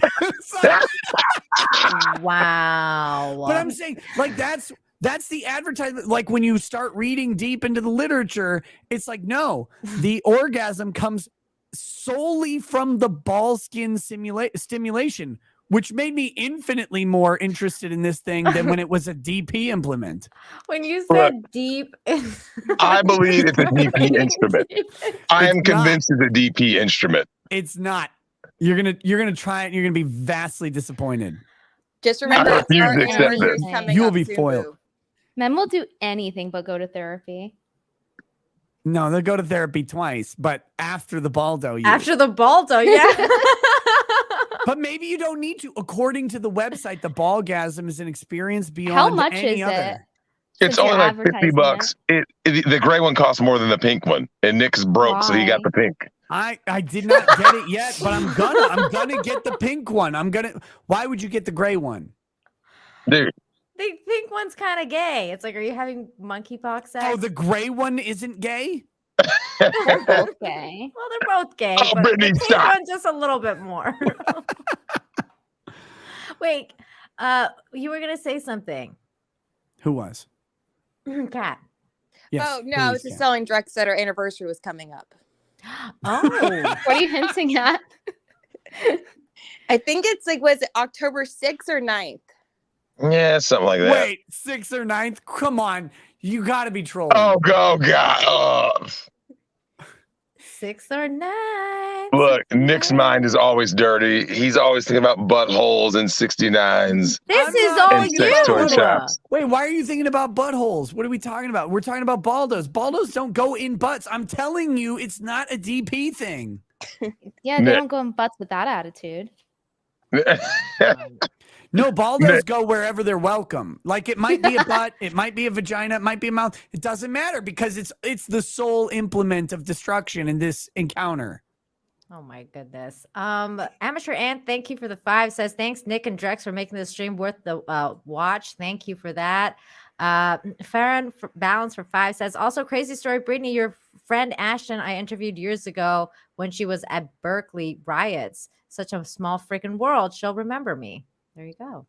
Ashton's great. That's neat. By the way, your whole chat's spamming 69 for 69. I just didn't want to skim over that.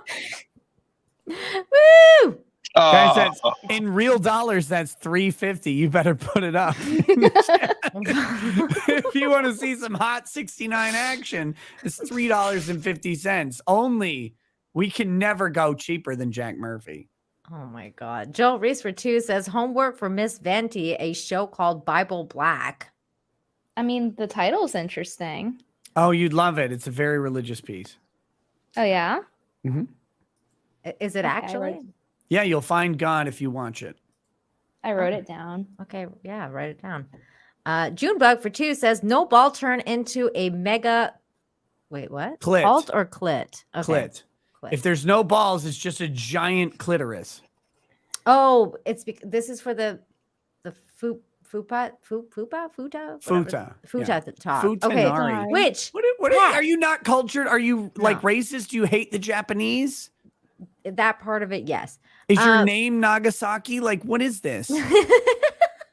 Should be Nina Nagasaki. That has a nice ring to it. That's actually really good. Yeah, Kat, I want to know, balls or no balls? Balls. See, I'm being outnumbered. I'm getting ganged up on. Brittany, I didn't have the heart to tell you, but literally every woman I've ever asked that question other than you has said balls. All of them. Like, okay, but you're just getting like extra pubic hair. Like, I don't know. That's just like, why would you want that? Why aren't they shorn balls? They don't have to have pubic hair. They don't, but that's kind of like how they naturally are. typically. Well, is It's there hard to naturally say. a giant throbbing penis coming out of a woman with a vagina? Like that's In not natural 2022. I never imagined any hair involved in any of this situation because I was imagining tiled for everyone. Of course. Someone just told me Bible Black is a famous graphic hentai. Why do you know this? What? Is that why I Don't was told listen to to watch them. it now? Oh my Yeah, god. don't listen to them. Just look it up blindly and watch it. By the way, Kat, tiled floors or shag carpet? Good question. Based on what I can assume is tiled. Okay. Like- Look, I think tiled's in vogue right now. It's not 1978 anymore. Exactly. Although I've seen, a couple of rugs in general that, seem nice additions to the tiled floor. Really? Yeah. Yeah, like a little strip. Yeah. Name nice. one. I'm not Drex. I can't just like start listing off people. I don't. Drex, name an acceptable rug. Adriana Chechik. You said redheads. She's not a redhead. She's not even No, close. she passes all the tests. She doesn't pass as a redhead. Well, I'll give you that. Wait, wait, has Adriana Chechik ever been non-tiled? No. I don't know See? this person because I don't know Exactly. pornos. Don't worry about it. Oh my god. Men are talking. No, she's never been untiled. What are you talking about? You can't just. You have no idea. Maybe it comes in all like backwards and weird like patterns. I mean, I'm thinking back. Shit, maybe. Dude, look, she's been in the industry for like a while. You know what I'm saying? She's now just a Twitch girl. Really? Yeah, she's on Twitch all the time and she's not naked, or she's not even that slutty. Like she does legitimate Twitch content. She plays video games. Wait, what's this girl's name? Adriana Chechik. Chechik. Don't type squirt after her name. Oh my god. Hey, she has a YouTube channel. It's probably just to promote her Twitch channel, if I had to guess. No, it's not. It's not. I think I spelled her name wrong because I can't find her. Never mind. Do you want me to help? Like, I could send her to you here. Yes, please. I want to see what she looks like. Shockingly, I can spell her name, no problem. I'm gonna hop off. I'm getting tired. It's like 2 a.m. Okay. Thanks for coming by. Brittany, thanks. Hey, Brittany, we will have to do a show together. I meant to contact you last time after the Murphy stream, but let me know and I'll let you know. Yeah, totally. I'd love to have all of you on. But I was just joking. I just wanted to give chat false hope. I'm saying okay. I was like, what? Brittany's leaving already? Oh, she's pretty. I can't share my screen because there's a lot of problems. If you click on videos on the Google search, I don't know if I want to click on videos. I don't know what your third one down is, but the thumbnail on my third one down is wildly interesting. Oh my god. Damn it, Nick. Now I got too curious. Wait, it's not my fault. I just told you how to spell it. Look, she has a Twitch channel. That's what she primarily does now. She does very well. Big Twitch streamer, 4,000, 5,000 people watching at a time. She plays stuff like Tomb Raider. She plays like the Star Wars game that I hate. All those, she plays popular games. Plays Elden Ring, I think. Really? Yeah, like legitimately. I'm. This sounds like a meme, and it's really not. I actually like when ladies do this. Like she and Sasha. Turn her life around. Yeah, she and Sasha Grey have figured out that they could make way more money by not having someone in their asshole. Exactly. On camera. And they sit and look, they dress like she dresses a little bit low cut toppy, but nothing crazy. And she does, she plays video games. She interacts with her chat. I cannot fault her in any way. She's way better than Amaranth. 100% out of 100%. John says she's a legit gamer. Yeah, that's what I mean. Go. She's not sexually exploiting 15-year-old boys like That's Amaranth good. is. I can't stand Amaranth or people like that. They're disgusting. You know, Amaranth got really mad about someone clipped part of my local stream and put it up on YouTube, and Amaranth responded to a YouTube channel with like 800 subscribers. Amaranth was in the fucking chat, like talking about all this stuff, calling me misogynistic, and I'm like, bitch, you put your tits out for 15-year-old boys. Like, that's all. She called you out. You do you have a clip of this? I'll that's find amazing. it. Maybe. That I'll see if I can sounds find great. it. That son of a bitch, Nick Rekieta. Well, no, she put it in the comments. She didn't like say it on a stream or anything. Oh my gosh. Let me Okay, see if I can find- here I'm we going to go. read some of these while you do that. Suck it for 2 says crumble cookie equals McDonald's pull up Gideon's. I don't know what that means. XSL, thank you for the 2. Out behind, Drex should meet single player Carl. I don't know who that is. Somebody gay, I'm guessing. All right, here we go. So here's the you can find it if you type Rekieta Law Amaranth. It's Amaranth cancels anime Matsuri. It's now got 4638 views, 265 subscribers on Alyssa. Alyssa is in my Discord, by the way, and she, of course, has full. I don't care that she clipped my video. So Amaranth is the pinned comment 3 weeks ago. Quote, I don't know if these allegations are real. I mean, Amaranth offered to DM me some evidence, but hold my beer. I'm going to insult some women and let my misogynistic flag fly despite it not being topical here. Let me be very fucking clear. I've never in my life spoken to Amaranth. And if this chick ever wanted to like DM me evidence of anything, of course I would take it. She has never said that she offered to DM me some evidence ever. I would love to have DMs with Amaranth to talk about whatever. This is bullshit.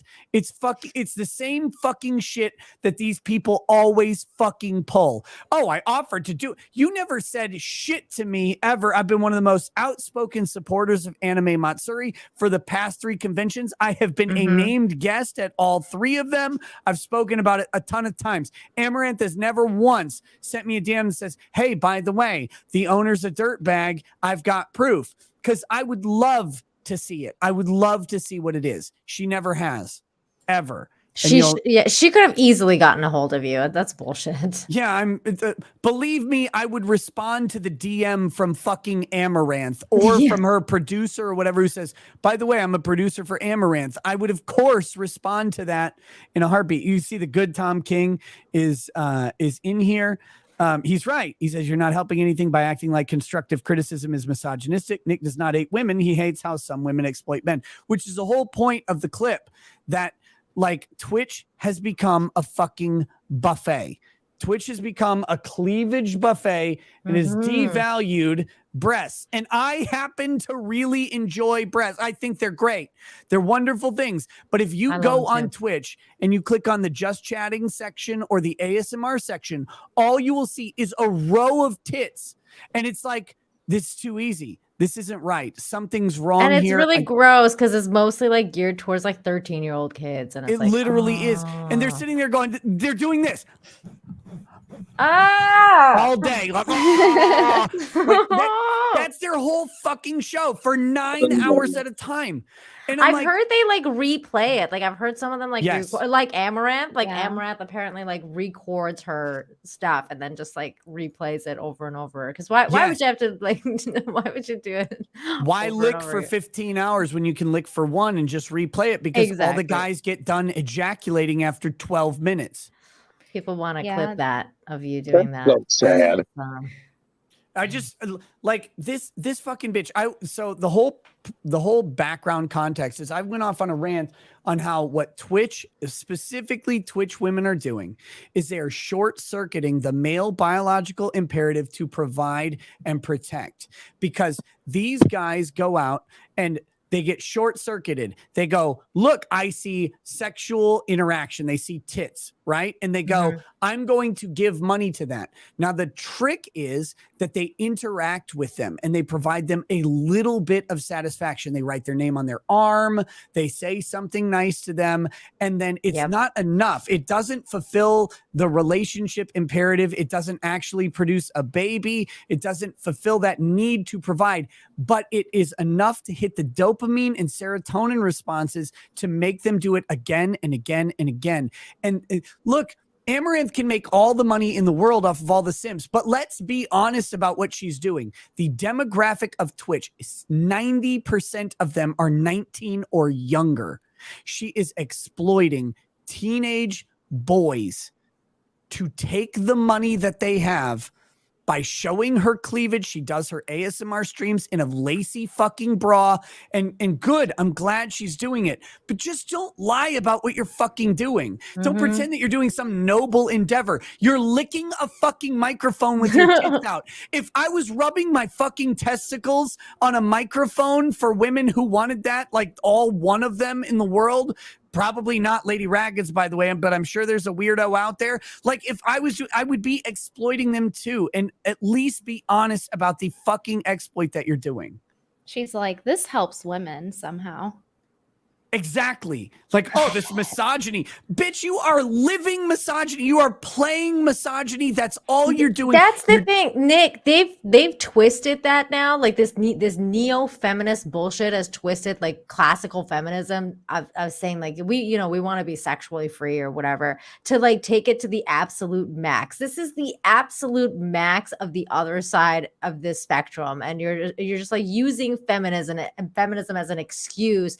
It's like this perverse version of feminism where you're doing the exact opposite of what feminism was supposed to be. Yes. The principles of feminism was supposed to be. You're doing the exact fucking opposite. You're creating an entire culture of men that will disrespect women, and you're helping fucking seed that literally by these young tiny kids that are seeing you do this fucking shit, and they'll have absolutely no respect for women whatsoever. And not to mention the women being inspired to do the same, by the way. Exactly. That's what she was doing by posting how much money she's making. She's like, see, you should do it too. Hey, type Brittany. of thing. A minimum of $1.5 million a month. Yeah, Brittany, you heard those articles that have been published, right? That says like the number one profession that like future girls want is to be like OnlyFans and like IG model type shit. You know what I'm saying? Yes. Twitch, like they don't want to be doctors. They don't want to be this. They don't want to be boys want to housewives. be YouTubers. Yeah, Like, yeah, that's, like, the new YouTubers. thing. I tell my kids all the time, because all my kids want to be YouTubers. Now, they want to produce like Minecraft content or Roblox or whatever, because that's what they're into right now. And I'm like, guys, you don't get it. Like, the success rate on YouTube is lower than the success rate on the hardest platforms.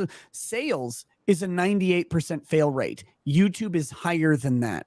Like, you cannot pretend, like you cannot do YouTube as a job. You will fail. The statistics say you'll fail. Everything says you'll fail. Like the fact that I am at all successful is a fucking miracle that I'll never understand. But that's just how it goes. The fail rate is what you need to look at, and you will lose. You cannot rely on being a YouTuber just because your dad did it. But Your one dad of the got reasons lucky. that you're so successful at it too, Nick, is because you also have this other career. Like you took certain steps to create a certain thing for yourself, and that, like, your education and everything that you did before becoming a lawyer helped you create your channel that will create something like that ended up creating this for you. I But tell them that. I'm like, you can't guys, skip those steps. I didn't succeed at anything for like 36 years. Like I was just normal person for the vast majority of my life, working jobs that I didn't like to do because I had to. Like, that's what a lot of, and I've talked about this too. For a lot of people, the majority of people, your life will be working jobs you don't want to do. But what you need to find is in your spare time that thing that you love to do. Maybe at some point, the thing that you love to do will become a career, but you need to treat it with treasure and cherish as if it were your career, because we are meant to make things. We are not meant to be slaves and drudges in a fucking assembly line. You might have to do that to pay the rent, but what you make and what you do is what will define you and what will define your happiness. And I hope to fucking Christ everybody can turn that thing into money, but not everybody can, because the world doesn't always like the thing that we like. Yeah, it's very true. I'm going to like try and hit as many of these super chats as I can now, because I got a shit ton and I just realized that we've almost gone for 5.5 hours. So we're going to hit Drex these. is only gone for 3 hours because he's a beta bitch who couldn't find his cell phone signal. That's true. Ellie fan for 2. Kat, Get that butt. Thank you. Kat, does Drex usually have problems finding the right spot like he did tonight? What? Does Drex usually have problems finding the right spot? Like tonight, he's like, oh, I got to find a place with good service, because he just couldn't find the right spot to get on the stream. Is that a usual problem with him? No. Oh, he's usually good at finding the right spot. Yeah. Oh, okay. Well, that's nice. That's why you like have him fly out every so often, because he's good at every it. 2 weeks. Oh my God. That's a commitment. That is a commitment. You want to pretend it's not, Drex. That's a commitment. Look, don't listen to Nick and his crazy warped space-time fucking flight itineraries. How many times have you been down there? Kat already told us it's a year is coming up next in a month and a half. Mm-hmm. So how many times you been down there? Kat, give us a real number after he lies. No, I think total in a year, I think 13. Yes, I think we're at 13. Just more than once a month, though. Oh, in a year, yeah. No, it's in a year, in a month and a half. We're actually at 10.5 months. So you've been there 13 times in 10.5 months, right? Like, I'm just trying to get the numbers right. I'm just trying to wrap my head around these complex numbers. Oh, I'm a lawyer. I'm not good at math. Now, what he's not telling you, Nina, is that I happen to be on vacations. And I was like, oh. Just 13 vacations in 10 months. That's a normal vacation schedule for the average American. You're unbelievable. This guy's unbelievable. Amateur Ants for 10 says, Nick, I stopped giving a crap about women with flat tires 6 years ago. How can this super chat go to Nick instead of 2 soon-to-be OnlyFans women? Why are you talking about Drex that way?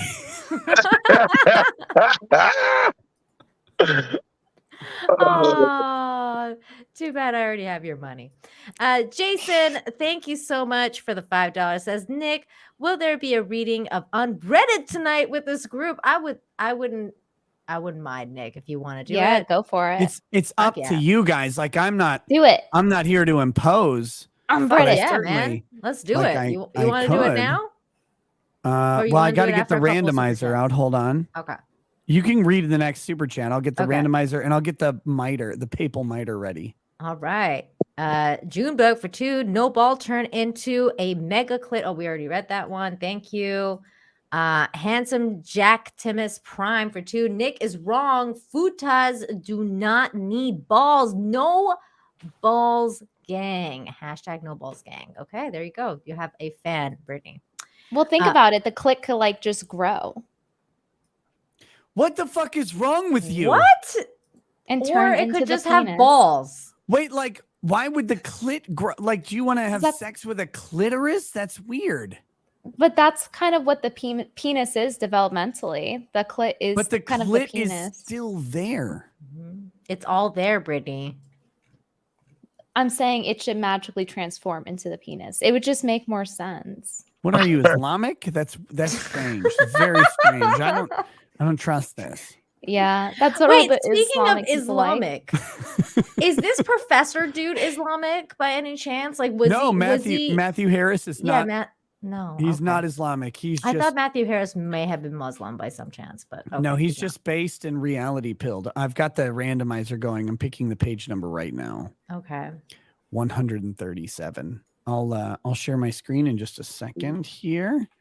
No worries. Tobias, Oh. don't worry, man. Says for 2, sorry for my last chat. Bad times, bad night. No worries. I hope the rest of the evening is going back well for you. And we're going to make you laugh right now because it's time for your daily on Reddit. Let's do Bro, this. you don't have to apologize for that super chat anyway. No, man. Never apologize for that. Enjoy, like, never apologize for fucking anything. Everybody will use an apology against you. Enjoy life. Say what you mean what you say. Here I couldn't we take you go. seriously when you had the avatar up, but I saw Jack Murphy's beard. Yeah. Drex, have you seen your Twitter avatar right now? It's got Jack Murphy's beard all over it. Oh my God. Okay, here we go. All right. So we've got a good page. This is page 137. Bingers stay on completely. No coalitions. Binger dominates only. Snot on the floor. And bitch licks it up. That's love.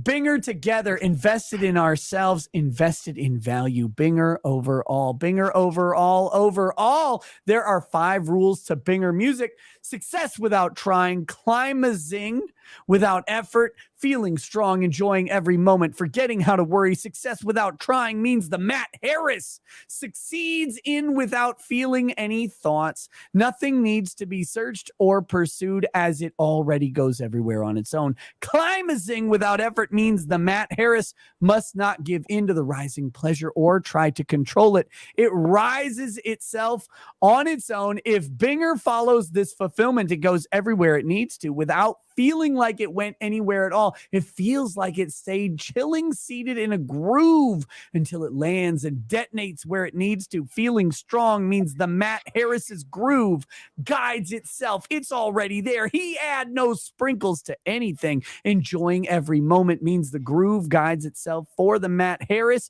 He stay in the groove. It finds all things on time. There's nothing to solve. Don't even look around ever. Success without trying means the Matt Harris must not give in to thinking outside of Binger feeling good. The Matt Harris never says fuck him or fuck you. Real shit. There's no reason to want to fuck someone you hate. Wish them death. Wish them suffering. The Matt Harris says death to them. May they suffer and kill them. If Binger feel emasculated, know that it is by design. That is what they spend time crafting and studying. Many unworthy men and women spend every waking moment studying how to manipulate Binger with words and lies. Know that. Don't listen to their words. Attack them and get what is long overdue. Attack the unworthy man. Don't leave his woman unharmed. Show no pity to the pussy and behead her too. Let unworthy Mary's blood fill the streets and leave her no room to escape. Brutal murder, attack and brutal while she is still screaming. Binger might temporarily need to focus on the war,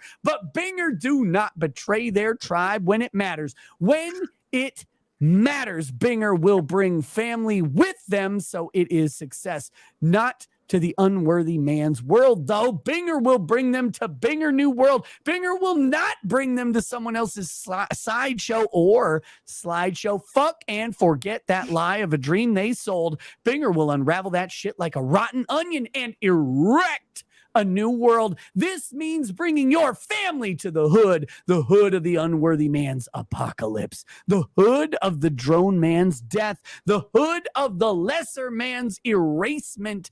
Binger will bring all his family back to the hood or to the wilderness, where Binger will. Wow. Bravo, bravo, bravo. You know, you had 2 black people here that could have read the Binger word for you.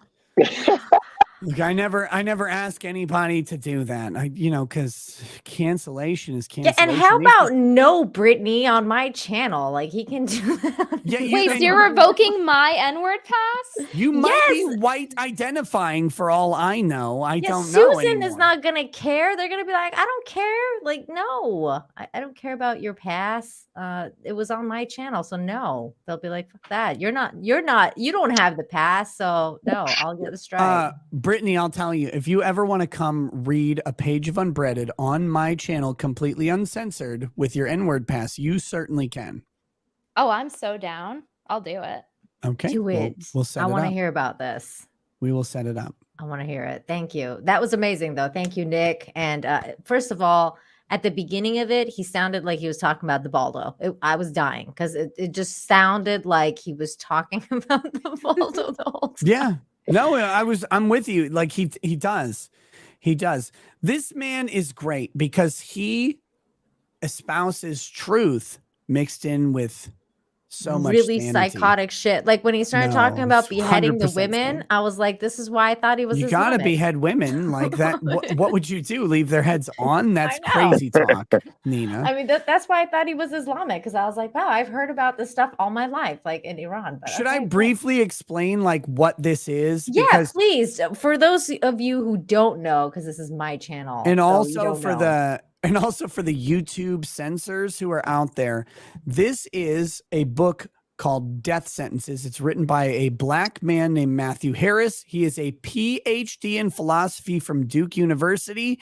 He was hired at UCLA to teach philosophy to young, impressionable minds. What he ended up doing was giving A's to hot chicks and giving C's or lower to literally everyone else, to the point where UCLA had to go in and manually edit everyone's grade to be an A. He also sent homemade pornography to the hot women in the class because as one would. But that being said, Matthew Harris has been arrested for not this book, but for his posts, including violent threats to murder the philosophy faculty at UCLA. The interesting thing about Matt Harris, though, is none of what I've said. The interesting thing is this. This is his book, Death Sentences. The themes and the concept of death sentences is the exact same as his dissertation. His dissertation was written without profanity and without N-words, and Duke University loved it and gave him a PhD. UCLA loved the idea that this man said that race is inherent inside our DNA and that black people should definitely never hang out with Asians. UCLA loved that concept. That's what's in his dissertation. That's what he said. They only didn't like it when he threatened to murder all of their faculty. These people, the people who hire these professors, know what they believe and know what they say. What he says in Death Sentences is a mirror image of his dissertation, just more crudely worded. They believe this. That is what the American post-secondary education system is right now. It's literally saying that black people should kill white people, should kill Asian people, should kill everybody else because black people are so special. That is what he believes. It's what he's always believed. It's what he wrote to get his doctorate, and it's how he got hired. It's mind-boggling to me that they were like, yeah, you're hired. Like, They I just... Yeah, they actually do live for this. No, but Nina, I actually have to go because my alarm goes off in 3.5 hours. So No problem. No problem, Drex. Plug your channel before you go. Plug your channel with a Baldo, you bitch. Oh my God. So everybody, you can find Baldo reviews and one NCAA cat will be on tomorrow when I record the episode with her and Marv about all manner of stuff on the MGTOWN podcast. And we're going to have Duke from Ghetto Gaggers coming back. You name it, it's there. All forms of degeneracy, commentary, topics of varying degrees of silliness and seriousness. Tell Duke he owes me a show. I said Ghetto Gaggers multiple times on Timcast IRL, like live. I said the words Ghetto Gaggers. Oh, did you? Yes, he paid me $500 per instance where I would say Ghetto Gaggers. Oh, that's beautiful. Timcast. Did you talk about Radical Jislam? No, I didn't get quite there because he didn't pay me for that. Tell him he owes me a show. I want that motherfucker. This man is on the pinnacle, the apex of free speech and free activity, and I want to talk to him. I love that guy. Oh yeah, well I'll go ahead and hit him up. But yeah, all of you have a good night. Nina, thanks for having me on. Brittany, we'll do a show. It was Nick, lovely I'll end to up meet seeing you semi soon when you're not traveling and being lame. Well, you're not being lame going to the Minnesota State Fair. The thing with the most boomer commercials on the planet, the Minnesota State Fair. Oh, come here, get some Gedney pickles or whatever. What kind of fucking weirdo are you? You pay to go to the fair? You pay to be around fat people. I do. I have quotas. Brittany, would you ever pay to specifically be around fat people? I could go to McDonald's for free. Exactly. No, Nina, Brittany, but McDonald's is not the state fair. Nina, would you ever pay you know what? I have this $28. What I want to do is I want to go spend around a bunch of fat, sweaty people. Would you do that? Hell no. Okay, Drex, what's your excuse? Look. You could go visit your wife. You could be hanging out with Kat. You could be trying out the Baldo or warming up her feet in your butt or whatever you're going to do. I don't fucking care what weird degeneration, grabbing her ass in his Zaxby's. Instead, you're going to go to the only place fatter than the average American water park. Well, are you flying her out? Like, there. are you flying her out to bring her out are to you the bringing state fair? Kat? Are you bringing Kat to the state fair? No. Kat, what do you think about this? I mean, I'm slightly insulted. He's not gonna take me, but you would bring the average weight of the state fair down by like 700 pounds just by existing. And Drex won't do this for society. But Nina, I'm gonna send you pictures from the fair. You got to see how big these people are. Like I'm not won't joking. be in Like, the pictures. Kat won't be in the pictures. Is this By the a way, zoo? Chat. I don't know if the chat knows this. Kat is a pretty woman. She's beautiful. She's wonderful. Drex hides her from the world, and he hides her from all the fat people at the Minnesota State Fair. This is really gross. I don't know what she looks like. This is the first time I've ever met her ever. I didn't even think she existed until now. No, she's real. She's great. Yeah, clearly she's real. I mean, she's here. Yeah. Hi. Well, Drex, it was good to see you, Kat. If you're staying, great. Oh no, I can You go can totally too. stay. Unless Nick wants to troll Drex more.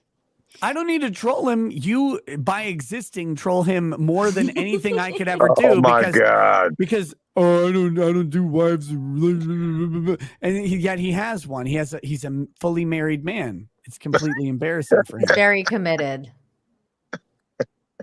Yeah, Kat, do you know what I haven't heard Drexel talk about since he met you? What? Any other women? Oh my God. That's great. Not one. Not one. It's crazy. Well, that's a compliment I will take. No, it's fantastic. Definitely. I hope you two have many babies or whatever. Put a ring on it, Drex. God damn it.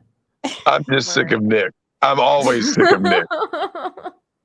You're going to be way more sick of me after I roast you for going to the state fair. That is the most breaded shit I've ever heard of in my life. Oh my God.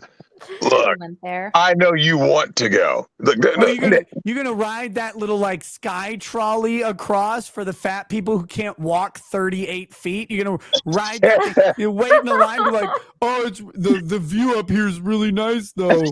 Wait, you're gonna do the old timey pictures? What are you gonna do? You're gonna get a turkey leg, or are you gonna get the other turkey leg? Maybe the third turkey leg. Which one? Which one are you gonna get? Which turkey leg? Are you gonna get pancakes? You're gonna go to the butterfly hall. You're gonna have a bunch of butterflies You land know on that's you what he's like doing. some sort of Milo Yiannopoulos butt goblin having butterflies land on you. What kind of weirdo are you, Drexel? What are you even doing at this place?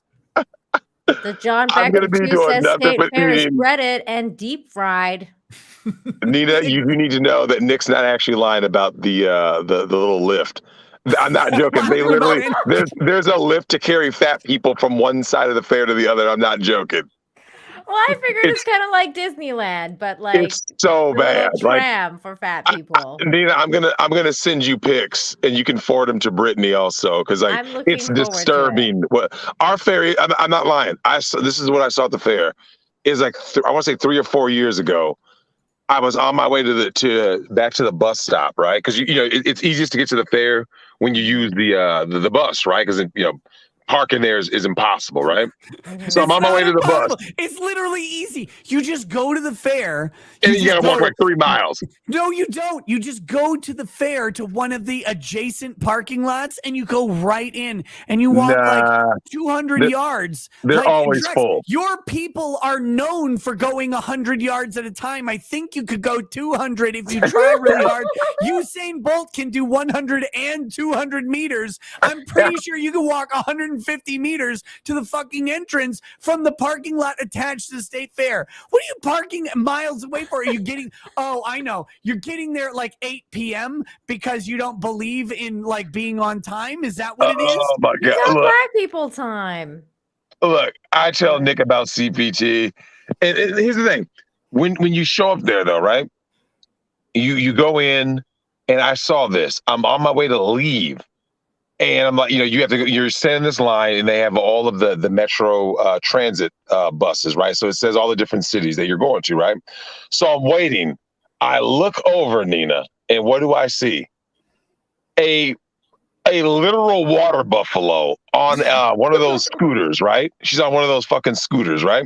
And she goes, brrr, gets off. I'm not making this up. Sweet Martha's cookie bucket in one arm. And she had another bucket of cheese curds, right? Sweet Martha's cookies are the most overrated shit on the planet. Overrated. Fight me on it. Overrated. And Nina, she gets off to go. Yeah, she's on a scooter, so you think she's handicapped, right? Gets off with the buckets of food in each arm, and then goes into the fucking the porta potty.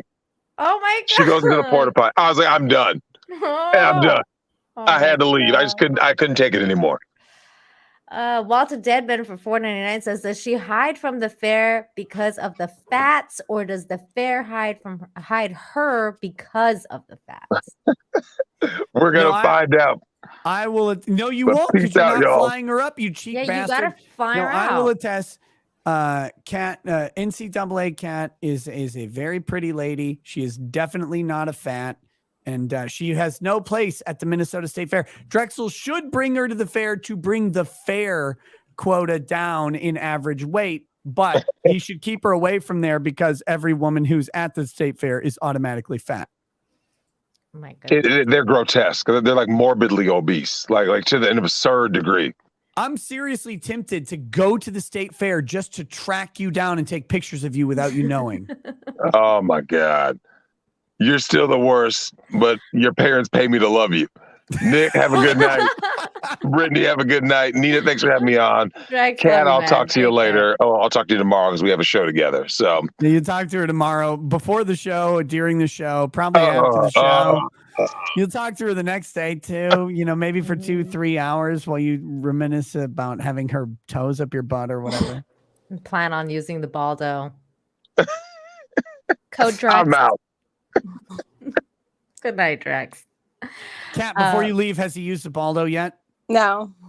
What a fucking pussy. He's worried about getting it through TSA. He's worried about getting. What kind of bullshit is that? Did you hear my story the other day? No. Okay, so Lady Rackets and I, we went to Kentucky. Yeah. We were going to a whatchamacallit, like a baby shower for the first official Rekieta Law baby. There's a couple who got married because of the show. They met because of the show. They got married and they had a baby. So we went out. Sweet. Yeah, it's great. They're awesome people. I like them very much. And they had a baby, so they had a baby shower. They invited us.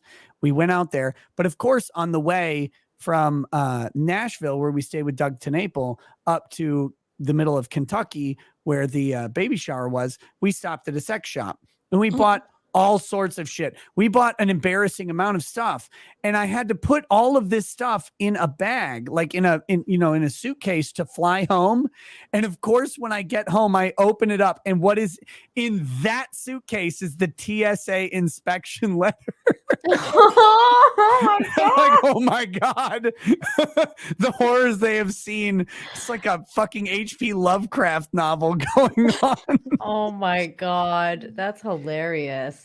Well, no, but that's that he forgot it one time, and then another time he just said he was like worried about TSA. So Why is he worried about TSA? What is this bullshit? They don't care if you have a Baldo. They won't lick care. those constantly. That's a weird thing to be worried about. TSA won't care at all. 'Cause Don't it's not ask like it's me. made out of Believe me. metal. If TSA went through my bag and sent it on, they don't care about a Baldo because I have way worse shit than that in there. I'm just saying what he was worried about. Or what was explained to me. I'll call him. Yeah, you I'll gotta tell call him, Nick. You Be set like, him straight. Bring the Baldo, you pussy. What is this? Like, believe me, the sights that they have seen are far worse than a Baldo. Monopoly Loser 2 for $9.99 says, Nick, tell Drex to stop hanging out with his wife and get on here already. That was like a long time ago. Thank you so much. Non-applicable for 2 says, Susan and Lucy, they don't get along either. That's true. I don't know who Lucy is. I know who Susan is. Joe Ball for 10. Hey, Joe Ball's here. Hey, Nina, Nick, chat. Let's get right into the grift. My comic manga Death has crossed 60K. 300 plus pages of action and excitement. I heard Joe Ball's praise that Nick was giving last night. I don't think I've ever heard you talk so lovingly about anyone other than your wife. Give me just a moment here because people think I'm like putting this on. I'm not. Joe Ball has never asked me to say a single word about death. I go on Flashcast, I hang out, and I'm watching this guy draw the most intricate panels I've ever seen in a comic book. He's by far, and I'm friends with Ethan Van Sciver. I'm friends with Doug TenNapel. I'm friends with other comic book artists as well. Joe Ball is hands down the best line artist I've ever seen. Dan Fraga, and these guys are great. He is the best line artist I've ever seen. He's draws amazing. Seriously, the level of art that he and the effort that he puts into every single panel is off the charts. I showed this to my kid the other day because he at Anime Matsuri he gave me the Death ash can, and I was like, hey. To my oldest son, I'm like, check this out. Look at what this guy does. And he was blown away. Like he didn't know what to do. And I said, guess what? I've already bought this guy's book. When it comes out, it's 300 pages of this. And he said, Dad, how long does it take him to draw this stuff? I'm like, I don't know, because it would take me forever. But he sits there and draws it while I'm on the show on Saturday. I didn't say Flashcast because he has no idea what that is. But I'm like, when I do my Saturday show, he's sitting there drawing these things. Seriously, guys, Death. You can buy the manga version. It's $18 for 300 pages of the best art you'll ever see. If you go all the way up to $25, you get the full color graphic novel version, like the American version, which is better than Japan because we drop bombs on them. So obviously automatically better, but you get the full color version, $25, 300 pages of some of the best manga comic art you'll ever see. Fully colored. It's amazing. It's gonna be great. I'm pulling it up right now. Death. This is the campaign. Yeah, that's it. Oh my god, it's in Mexican on here. Yeah, it's in Mexican money, which whoops. It's like holy shit, he made $1 million. Go down. It's not down there. It's almost at the bottom. So she said. Okay, here we go. Okay, so he crossed the 60,000. And again, scroll down to some of the art. It's fucking insane how good this dude is. Look at that. Oh, you can't click to make it bigger. Whoops. I got to spend a considerable amount of time with Joe at Anime Matsuri. He's a great, genuine dude. This is not some like weirdo who you're going to be like, oh my God. No, this is a guy who has a passion for what he does, and he does it really, really well. You can tell. Look at this. This is incredible. And this is his passion project. Like this is him making this. And if you need a further sales pitch on this, it's a mix of the Bible, Berserk, and Transformers. Like I'm definitely crazy. getting some Berserk vibes in here. That's for sure. Yeah, that's sick. The attention to detail too. Yeah, look at that. Wow. Is it all color panels or? If you buy the $25 version, it's fully colored. The $18 version, it's manga, so it's traditional black and white. Dude, I would totally pay the $25 to get colored. That's amazing. Yeah. Anyway, Look at this. That's amazing. I'm done sucking Joe's dick. He's never asked me to, but I would do it in a heartbeat because, like, legitimately, this is the like when you find an artist who knows what they do and love what they do, all you want to do in the world is like try and make it come true. That's what this is. He's a great dude. This is a steal. There is no Comicsgate or comic crowdfund that will match the value. You're going to get 300 plus pages for $25. You'd be dumb not to buy it. It's a steal. I mean, I'm definitely going to get this. Thank you for letting me know about it. I actually knew about this because I've seen him draw on Flashcast. He's incredible. It's like you're watching it and you're like, what the fuck is wrong with you? It's mesmerizing. Why It's so aren't you cool. just like riding on a yacht with trillions of dollars, like with this level of talent? I know, don't right? understand it. I will say this, which I found to be so trippy, is that you said that you're friends with both EVS and Doug TenNapel. It's like, Yes. I cannot believe that you could be friends with two people who hate each other. That is Look, so funny. other people's beef is other people's beef. I'm the fucking Switzerland of the internet. If you haven't fucked me over, I don't care what your problem is with anybody else. I don't understand why I would. And by the way, Doug and EVS, neither of them have ever asked me to like not like the other person. They know they have their own issues with each other. I tried to smooth them out and resolve them. They're well beyond me, and that's okay. Both of those guys, to me, have always been stand-up individuals. Everybody, by the way, has told me that both EVS and Doug, both of them will backstab me at some point, and I'll be the fool for trusting either one of them. Hasn't happened yet. No, and both of those guys, look, I've been to Doug's house several times. I would love to go visit EVS, but I've never had the opportunity to go to New Jersey. When I do, I'll gladly visit him too. Opportunity. New Jersey is not an opportunity. Right, it's like a condemnation. Yeah, I know, but like I want to point this out because I think it's really important. We get so wrapped up in tribalism in politics. You need to eliminate tribalism from your life. Like if you're going to be political on it, do that. Fine. Eliminate it from everything else. Go with what you know, not with what someone else says about someone else, not with what someone else's experience is, because you don't always know the context. You don't always know the details. You don't know the betrayal because it didn't happen to you. Leave that alone. Enjoy the people you enjoy, and don't let someone else dictate who you get to be friends with. I totally agree with you, and like that's kind of how I live my life too. Unless you screw me over, then then we have a problem, and I'll cut you off like nobody's business. But until then, hey, I'm kind of trying to be Switzerland too here. Yeah, if you make the choice to like unfriend me, like fine, that's on you. And I will, like, if you want to like pull a just some guy or whatever, I will gladly engage. But I have no desire to ever be in that position. I would much rather be friends with everybody. I'm like the most likable motherfucker I've ever met, and I have no reason to not like anybody. I was going to ask you this question though, because you said last night, and I don't even want to bring her up, but no, bring it up, whatever you it is. said last night that you could be friends with anybody. You said this. Yes. And then we talked about Keffels. No, I said, to be very clear, I said for about 30 minutes, I could be friends with anybody. Okay. For about 30 minutes until you find out who they are. No, until they find out who I am. Okay. Because I was confused about that, because I was like, I mean, I'm like that too. And I think that anyone who hates me, like if they actually, like the people who hate me online, they actually met me, that I would be like, they'll be, oh, you're such a nice person, I actually like you.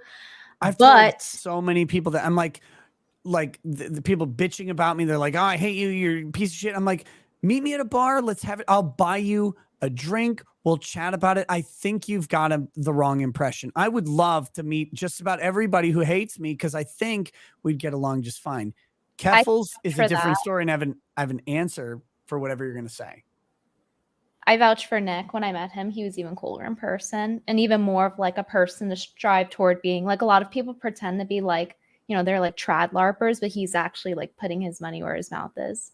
And he's really nice. Yeah, I was just confused because when I heard you say that last night, I was like, yeah, but what if you meet someone like Keffels? Because she hates you. And she hates everybody though. And I hate her. So be like, I don't know if I could be friends with you, Keffels. Here's how it would go. I'm a polite person in person. I have no reason. Like the one thing I never want to do is get arrested for whatever. I don't want to be the cause of like some sort of fight or explosion because I'm far too old to get stabbed or beaten by police or sprayed or whatever. Okay. I would be polite to Keffels. When I found out who Keffels was, I would try to politely exit the conversation. But I like Keffels would probably hate me after about a half hour because I like what Brittany said, I am who I am. Like my online persona is not much of a persona. It's pretty much just me with more liquor than normal. And but I'm me, and I'm not gonna not be me. I'm me. Yeah. This is who you'll meet.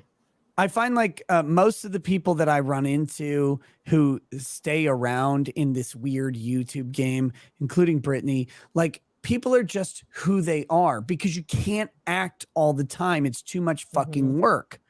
And so if you meet me in person, I'm probably going to be pretty similar to how I am online. If you don't like me online, you won't like me in person. But if you do, we'll probably get along really great. And that's how it would go with Keffels. I would be very nice. I'm very good at finding things I can relate to with people, talking to them on their level about the thing that they like or enjoy. Since Keffels appears to enjoy transitioning underage minors into the gender that they're not through bathtub HRT, allegedly, according to Keffels, that's what they like, to be very clear. Like, we wouldn't get very far on that because I don't identify with that sort of desire or satisfaction. But like, if I go there and I'm like, oh, hey, you like anime? Okay, well, let me talk to you about anime. I like Cowboy Bebop. I like Outlaw Star. I like this. I like that. We can talk about Oh my God, I love Outlaw Star. You like Outlaw Star? Yes! James Outlaw Starwind Star is my man. I fucking love that show, and so many people haven't seen it. Outlaw Star was so good that I resisted watching Firefly for so long because like the first episode of Firefly was a clear ripoff of the first episode of Outlaw Star. Yes. But then they diverged so wildly. Firefly, like I'm sad that I didn't watch it in real time because Firefly was so fucking good. And it was so not Outlaw Star. Yeah. They were completely different and they're both amazing. I love Outlaw Star. I want to go back and watch all of it. Brittany, you gotta watch Outlaw Star. You gotta watch Bible Black first, Brittany. I'm looking up Outlaw Star. It looks like a 90s anime. I love 90s. You'll love it. animes, You'll so- love it because you like Outlaw Inuyasha. I'm telling you, you'll love it. Really? Outlaw Star is legitimately great, but here's what you need to watch, Brittany. Like, unironically, you're gonna think I'm joking with you, but I'm not. One of the greatest modern anime is called Redo of the Healer. Stop it, Nick. No, I'm serious. Stop it. No, I'll tell you everything about it with 100% honesty, no jokes, no memes. When you get past like the overt sexualization involved in it, it's a beautiful story because it is literally what every person thinks of when they're unchecked. And you get checked by reality. But it is the fantasy. It is, I can go back and fuck over everybody who ruined me, who made my life miserable, everybody who did this, and I can do that. And you know what they find? This is the most important part of Redo of Healer. I don't know if people ever catch this. He is unsatisfied with all of the shit he does. He is unsatisfied. He is never satisfied, despite the fact that he is fucking the hottest women. He has them slavering over him. He has manipulated and turned his rapists into rapees or whatever. He is not satisfied because chasing revenge and vengeance is not actually profitable. It is everyone's fantasy, and it is a false fantasy. It's a great story when you really break it down. I don't believe you because the manga art has him molesting the girl while she's going like, I don't know about this. You have to. You need the story context for Redo of the Healer very much. So Redo of the Healer. Let me break this down for you. So Redo of the Healer. This is a guy who he lives in an isekai, right? So he is in basically a video game world. He is a healer in a world where there are very few heroes. There's normal people, and then there's like less than 1% of the population are heroes. They might be a fighter, they might be a healer, a magic user, whatever. He is a healer. He doesn't want to do it because when he uses his healing power on someone, he actually has to take on the trauma of their injuries to heal them. So he doesn't want to do it because it's horrifying for him, right? Like a chick gets her arm chopped off. Well, he can restore her arm, but he feels the pain of her arm being cut off when he does it. So he says, no, I don't want to do this. So they shackle him and they enslave him to become this healer. And he has to suffer untold horrors over and over again because he has this special ability that's being exploited by other people. Add to that, to break him of that, they literally put him in a jail and had him raped over and over and over again. Well, he eventually gets the power because when he heals people, not only does he experience their pain, but he also gains their experience and their prowess. So when he heals like the swordsman, he becomes a swordsman, like a master swordsman. And so at this point late in his life, he takes over this demon and he fights, he abandons his whole party and he kills this demon. And the demon has this stone that lets him reset time. This is all in like the first episode. I'm not spoiling anything. Oh, really? He's able to reset time and start over, but he's not able to remember what happened because none of it technically happened. However, he got this weird ability early on to remember things that he shouldn't remember. Okay. So he resets everything. And after a little bit going back to when he's first discovered as a healer, his other power kicks in and he can remember what happened. So then he remembers all these people and he goes out for revenge against all of them and he sets the long game. So he starts like horrifically violating these people, setting them up to fail or die, raping them, actually not raping them. I shouldn't say raping them. He wipes this chick's mind and who has horrifically violated him and makes her into a willing sexual partner. Oh, against what would be her will, he basically takes her over. So he does this and he builds this harem of these females. But again, the critical element of Redo of Healer, which no one talks about, he's not satisfied by what he does. And so he's actually he's trying to enact this revenge on all these people who have wronged him. And some of them have really, really wronged him. And he does. And it's this little fleeting accomplishment here and there. But really, he's not satisfied with revenge. It's not the way. And he's looking for something more. I think it's a really fucking important lesson because the fantasy is always, if I could do it over, if I could go back to high school, I'd fuck all the bitches. But you wouldn't though. Because when you go back to high school and fuck all the bitches, you wouldn't be fulfilled. It would be empty and vapid, just like most high school relationships end up being. That actually makes it sound really good. Like I Sounds actually a bit really depraved like and gross. Where do I find it? It's unironically the greatest anime to come out in the past year. That's kind of crazy to me, but I mean, I would never say something like this would be even like as good or even near Outlaw Star, though. I would never say something like that. I said it's the best anime to come out in the last year. Outlaw Star is a great anime, but Redo of Healers only had one season. We don't know where it's going to go in season 2, season 3. But Nick, you told Brittany to watch that before she watches Outlaw Star. Did I say before? I don't think so. I don't remember that at all. Brittany? I don't recall that. I don't recall that either. I thought you said it before. I said you should watch Redo of the Healer. It's the greatest anime that's come out in the past recently. Look, Outlaw Star is fantastic. Everyone should watch Outlaw Star. Everyone should watch Cowboy Bebop. Everyone should watch Neon Genesis Evangelion. Everyone should watch Ninja Scroll. Everyone should watch Akira. Everyone should watch Lensman. These are my go-tos. And everyone should watch Vampire Hunter D and Vampire Hunter D Bloodlust. You're forgetting one. Which one? Yu Yu Hakusho.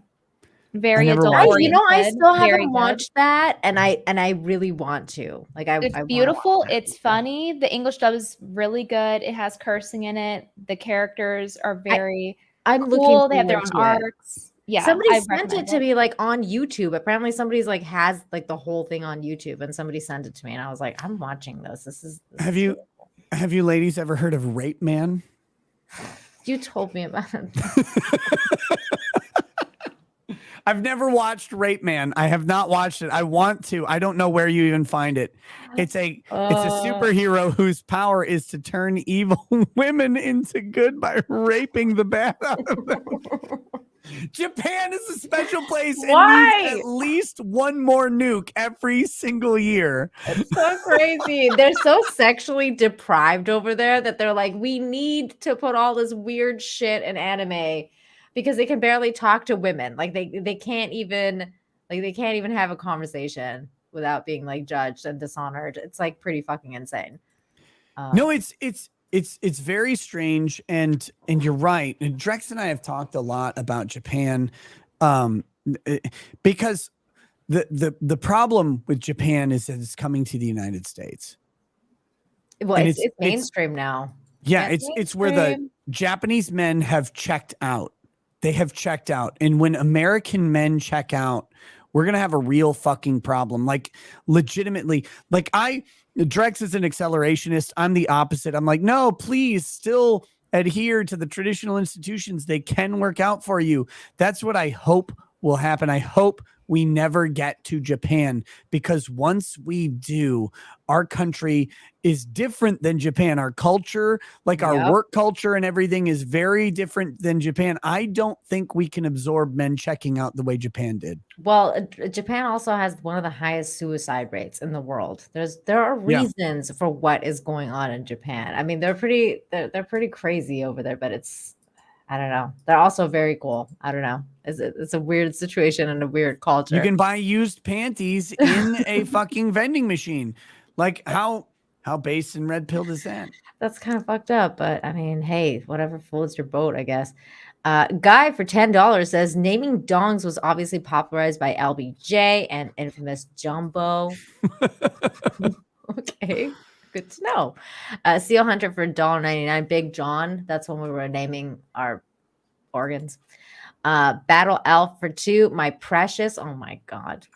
200 Watt Studios for $2. My love organ is Buffalo Bob. Ew, gross. I didn't want to know. Battle Elf again for another $2. Doomer Groomer. Oh no. Wait, is that Grummer? Groomer? Oh no. Either way, that sounds bad. 200 Watt Studios for $2. I tell gals my love organ is called Sword and Scale. Oh, everybody needs to check out Sword and Scale episode 218, titled to me, I don't know what it's actually titled. Did he take a bite though? It is the story of Chandler Halderson, my favorite Wisconsin murderer. I actually want to watch that because I was so obsessed with the Chandler Halderson trial when we were watching it. It was a great story, like a fucking great story. With so, like, I'm pretty convinced he did it, but I'm not really convinced that the prosecution did as good of a job as pointing out that he did it as they could have. Well, I'm not convinced that the girlfriend wasn't involved either. Oh, I still think she was involved. Kat, not Kat that was on here earlier, but Kat, the girlfriend of Chandler Halderson. If that bitch wasn't murdering and eating people, I don't know who was. I know that cannibal cat bitch. She was into it, and when you had the friend on later on, he confirmed he was sus of her too. So when he said he was sus of her, I was like, I knew that bitch was eating people. Yeah, they go to the hunting store and she's like, let me buy all these knives. I'm like, how many Latina memes do you need to fulfill right now, sweetie? She did it. She was eating them. How could you not? Like, you go there, you lay in, you sleep on the couch in front of the fireplace where the bodies were cooked, and you're gonna tell me you didn't know? Fuck off. Right. Yeah, fuck that. So anyways, I've bookmarked that interview with Sword and Scale because I really want to watch it. So that's I love that guy. Mike is awesome. I'm gonna have him on the show again sometime soon. Last time I had him on the show, we raised a whole bunch of money for charity, and next time we're gonna raise a whole bunch of money for me. excellent. All this money is for me, and thank you for making me your charity. CVLT or for personality for 2. Oh, what's the over under Kiwi Farms being nuked? I don't know. I hope it's not. I hope so too, but I don't think it's going to be. I don't know though. Who knows? I mean, stranger things have been done, right? It's hard to say. That's so many people have told me to calm down on the Marjorie Taylor Greene stuff. No, like, you don't understand the fact that you can get the left through Keffels to ally with the right. Yep. Through a Marjorie Taylor Greene, who, trust me, as someone who recently criticized Marjorie Taylor Greene, the number of non-questioning simps for Marjorie Taylor Greene, just because she was anti-COVID and pro-Donald Trump, if she can do apparently no wrong, look, like, she can do wrong. She can be wrong on this, and we can tell her that she's wrong in the hopes that she will make it right. It doesn't mean she's the worst person ever. That's not the point. The point is, please, for the love of God, don't devolve into censorship because you think something is true. When it's not. Exactly. And I will fucking die on that hill. Perfect. M4A now for 5 says, never heard Tate, but your hate on him is anti-grift and ain't down with that. Grifties 2022. Yeah, speaking of which, are you still leading? I think so. I haven't checked recently. But we don't have hate. Like, that's a weird statement. We don't have hate for Tate. I don't know him. We don't know who he is at all. And the thing is, what we said early on is, even if the worst stuff that's said about him is true, outside of criminal activity, if he's done criminal activity, he should be prosecuted. But outside of that, he should always have a platform to speak, because everybody gets a platform to speak, even if we hate it. Exactly. Right to jail. If you do bad things, though, right to jail. Well, that's I mean, why he went I think to Romania. Fauci should be right to jail, but I mean, look at Fauci's still around. I don't know. What was that, Brittany? What'd you say? I said, well, that's why he went to Romania, you know? That's why We don't know that, though. He Brittany. literally said that. But Like, this came Brittany- from his mouth that he went there because it's easier of access to corruption. For example, you could pay off cops. He was saying that the way I say that about Mexicans, like about the Mexican cartel here. The way his delivery sounded like he was joking. And it's like as if you're saying something, an observation about a country. I mean, even if that is what he said, right? As long, if I don't see like him actually being charged with women trafficking or child trafficking, or his actual evidence of it, he could say whatever the fuck he wants about some country that he thinks is, like, you know, easier to do that. That's an observation. Is he actually doing it? I would want to know that. Well, he said that he had a business meeting with the Romania mafia. So yeah, he is doing business with them. And he's in Romania. If he's with the people that are corrupt and buying off politicians, I don't think he's going to get prosecuted. And he said that's why he moved there as well. Like, I know what you're saying, that you say it the same way you say Mexico, but when you combine it with that, it does change the context a little bit. And he runs a campsite, which we don't even know, like, what goes on there. They could be underage for all we know. Again, a lot of the time, those things are. If people are underage, if he's running some human trafficking ring, prosecute the shit out of him. Yeah. Until that happens, for me, like, people get to speak. I'm not going to endorse their speech. I'm not going to endorse their activities. I have no idea. But, like, if you want to prosecute someone, bring the evidence, put them on trial, and put them in prison. And if he's guilty, 100% put him in prison. Yep. But then even in prison, we were talking about how you still have the right to speak. Like, you know, even when you go to prison. It's just necessarily limited. You don't have the right to do certain things. That's my whole point. It's like, Yeah. not all speech is free speech. Right. If he's like, we talked about this earlier, if he's using a platform to like traffic people for sex or whatever illegally, then that should be shut down. Of course, like that is a foregone conclusion. If people are being exploited, that's not speech. Right. Like, but if he's just a guy saying, yeah, women deserve to be in the kitchen or whatever, then, you know, you get to say that message all day when people can just agree with it or not. Yeah, he can be offensive. He can be offensive in that way if he wants to. That's not my point of contention. My point of contention is when you openly admit that you do business with the mafia that's in charge of the child sex trafficking rings, top 5 of the world. And then you go, right? He's doing business negotiations with them. He's asking their consent. What does that normally mean? It normally means like he's probably giving them a cut. He's doing business with them. And then when he's getting money from these other platforms like YouTube or whatever else, that money is going toward that. So by platforming him in a way, it does support children getting sexually touched and sold. That's my point. It might. Free speech. It might, but it also might not. That You won't know unless there's an investigation. It's not even speculation. He said he does business with them. If I feel like if it were anyone else, everyone would be like, "Yeah, that's fucked up." But it's like I have no like I never like before last week. I never heard of his name in my entire life. I don't care about him at all. I just want to know, like, if he's doing these things, I want him prosecuted. That's what I want. Yeah, not gonna happen in Romania. That's why I moved there. That's what sucks about it. But that's the reason they stated when they banned him, among other reasons for different platforms. That was one of the reasons, was criminal association, crime organization. Well, I hope we get some more answers because it just seems very, it just all seems very bad. Jack Murphy for $1.99 says, I name my peen Lil Jackie. Oh, God. Get it, Jack. You weird fucking creep. Trevor R for 5 says, I named my thing the Fed. It goes places it isn't invited and fucks them. When my girlfriend gets tired, she yells, "End the Fed!" Oh my God. Brittany, what do you feel about naming genitalia? Yeah. Ew, no. I mean, like, unless there was something that happened that like made it funny. Like I don't know. Like, do you have names for your boobs? No. Okay. But like, what let's about say your something vagina? happened. Do you have names for your vagina? For all 2 of them? No. Okay, I'm just checking. No, but like maybe if something funny happened, like if a guy spilled hot sauce on his dick and then you call him Spicy Dick or something, like that'd be funny. Okay, that makes sense.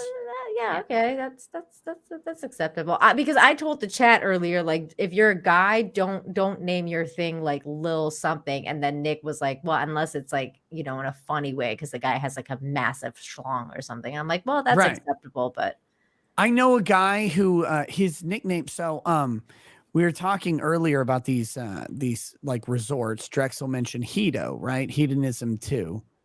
I know a guy who went there.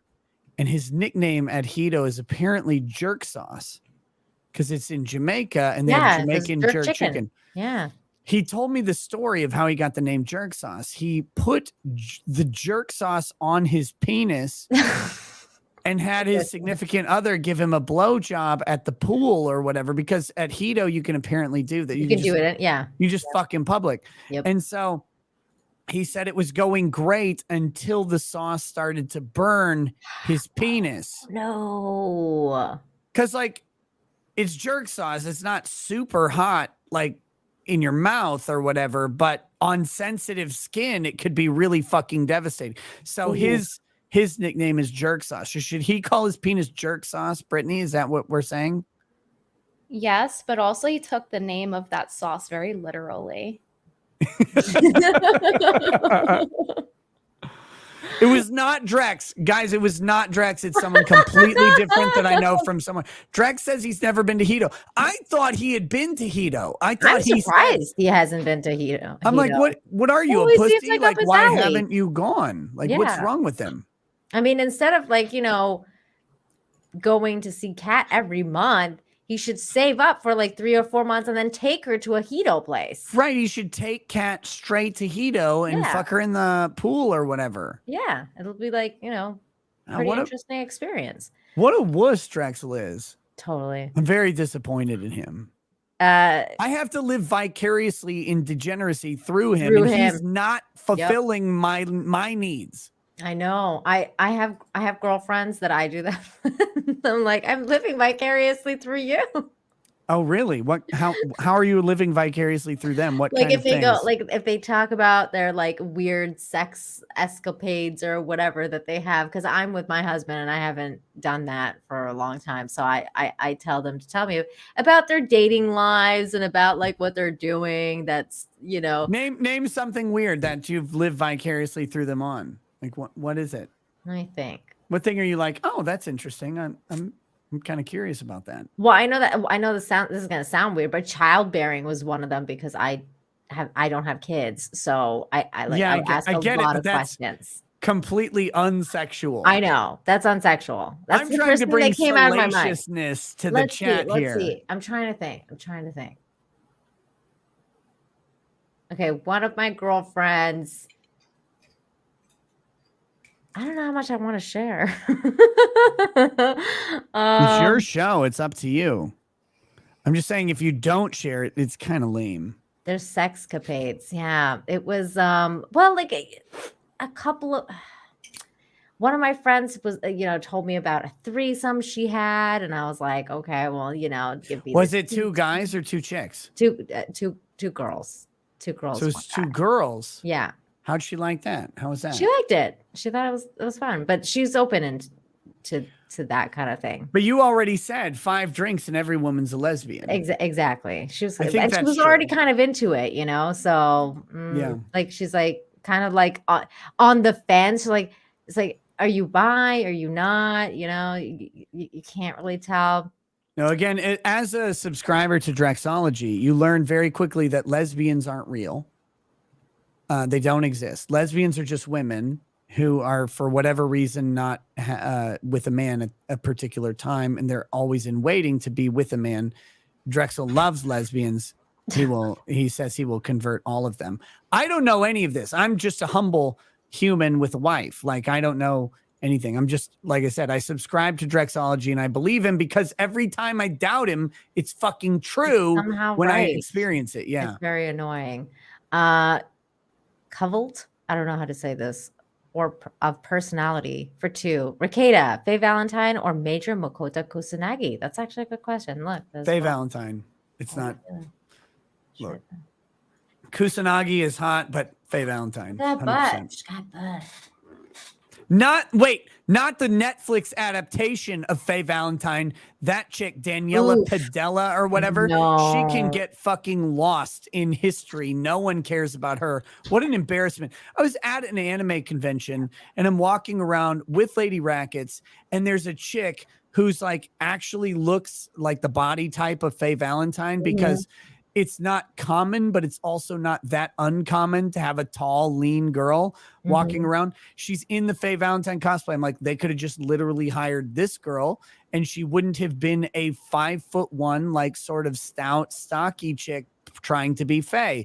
Faye is like 5'8" and lean and thin. Yeah. Like, why didn't they just find why didn't you just go to any swimsuit modeling runway and find Faye Valentine? Or to like any like anime convention and pick a cosplayer that's just like Faye Valentine. She would have done a better job. Again, so I was blown away by this stat when I was much younger. Someone was bitching about Victoria's Secret. This is back in the late 90s, early 2000s. They're bitching about Victoria's Secret, and they said only 10% of women have the Victoria's Secret body shape.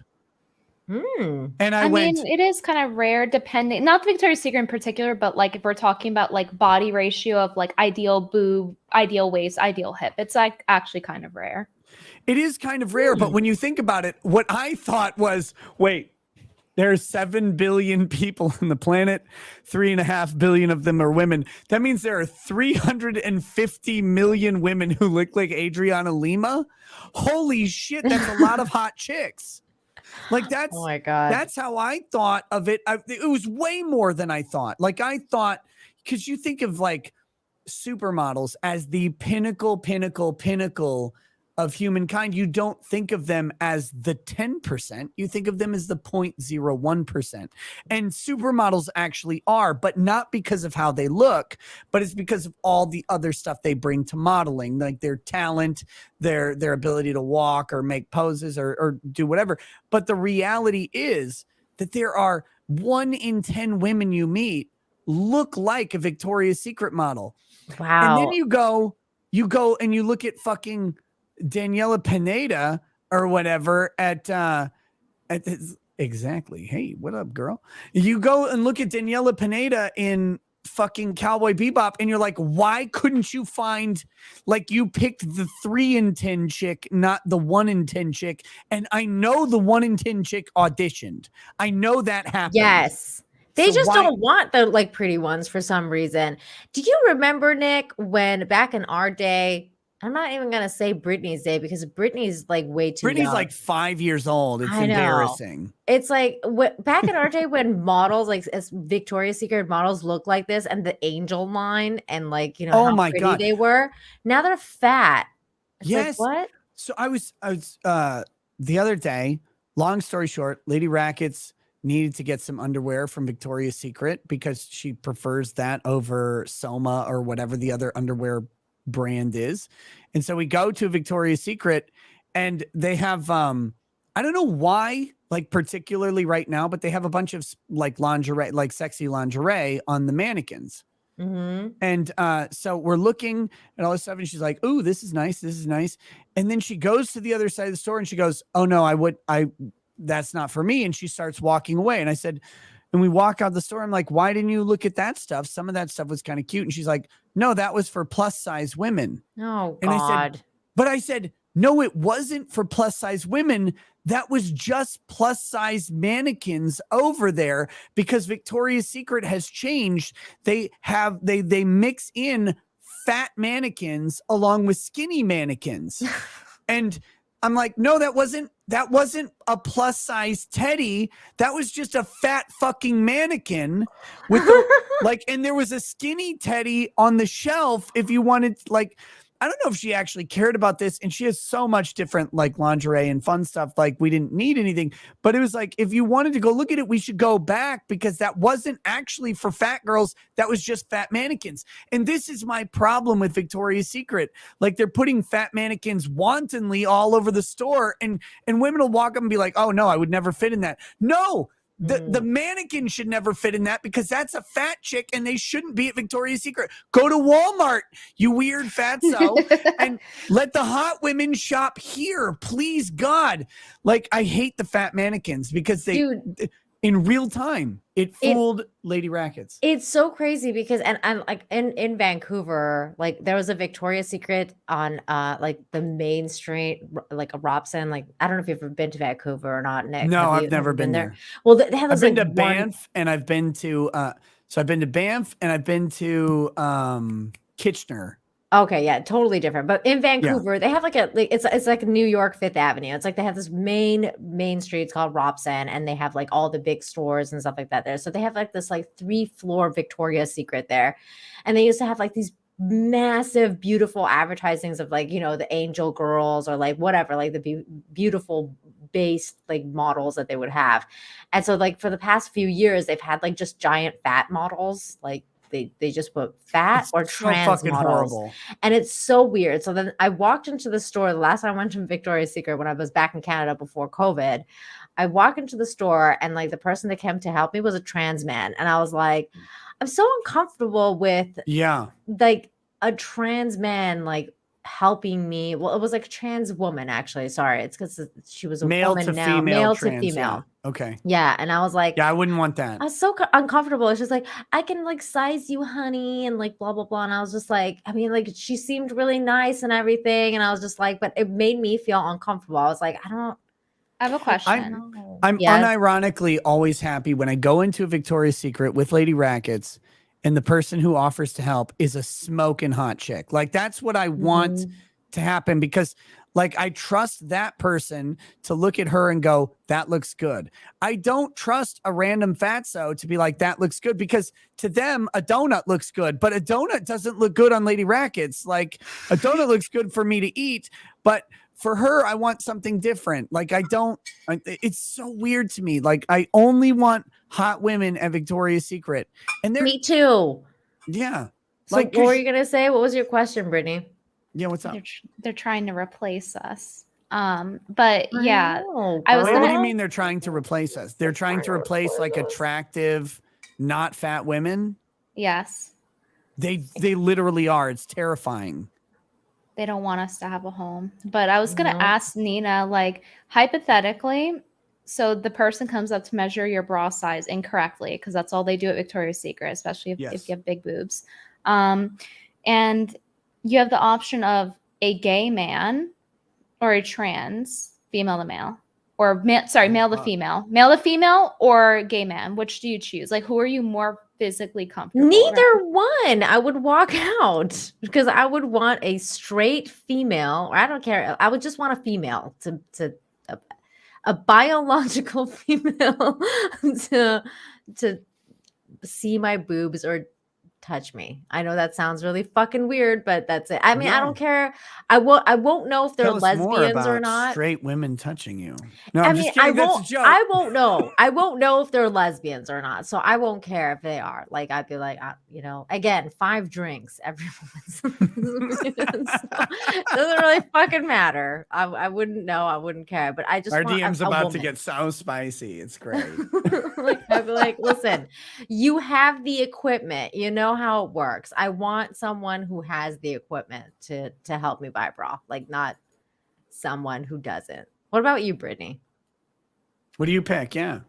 Oh, I would just wouldn't go to Victoria's Secret because they just don't know how to measure at all. No, they so don't. they told me, I swear to God, you go in one day, they're like, yeah, you're a C cup. You go in the next day, it's like, you're a 30 double D. And it's like, they do not know what they're doing. I had to like just trial and error it myself to figure it out and use all the indicators.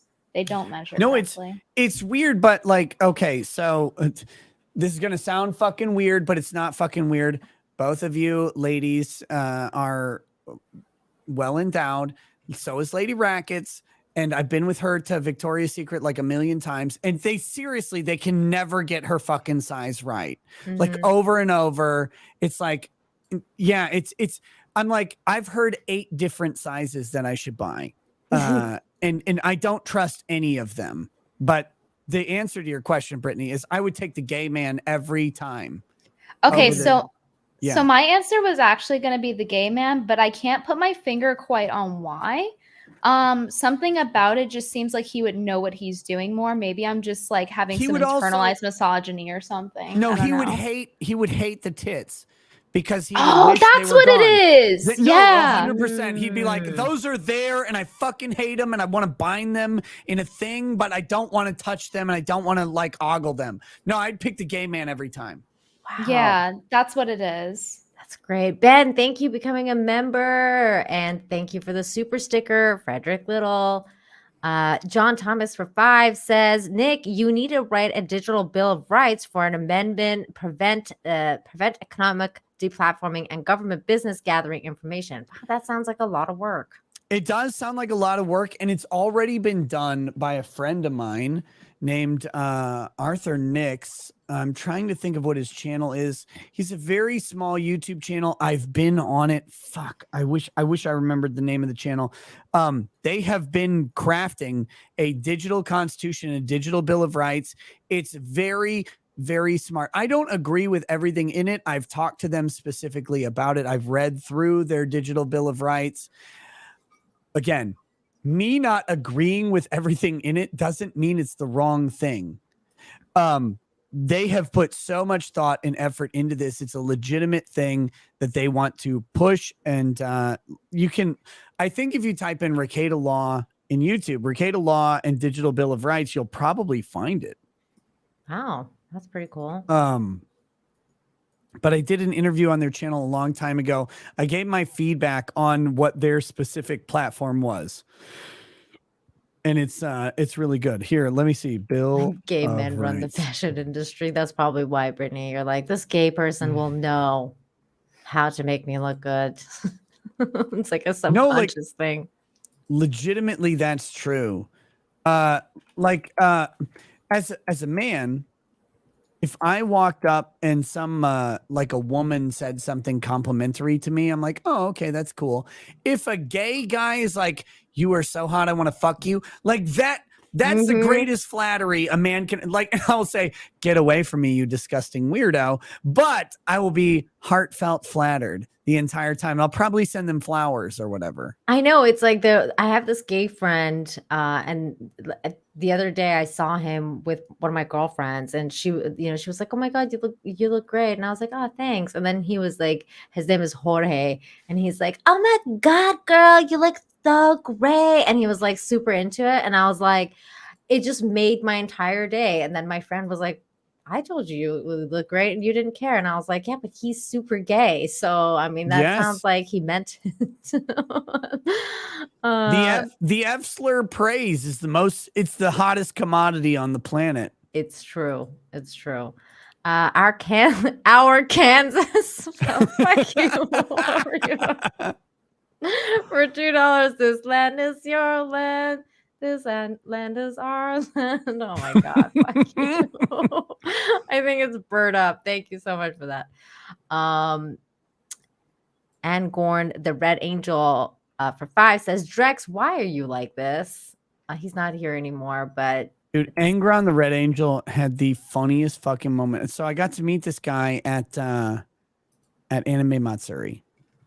And there's a slanderous lie going around that I was stepped on by a woman at Anime Matsuri, and actually that I was stepped on by 4 women at the same time. None of that happened. It's all photoshopped or whatever.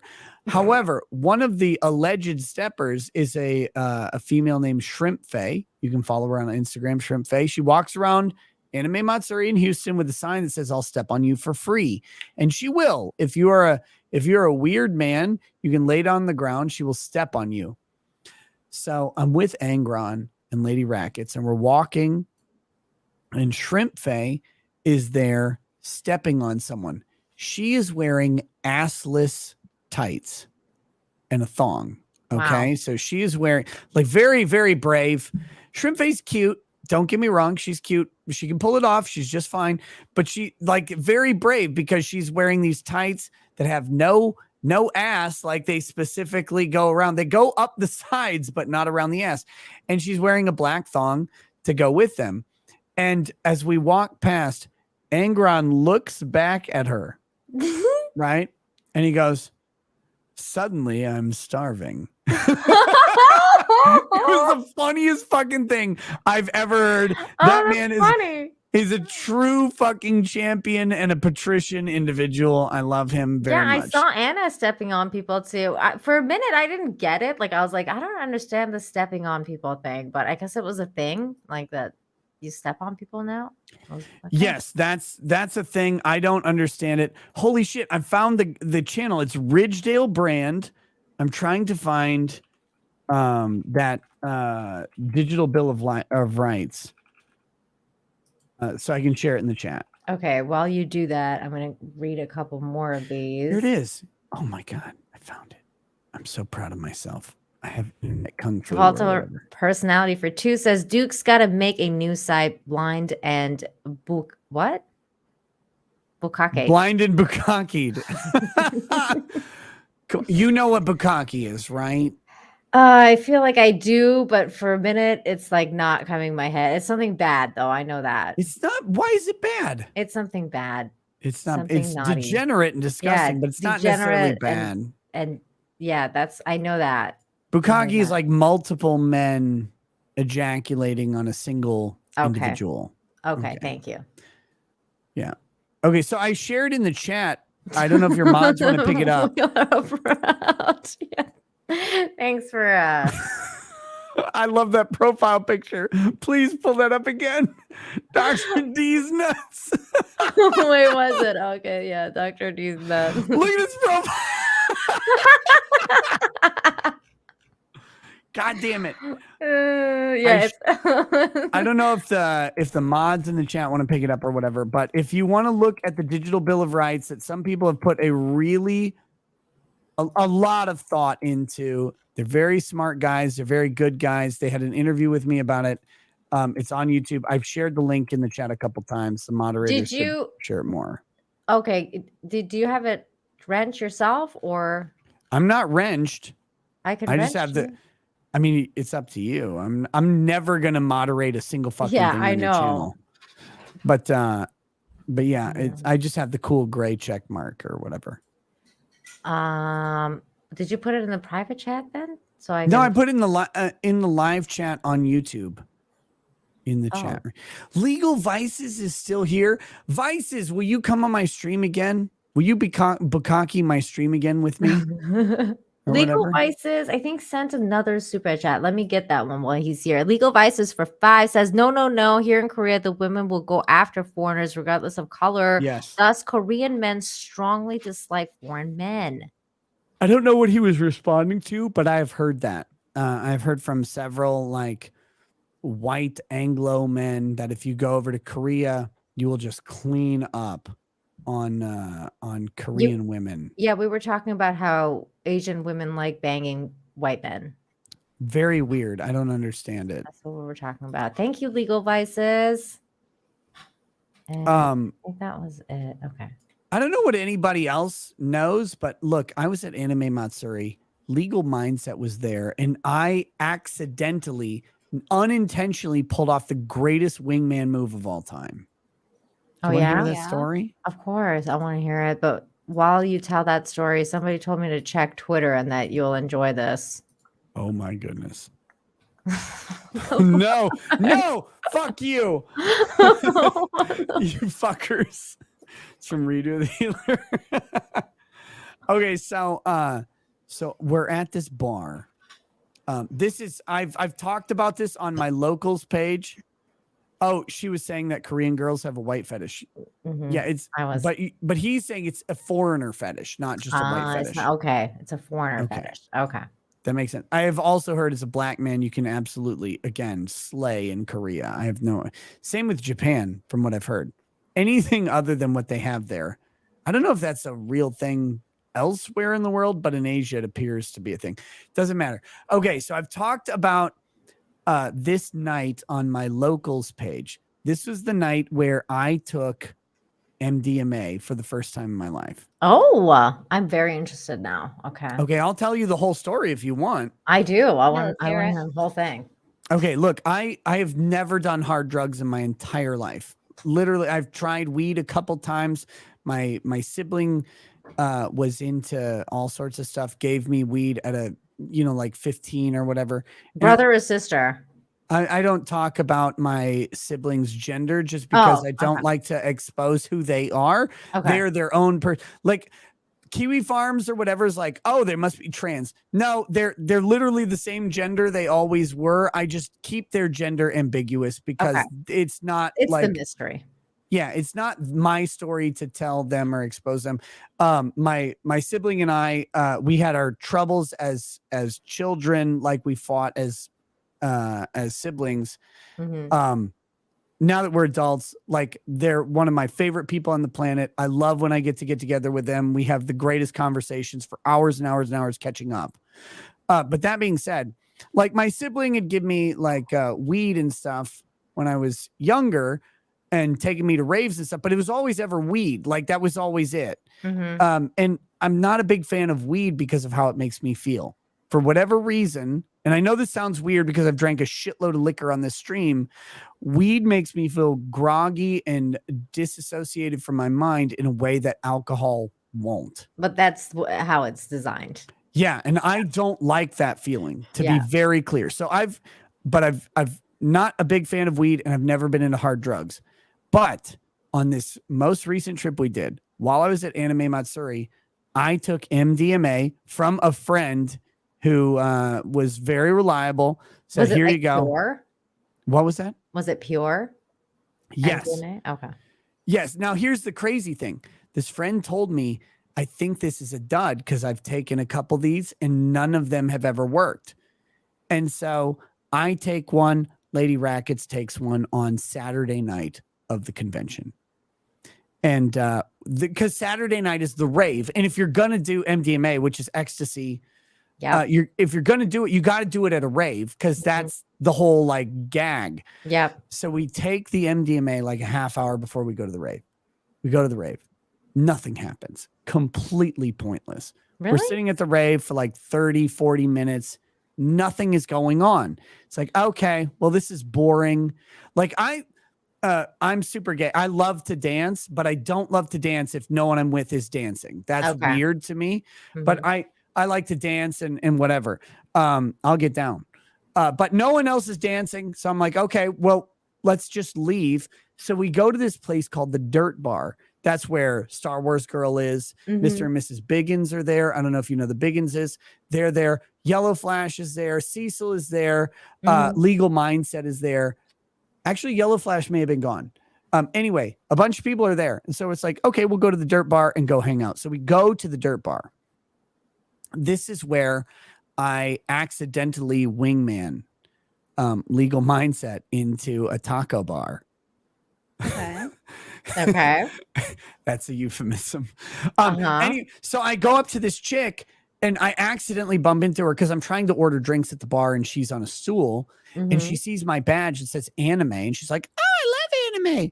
And I'm like, oh yeah, well, we're guests of the convention. Let me tell you about all these cool fucking people. I don't want to talk about me because who cares? I'm not interested in anything, but I'm like, let me introduce you to all these people. And I go over and I said, this guy is a lawyer on YouTube. That he's a lawyer, but he goes on YouTube and he explains legal issues.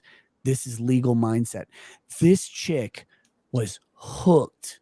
Like because my next thing was to introduce her to Mr. Biggins and then Cecil. It didn't matter because Legal Mindset, she was locked in. She's like, this is a 6'7" slice of Anglo or whatever. And she like, it's like, oh, and I kid you not, within 10 minutes, this man is leaving the bar with her. I don't know where they go. I'm like, bro, did you close the deal? And he sends back, no, we went to a salsa bar. I'm like, oh, so you did close the deal. Got it. Very cute. Her name was Jocelyn. She was cute. She's a little pudgy Latina chick. And she's a school teacher, very innocent, very wonderful. And I'm pretty sure Legal Mindset took her to all of the anime she's ever wanted in her entire life. Oh my God. But that was your first MDMA experience? That's a weird experience. I'm not there yet. Oh, you're not there. That's the Okay. thing. I'm like, this is fine or whatever. I'm just being me at this point. I've had like a couple glasses of whiskey and then I'm switched to water because they closed down this Dirt Bar. So then Lady Rackets and I, we start walking back to the hotel. It's the Hilton Americas. It's about a block and a half or 2.5 blocks from the Dirt Bar. And we're walking with that Star Wars girl who walks at the speed of fucking God. I don't know if you like, she's just like, I've heard. I'm like, what the hell is wrong with you? Why are you walking so fast? Walker. It's so weird. So we're walking. It is weird because she has such short legs. Yeah, and she's usually, tiny. Yeah, you would think that because it's usually people with big legs that are like walk faster. Like but people And like you, Nick. People don't know. Like I'm tall. I'm 6'2.5". So like when I'm walking, like I go, she's like booking it. Her and it's old like, okay. granny walk. Yeah. So Lady Rackets and I are like trying to catch up because we like Anna. We like talking to her. So we're talking to her as we walk. And she's like, oh, yeah, I walk faster, whatever. We get back to the hotel and we're like, these MDMA pills are complete fucking bust. Like, what a waste that this was. He's right. It was the friend who gave them to us is like, they're complete duds. So she lays down to go to bed. I lay down in the bed and I'm like, I feel weird. Like I feel drunk and I've only had like 2 whiskeys. Now, if anybody knows me, I can drink a shitload of whiskey. I've drank like 7 tonight or whatever, and I'll be okay. But I felt like I had to throw up. I'm like, I don't feel good. I feel nauseous. I feel like I've had too much to drink. And I think I'd had like 1 or 2 hits off of a weed pen or whatever too. But again, nothing that should make you feel weird. And like, I'm going to go to the bathroom, I guess. So I tell Lady Raggets, like, I don't feel great. I'm going to go to the bathroom. Things are kind of spinning. I get in the bathroom. I close the door. We're at the Hilton and I look in the mirror which is a huge mirror with lights on it. And the background starts going orange to yellow. And I'm like, well, this is new. Right. And I look at my eyes and my pupils are fucking giant. I look like a lemur. It's wrong. And I'm like, okay. Now it has this texture like cross-hatched wallpaper. And I look over at that and that starts moving. I'm like, oh my God. So then I look back at myself and I breathe in. And when I breathe in, my whole chest turns red. And when I breathe out, I turn like pale white, like I normally am. And then my chest hair is like moving around. It's very fucking trippy. I like none of this makes sense to me. Cause again, my brain is not processing that I had MDMA. Yeah. And that this is going on. So then I like go over to the wallpaper and I'm like touching it. And I'm like, oh my God, this is amazing. It's so textured.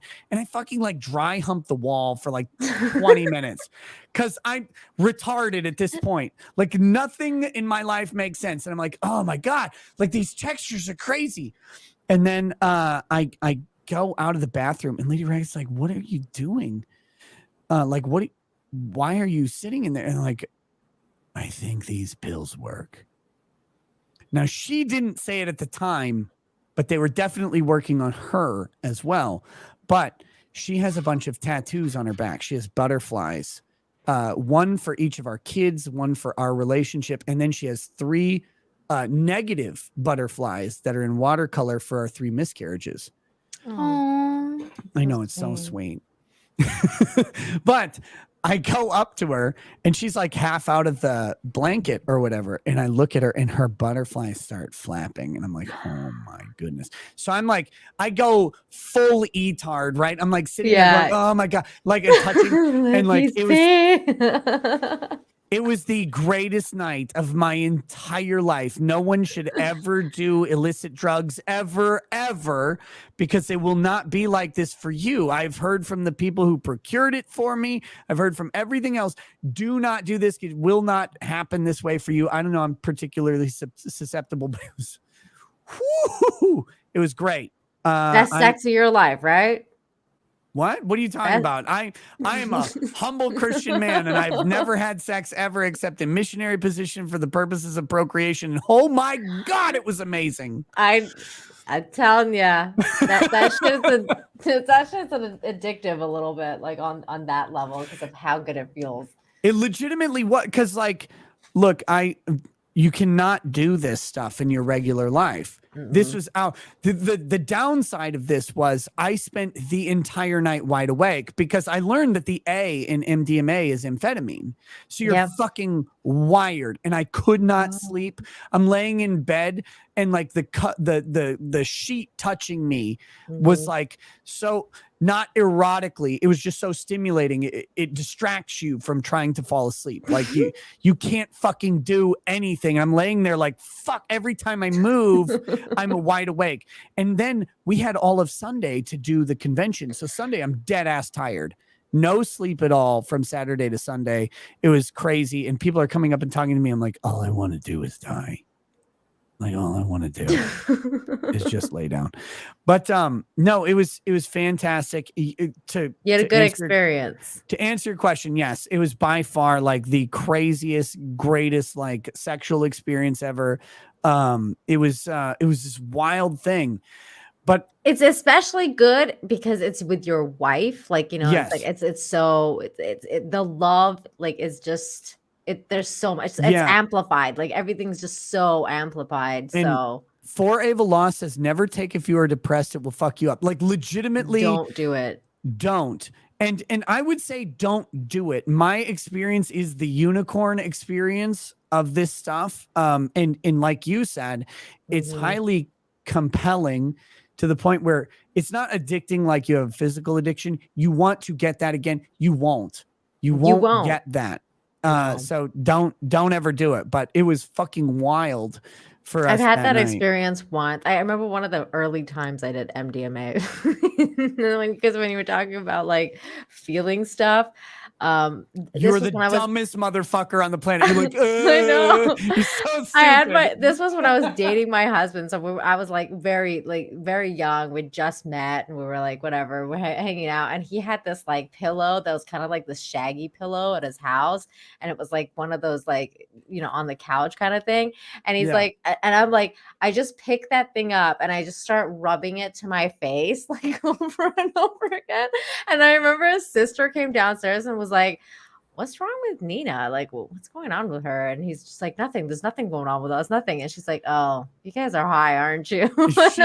She's on that good. That's what's going on. She's in heaven with that weird fucking pillow. What? Like, this pillow is so nice. It was so fucking weird. Oh man. No, it's again, I am not an advocate of hard drugs. The people who follow my channel will know that like through June and a lot of July, I was in a really like rough place. I needed a vacation very, very badly after Johnny Depp. On the vacation, I gave a lot of inhibitions away on fun stuff. One of them was like I did the MDMA in Houston. I did mushrooms in the Caribbean. How'd you like mushrooms? Did you trip? Oh my God. How'd you like it? It was the longest day of my entire life. I liked it, and I also fucking hated it. I feel the same way about mushrooms. Well, I've had a really bad trip on mushrooms though. And once you have a really bad trip on mushrooms, it's like you'll never do it again. You'll be like, yeah, okay, mine was not bad at all, but it was so long. So at the resort, they sell them legally. If you get a prescription, which you get a prescription for $15. Wow. So I go and I buy this chocolate bar of mushrooms, and it's 3 chunks, right? And like one chunk is like good feelings and vibrant colors, and second chunk is like fractals and some weird stuff. Third chunk, it says lock yourself in a safe place. So I'm like, well, what I'm going to do is I'm going to eat the whole chocolate bar. Obviously, that's what you do. And so I had all 3 of the chunks. And then, so Lady Rackets and I woke up at like 6 a.m. one of the days. And it says, take it on an empty stomach. So I'm like, okay, it's 6 a.m. For whatever reason, we're fucking awake. Why don't we eat these chocolate bars and then see what happens? So we eat them, and they take a while to kick in because you got to digest them. So we go to a pool, which has a pool table in the pool. No open because it's 6 a.m. Nobody's fucking awake at the resort. And so we're in the pool. We're in the pool playing pool. And I'm like, Lady Rag is like on the pool table because she's being weird. And I go, okay. Wait, did she take him with you? Yeah. Okay. Yeah. And I'm like, I don't feel great. We need to go to the room just in case I need to go to the bathroom because I felt like I had to throw up again, similar to the MDMA. I'm like, I feel like I need to throw up. I want to be near a bathroom just in case. So we go back to our room. Thank Christ we did this. Locked ourselves in. And then the next 5 hours took 8 months of my life. Like it was the longest day. I didn't even know that we had gone to the pool. Like I didn't know that I had ever left the bed. And there were mirrors all over the place in this room. And every mirror I looked in was something different. No, that's terrible. You're not supposed to look into mirrors when you get fucked up on mushrooms. Did nobody tell you these things? Nobody told me anything, but it was okay. What? You needed to have talked to Cecil and had a guide. I didn't have a guide. I was alone in the Caribbean and with Lady Raggets. Look, all I know is that she was on her fucking cell phone the entire time because she's playing like puzzle games. And I'm like, every time I look over at her and I get this weird voice. I'm like, why are you playing on your cell phone? What are you doing? She's like, oh, I'm doing puzzles like Sudoku or whatever. Turns out in the 5 hours that we are fucking trashed, locked in our hotel room, she does 2 puzzles the entire time and she does them poorly. But that was like her anger to reality. It's like she's doing these. She's like, no, I'm not high. I'm just fine. She's fucking tossed. I know she's trashed because I am the dumbest motherfucker on the planet on this stuff. And I keep talking to her in different voices and stuff because every mirror I look in is a different universe. And then when I close my eyes and like lay down, I went between the pages. That was my internal narrative. I don't know why. And I'm like, I'm between the pages. And I built civilizations and ended them. It was the weirdest thing in my life. It takes forever. And I'm telling her about this, and she doesn't bat an eye. She's like, no, this is normal. I'm like, okay, you're high as fuck. I know that you are, because I'm an idiot right now, and you're acting like nothing is wrong. It was fantastic. I had a great experience, except I also hated it because that 5 hours, literally, I can't express how long it was. I know. It lasted like it's like the longest night. You're like, when's this going to end? I've had a couple of nights like that. It made me feel like, this is a weird thing, but when you contemplate death, and if you've read stuff about death, they talk about if you don't believe in God, eternity is just that last moment of your life, your brain stretching it out for an infinite amount of time for your perspective. I never understood what that meant until then. And I was like, night. Holy fuck, this took forever. That's one of the things it does, though, because what you're doing is like, you're actually that's what you're doing, like the purpose of it. That's why you're like taking the mushrooms, because it's kind of like poison. So you're poisoning yourself. So you're getting to that kind of like NDE experience. And then that's the high, like that's what you're getting out of it. And it's pretty fucking fascinating. But I'm going to try and knock more of these super chats out of the way so we can get out of here. I just burned like 40 minutes of time telling my stupid high stories. But it was such a good story, though. It was such a good story. Cult of Personality for 2. Duke's got to make a new site. Okay, we got that one. Legal Vices. Yes, deaf screamers are the best. Thank you. No. No, they're not. What's wrong with you? That sounds fucked up. I don't know. Not applicable for 2. This is to offset your first suspension. Wow, thank you so much. Gaza for 2. This is epic. It is. I can't thank you enough, Nick. It's been an incredible night. Not applicable for 2. You're gonna spend $5 million just on reconstruction. Oh, we were. That's for Drex's ass raping. Yeah, that he's the gonna ass get. raping. That's right. Not applicable for 2. It's okay. Many of those girls end up in the ocean. Oh wow, that's not cool. Brittany, how many illicit drugs have you done in your life? I don't have any hard drug history. Just weed when I was like 18 and 19, and then alcohol when I was mid-20s. Please, for the love of Christ, never do any. Yeah, I wouldn't, because it sounds like a nightmare, because like how you're describing how you can't sleep. Because for me, if I ever get too drunk or something, I just sleep and then it's fine. Like I can't imagine doing something like that where I have anxiety and then I can't sleep. Like that sounds like a nightmare. Like that's my lesson for everybody. Like I had interesting experiences. I don't want them ever again. Like legitimately, I don't want that, because it's fucking terrifying, and you can't get out of it. That's the worst part about like mushrooms or whatever. It's like they last so long and you don't stop. Like, and you can't. There's no way to get out of it. Until you sleep, like there's no way. And then to get to sleep, it's like the unless you pass out, it's like the weirdest, longest. I don't recommend it. I don't recommend it either. Even though I've had some of the most fun of my life on those things sometimes, but especially when I was younger. But I definitely wouldn't recommend it. Don't do it. Question for Drex. Oop, I'm sorry. I forgot. I didn't get this one. Thoughts on Andrew Tate and his band? Do you agree with the great Kevin Samuels? If it's possible to get Nina and Nick's. Oh, what? Is it possible to get a Nina or Nick's wife? Because like you and Lady Rackets are considered to be unicorns. You're women who will not ruin a man's life or whatever. Yes, it's possible. Of course it's possible. It's always possible. The question is, and Drex won't talk about this the way I will, but sorry, you're stuck with me. The question is, what is your risk tolerance? Because there are risks involved in freedom. There are risks involved in relationships. Yes, it might mean someone will fuck you over. Guess what? Someone can fuck you over if you just go outside.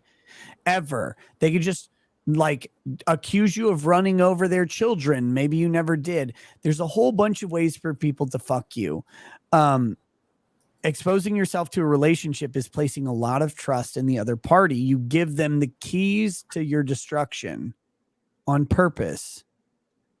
If you're cool with that, you can make great things. If you're not cool with that, don't fucking do it. Yeah, relationships are a lot of work. And you can also like basically make each other worse as well. Like, you know, if you don't burst each other's bubble once in a while, or like, you know, help each other grow, you're gonna it's the best, and you get the best and worst parts of yourself in the other person. It's really weird. You said it really the most correct thing. Relationships are work. They are not this magical thing that is always pleasant and wonderful.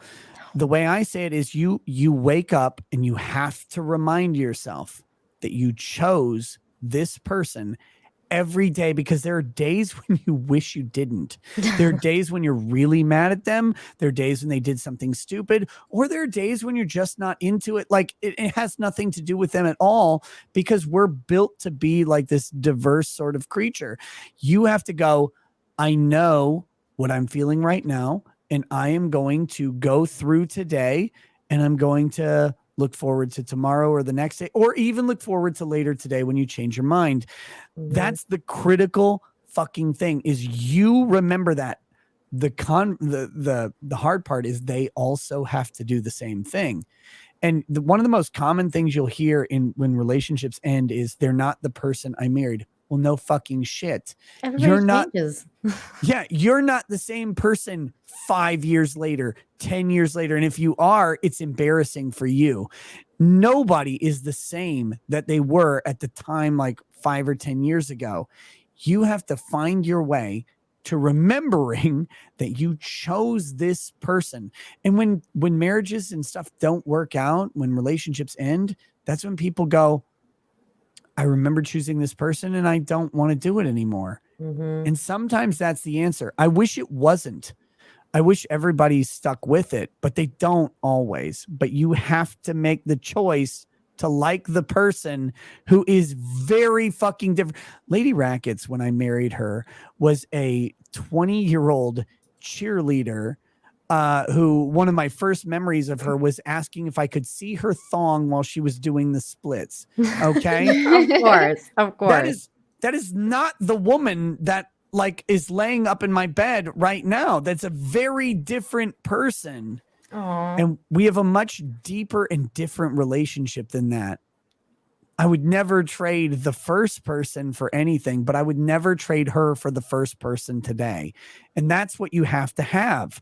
I'm and the you same have way to about choose my it. husband, Nick. It's Yeah. so weird. It's weird. It's not weird. It's how marriages succeed. I mean, yeah, it's so weird because I think about like how our, I think 21st year anniversary is coming up on September 1st. So I think about like how different we were, 21 years ago when we first met. It's like, it's a really weird situation. Life is weird. Something special for it. Real quick on this subject. Bing Bong says, Nick, do you wish she was kind of like that a little still? Dude, she's way better now. She's way better. She's so much like this is weird. People get uncomfortable in talking about this. I would take my sex life at 40 over my sex life at 22 every fucking day of the week by a mile. Our life and our intimacy is so much different and more mature and better and more wild and crazy than anything we would ever have picked when we were in our 20s. So no, I don't wish she was like that. She's much cooler now than she ever was. I mean, I feel a little bit like similar in some senses. Like I feel like I was maybe a little bit more flexible or energetic when I was like much younger, but I could work on those things, make myself more flexible again. No, and I think we have to. I think you have to stretch stretch. Jesus Christ. I think you have to stretch what you are, because like things again, like if we're going to get marriagey here, things do get different. They get stale. Like this is the same person you have sex with all the time, and you have to do new things. And both of you, the best part of of sex in marriage is an adventure that you go on. Yeah. Sex that you have with a person one at a time. Sure, it can be great or whatever. Like you can have this one-off experience, but it's not a journey. It's not something that you grow into. And you really can, like, you can choose to be interesting. You can choose to be different. You can choose to try different things, surprise each other. And you will enjoy. It's amazing. Like sex is meant to be enjoyed over and over, not one time with a person, like all the time. Yeah, I agree. Ethan Flash for 2 says, listen to Drex tries to stretch the truth. Yeah, he does that. Samurai Knight for 2. Drex, just admit that you failed the shittest. What? Oh no. Wolfsbane for 5. Nina, can you explain Nick and Drex about the absurdity of the She-Hulk show, especially the infamous I've had it worse than you, Bruce line? We were talking about that earlier with Nick. He knows. I would love to hear your take on it.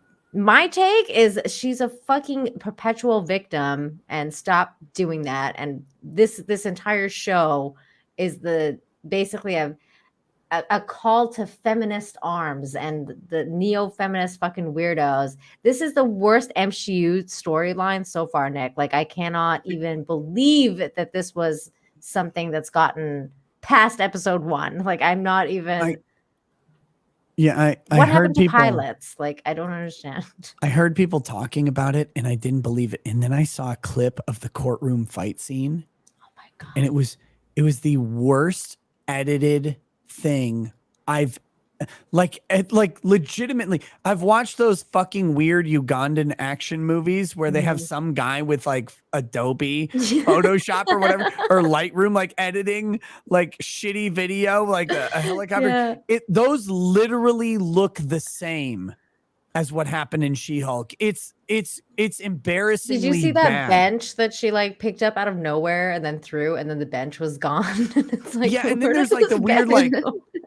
there's like a jump kick or something, and Yeah. then like she either, I don't know if she punches or kicks the person while they're jump kicking, and it looks She punches like the jump kicker. yeah, so she punches the jump kicker, and it looks like a meme video from a high school yearbook like compilation. I'm like, what the fuck is this? You have unlimited money. You are Marvel. You have unlimited money through Disney. You can put $1 billion into this if you want. And this is what we get? Like, this looks like I made it, which is fucking terrible. It looks like 10-year-olds made it. But it kind of is. They're all arrested in development anyways. Those people who are fucking making it, they're all children in a way.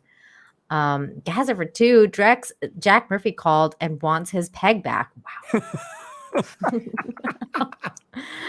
Chris Topher for 2. Drex, my head's cold. Can I? Oh no! Can I wear your ass like a beanie? Oh no! Cash $4.99. Nina asked Drex if that pinky toe went all the way home. Oh no! It did. It did. Guaranteed. It did. Look, this dude's picture looks like that dude that raped kids. I know. He's that guy. His name is I'm trying to think of the name of the villain. I want to say it's like Snidely or Snurdly or whatever. Snidely, I think. It's from there's this race show.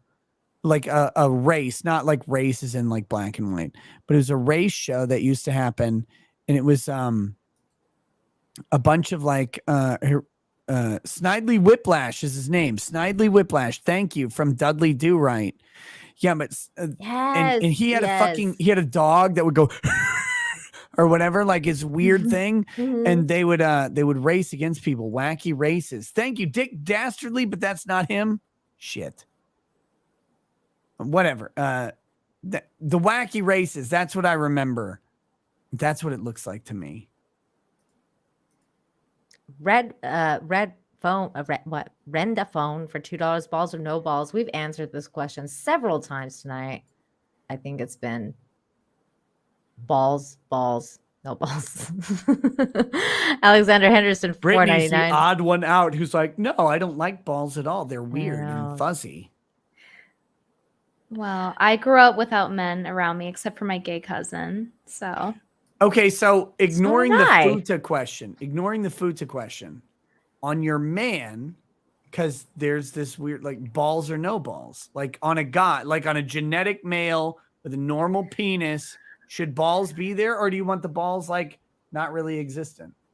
Oh, so if you gave me the option of like they can now like have it inside like how we can naturally, and like that's just the default, I would choose that because it's like it just seems more convenient and it just makes more sense to me. I feel like the guys would enjoy life more, not have to worry about their balls getting kicked or riding bicycles. But don't worry about the guys. We're talking about you here. We're talking about how it looks. Like, no, it kind of looks, I mean, like objectively, like I don't have a problem with balls, but like objectively speaking, like, okay, so if we were talking about vaginas objectively, that shit looks fucking weird. Okay. And in that same vein, balls I look think they fucking look weird. great. I look at vaginas and I'm like, this is the greatest thing on the planet. Oh, I don't. They scare me. Like honestly, they do.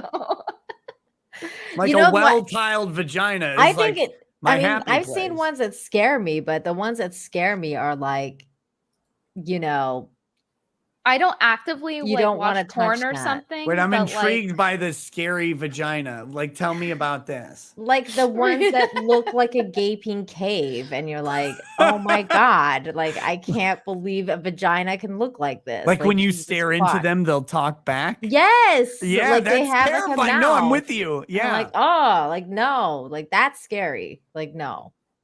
it's Yeah, like a no, Rorschach I'm test. What do you see? A pussy I'm- with wings. 100% with you. It's like that Predator joke. He's like, hello. Yeah, pussy Right? face. Exactly. No, I don't want that at all. Nobody You want a wants nice, that. like, clean. I don't know how to describe it. but Tight. like a- You want some tightness. Going Look, you on, want okay? your taco. You want the taco to be in the shell. You don't want the shell like splayed open and all the cheese Exactly. all over the place. That's weird. Yeah, you don't want a feast like out there. You just want it to be Exactly. tight and nice and rolled. You're good. Do you think women should get labiaplasties then, like after a while? I mean, like if it makes you happy, sure, why not? You know? I'm not Ignore against that. it. You just said you're like, look, I don't want my cheese all over the fucking earth on this taco. Like, should they But get that's- that taco cleaned up? Make it a hard shell again. What should they do? It depends on the situation. Like if it's from birth and like that kind of thing, and then you want to, then sure. But if it's from like you having like, you know, a body count, as Drex would say, that's, you know, longer than Schindler's List, then no, I don't think that you know that should be an option for you. I don't know. But then again, Okay. I want to be able to judge you depending on what's going on. I want to be able to judge your vagina. That's what I want to do. Yes. Don't you lie to me about that fucking coochie. Like, gonna why come does in it there- look like that? Like, look, one side's drooping down, the other one isn't. I don't know what's going on here, but that's wrong. It looks like an Arby's Brittany, roast do you beef think that they sandwich down there. should? Do you think they should just get that shit cleaned up, or? Yeah, if they want to. I mean, like It's one of the most I don't see a popular con- cosmetic surgeries right It now. is. I learned about. I didn't even know that was a thing until I learned about it through the new season of Curb Your Enthusiasm, where he was like making some chick. He was sleeping with Get One because she was too fucking like. Oh my god, it was so funny. Have you seen it, Nick? No, I don't want. I need to watch Curb Your Enthusiasm. I've not watched it. Oh my god, it's so It's good. good. You've been streaming 7 hours? Yeah. That's what I'm And trying to get 7 to caught super it. chats. You're not going to get done because I'm more interested in tacos now. So wait a minute. The stream's like never gonna process. It's just gonna be forever on YouTube processing. I literally forgot what I was going to ask. All I wanted to do was ask a question about vagina, and you women have ruined it. Tacos, you said. Women ruin everything. Yes, tacos. It's a euphemism. I know, but you said you were gonna ask something about tacos. Does I that know, and make I- you remember what it was? No, I don't remember. Oh, it had to do. Oh, I learned this. The other day. Do you know that 90% of women have asymmetrical labia? No, I didn't know that. 90. So, ladies, if you're out there, 90%, you're in the majority if they're not matching. And so if you come across like an OnlyFans chick or whatever who has that perfect vagina, that's cultured, that's manufactured. She paid for that. That was an investment. Wow. That's interesting. Okay. Alexander Henderson for $4.99. I'm also a social drinker. If someone says I'll have a drink, I say social lie. Okay, Get great. it. Fell Wind for $5. So when are we going to get all the three of you on FNT at the same time? I don't know. I don't do FNT invites. I don't know if Friday Night Tights can sustain 3 guests at the same time. Like, I don't know if that's a possibility. I don't think they can. Well, first of all, their panel is like way too big. There's not Yeah, they have enough like numbers. 9 people on their normal panel. Yeah, and then they kick people out when they need more room. Like X-Ray Girl has to go to the back. Apex Comics, Real BBC. That's another story. I mean, like, I would love to get Nick on the Real BBC. I love Az is unironic. Like, full homo. I would hump an Az show all day. You would? Yeah, if he wants me on Real BBC, I'll be on in a heartbeat. You would? I'm gonna tell him. I'm gonna tell Nick and Mahler. Gary, Mahler, and Az. I'd be on Real BBC anytime they want. Sargon and Az and I are going to do a painting stream on Wednesday of next week. He was by the plugging way. that today on his stream when he was Yeah. gaming. So yes, definitely check out there, and it's gonna be on your channel. Yes, it'll be on my channel. But I love Az. The dude is hilarious. Every conversation I have with him is great. I would I love Az. I do Az is Real great. BBC. I'll do Real BBC whenever you want me to. I will stretch. And Hell prep yeah! and I'm put telling on them all for sorts the, of lube. I'm gonna tell them that next week. I'm gonna be like, we gotta get Nick on because he said he'd do it anytime. 100%. Yeah. Apex Comics for 5 says Art Collectibles auction with Peter Gilmore and friends, 8/27/22 p.m. ESC Vicious Link Comics. Thank you for plugging that, Apex. Ed 2276 for 10 says Fitz used to work on Wall Street and talks about corporate corruption, including how government runs drug and corporations launder money. Yes, that's what they do. That's what they do. Not applicable for 2. If a girl has a perm down there, I think I'll pass. Oh God. Again, like, so why is the tiled floor in vogue? Like, the shag carpet's not. It used to be tiled floors in vogue, but like it is, and I'm happy about this. Like, this is what I like. So what? Why is that the thing? Like, I will accept the strip, like the landing strip that Kat was talking about. Like, that's fine because it's usually like it's pretty clean, like otherwise, and it's not like down there. It's up. Like, it's up, where you're not but really I sticking feel your like that's a tongue. relic of the 90s, though. That's true too. That's like true if a chick, now don't get me wrong, you're a little bit younger than me, but not too much. Like, I feel like the person with the landing strip has to be like your age or older.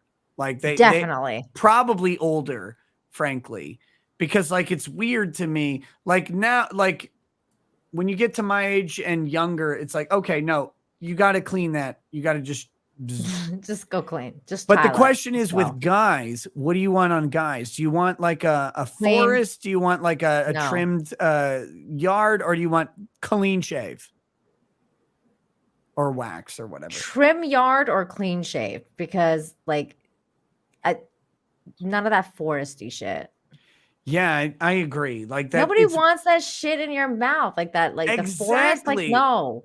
I feel like it's only polite. You've got to cut that down. What 'Cause about you, otherwise- Brittany? Yeah. Oh, Brittany.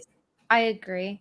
Yeah, cleanliness. Cleanliness. Shave that definitely. shit off, Shave guys. it. John Pagdilano. I can't read anymore. $2. Thank you. Pagdilao?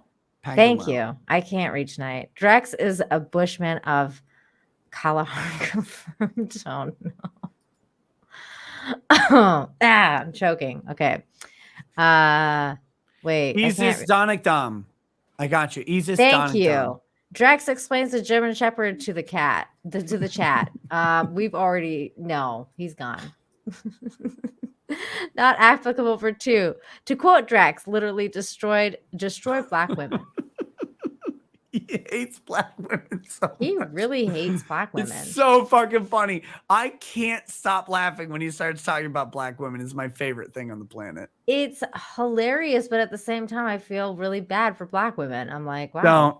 He would tell, to quote Drex, don't feel bad for these creatures.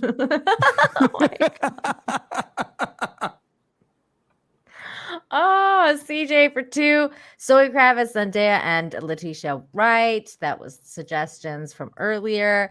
Alexander Henderson, $1.99. Please ask Drex about his plan to fix EBT. What's EBT? It's like ghetto food stamps. Like Yeah. when you can't afford it, the government gives you money for food. You get like an ATM card that goes in, and you can withdraw a certain amount of money on the U.S. government or whatever. Yeah, they used to be called food stamps because. Oh, is that what food stamps it is? Okay, yeah, I know Yeah. food stamps, but I didn't know it was called EBT. It's what now. it used to be, but people couldn't buy liquor on food stamps, so they made it EBT. So you could buy liquor and drugs or whatever. Wait, you can buy liquor on EBT now? You can buy Brittany.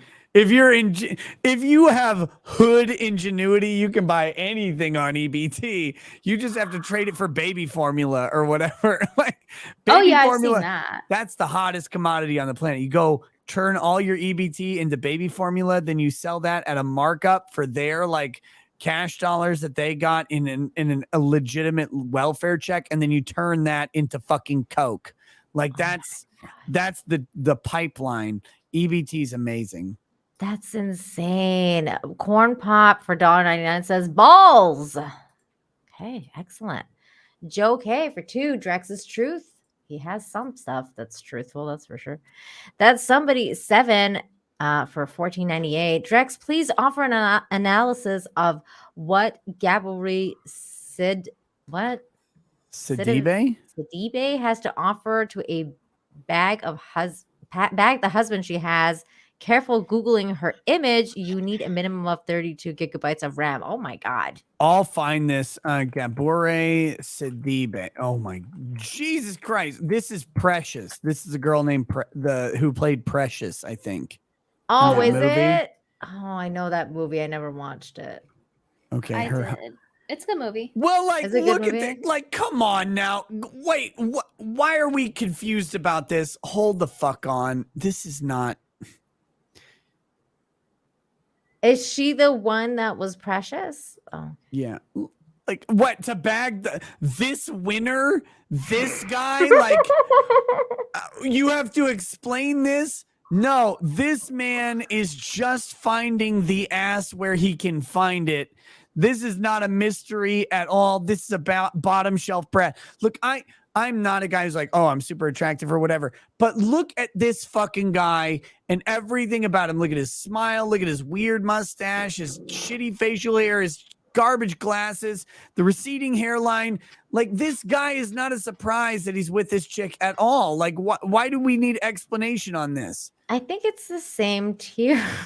Yeah, they're honestly, they're on the same level. Don't, if you look like that guy, get a shitload of muscles. Let me help you out. Like, have pecs that put mountains to shame if you look like him in the face. Because we have the ability, guys, to do this.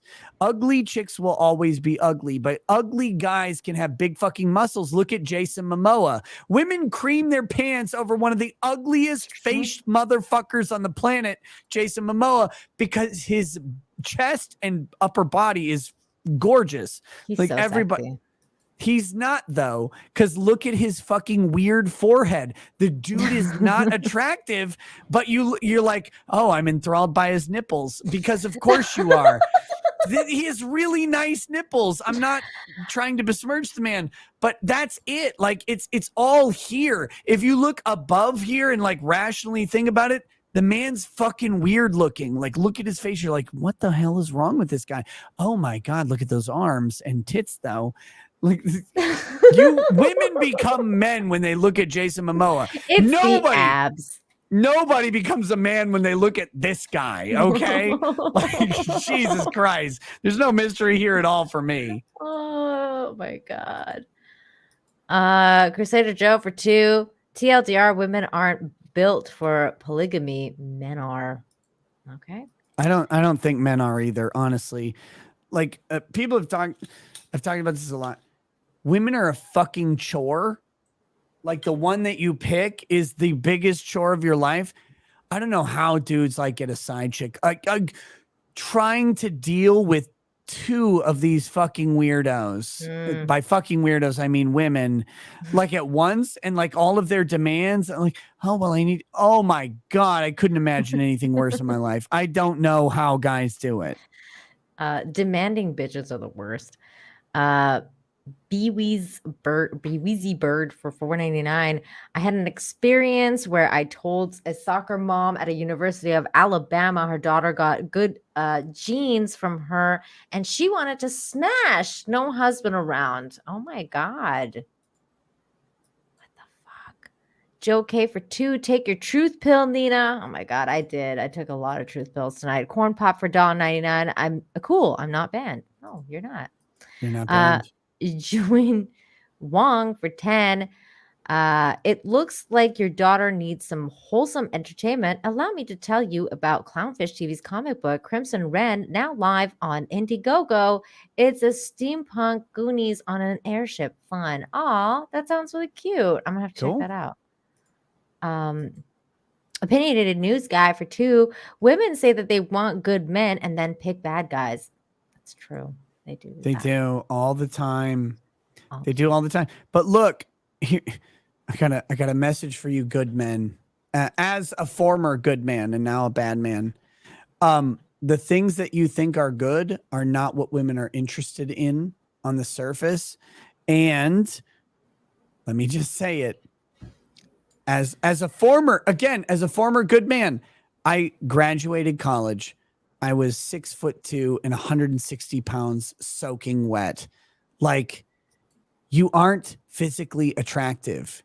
You have to find another way to be attractive. Women are more complicated than that, but you have to touch those things. You have to get to the point where they want to fuck you as well as marry you. And it's a weird critical mass that men have to reach, but you have to find a way to do it. You either have to have like a giant penis, or you have to be so like critically capable in all of the areas that they need that they get there.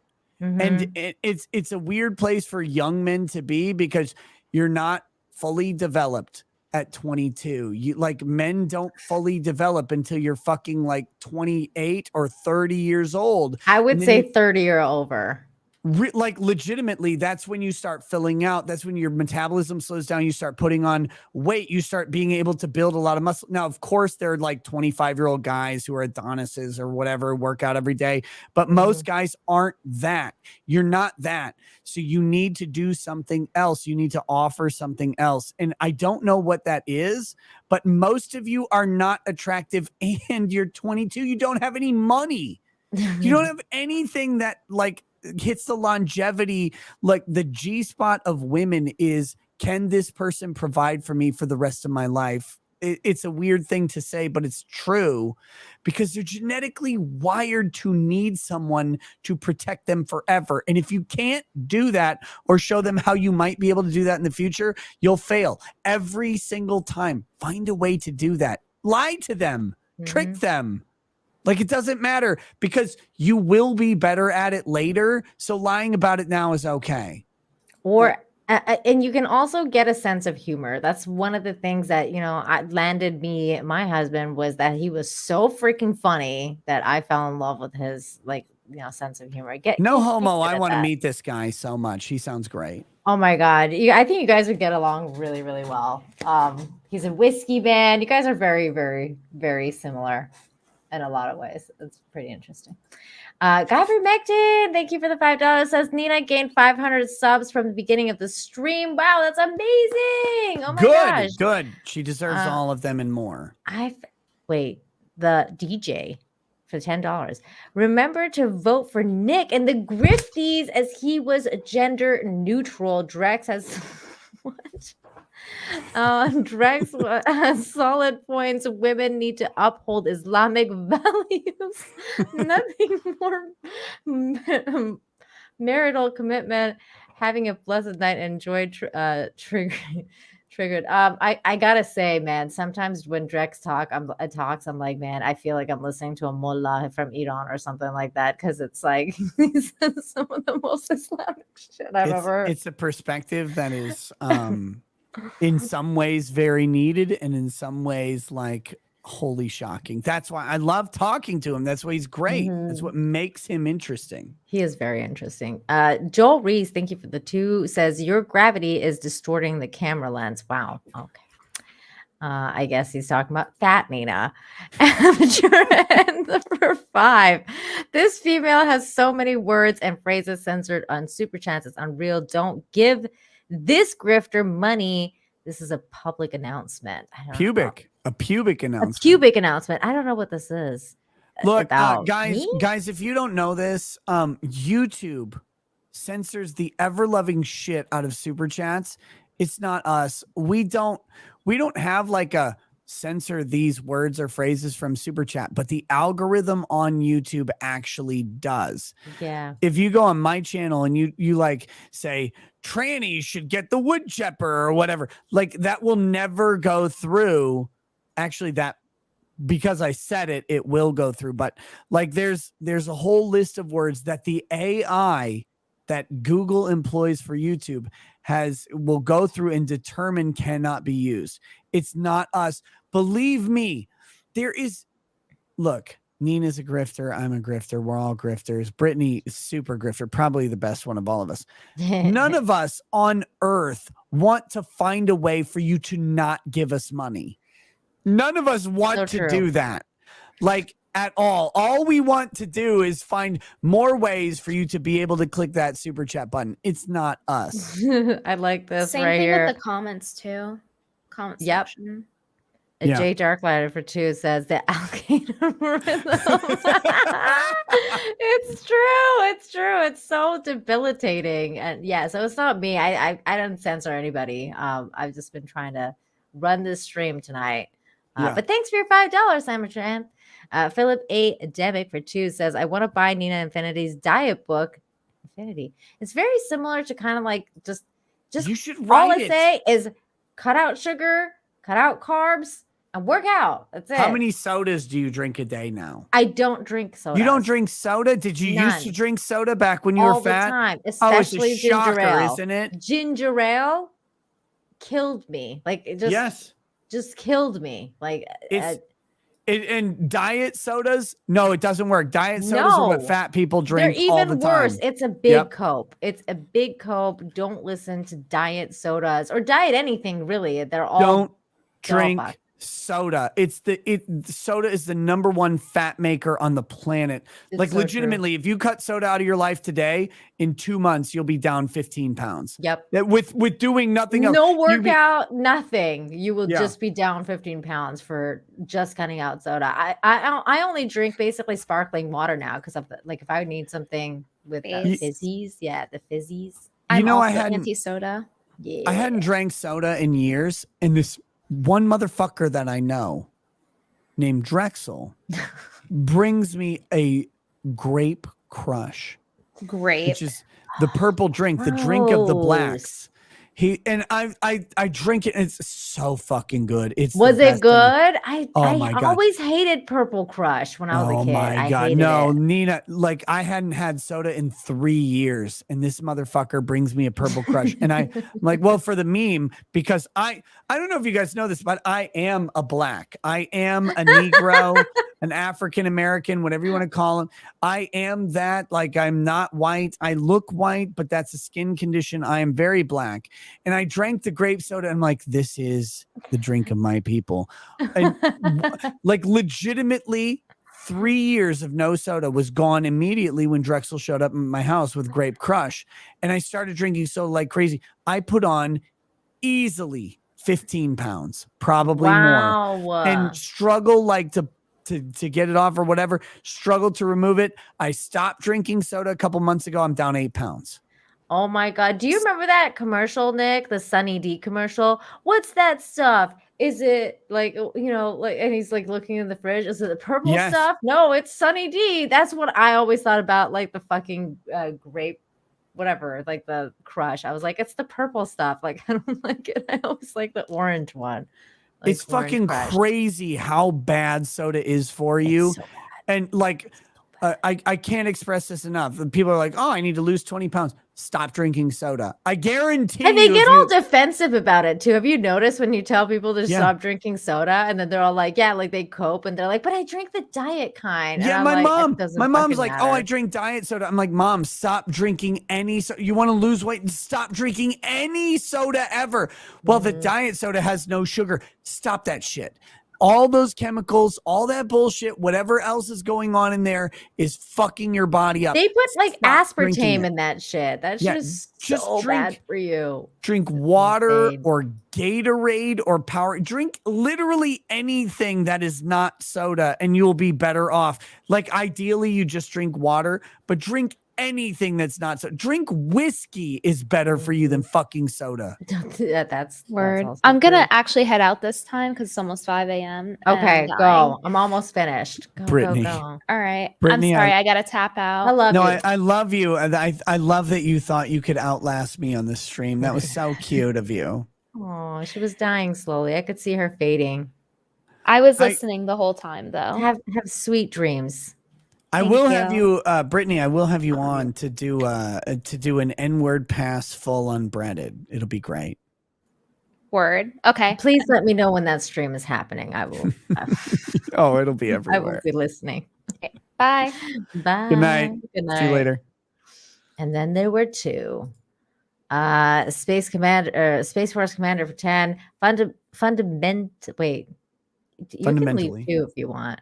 I was just. Oh, you wait. You think you're gonna outlast me, Nina? No, I feel You bad for you. I was like, I feel bad for me. because This you've is my been here like all night. It's 7 hours. Oh my I have God. the greatest job on the entire planet. You think you can outlast me? You can't outlast me, boy. Don't even try. Don't even fucking try. I wouldn't even try. I'm dying right now. Space Force Commander for 10. Fundamentally, Drex's argument is women are picky, men aren't, or at least much less so. This is part of our reptilian brain. It's not so much criticism as much as biological truth. I agree.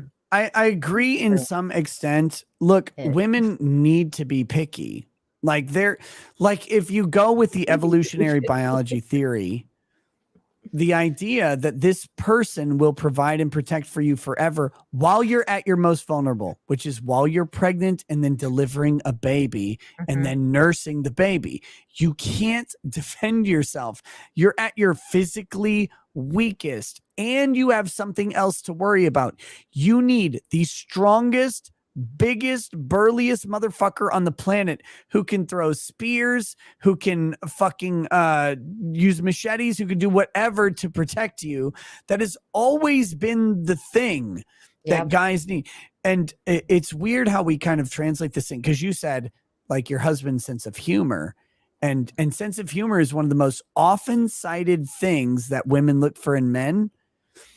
But when you think about it from like an evolutionary biology perspective, the sense of humor is how you keep people from killing you, right? Like the court jester kept the king from killing him by telling him a good joke. Yeah, from killing. Yep. And then But when he didn't, he would get. Yeah, it's crazy how it works, but like there are all sorts of weird truncations that we have from history to say this thing is valuable now. This person can keep me from one going insane. That's the humor thing. And also from someone else killing me because they'll entertain the other person, which is a weird thing. That wasn't how it was 1,000 years ago. 1,000 years ago, you better have a fucking hammer and smash whatever is attacking you. But now we don't do that. But it's critical to understand what women and men want if you're talking about relationships. Women need security at a level that they're not like consciously looking for it. They have to have it. If you are a guy who cannot provide for a month of a woman's life, why on earth would she hang around you at all?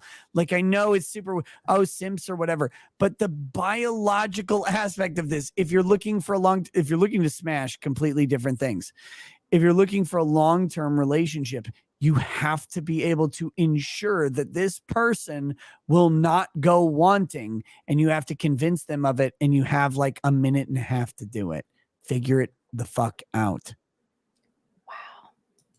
You're amazing. The farm engineer for 5, inviting Brittany Venti on to defend women's honor has backfired. Wow, that's mean. Alfred the DJ, thank you. Or Aphid the DJ, thank you for the 5. 70K for wearing a furry suit. Sounds like that furry ate a bullet. Following the chat, what if we got Lady Rackets on the double lip set for 150K? What the fuck is a double lip set for I don't 150K? know. Wait, do you want, so if you give Lady Rackets $150,000, are you saying, will she kiss another woman for $150,000? I think so. I think that's what he's asking. I'll ask her. I don't know. I think he's asking that. Like, look, I think Lady Rackets would probably go, yeah, I'll kiss another woman for $150,000. Who fucking cares? Dude, get 5 drinks in her. She'll kiss another one. You better stop. You better stop, Nina. She's like, I'm surprised she didn't kiss somebody on an MDMA, man. I mean, come on. Look, we were locked in our room on MDMA. That's once good. it hit, and Good it was plan. Good oh plan. my God. I would give anything in my life to have that night over and over again. And the problem with MDMA is, specifically with ecstasy and MDMA, is it does not hit you the same the next time or the next time or the next time. No. You'll never get it again. That's why I say don't do it. It never was a quite the unicorn same. experience. It's never And quite the same. and yeah, no. Get her a couple drinks. We'll see if Lady Rackets won't take $150,000 after 5 drinks, I'll slap her in the face right there. You're like, I'll take it. I need a Corvette woman. Kiss this chick immediately. What the hell is Oh wrong my with God, you? that's the other thing I was going to talk to you about, and it's been 7.5 hours and I totally forgot. But because you were talking about buying a sports car, and you were like talking about like how you're not going through a fucking midlife crisis. No, and I am knew going this- through a midlife. I'm doing it intentionally. You're doing it intentionally because, okay, I met this lawyer in Mexico who went through a midlife crisis, and he literally dyed his hair bleach blonde, bought a convertible, then cheated on his wife. Oh, And no, then, don't do that. it was like this whole thing. Like, his life just blew up randomly. Just one day, like, he just went crazy, and he just did all of this weird shit. And I was like, this guy's clearly going through like a midlife crisis. Yeah. And it was like a whole thing. So I was like, oh, I hope Nick is not. I don't want to show up one day to your stream and see you with bleach blonde hair. Oh, Please don't fucking do that. Christ. No, no. I've said this a million times. Lady Rackets loves gray hair. She loves it, like the salt and pepper look. So Mhm. I've got like a gray beard hair here. I've got some over, like a couple over here. I think I'm up to like 7 or 8 gray hairs. Wow. I nurse them. I cultivate them. I want them to plant more You're grays. lucky. Yeah, You have good genes. she loves a silver fox. Like, that's what So she do I. wants. And so, like, people are like, did you dye your hair? I'm like, literally never. Like, no, God, if I dye my hair, I turn off my access to vagina. Like, no, thank you. Why on earth would I do that? No, I want a nice salt and pepper look, because I'm old. I'm 40 years old. Like, as I keep getting older, I should get more and more gray, and she likes that. That's what I want. As far as the midlife crisis thing goes, I really, I've all my life, as like a kid forever, I've been into sports cars. I'm not like a car guy. I can't tell you, well, the carburetor or whatever. Like, I don't know any of that shit. All I know is I like fast, loud, big engines. They're fucking cool, and they're going away. That's the scariest I thing on the planet. know they are going away because they're doing this whole fucking bullshit with the electric cars shit. and all that crap. Yeah, so the Challenger and the Charger, the Dodge Hellcats, these V8 800 horsepower monstrosities they're making. This is the last year they will ever make them. After this year, after 2023, this year being the next year in cars, after 2023, the Dodge Challenger and Charger will be at worst hybrid electric vehicles. Oh, gross. I know. You take this thing that literally, like when you turn the engine on, it fucking screams like a demon. It's loud. It wakes up your neighbors. It pisses off everybody. You're going to turn that into nothing. Nothing. Soy, man.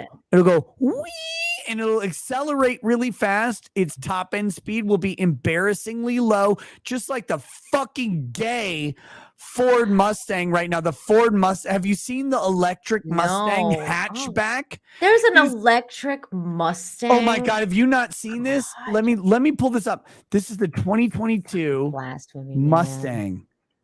Like if you don't buy, let's see. It's a fucking hatchback. Are you fucking kidding me? It's called the Mach E. Let me pull this up here on the chat for you. You can take a look at this.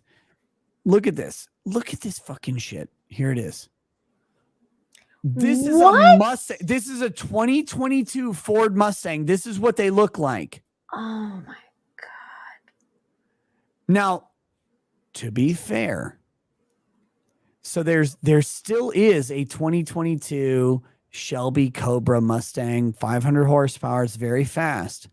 This thing will beat it in the quarter mile every single time. Yeah, but that looks like a fucking soccer mom's fucking car, dude. Right. Like it looks like you're taking a dick in the ass, whether you're a man or a woman driving it. That's what's happening. Like, but here's the thing. Electric engines are really fast off the line. They provide a massive amount of torque. They don't have gear shifts, and they can do it really quickly. The thing is, this thing will top out at like 140 or whatever, and a Mustang Shelby Cobra will top out at like 190. And it takes them a little bit longer to get up there because of the combustion engine and gear shifting and stuff like that. But people are so obsessed with getting off the line that they'll tolerate this fucking bullshit. This is what the Dodge Challenger will be. It will be 4 electric motors. It will get your car 0 to 60 really fast. It will do that quarter mile really fast. The half mile, the 1 mile, it will go slow. And the most important thing about American Muscle ever is none of them will be loud. I don't know if I like that. I like that loud, beautiful, like, you know, like that sound. It's like that. I rented a Mustang with Lady Rackets when we were in Nashville. It's a turn on. We drove to Kentucky, and I don't know what model fucking Mustang it was, but I turned on track mode, and like it fucking flies. It like and it yells and it screams. And I told her, I'm like, put your hand on the steering wheel, and she does, and it rumbles. And it speaks to you. And she's like, oh, she's never in her life cared about cars. She put her hand on that steering wheel. It's a panty dropper, man. Yes, it rumbles. And she's like, ooh. And I'm like, exactly. This is why I want a sports car. And I don't want a fast car. People are like, oh, get a BMW i8. Oh. By the way, BMW i8s are one of the coolest fucking looking cars on the planet. They're electric. Fuck electric. I don't like electric cars. 5 miles per gallon, screaming, sucking down gasoline, and yelling at everybody on the planet. That's what I want. That's clearly what you want, because that's what magic is. You could never drive this kind of car here, though. Like in Mexico, you cannot drive this kind of car. The fucking the Mach E Mustang you're talking about? The BMW IA. Like It like, especially like in Cancun here, like there's first of all the speed bumps. There's like speed bumps everywhere. Yeah. There's potholes everywhere. You would basically buy this car to destroy it. Like you wouldn't be enjoying it. This is definitely a kind of car you need in the States or something like that, like somewhere where it has nice roads. I saw one of these in St. Petersburg when I was down there visiting my parents. Lady Rackets and I parked next to one. They're a beautiful car. They're so fucking cool. I love the way they look. I love the aesthetic, but it's not loud. The fuck is this? Why I would think someone- that's what they tend to do when they're doing like the test chassis. Oh. So they put that on so that people can't see how it's supposed to look in the long run. Messes with fucking photos, it makes them look stupid. I see. Okay. That's a beautiful car though, but I fucking hate. It's a beautiful car, but why is electric. it silent? Because it's electric. No, it should scream at you. Like when you go, okay, if you go on the Lamborghini website right now and you look up a Lamborghini Huracan, they have an actual thing. You can listen to how the engine sounds. What? I'm not kidding. They know this is a naturally aspirated V12 engine. It's one of the last things you will not get in the next 5 years. There will never be a naturally aspirated V12 engine again. Probably never a V12 engine again. But if you go on Lamborghini website, you can listen to how the Huracan sounds. And all it sounds like is this. Wah, wah, wah, wah, wah. It's super loud. It's awesome. It's like, God, that is $300,000 of panty dropping. I have to do that later. Renee, thank you so much for the 1999. Says I see more women driving Mustangs than men for a couple years now. Oh my Yes, god. I would not buy one. Like people are like, oh, check out that. They're like your midlife crisis mobile. Check out the Shelby Mustang. I won't do it. I will not do it because of that specific thing. Like Mustang, they started catering to women, which is fine. Like if that's what you want to do for your brand, but muscle cars are supposed to be muscle There's cars. some shit that really pissed me off with cars because a couple years ago I remember like and I've just always been like a passing car girl, you know, like I just like cars. I think they look cool and I'm just like I really they're really neat and I think they're really cool like that. But I like, you know, and I love classic cars. Like classic cars are like so fucking dope. I just love like all of that look. But it's like I remember I saw like when Porsche made an SUV and I was like, I was so angry at the Porsche SUV. I was like, what the fuck is this? The like Cayman? Yeah, like Fuck you, I'm like, it's the Cayman. ugliest. Like I'm just like, dude, Porsche is a sports car. Like you don't make an SUV. Like, and it just after that, it was like as if like the entire car industry, like model industry, just went down the fucking drain. I was like, Yeah, you went what from the happened to these 911 people? Carrera and more importantly, the 959, one of the sexiest, fastest cars on the fucking planet, the 959 back in like 1992 or whatever. I don't even remember what year it was. This thing was so fast off the line and down the track. It could reach 200 miles an hour before a Lamborghini, before a Ferrari. The Porsche 959 blew the fucking dicks off of everybody who looked. It was one of the sexiest cars ever. And then they come out with the Cayman and you're like, that sounds like hymen. That sounds like part of a vagina. Like, what the fuck are you doing? You made one of the fastest fucking cars on the planet, and now you're making a family SUV, and you're selling for $150,000. Fuck you, Porsche. Gay. Have you seen Ford versus Ferrari? That's a good movie. I've not watched it yet. I want to watch it. Dude, watch that movie. It's so fucking good. It's such a good movie. You'll love Years it. ago, I sat in a Ford GT and I was like, oh my God, this thing is fucking, it had plastic everywhere. Like you couldn't touch anything. You could not test drive this without a credit check. It was just, it's like this is back in 2006 or whatever. And it was $180,000 in 2006. And they're like, I'm sitting in it and I'm like, this is one of the most magnificent machines I've ever seen in my life. And the guy's like, yeah, you need to get out of that car, sir, until you pass a credit check. I was like, fuck me. that Ford GT, that's the one in the Ford versus Ferrari, right? Oh, Like, yeah. and it is so fucking cool. That thing is amazing, and it's loud, and it's fast, and it accelerates. Like it. Oh my god. Like, dude, I mean, that movie's just a great movie. There's so much acting, good acting. Like, men aren't bitches. Like, you know, you get the good. It's a good movie. Renee for $49.99. Thank you so much for your generosity. It says got this 1973 Gran Torino to restore its original engine. So I feel it may be worth it. Fix it up, classic and not custom. That sounds fucking dope. My here's my problem with classic cars, and this is a Nick Rekieta problem. I love modern shit. I love like the big screen, the GPS or whatever. Like I like the heated steering wheel. I like the heated seats.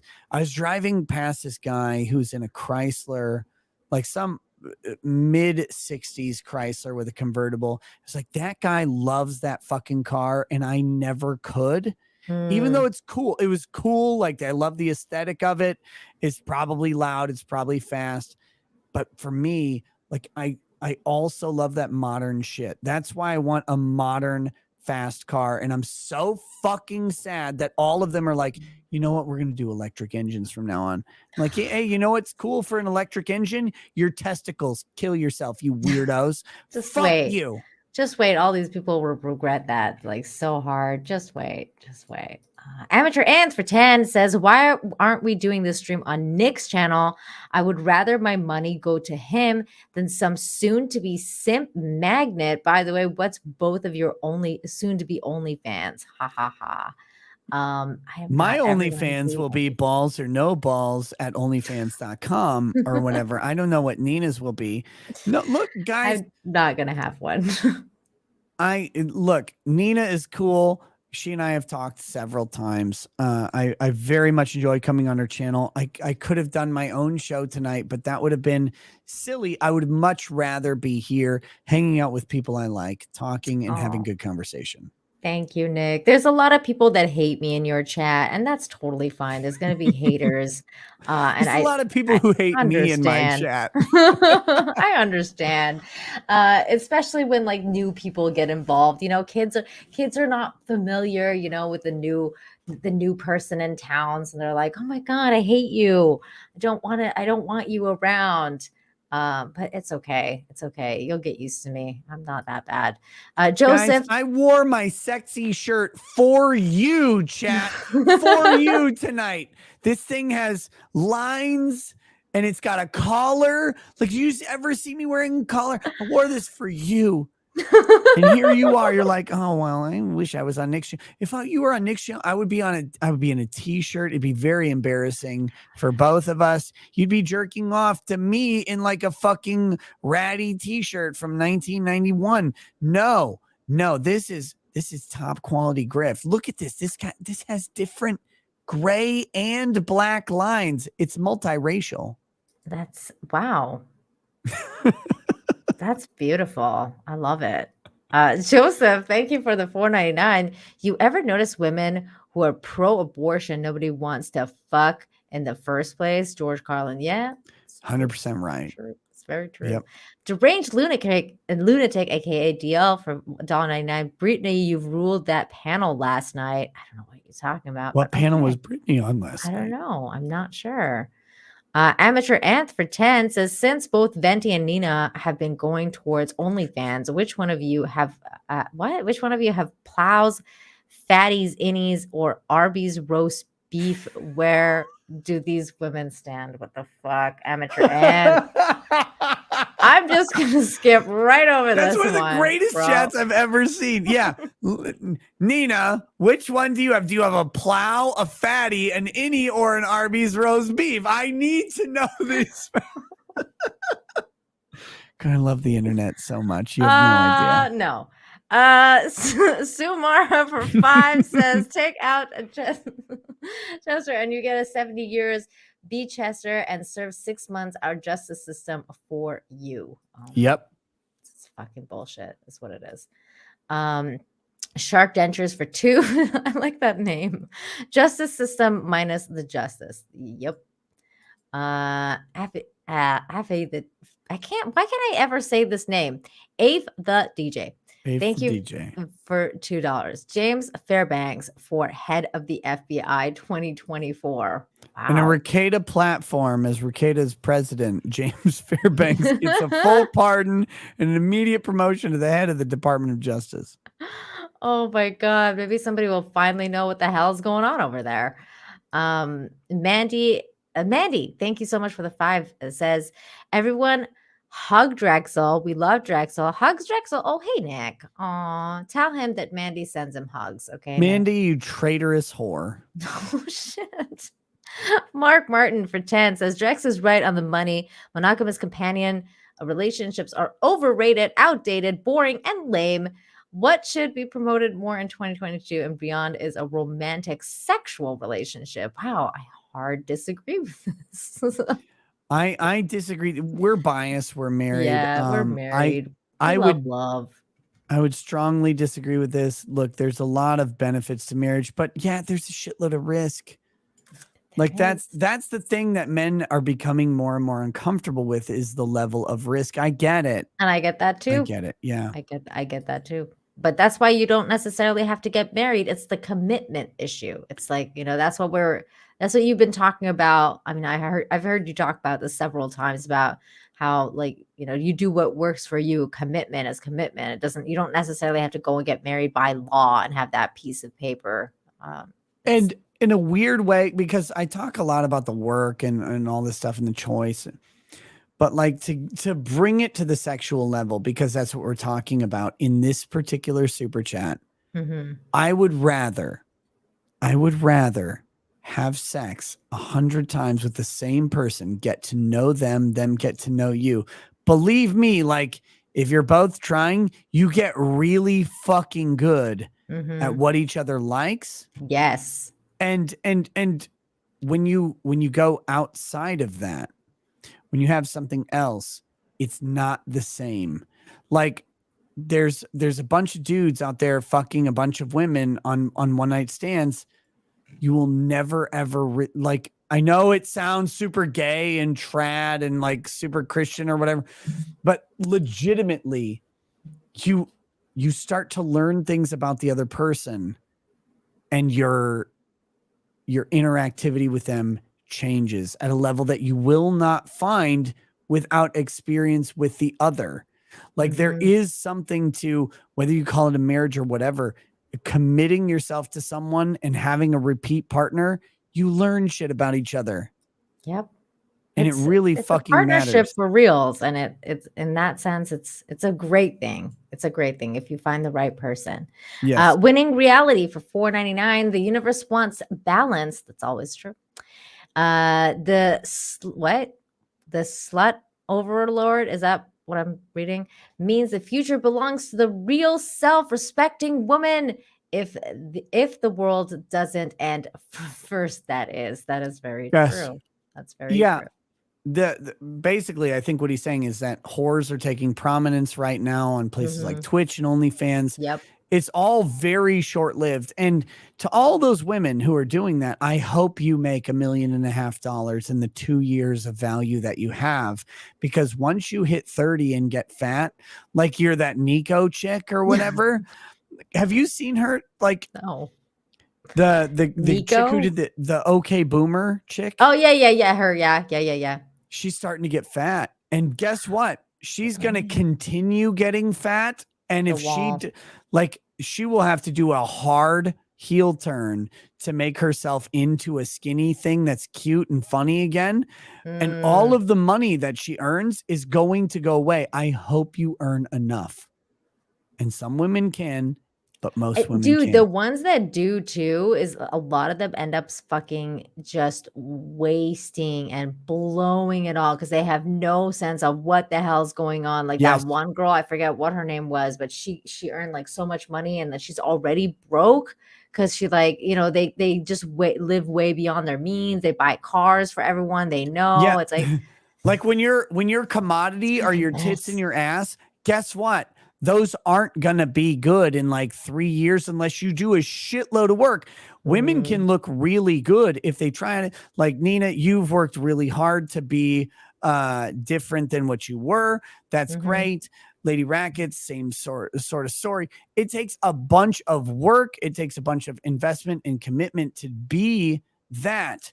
And so many women think, oh, well, I've always been able to eat pizza and drink beer and be naturally skinny. Oh, that's cute. You're 23. I'll see you in 2 years when you're fucking fat, because invariably your metabolism stops, and it will happen.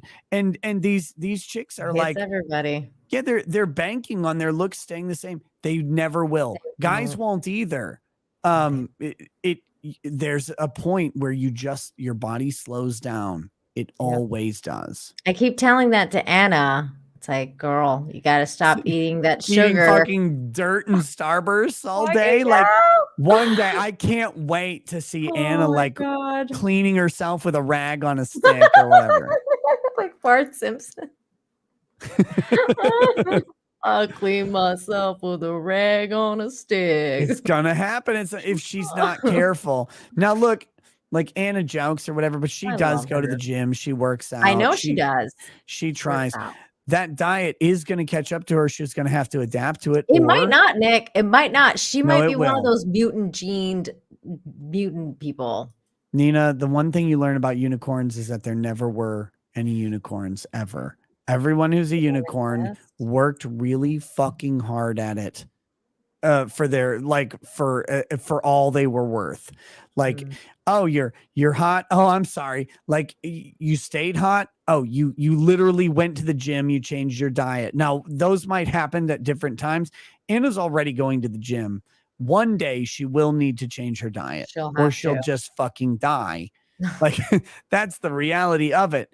But there are no unicorns under the sun. North Korea can pretend they found them all the time. They never existed. And if you find a unicorn, they're just not telling you how much fucking effort they're putting into being who they are. The John Beck for 5 says, LOL, Drex getting cross-examined. I wish I had that many vacations. It's only 13 out-of-state trips in 10 months. That's perfectly insane. Normal lifestyle. That's insane. Palmyra Productions for 5 says, before I was talking about a certain wooden paddle, Nick, ordered from Australia, wanted to know if Mrs. R liked it. I'll only say this on this stream and never again in your entire lives. I did not order a wooden paddle from Australia. I ordered a wooden cross from Australia. And it was fan-fucking-tastic. Wow.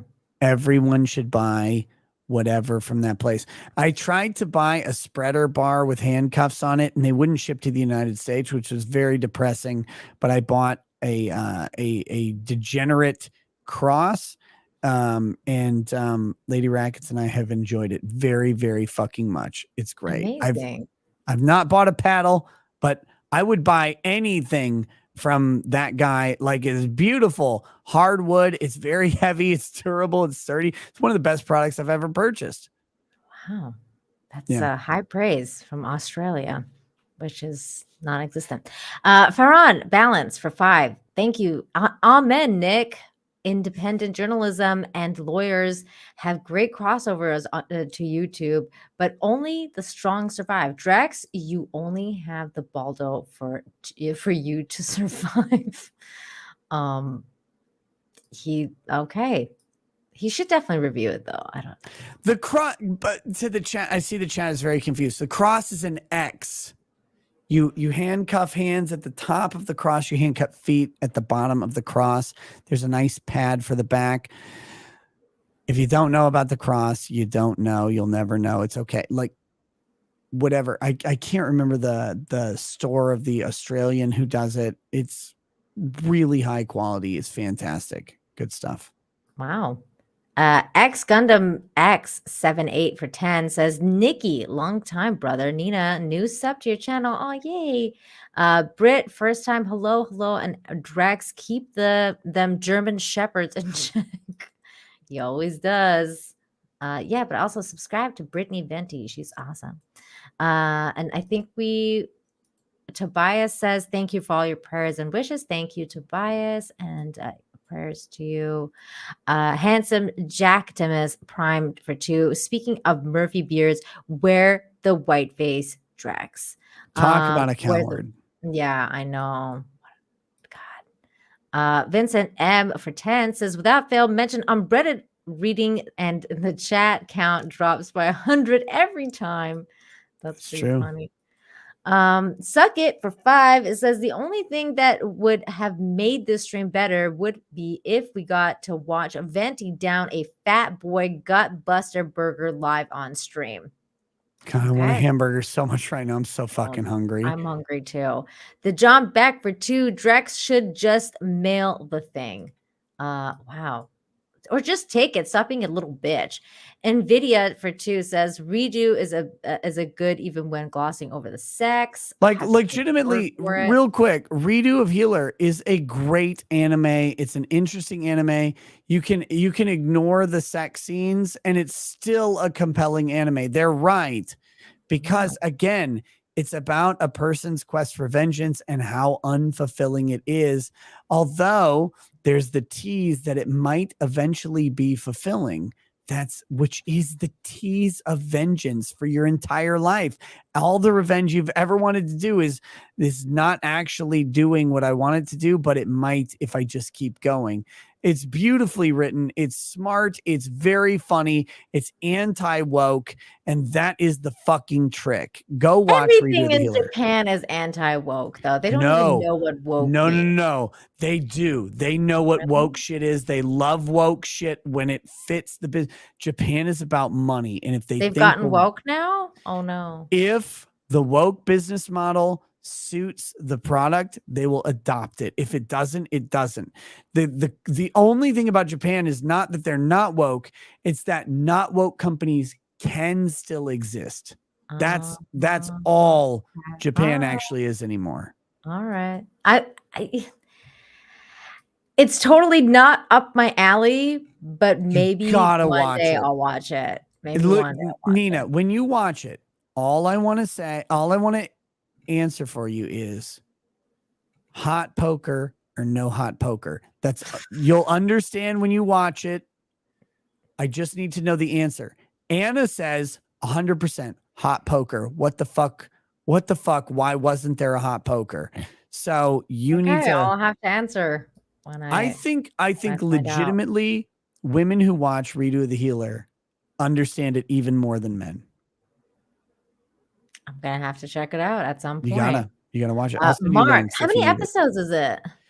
The first season was like 10 or 12 or whatever. They're half-hour episodes. No, it's not bad. The second season's coming out soon, but again, the first season was great. I'll find the links and send them to you. How's that? Okay. Sounds good. Yep. Mark, thank you for the 5. Says the American government is involved with vastly more child trafficking than Romania. Would we cancel everyone who is forced to do business with them? It's true. Yes. That's a lot of facts being dropped there by Barn. AG Biochemist, thank you for the $4.99. Says that's on inmate relations in MLB Stadium upper deck. What? So a baseball stadium in the upper deck section having sex. Go get it, brother.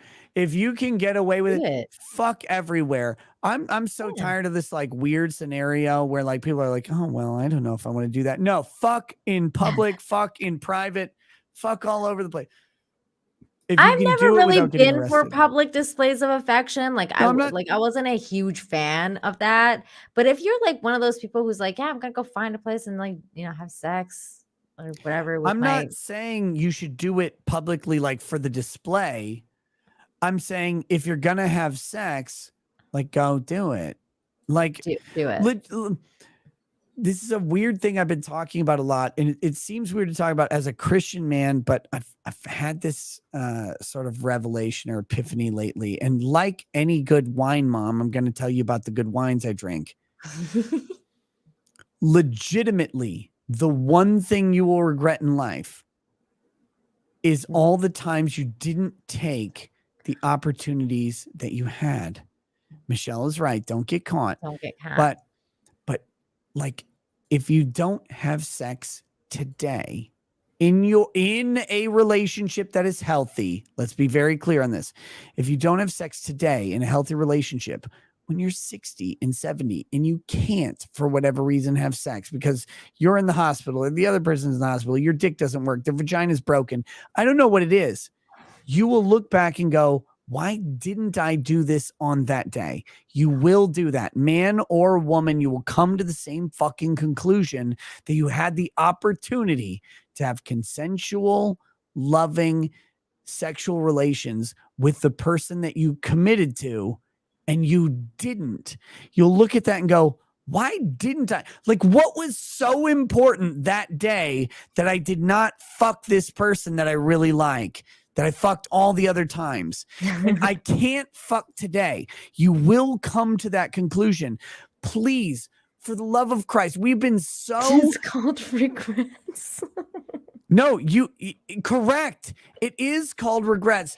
The reason I bring this up, though, is we are conditioned to regret our lives. We are told by churches, we are told by schools, we are told by media not to be this way, not to be sexually whatever active. All of these things are considered bad. We're being taught that the things that are the most fulfilling and wonderful in our lives, which is how we consummate our relationships and our perfect unions with another person, we're told that these things are bad and to refrain from them and stop them over and over and over. Like, you're told that your basic desire, your basic needs are wrong. No, those are people lying to you. Find the other person for you and fuck the shit out of them all the time whenever you get a chance, because at someday your hip will be broken. You won't be able to do it. Someday they won't be able to do it because they have dementia or something, whatever it is. And every single one of those days you'll go, why didn't I do this on that Tuesday when I could have? Well, I was just too busy. What? Working? You were just too busy going to the fucking library, the grocery store. You didn't feel like it that day. Well, guess what? You're going to feel like it when you're older, and you won't be able to do it. Go fuck the shit out of the person you like over and over and over again, every opportunity that you get. And do it now. And then you'll regret it later. And Anna, you walked into an 8.5-hour stream, which I'm going to die from in just a minute. Nick, I don't know how you do this every night.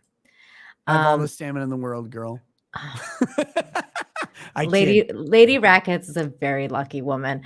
AG or a cursed woman, one of the two. I was just like, stop already. I want to go to bed. God. It won't happen. She says that all the time. $4.99. Thoughts on inmate. Oh, wait, we got that one. Link 1945 for 5 says, you have no proof, Brittany. You just hate Andrew Tate because he's a red pill guy. Also the Trump and Elijah Schaffer and Lauren Chen support him. I don't know what to say. Wanda, thank you for thank you for Jacksonville. Thank you for the $5. I'm becoming delirious. It's like stream brain now. Let's stop pretending like Tate's banning wasn't only over him telling men not to end up as glorified pay pigs. God forbid men who live for themselves. I think there's more to it than that. I think there's more to it. There's a lot. This Andrew Tate situation is heavy. Yeah, it is, but I think it's in the theme. Yeah, though. it is. Like I get what they're saying, and because there is a narrative that, like, there's a deconstructive male narrative. You're not good, you're not worth anything, whatever. You're lucky to be with whatever woman. No, like relationships are mutual. People keep saying, like, when I did the stream with Lady Rackets, they're like, Nick married way up. I did 100%. Also, in a weird way that she never could have predicted, so did Lady Rackets. Like, she could have never predicted that I would be on YouTube making hundreds of thousands of dollars a year by being a fucking cunt to everybody on the planet. But that's how it works out. Like that's a great thing. I married up because like I knew I would be marrying up, and I duped her into fucking falling for me. That was tricked her. Yeah, is a great hoodwink. But like it's probably that sense of humor of yours, though. I think it probably went a long way.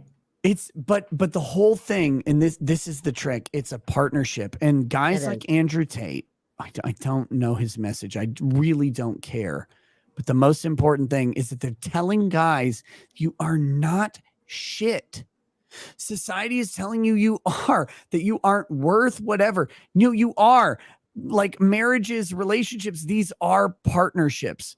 Like, yeah, the guy married up, so did the woman. And it, like in most healthy relationships I've ever seen, both will say, we got lucky. Both will say, we're very fortunate at how this turned out for us.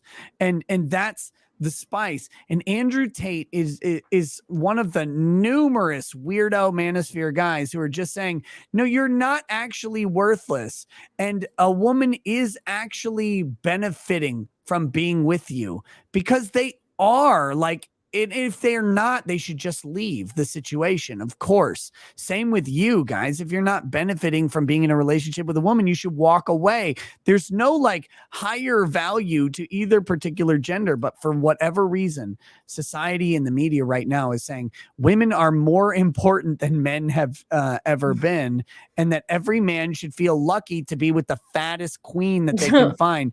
No, don't. You're worth something. Oh my God. People told me that I just reached 14K. That's amazing. Yes, Thank that's you, awesome. everybody. Woo. Woohoo.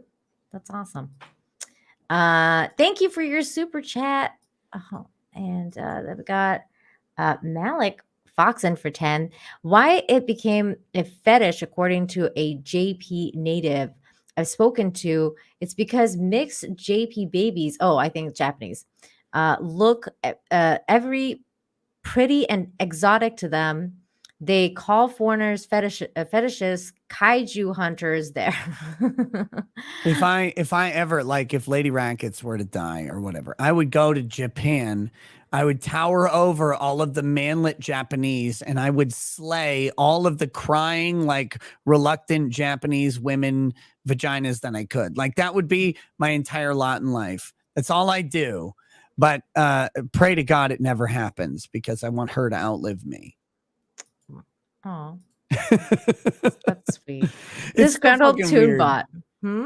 No, the Japan, like their obsession with like tall, like white or black American men is such a weird thing, and I feel really bad for Japanese dudes who are fucking stuck in this cycle of, I mean, it's always like that, even like in anime though. Like I remember like back in the day, like with Sailor Moon and everything, like they were obsessed with like big eyes, white, like blonde hair, black hair. Like they're always like obsessed with like not their own feature, like the westernized features, which is like, I mean, it's changed a little bit more now. They draw more accurately, but back in the day, that obsession was very like full front on the anime scene. It's so crazy because like I grew up watching Robotech, right? And Rick Hunter, who's a very Americanized Japanese character, his initial love interest is Lin Min Mei.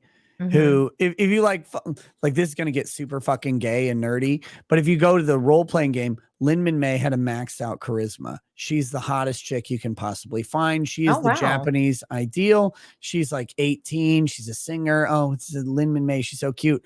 Yeah. But he doesn't end up with her. He ends up with Lisa.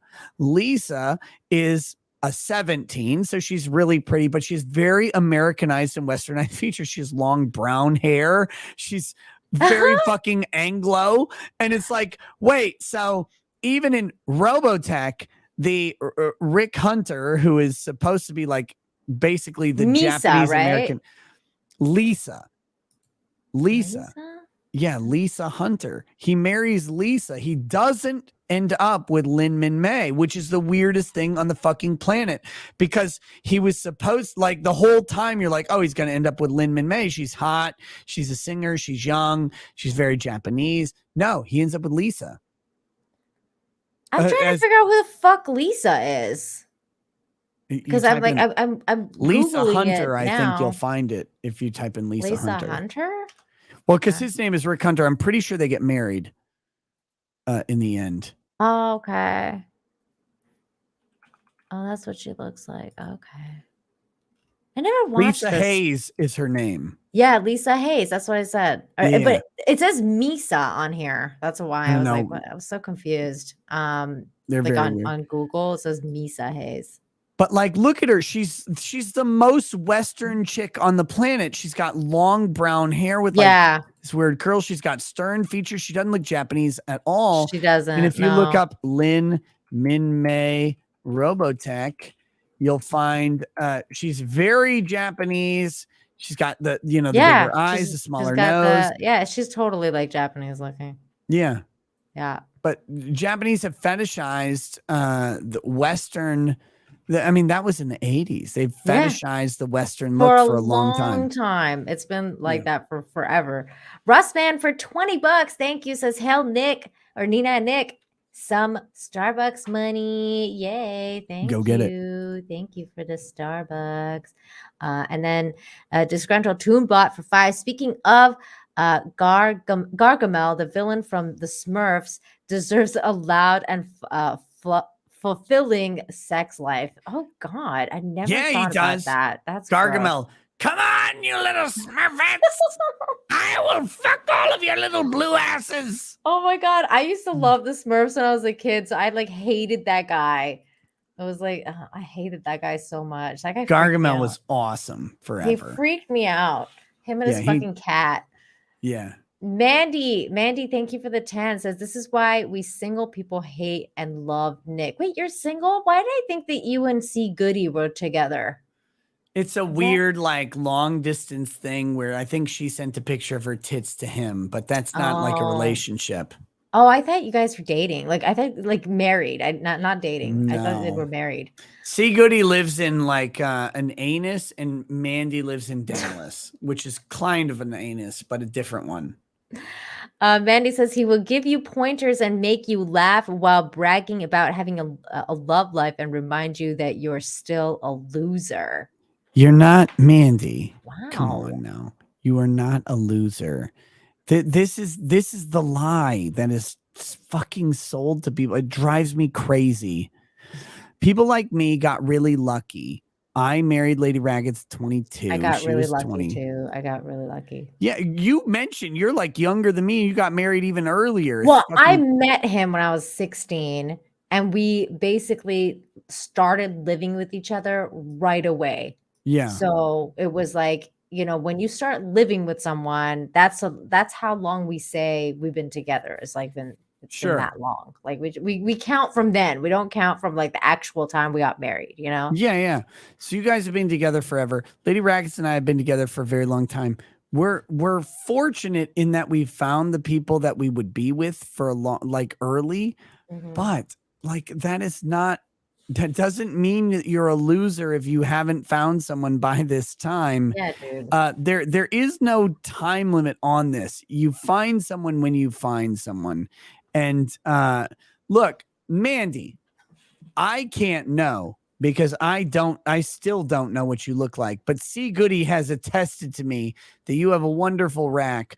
I'm sure you have a beautiful suitor in your future for you, but you're also like pretty funny and cool. You're not a loser just because you haven't found someone who's compatible with you. There's a whole shitload of people on this earth, and one of them or two of them maybe might be right for you. Like the odds of you finding them are long. Enjoy your life. Stop measuring yourself against other people. If you measure yourself in keeping up with the Joneses, you will never be happy in life because there's always someone with more money, bigger tits, bigger balls, a bigger dick, whatever than you have. Bigger everything. Yeah. Yeah. There will always be someone like that. You don't measure against someone else. Enjoy other people's successes and look for your own. Yes. Thank you, Mandy. Chuck for 10 says, Thanks for keeping me company for overnight shifts. Seriously, check out Death, Death, Death. I bought the color and black and white for the line art. It was very amazing. Definitely check it out. Thank you for the $10. Mike Sullivan for 5 says, it reminds me of the 2-day-old Arby's sandwich. I'm out. I would I don't know eat what a fucking 2-day-old Arby's sandwich right now. I would eat the shit out of that. Really? Oh no. Okay. I think that was a I like the vagina curly fries. comment. I think so too. I But think I'm talking about a legitimate 2-day-old Arby's sandwich. Like, I am so fucking hungry right now. And they stack the roast beef on there. Oh my God. I love the curly fries from there. Cool Frog for 2 says, new sub. Thanks, Nick. Nina's fun. Harry Balls. You know, you say you love the curly fries. You know what I loved at Arby's that they just got rid of within the past 5 months? Potato cakes. Oh, I never I don't had know if you those. had this because you went to No. high school in like Canada or whatever. Yeah. But in shitty Minnesota, we had these things. They were called tri-corner potatoes. It was this like triangle potato hash brown that they would put in an oven, and they were so gross. They were fucking awful because they Oh. were made at a school. Like, so they'd sit in an oven, they'd come out, they were from a freezer. Gross. Arby's made them. They were called potato cakes, and they were fried.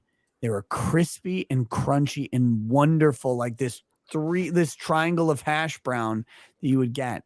They got rid of these motherfuckers got rid of the potato cake. I'm so mad at Arby's. That's okay. You don't need it anyway, fatty. Stop eating them potatoes. No, I'll eat the shit out of those potatoes. God damn it, they were so good. I don't even want the fucking roast beef. I just want the potatoes.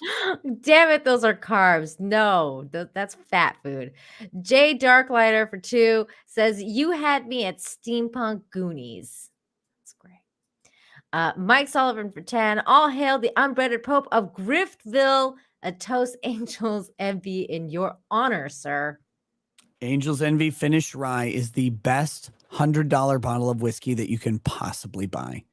There's nothing even fucking close to Angel's Envy Finished Rye, finished in Caribbean rum casks. It is the best $100 bottle of whiskey that exists. Can you Period. DM me that name so I can remember that for my I'm going husband? to DM you so many options that Okay, are so great. like that are on that level and much better. It depends all on how much you want to spend. Excellent. Thank you.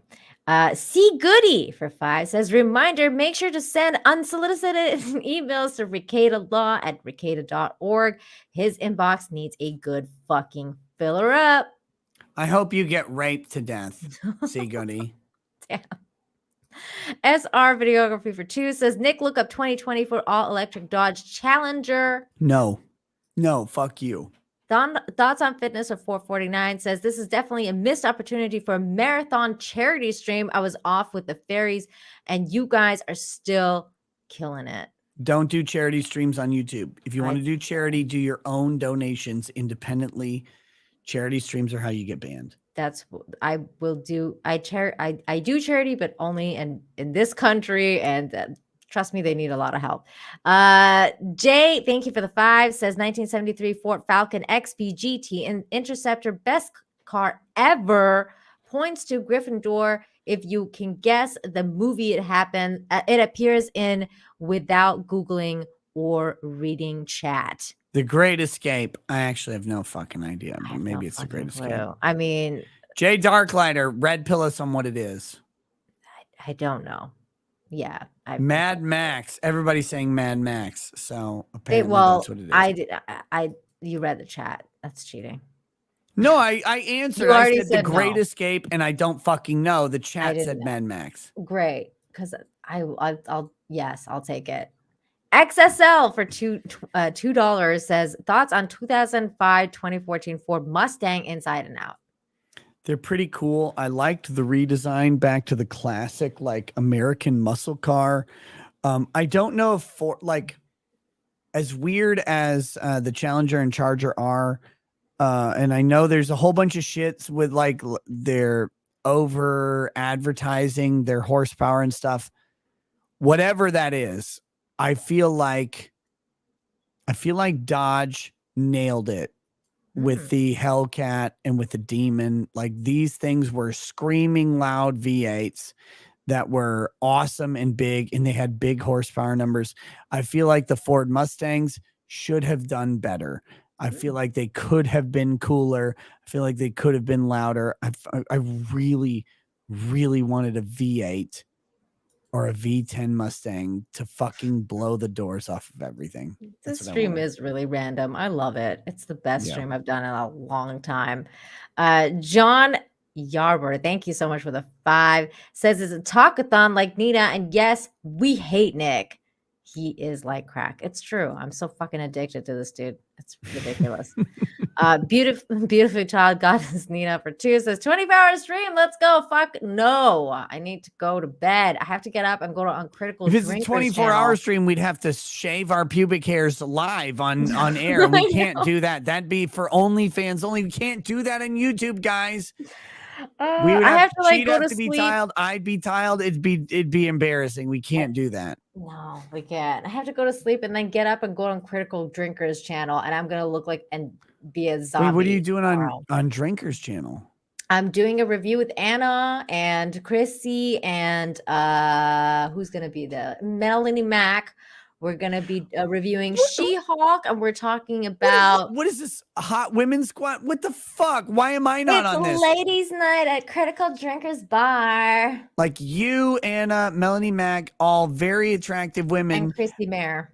and Chrissy Mayer, all again very attractive women. I feel personally attacked. Like I have tits, I have an ass. I've been working on. I can put on a wig and have long hair. I'm an attractive woman. Why don't I get to review She-Hulk? Just because I haven't watched it doesn't mean I shouldn't be on the show. Very pissed. I'll tell Drinker you definitely want to get on this ladies' night. I love going on Drinker's show. That guy's great. He's great. I haven't spent that much time with him, but he came on to the Real BBC a bunch of times, so I got to meet him that way. He's fucking awesome. But tomorrow I'll be on his channel for the first time, so I'm super excited. So a beautifully tiled goddess Nina for 2 says, "Hail Anna, good morning, sweetie." Yes, she was in the chat earlier. Shout out to Anna. XXN something Bex 530 5 for $5 says 1971 Chevelle over here. It's quite a project to fix, though. Oh my god, it's a fucking cool car. I wish I could like classic cars. Like I want to. I want just a fucking SS like they had in Supernatural. And I want to just fucking burn down the road with it and like just play only Foreigner songs. I want to rig the stereo to only play Foreigner over and over. Like just Jukebox Hero and Long Long Way From Home and Hot Blooded. Nothing else. Like I don't want any other music in my life. But fuck me, I want all the modern conveniences along with it. Oh my god. And then Comics Quest for 5 says Kakashi Murder Dolls is now in Indiegogo. Check out the latest indie series with creators endorsed by Akira Toriyama and all the biggest names in manga. Thank you for that. Toriyama's the writer of like Dragon Ball Z or whatever. Oh, I'm not super impressed. I'm not familiar. Pastor Flash for 2 says, "Where's Cecil when we need someone to derail the chats?" I'm here. What do you want from me? I'm here talking about tits and SS's and everything on the planet. Talking about shaving pubic hairs randomly. What the fuck do you want? Nothing is ever good enough for these people. I'm trying to get to 9 hours. That's all I'm trying to do. I'm trying to ruin Nina's entire life. I thought you were trying to go eat. I didn't realize that you're okay. Nina, you think 9 hours without eating is something like that that I can't do? Woman, I will do. I don't know, fatty. 10, Can you? I'll do 11. I'll do 12 hours. I'll sit here all day. I will make you kick me off this stream. You can't. You're like, I'm not kicking you off. There's no way. We'll go all night. You can come on my show. I will sit here forever. I got nothing to do tomorrow. I will fucking ruin your channel. I if I didn't have to go on Drinker's Stream, we would do the 24-hour stream. Oh no, yeah, I'm that of kind course of girl, you dude. have some reason that you have to leave. That's fine. I don't. That's all I'm saying. I will sit here forever. I'll He's gonna go start up a stream after this and be like, "All right, bitches, let's go." I will cancel every stream I've ever had in my life to sit here and outlast every woman who has come on here because I have a fucking duty to men. That's what I have to do. I love it. And here I was worried that you weren't going to be here for you were only going to be here for like an hour. That would have been really fucking gay. Wouldn't it have been like, oh, sorry, I have to go do my show. No, I thought about it for a second. I'm like, that's really lame. That's It would something have like been gay, but I DSP would also do. understand because you're a grift king and you're like, I don't know. I need to get that No, money the tonight. true grift is to hang out wherever you are for the maximum amount of time. You can't be a grifter if you only go like, oh, well, I have to protect my thing. No. You have to be so confident in what you have that you can do whatever the fuck you want. I would never cancel a guest appearance on another show for my own. Oh, but then Nick is probably like thinking in the back of his mind, I'm never coming on here again because you 9 hours of my fucking time. Like, no way. I'll come on here tomorrow if you ask me to. Like, what the fuck? No way. I'm gonna ask you soon again though, because I fucking love hanging out with you. Please do. It's gonna Please happen. do. Yes, Lucas Mudcrab. Gerhardt is tomorrow/today. I don't even know what time because he never responded to me. I'm gonna be Lucas Gerhardt and I will be doing probably around 1 p.m. Central Time. We'll be doing a show. Lucas and his lawyer. It'll be great. It'll be fantastic. I forgot it was Thursday. Holy fuck. Tomorrow is today. It's just that we haven't slept, so we don't really realize. In 6 hours, or no, 6-7 hours, whatever. Lucas and I will be doing a show with his lawyer. I will definitely be prepared for the show. Don't worry about it. It's going to be the best interview you've ever seen in your entire life. Oh my God. I love this so much. Mudcrapper 2 says the toe cutter, he knows who I am. I don't know. I'm missing this one, Nick. I don't know what that means. I don't know anymore. I'm sure it has to do with Drexel putting his toes Something in about someone's toe. butt. Yeah. 200 Watt Studios for 5 says Batgirl director is interviewed by Drinker 2 weeks later. Batgirl canceled. Good. Wah, wah. And with that, that's it. We did it, Nick. That's amazing. You're amazing. No way. That's it. That's it. That's it. That's the end of it. You read Donnie Z's You Legends and then a football and a piece of paper. I read that. I don't remember you reading that. You Legends. Wow. We read it all. We got them all except for this one. I am Mac for the 2 says Motiville time in the morning knows. I have to sober up before I can eat modafinil. Holy shit. What is that? Modafinil is a wonderful drug called Provigil. Have you ever had cocaine? No. Really? Like, without lying, have you ever had cocaine? No, I've never done cocaine. MDMA a fuck ton of times. I was in the rave scene. I was into the You rave were a scene. candy kid? Yeah, I was that. And I love done acid a bunch of fucking times. raver girls. They're so fucking funny. I love them. Anyway, so modafinil was a drug created by the US government to make bomber pilots not fall asleep when they fly for really long periods of time. Oh, that drug. Okay. I know They it. found out if you take 600 milligrams of modafinil at the right times, you can last for like 66 hours and still have something like 70% effectiveness, which for a pilot, you only need about 70% effectiveness to conduct a mission. It's very easy. Mhm. Okay. CIA people always also used it. I have narcolepsy. Modafinil is Provigil. That is the brand name. It will help you stay awake forever, but it shuts off your liver function. So if you're drinking, You cannot have provigil. If you have provigil and you start drinking, it doesn't, like, the drinking doesn't work until your provigil wears off, and then all of the liquor hits you at once and you die. It's fucking terrible. Yeah, that's kind of Don't like do it. what I was going to tell you about ecstasy too, because you're not supposed to drink on E, especially if you're doing pure MDMA. So when you said like I was drinking, I was like, oh no, this is going to be a bad story, because I've had like horror story that I've witnessed. We knew that. The thing was, we thought it was a complete dud because it had been an hour. Yeah, sometimes they take a while, and then It's been well over an hour, and we're like, no, oh well, we'll go have drinks. I gotta tell you, like unironically, holy shit. If you're gonna do a psychedelic or whatever, or some sort of like body high drug, I don't think it's considered a psychedelic technically, but yeah, well, it was for me. Look, all I'm saying is be with someone that you like very, very much, because it will be one of the most interesting things you do. Also, don't do it, but it will be the greatest fucking day of your entire life. I like how in one breath you're like, don't do it, but it's the greatest fucking day of your entire life, but don't do it. if I could trade $1,000 for the crazy, amazing sex I had on MDMA, like I would do it every single day of my life. I don't know, but I know that, like, because I had extra MDMA pills that I used later, like I know that you don't get that experience again. Your body has to build up serotonin. It has to build up all this stuff. And you have to be in the right headspace to do it.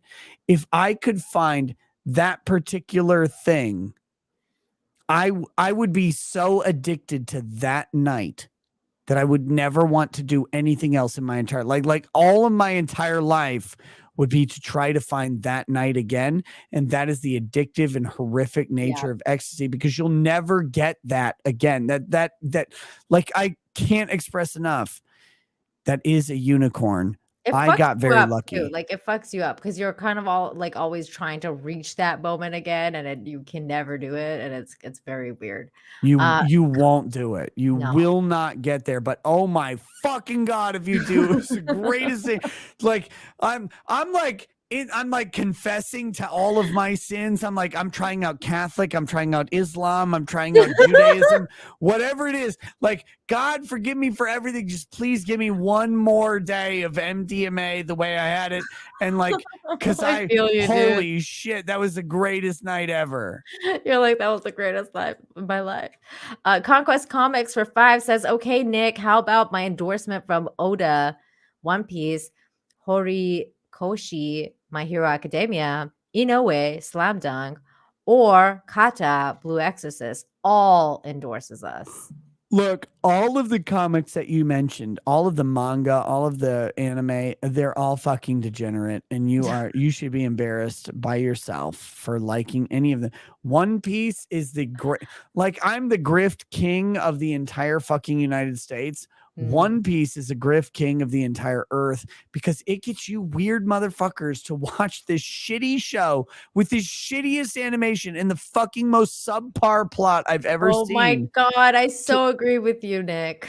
They'll watch it over and over. They're like, blah, blah, blah, blah, blah, like fists like randomly flying in. Luffy is the main character. One Piece is garbage, and people watch it all day. I don't get it. Stop it. I'll never understand it. But thank you for the super chat. 200 Watt Studios for 2 says towels keep feet cold. Drex is embarrassing. Okay, seriously, I gotta go. I love you guys. 8:50. Should we go for 10 more minutes to reach 9? Of course we should go for 10 more minutes. Why wouldn't we go for 10 more minutes? It's only 6 a.m. It's only 6 a.m. Wait. What do we have to talk about? Dude, I had so much stuff from We're earlier. in sexual degeneracy hour, though. Like, Nina, Nina. I'll bring this up. Wait, no. You don't get to dodge this topic. I talked about all sorts of like high, crazy sex on MDMA. Nina, what's the craziest shit you've ever done? I already kind of told you But about no, you didn't. I about don't the remember it, so it MDMA doesn't count. doing and all the, all the wild, rave nights. No, you alluded to the fact that you were a candy kid at some point. I That can't talk doesn't about this. with your husband. Like, that's okay. I can't talk about this. Ian Mack for 5. Genuine question for a change. How did you find whatever this drug is for your study, Nick? Long story short, I am a diagnosed narcoleptic. In 2006, I was diagnosed with narcolepsy. My stupid fucking manager at Wells Fargo in downtown St. Paul, I was late to a meeting. I was late to a meeting not because I was asleep. I was late to a meeting because they told me as a condition of my employment that I would be within 5 minutes of a Wells Fargo, which I lived, shockingly enough, in Lakeville, Minnesota, within 5 minutes of a Lakeville Wells Fargo. They instead decided to put me 45 minutes in non-traffic away at downtown St. Paul from where I lived. Now, the amazing thing is, if you live in 45 minutes away from in non-traffic, that's a whole lot more when traffic occurs. I was driving to work. A guy was trying to jump off of a bridge into a river and kill himself. So all of the cops were there and it stopped traffic. I got to work. I missed. Now, I have to point this out. At 9:00 a.m., we had a mandatory sales meeting I think it was Wednesday. I showed up at 9:05 and I missed the entire sales meeting. That's how important these were. That it was a 5-minute meeting. My boss comes out to my desk and she sits down. Her name was Kristen. I called her Circle K because she was fat and her name started with K. And Circle K is a convenience store. I know. So fat girl named Kristen. I called her Circle K. She sat down at my desk and she looks at me and she says, "Why are you late?" And I said, "I don't know. Why did Wells Fargo promise me I would be placed within 5 minutes of my house? Because in the Midwest, you will always be within 5 minutes of Wells Fargo." I said, "But they actually placed me in downtown St. Paul when I live south of Lakeville. There's a Lakeville proper place for me to go to. They didn't put me there. They put me here. So it's over 40 minutes away on a good night. And someone was trying to kill themselves and failed today. And the cops were rudely stopping them from dying.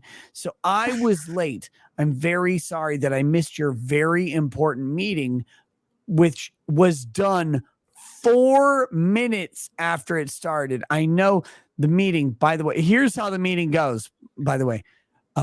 Wells Fargo is very pro. We are pro needs-based sales.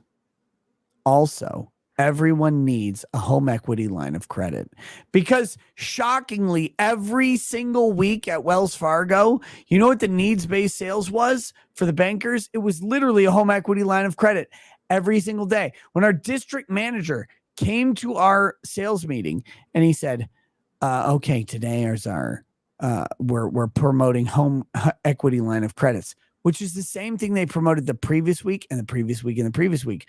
My friend Steve says, "I thought we were needs-based sales." Without missing a beat, the district manager, the guy who ran the the central metro area, Robert the fucking cuck Hoke, he said, everyone needs a home equity line of credit. So my friend Steve said, "I thought we were needs-based sales." He says, everyone needs a home equity line of credit. That's what Wells Fargo was. This is right before, by the way, Wells Fargo got tagged for signing people up illegally for credit cards they did not ask for. Oh, damn. I reported that, by the way. I got in trouble for reporting this. I was the guy saying, "Yeah, by the way, the tellers are registering people for credit cards that they don't ask for." And my manager said, "Don't worry about it. In fact, don't ever come talk to me about it again. If you do, I'll look at your sales numbers." fuck these people. Fuck all of them right in their goddamn anuses. They were nasty, awful people. They set up an incentive structure that required you to cheat. I was not good at cheating. I didn't last long at Wells Fargo. Anyway, I was 4 minutes late to a sales meeting. My manager comes out, which means the sales meeting was over. She sits down at my desk. Why are you late? And I said, I don't know. Why'd you place me far away from where I'm supposed to be? I'm supposed to be in Lakeville, but you put me in downtown St. Paul. And she starts bitching at me about something. And I yawned in her face. It was not my intention. I yawned like this. And I said, I am so sorry. I'm not yawning at you. I'm just so fucking tired. I'm so tired.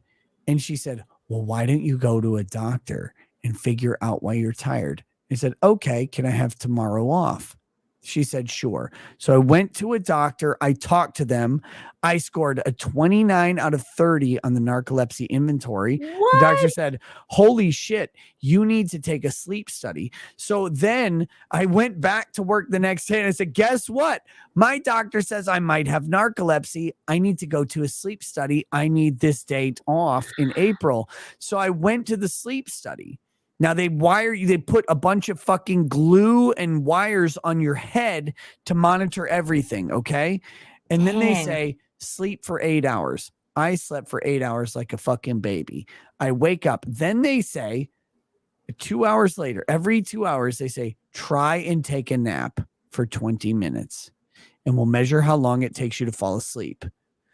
I fell asleep. The longest time it took me, which was my third nap, by the way, my third nap took me 4.5 minutes to fall asleep. Every other nap was 1.5 minutes or less. I fell asleep.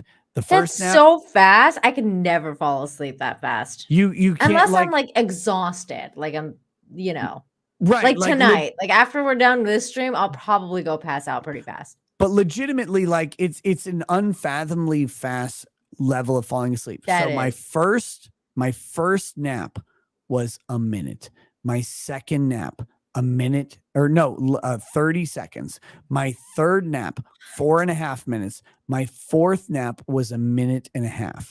And then my fifth nap was another minute. That's how long it takes me to fall asleep. If I lay down and close my eyes, I'm done, guys. And so the guy said, if you like on this test, if you have more than 2 tests where you fall asleep in under 5 minutes, you have narcolepsy. All of the tests, I fell asleep basically immediately. I went back to Wells Fargo, the smuggest motherfucker on the planet. I said, by the way, Kristen, you bitch, I have narcolepsy and I need to be accommodated. I need a nap every day in the break room. God. And she got so fucking mad. And then she was fired and they instead appointed this cokehead named Jess, who was super fucking hot, by the way. And if I was not married, I definitely would have had sex with her because she would have had sex with anybody because she was a coke addict who had sex with all sorts of people. She got disciplined by this. She got put into rehab in the middle of our employment. It was great. That still gets me too. Circle K. That is the funniest shit. these fucking ladies that like Circle K, again, like a busted out college dropout who somehow became the branch manager of Wells Fargo. Jess, this chick is like 27. She's smoking hot. Super attractive, super outgoing, but you find out she's a fucking cokehead because she goes for stomach issues for 6 weeks in the middle of her employment. We get an interim manager. She comes back. She's not allowed to go on client meetings anymore. Yeah. Jess is a fucking cokehead, by the way. She's great, but this is what they get because she's really good at sales as a banker. But when she became a manager, all she did was cocaine. She never actually fucking performed as a manager at all. She had to go to rehab. She had to get removed. And this is the chick who's like deciding whether your career is worthwhile or not. Wells Fargo was a nightmare. Oh, that sounds like such a nightmare to work for fucking Wells Fargo. That's the belly of the beast, man. 200-watt studios for 2, says Rama 1/2 I like that show. That was I never good. I haven't watched it, seen but a all of lot of it, people but like that. I like Rumiko Takahashi. I'm a huge fan. I love Inuyasha, so that's all right. It was good. Cool Frog for 2 says 9 hours later, and the no says that's it. Wow. I won't say that is it until Nina does. I'm going to be saying it very soon. That Star Wars girl in the house saying behind on the stream, Peaches has an SS Nova, Nick. There you go. For you to know. Sure, sure he does. That Star yellow Wars girl. Spider-Man. Have you met or that yellow spider guy? Have you met Peaches? No, I've I've heard of never him. met Peaches. I met that yellow spider guy though. Oh, you did? Oh, that's Yeah. cool. But I've never why met does Peaches. I Cecil's want to met meet Peaches. a bunch of I'd times? grab his penis and say, "This thing must be magic." Oh my God, Anna will kill you. Like she'll actually She murder will not. you. She'll understand. She will murder anyone that goes near Peaches. Well, I wouldn't be like grabbing his penis sexually. I'd be grabbing his penis masculinely. And Oh, saying, like "This the thing-" masculine way? like a Okay. bro grab. Like you go like, "This thing must be good." Like, go for it. No, Nina, show Nick you can go 10 hours. Guys, I'm gonna die. I'm not even gonna lie. That yellow spider guy for 5 says Nick is super cool. Like, I need more water. I need to pee. There's like Gotta human pee so functions bad. that need to happen. Nick is super cool for hanging out with Nina all night. He is, and not leaving to go to his own show. That's amazing. Nina, how about 24-hour stream when you hit 25K subscribers? I don't think I could ever do a 24-hour do stream. it. I feel like that's can do it. actual madness. Like I think like I'm already going Go do crazy it. and it's 9 hours. I don't think I can do 24 hours. That's just You gotta let go of your unhealthy. inhibitions. You gotta just eat a bunch of weed gummies or something. Dude, then I'll just pass out. Like if you guys want to just watch Have me sleep, sativa. Get wired. yeah, oh, that's Balance true. it out with cocaine. This is fine. Yeah, you need see we need cocaine for that. Disgruntled Tunebot for 2. Y'all both awesome. Love you guys. Thank you. Love you too. Sandy Q for $9.99 says nice surprise for my morning commute. Hail Nina and Nick. Thank you. And on that note, we are ending it now. You guys are awesome. Thank you for all the super chats. Thank you for hanging out, Nick. Thank you, Drex. Thank you, Brittany. Thank you, Kat, for coming on. That was very unexpected and that was fucking awesome. So everybody, thank you if you became a member. Thank you for pressing the super chat button. If you've hung out with us just all night, thank you so much for being in the chat. And I will see you guys next time. Take care, everybody. Bye. The only person who sucks is Anna for not coming on. I know. I didn't even know Anna was around. I want to send her the link. See you guys later. Peace, guys. Bye. Peace.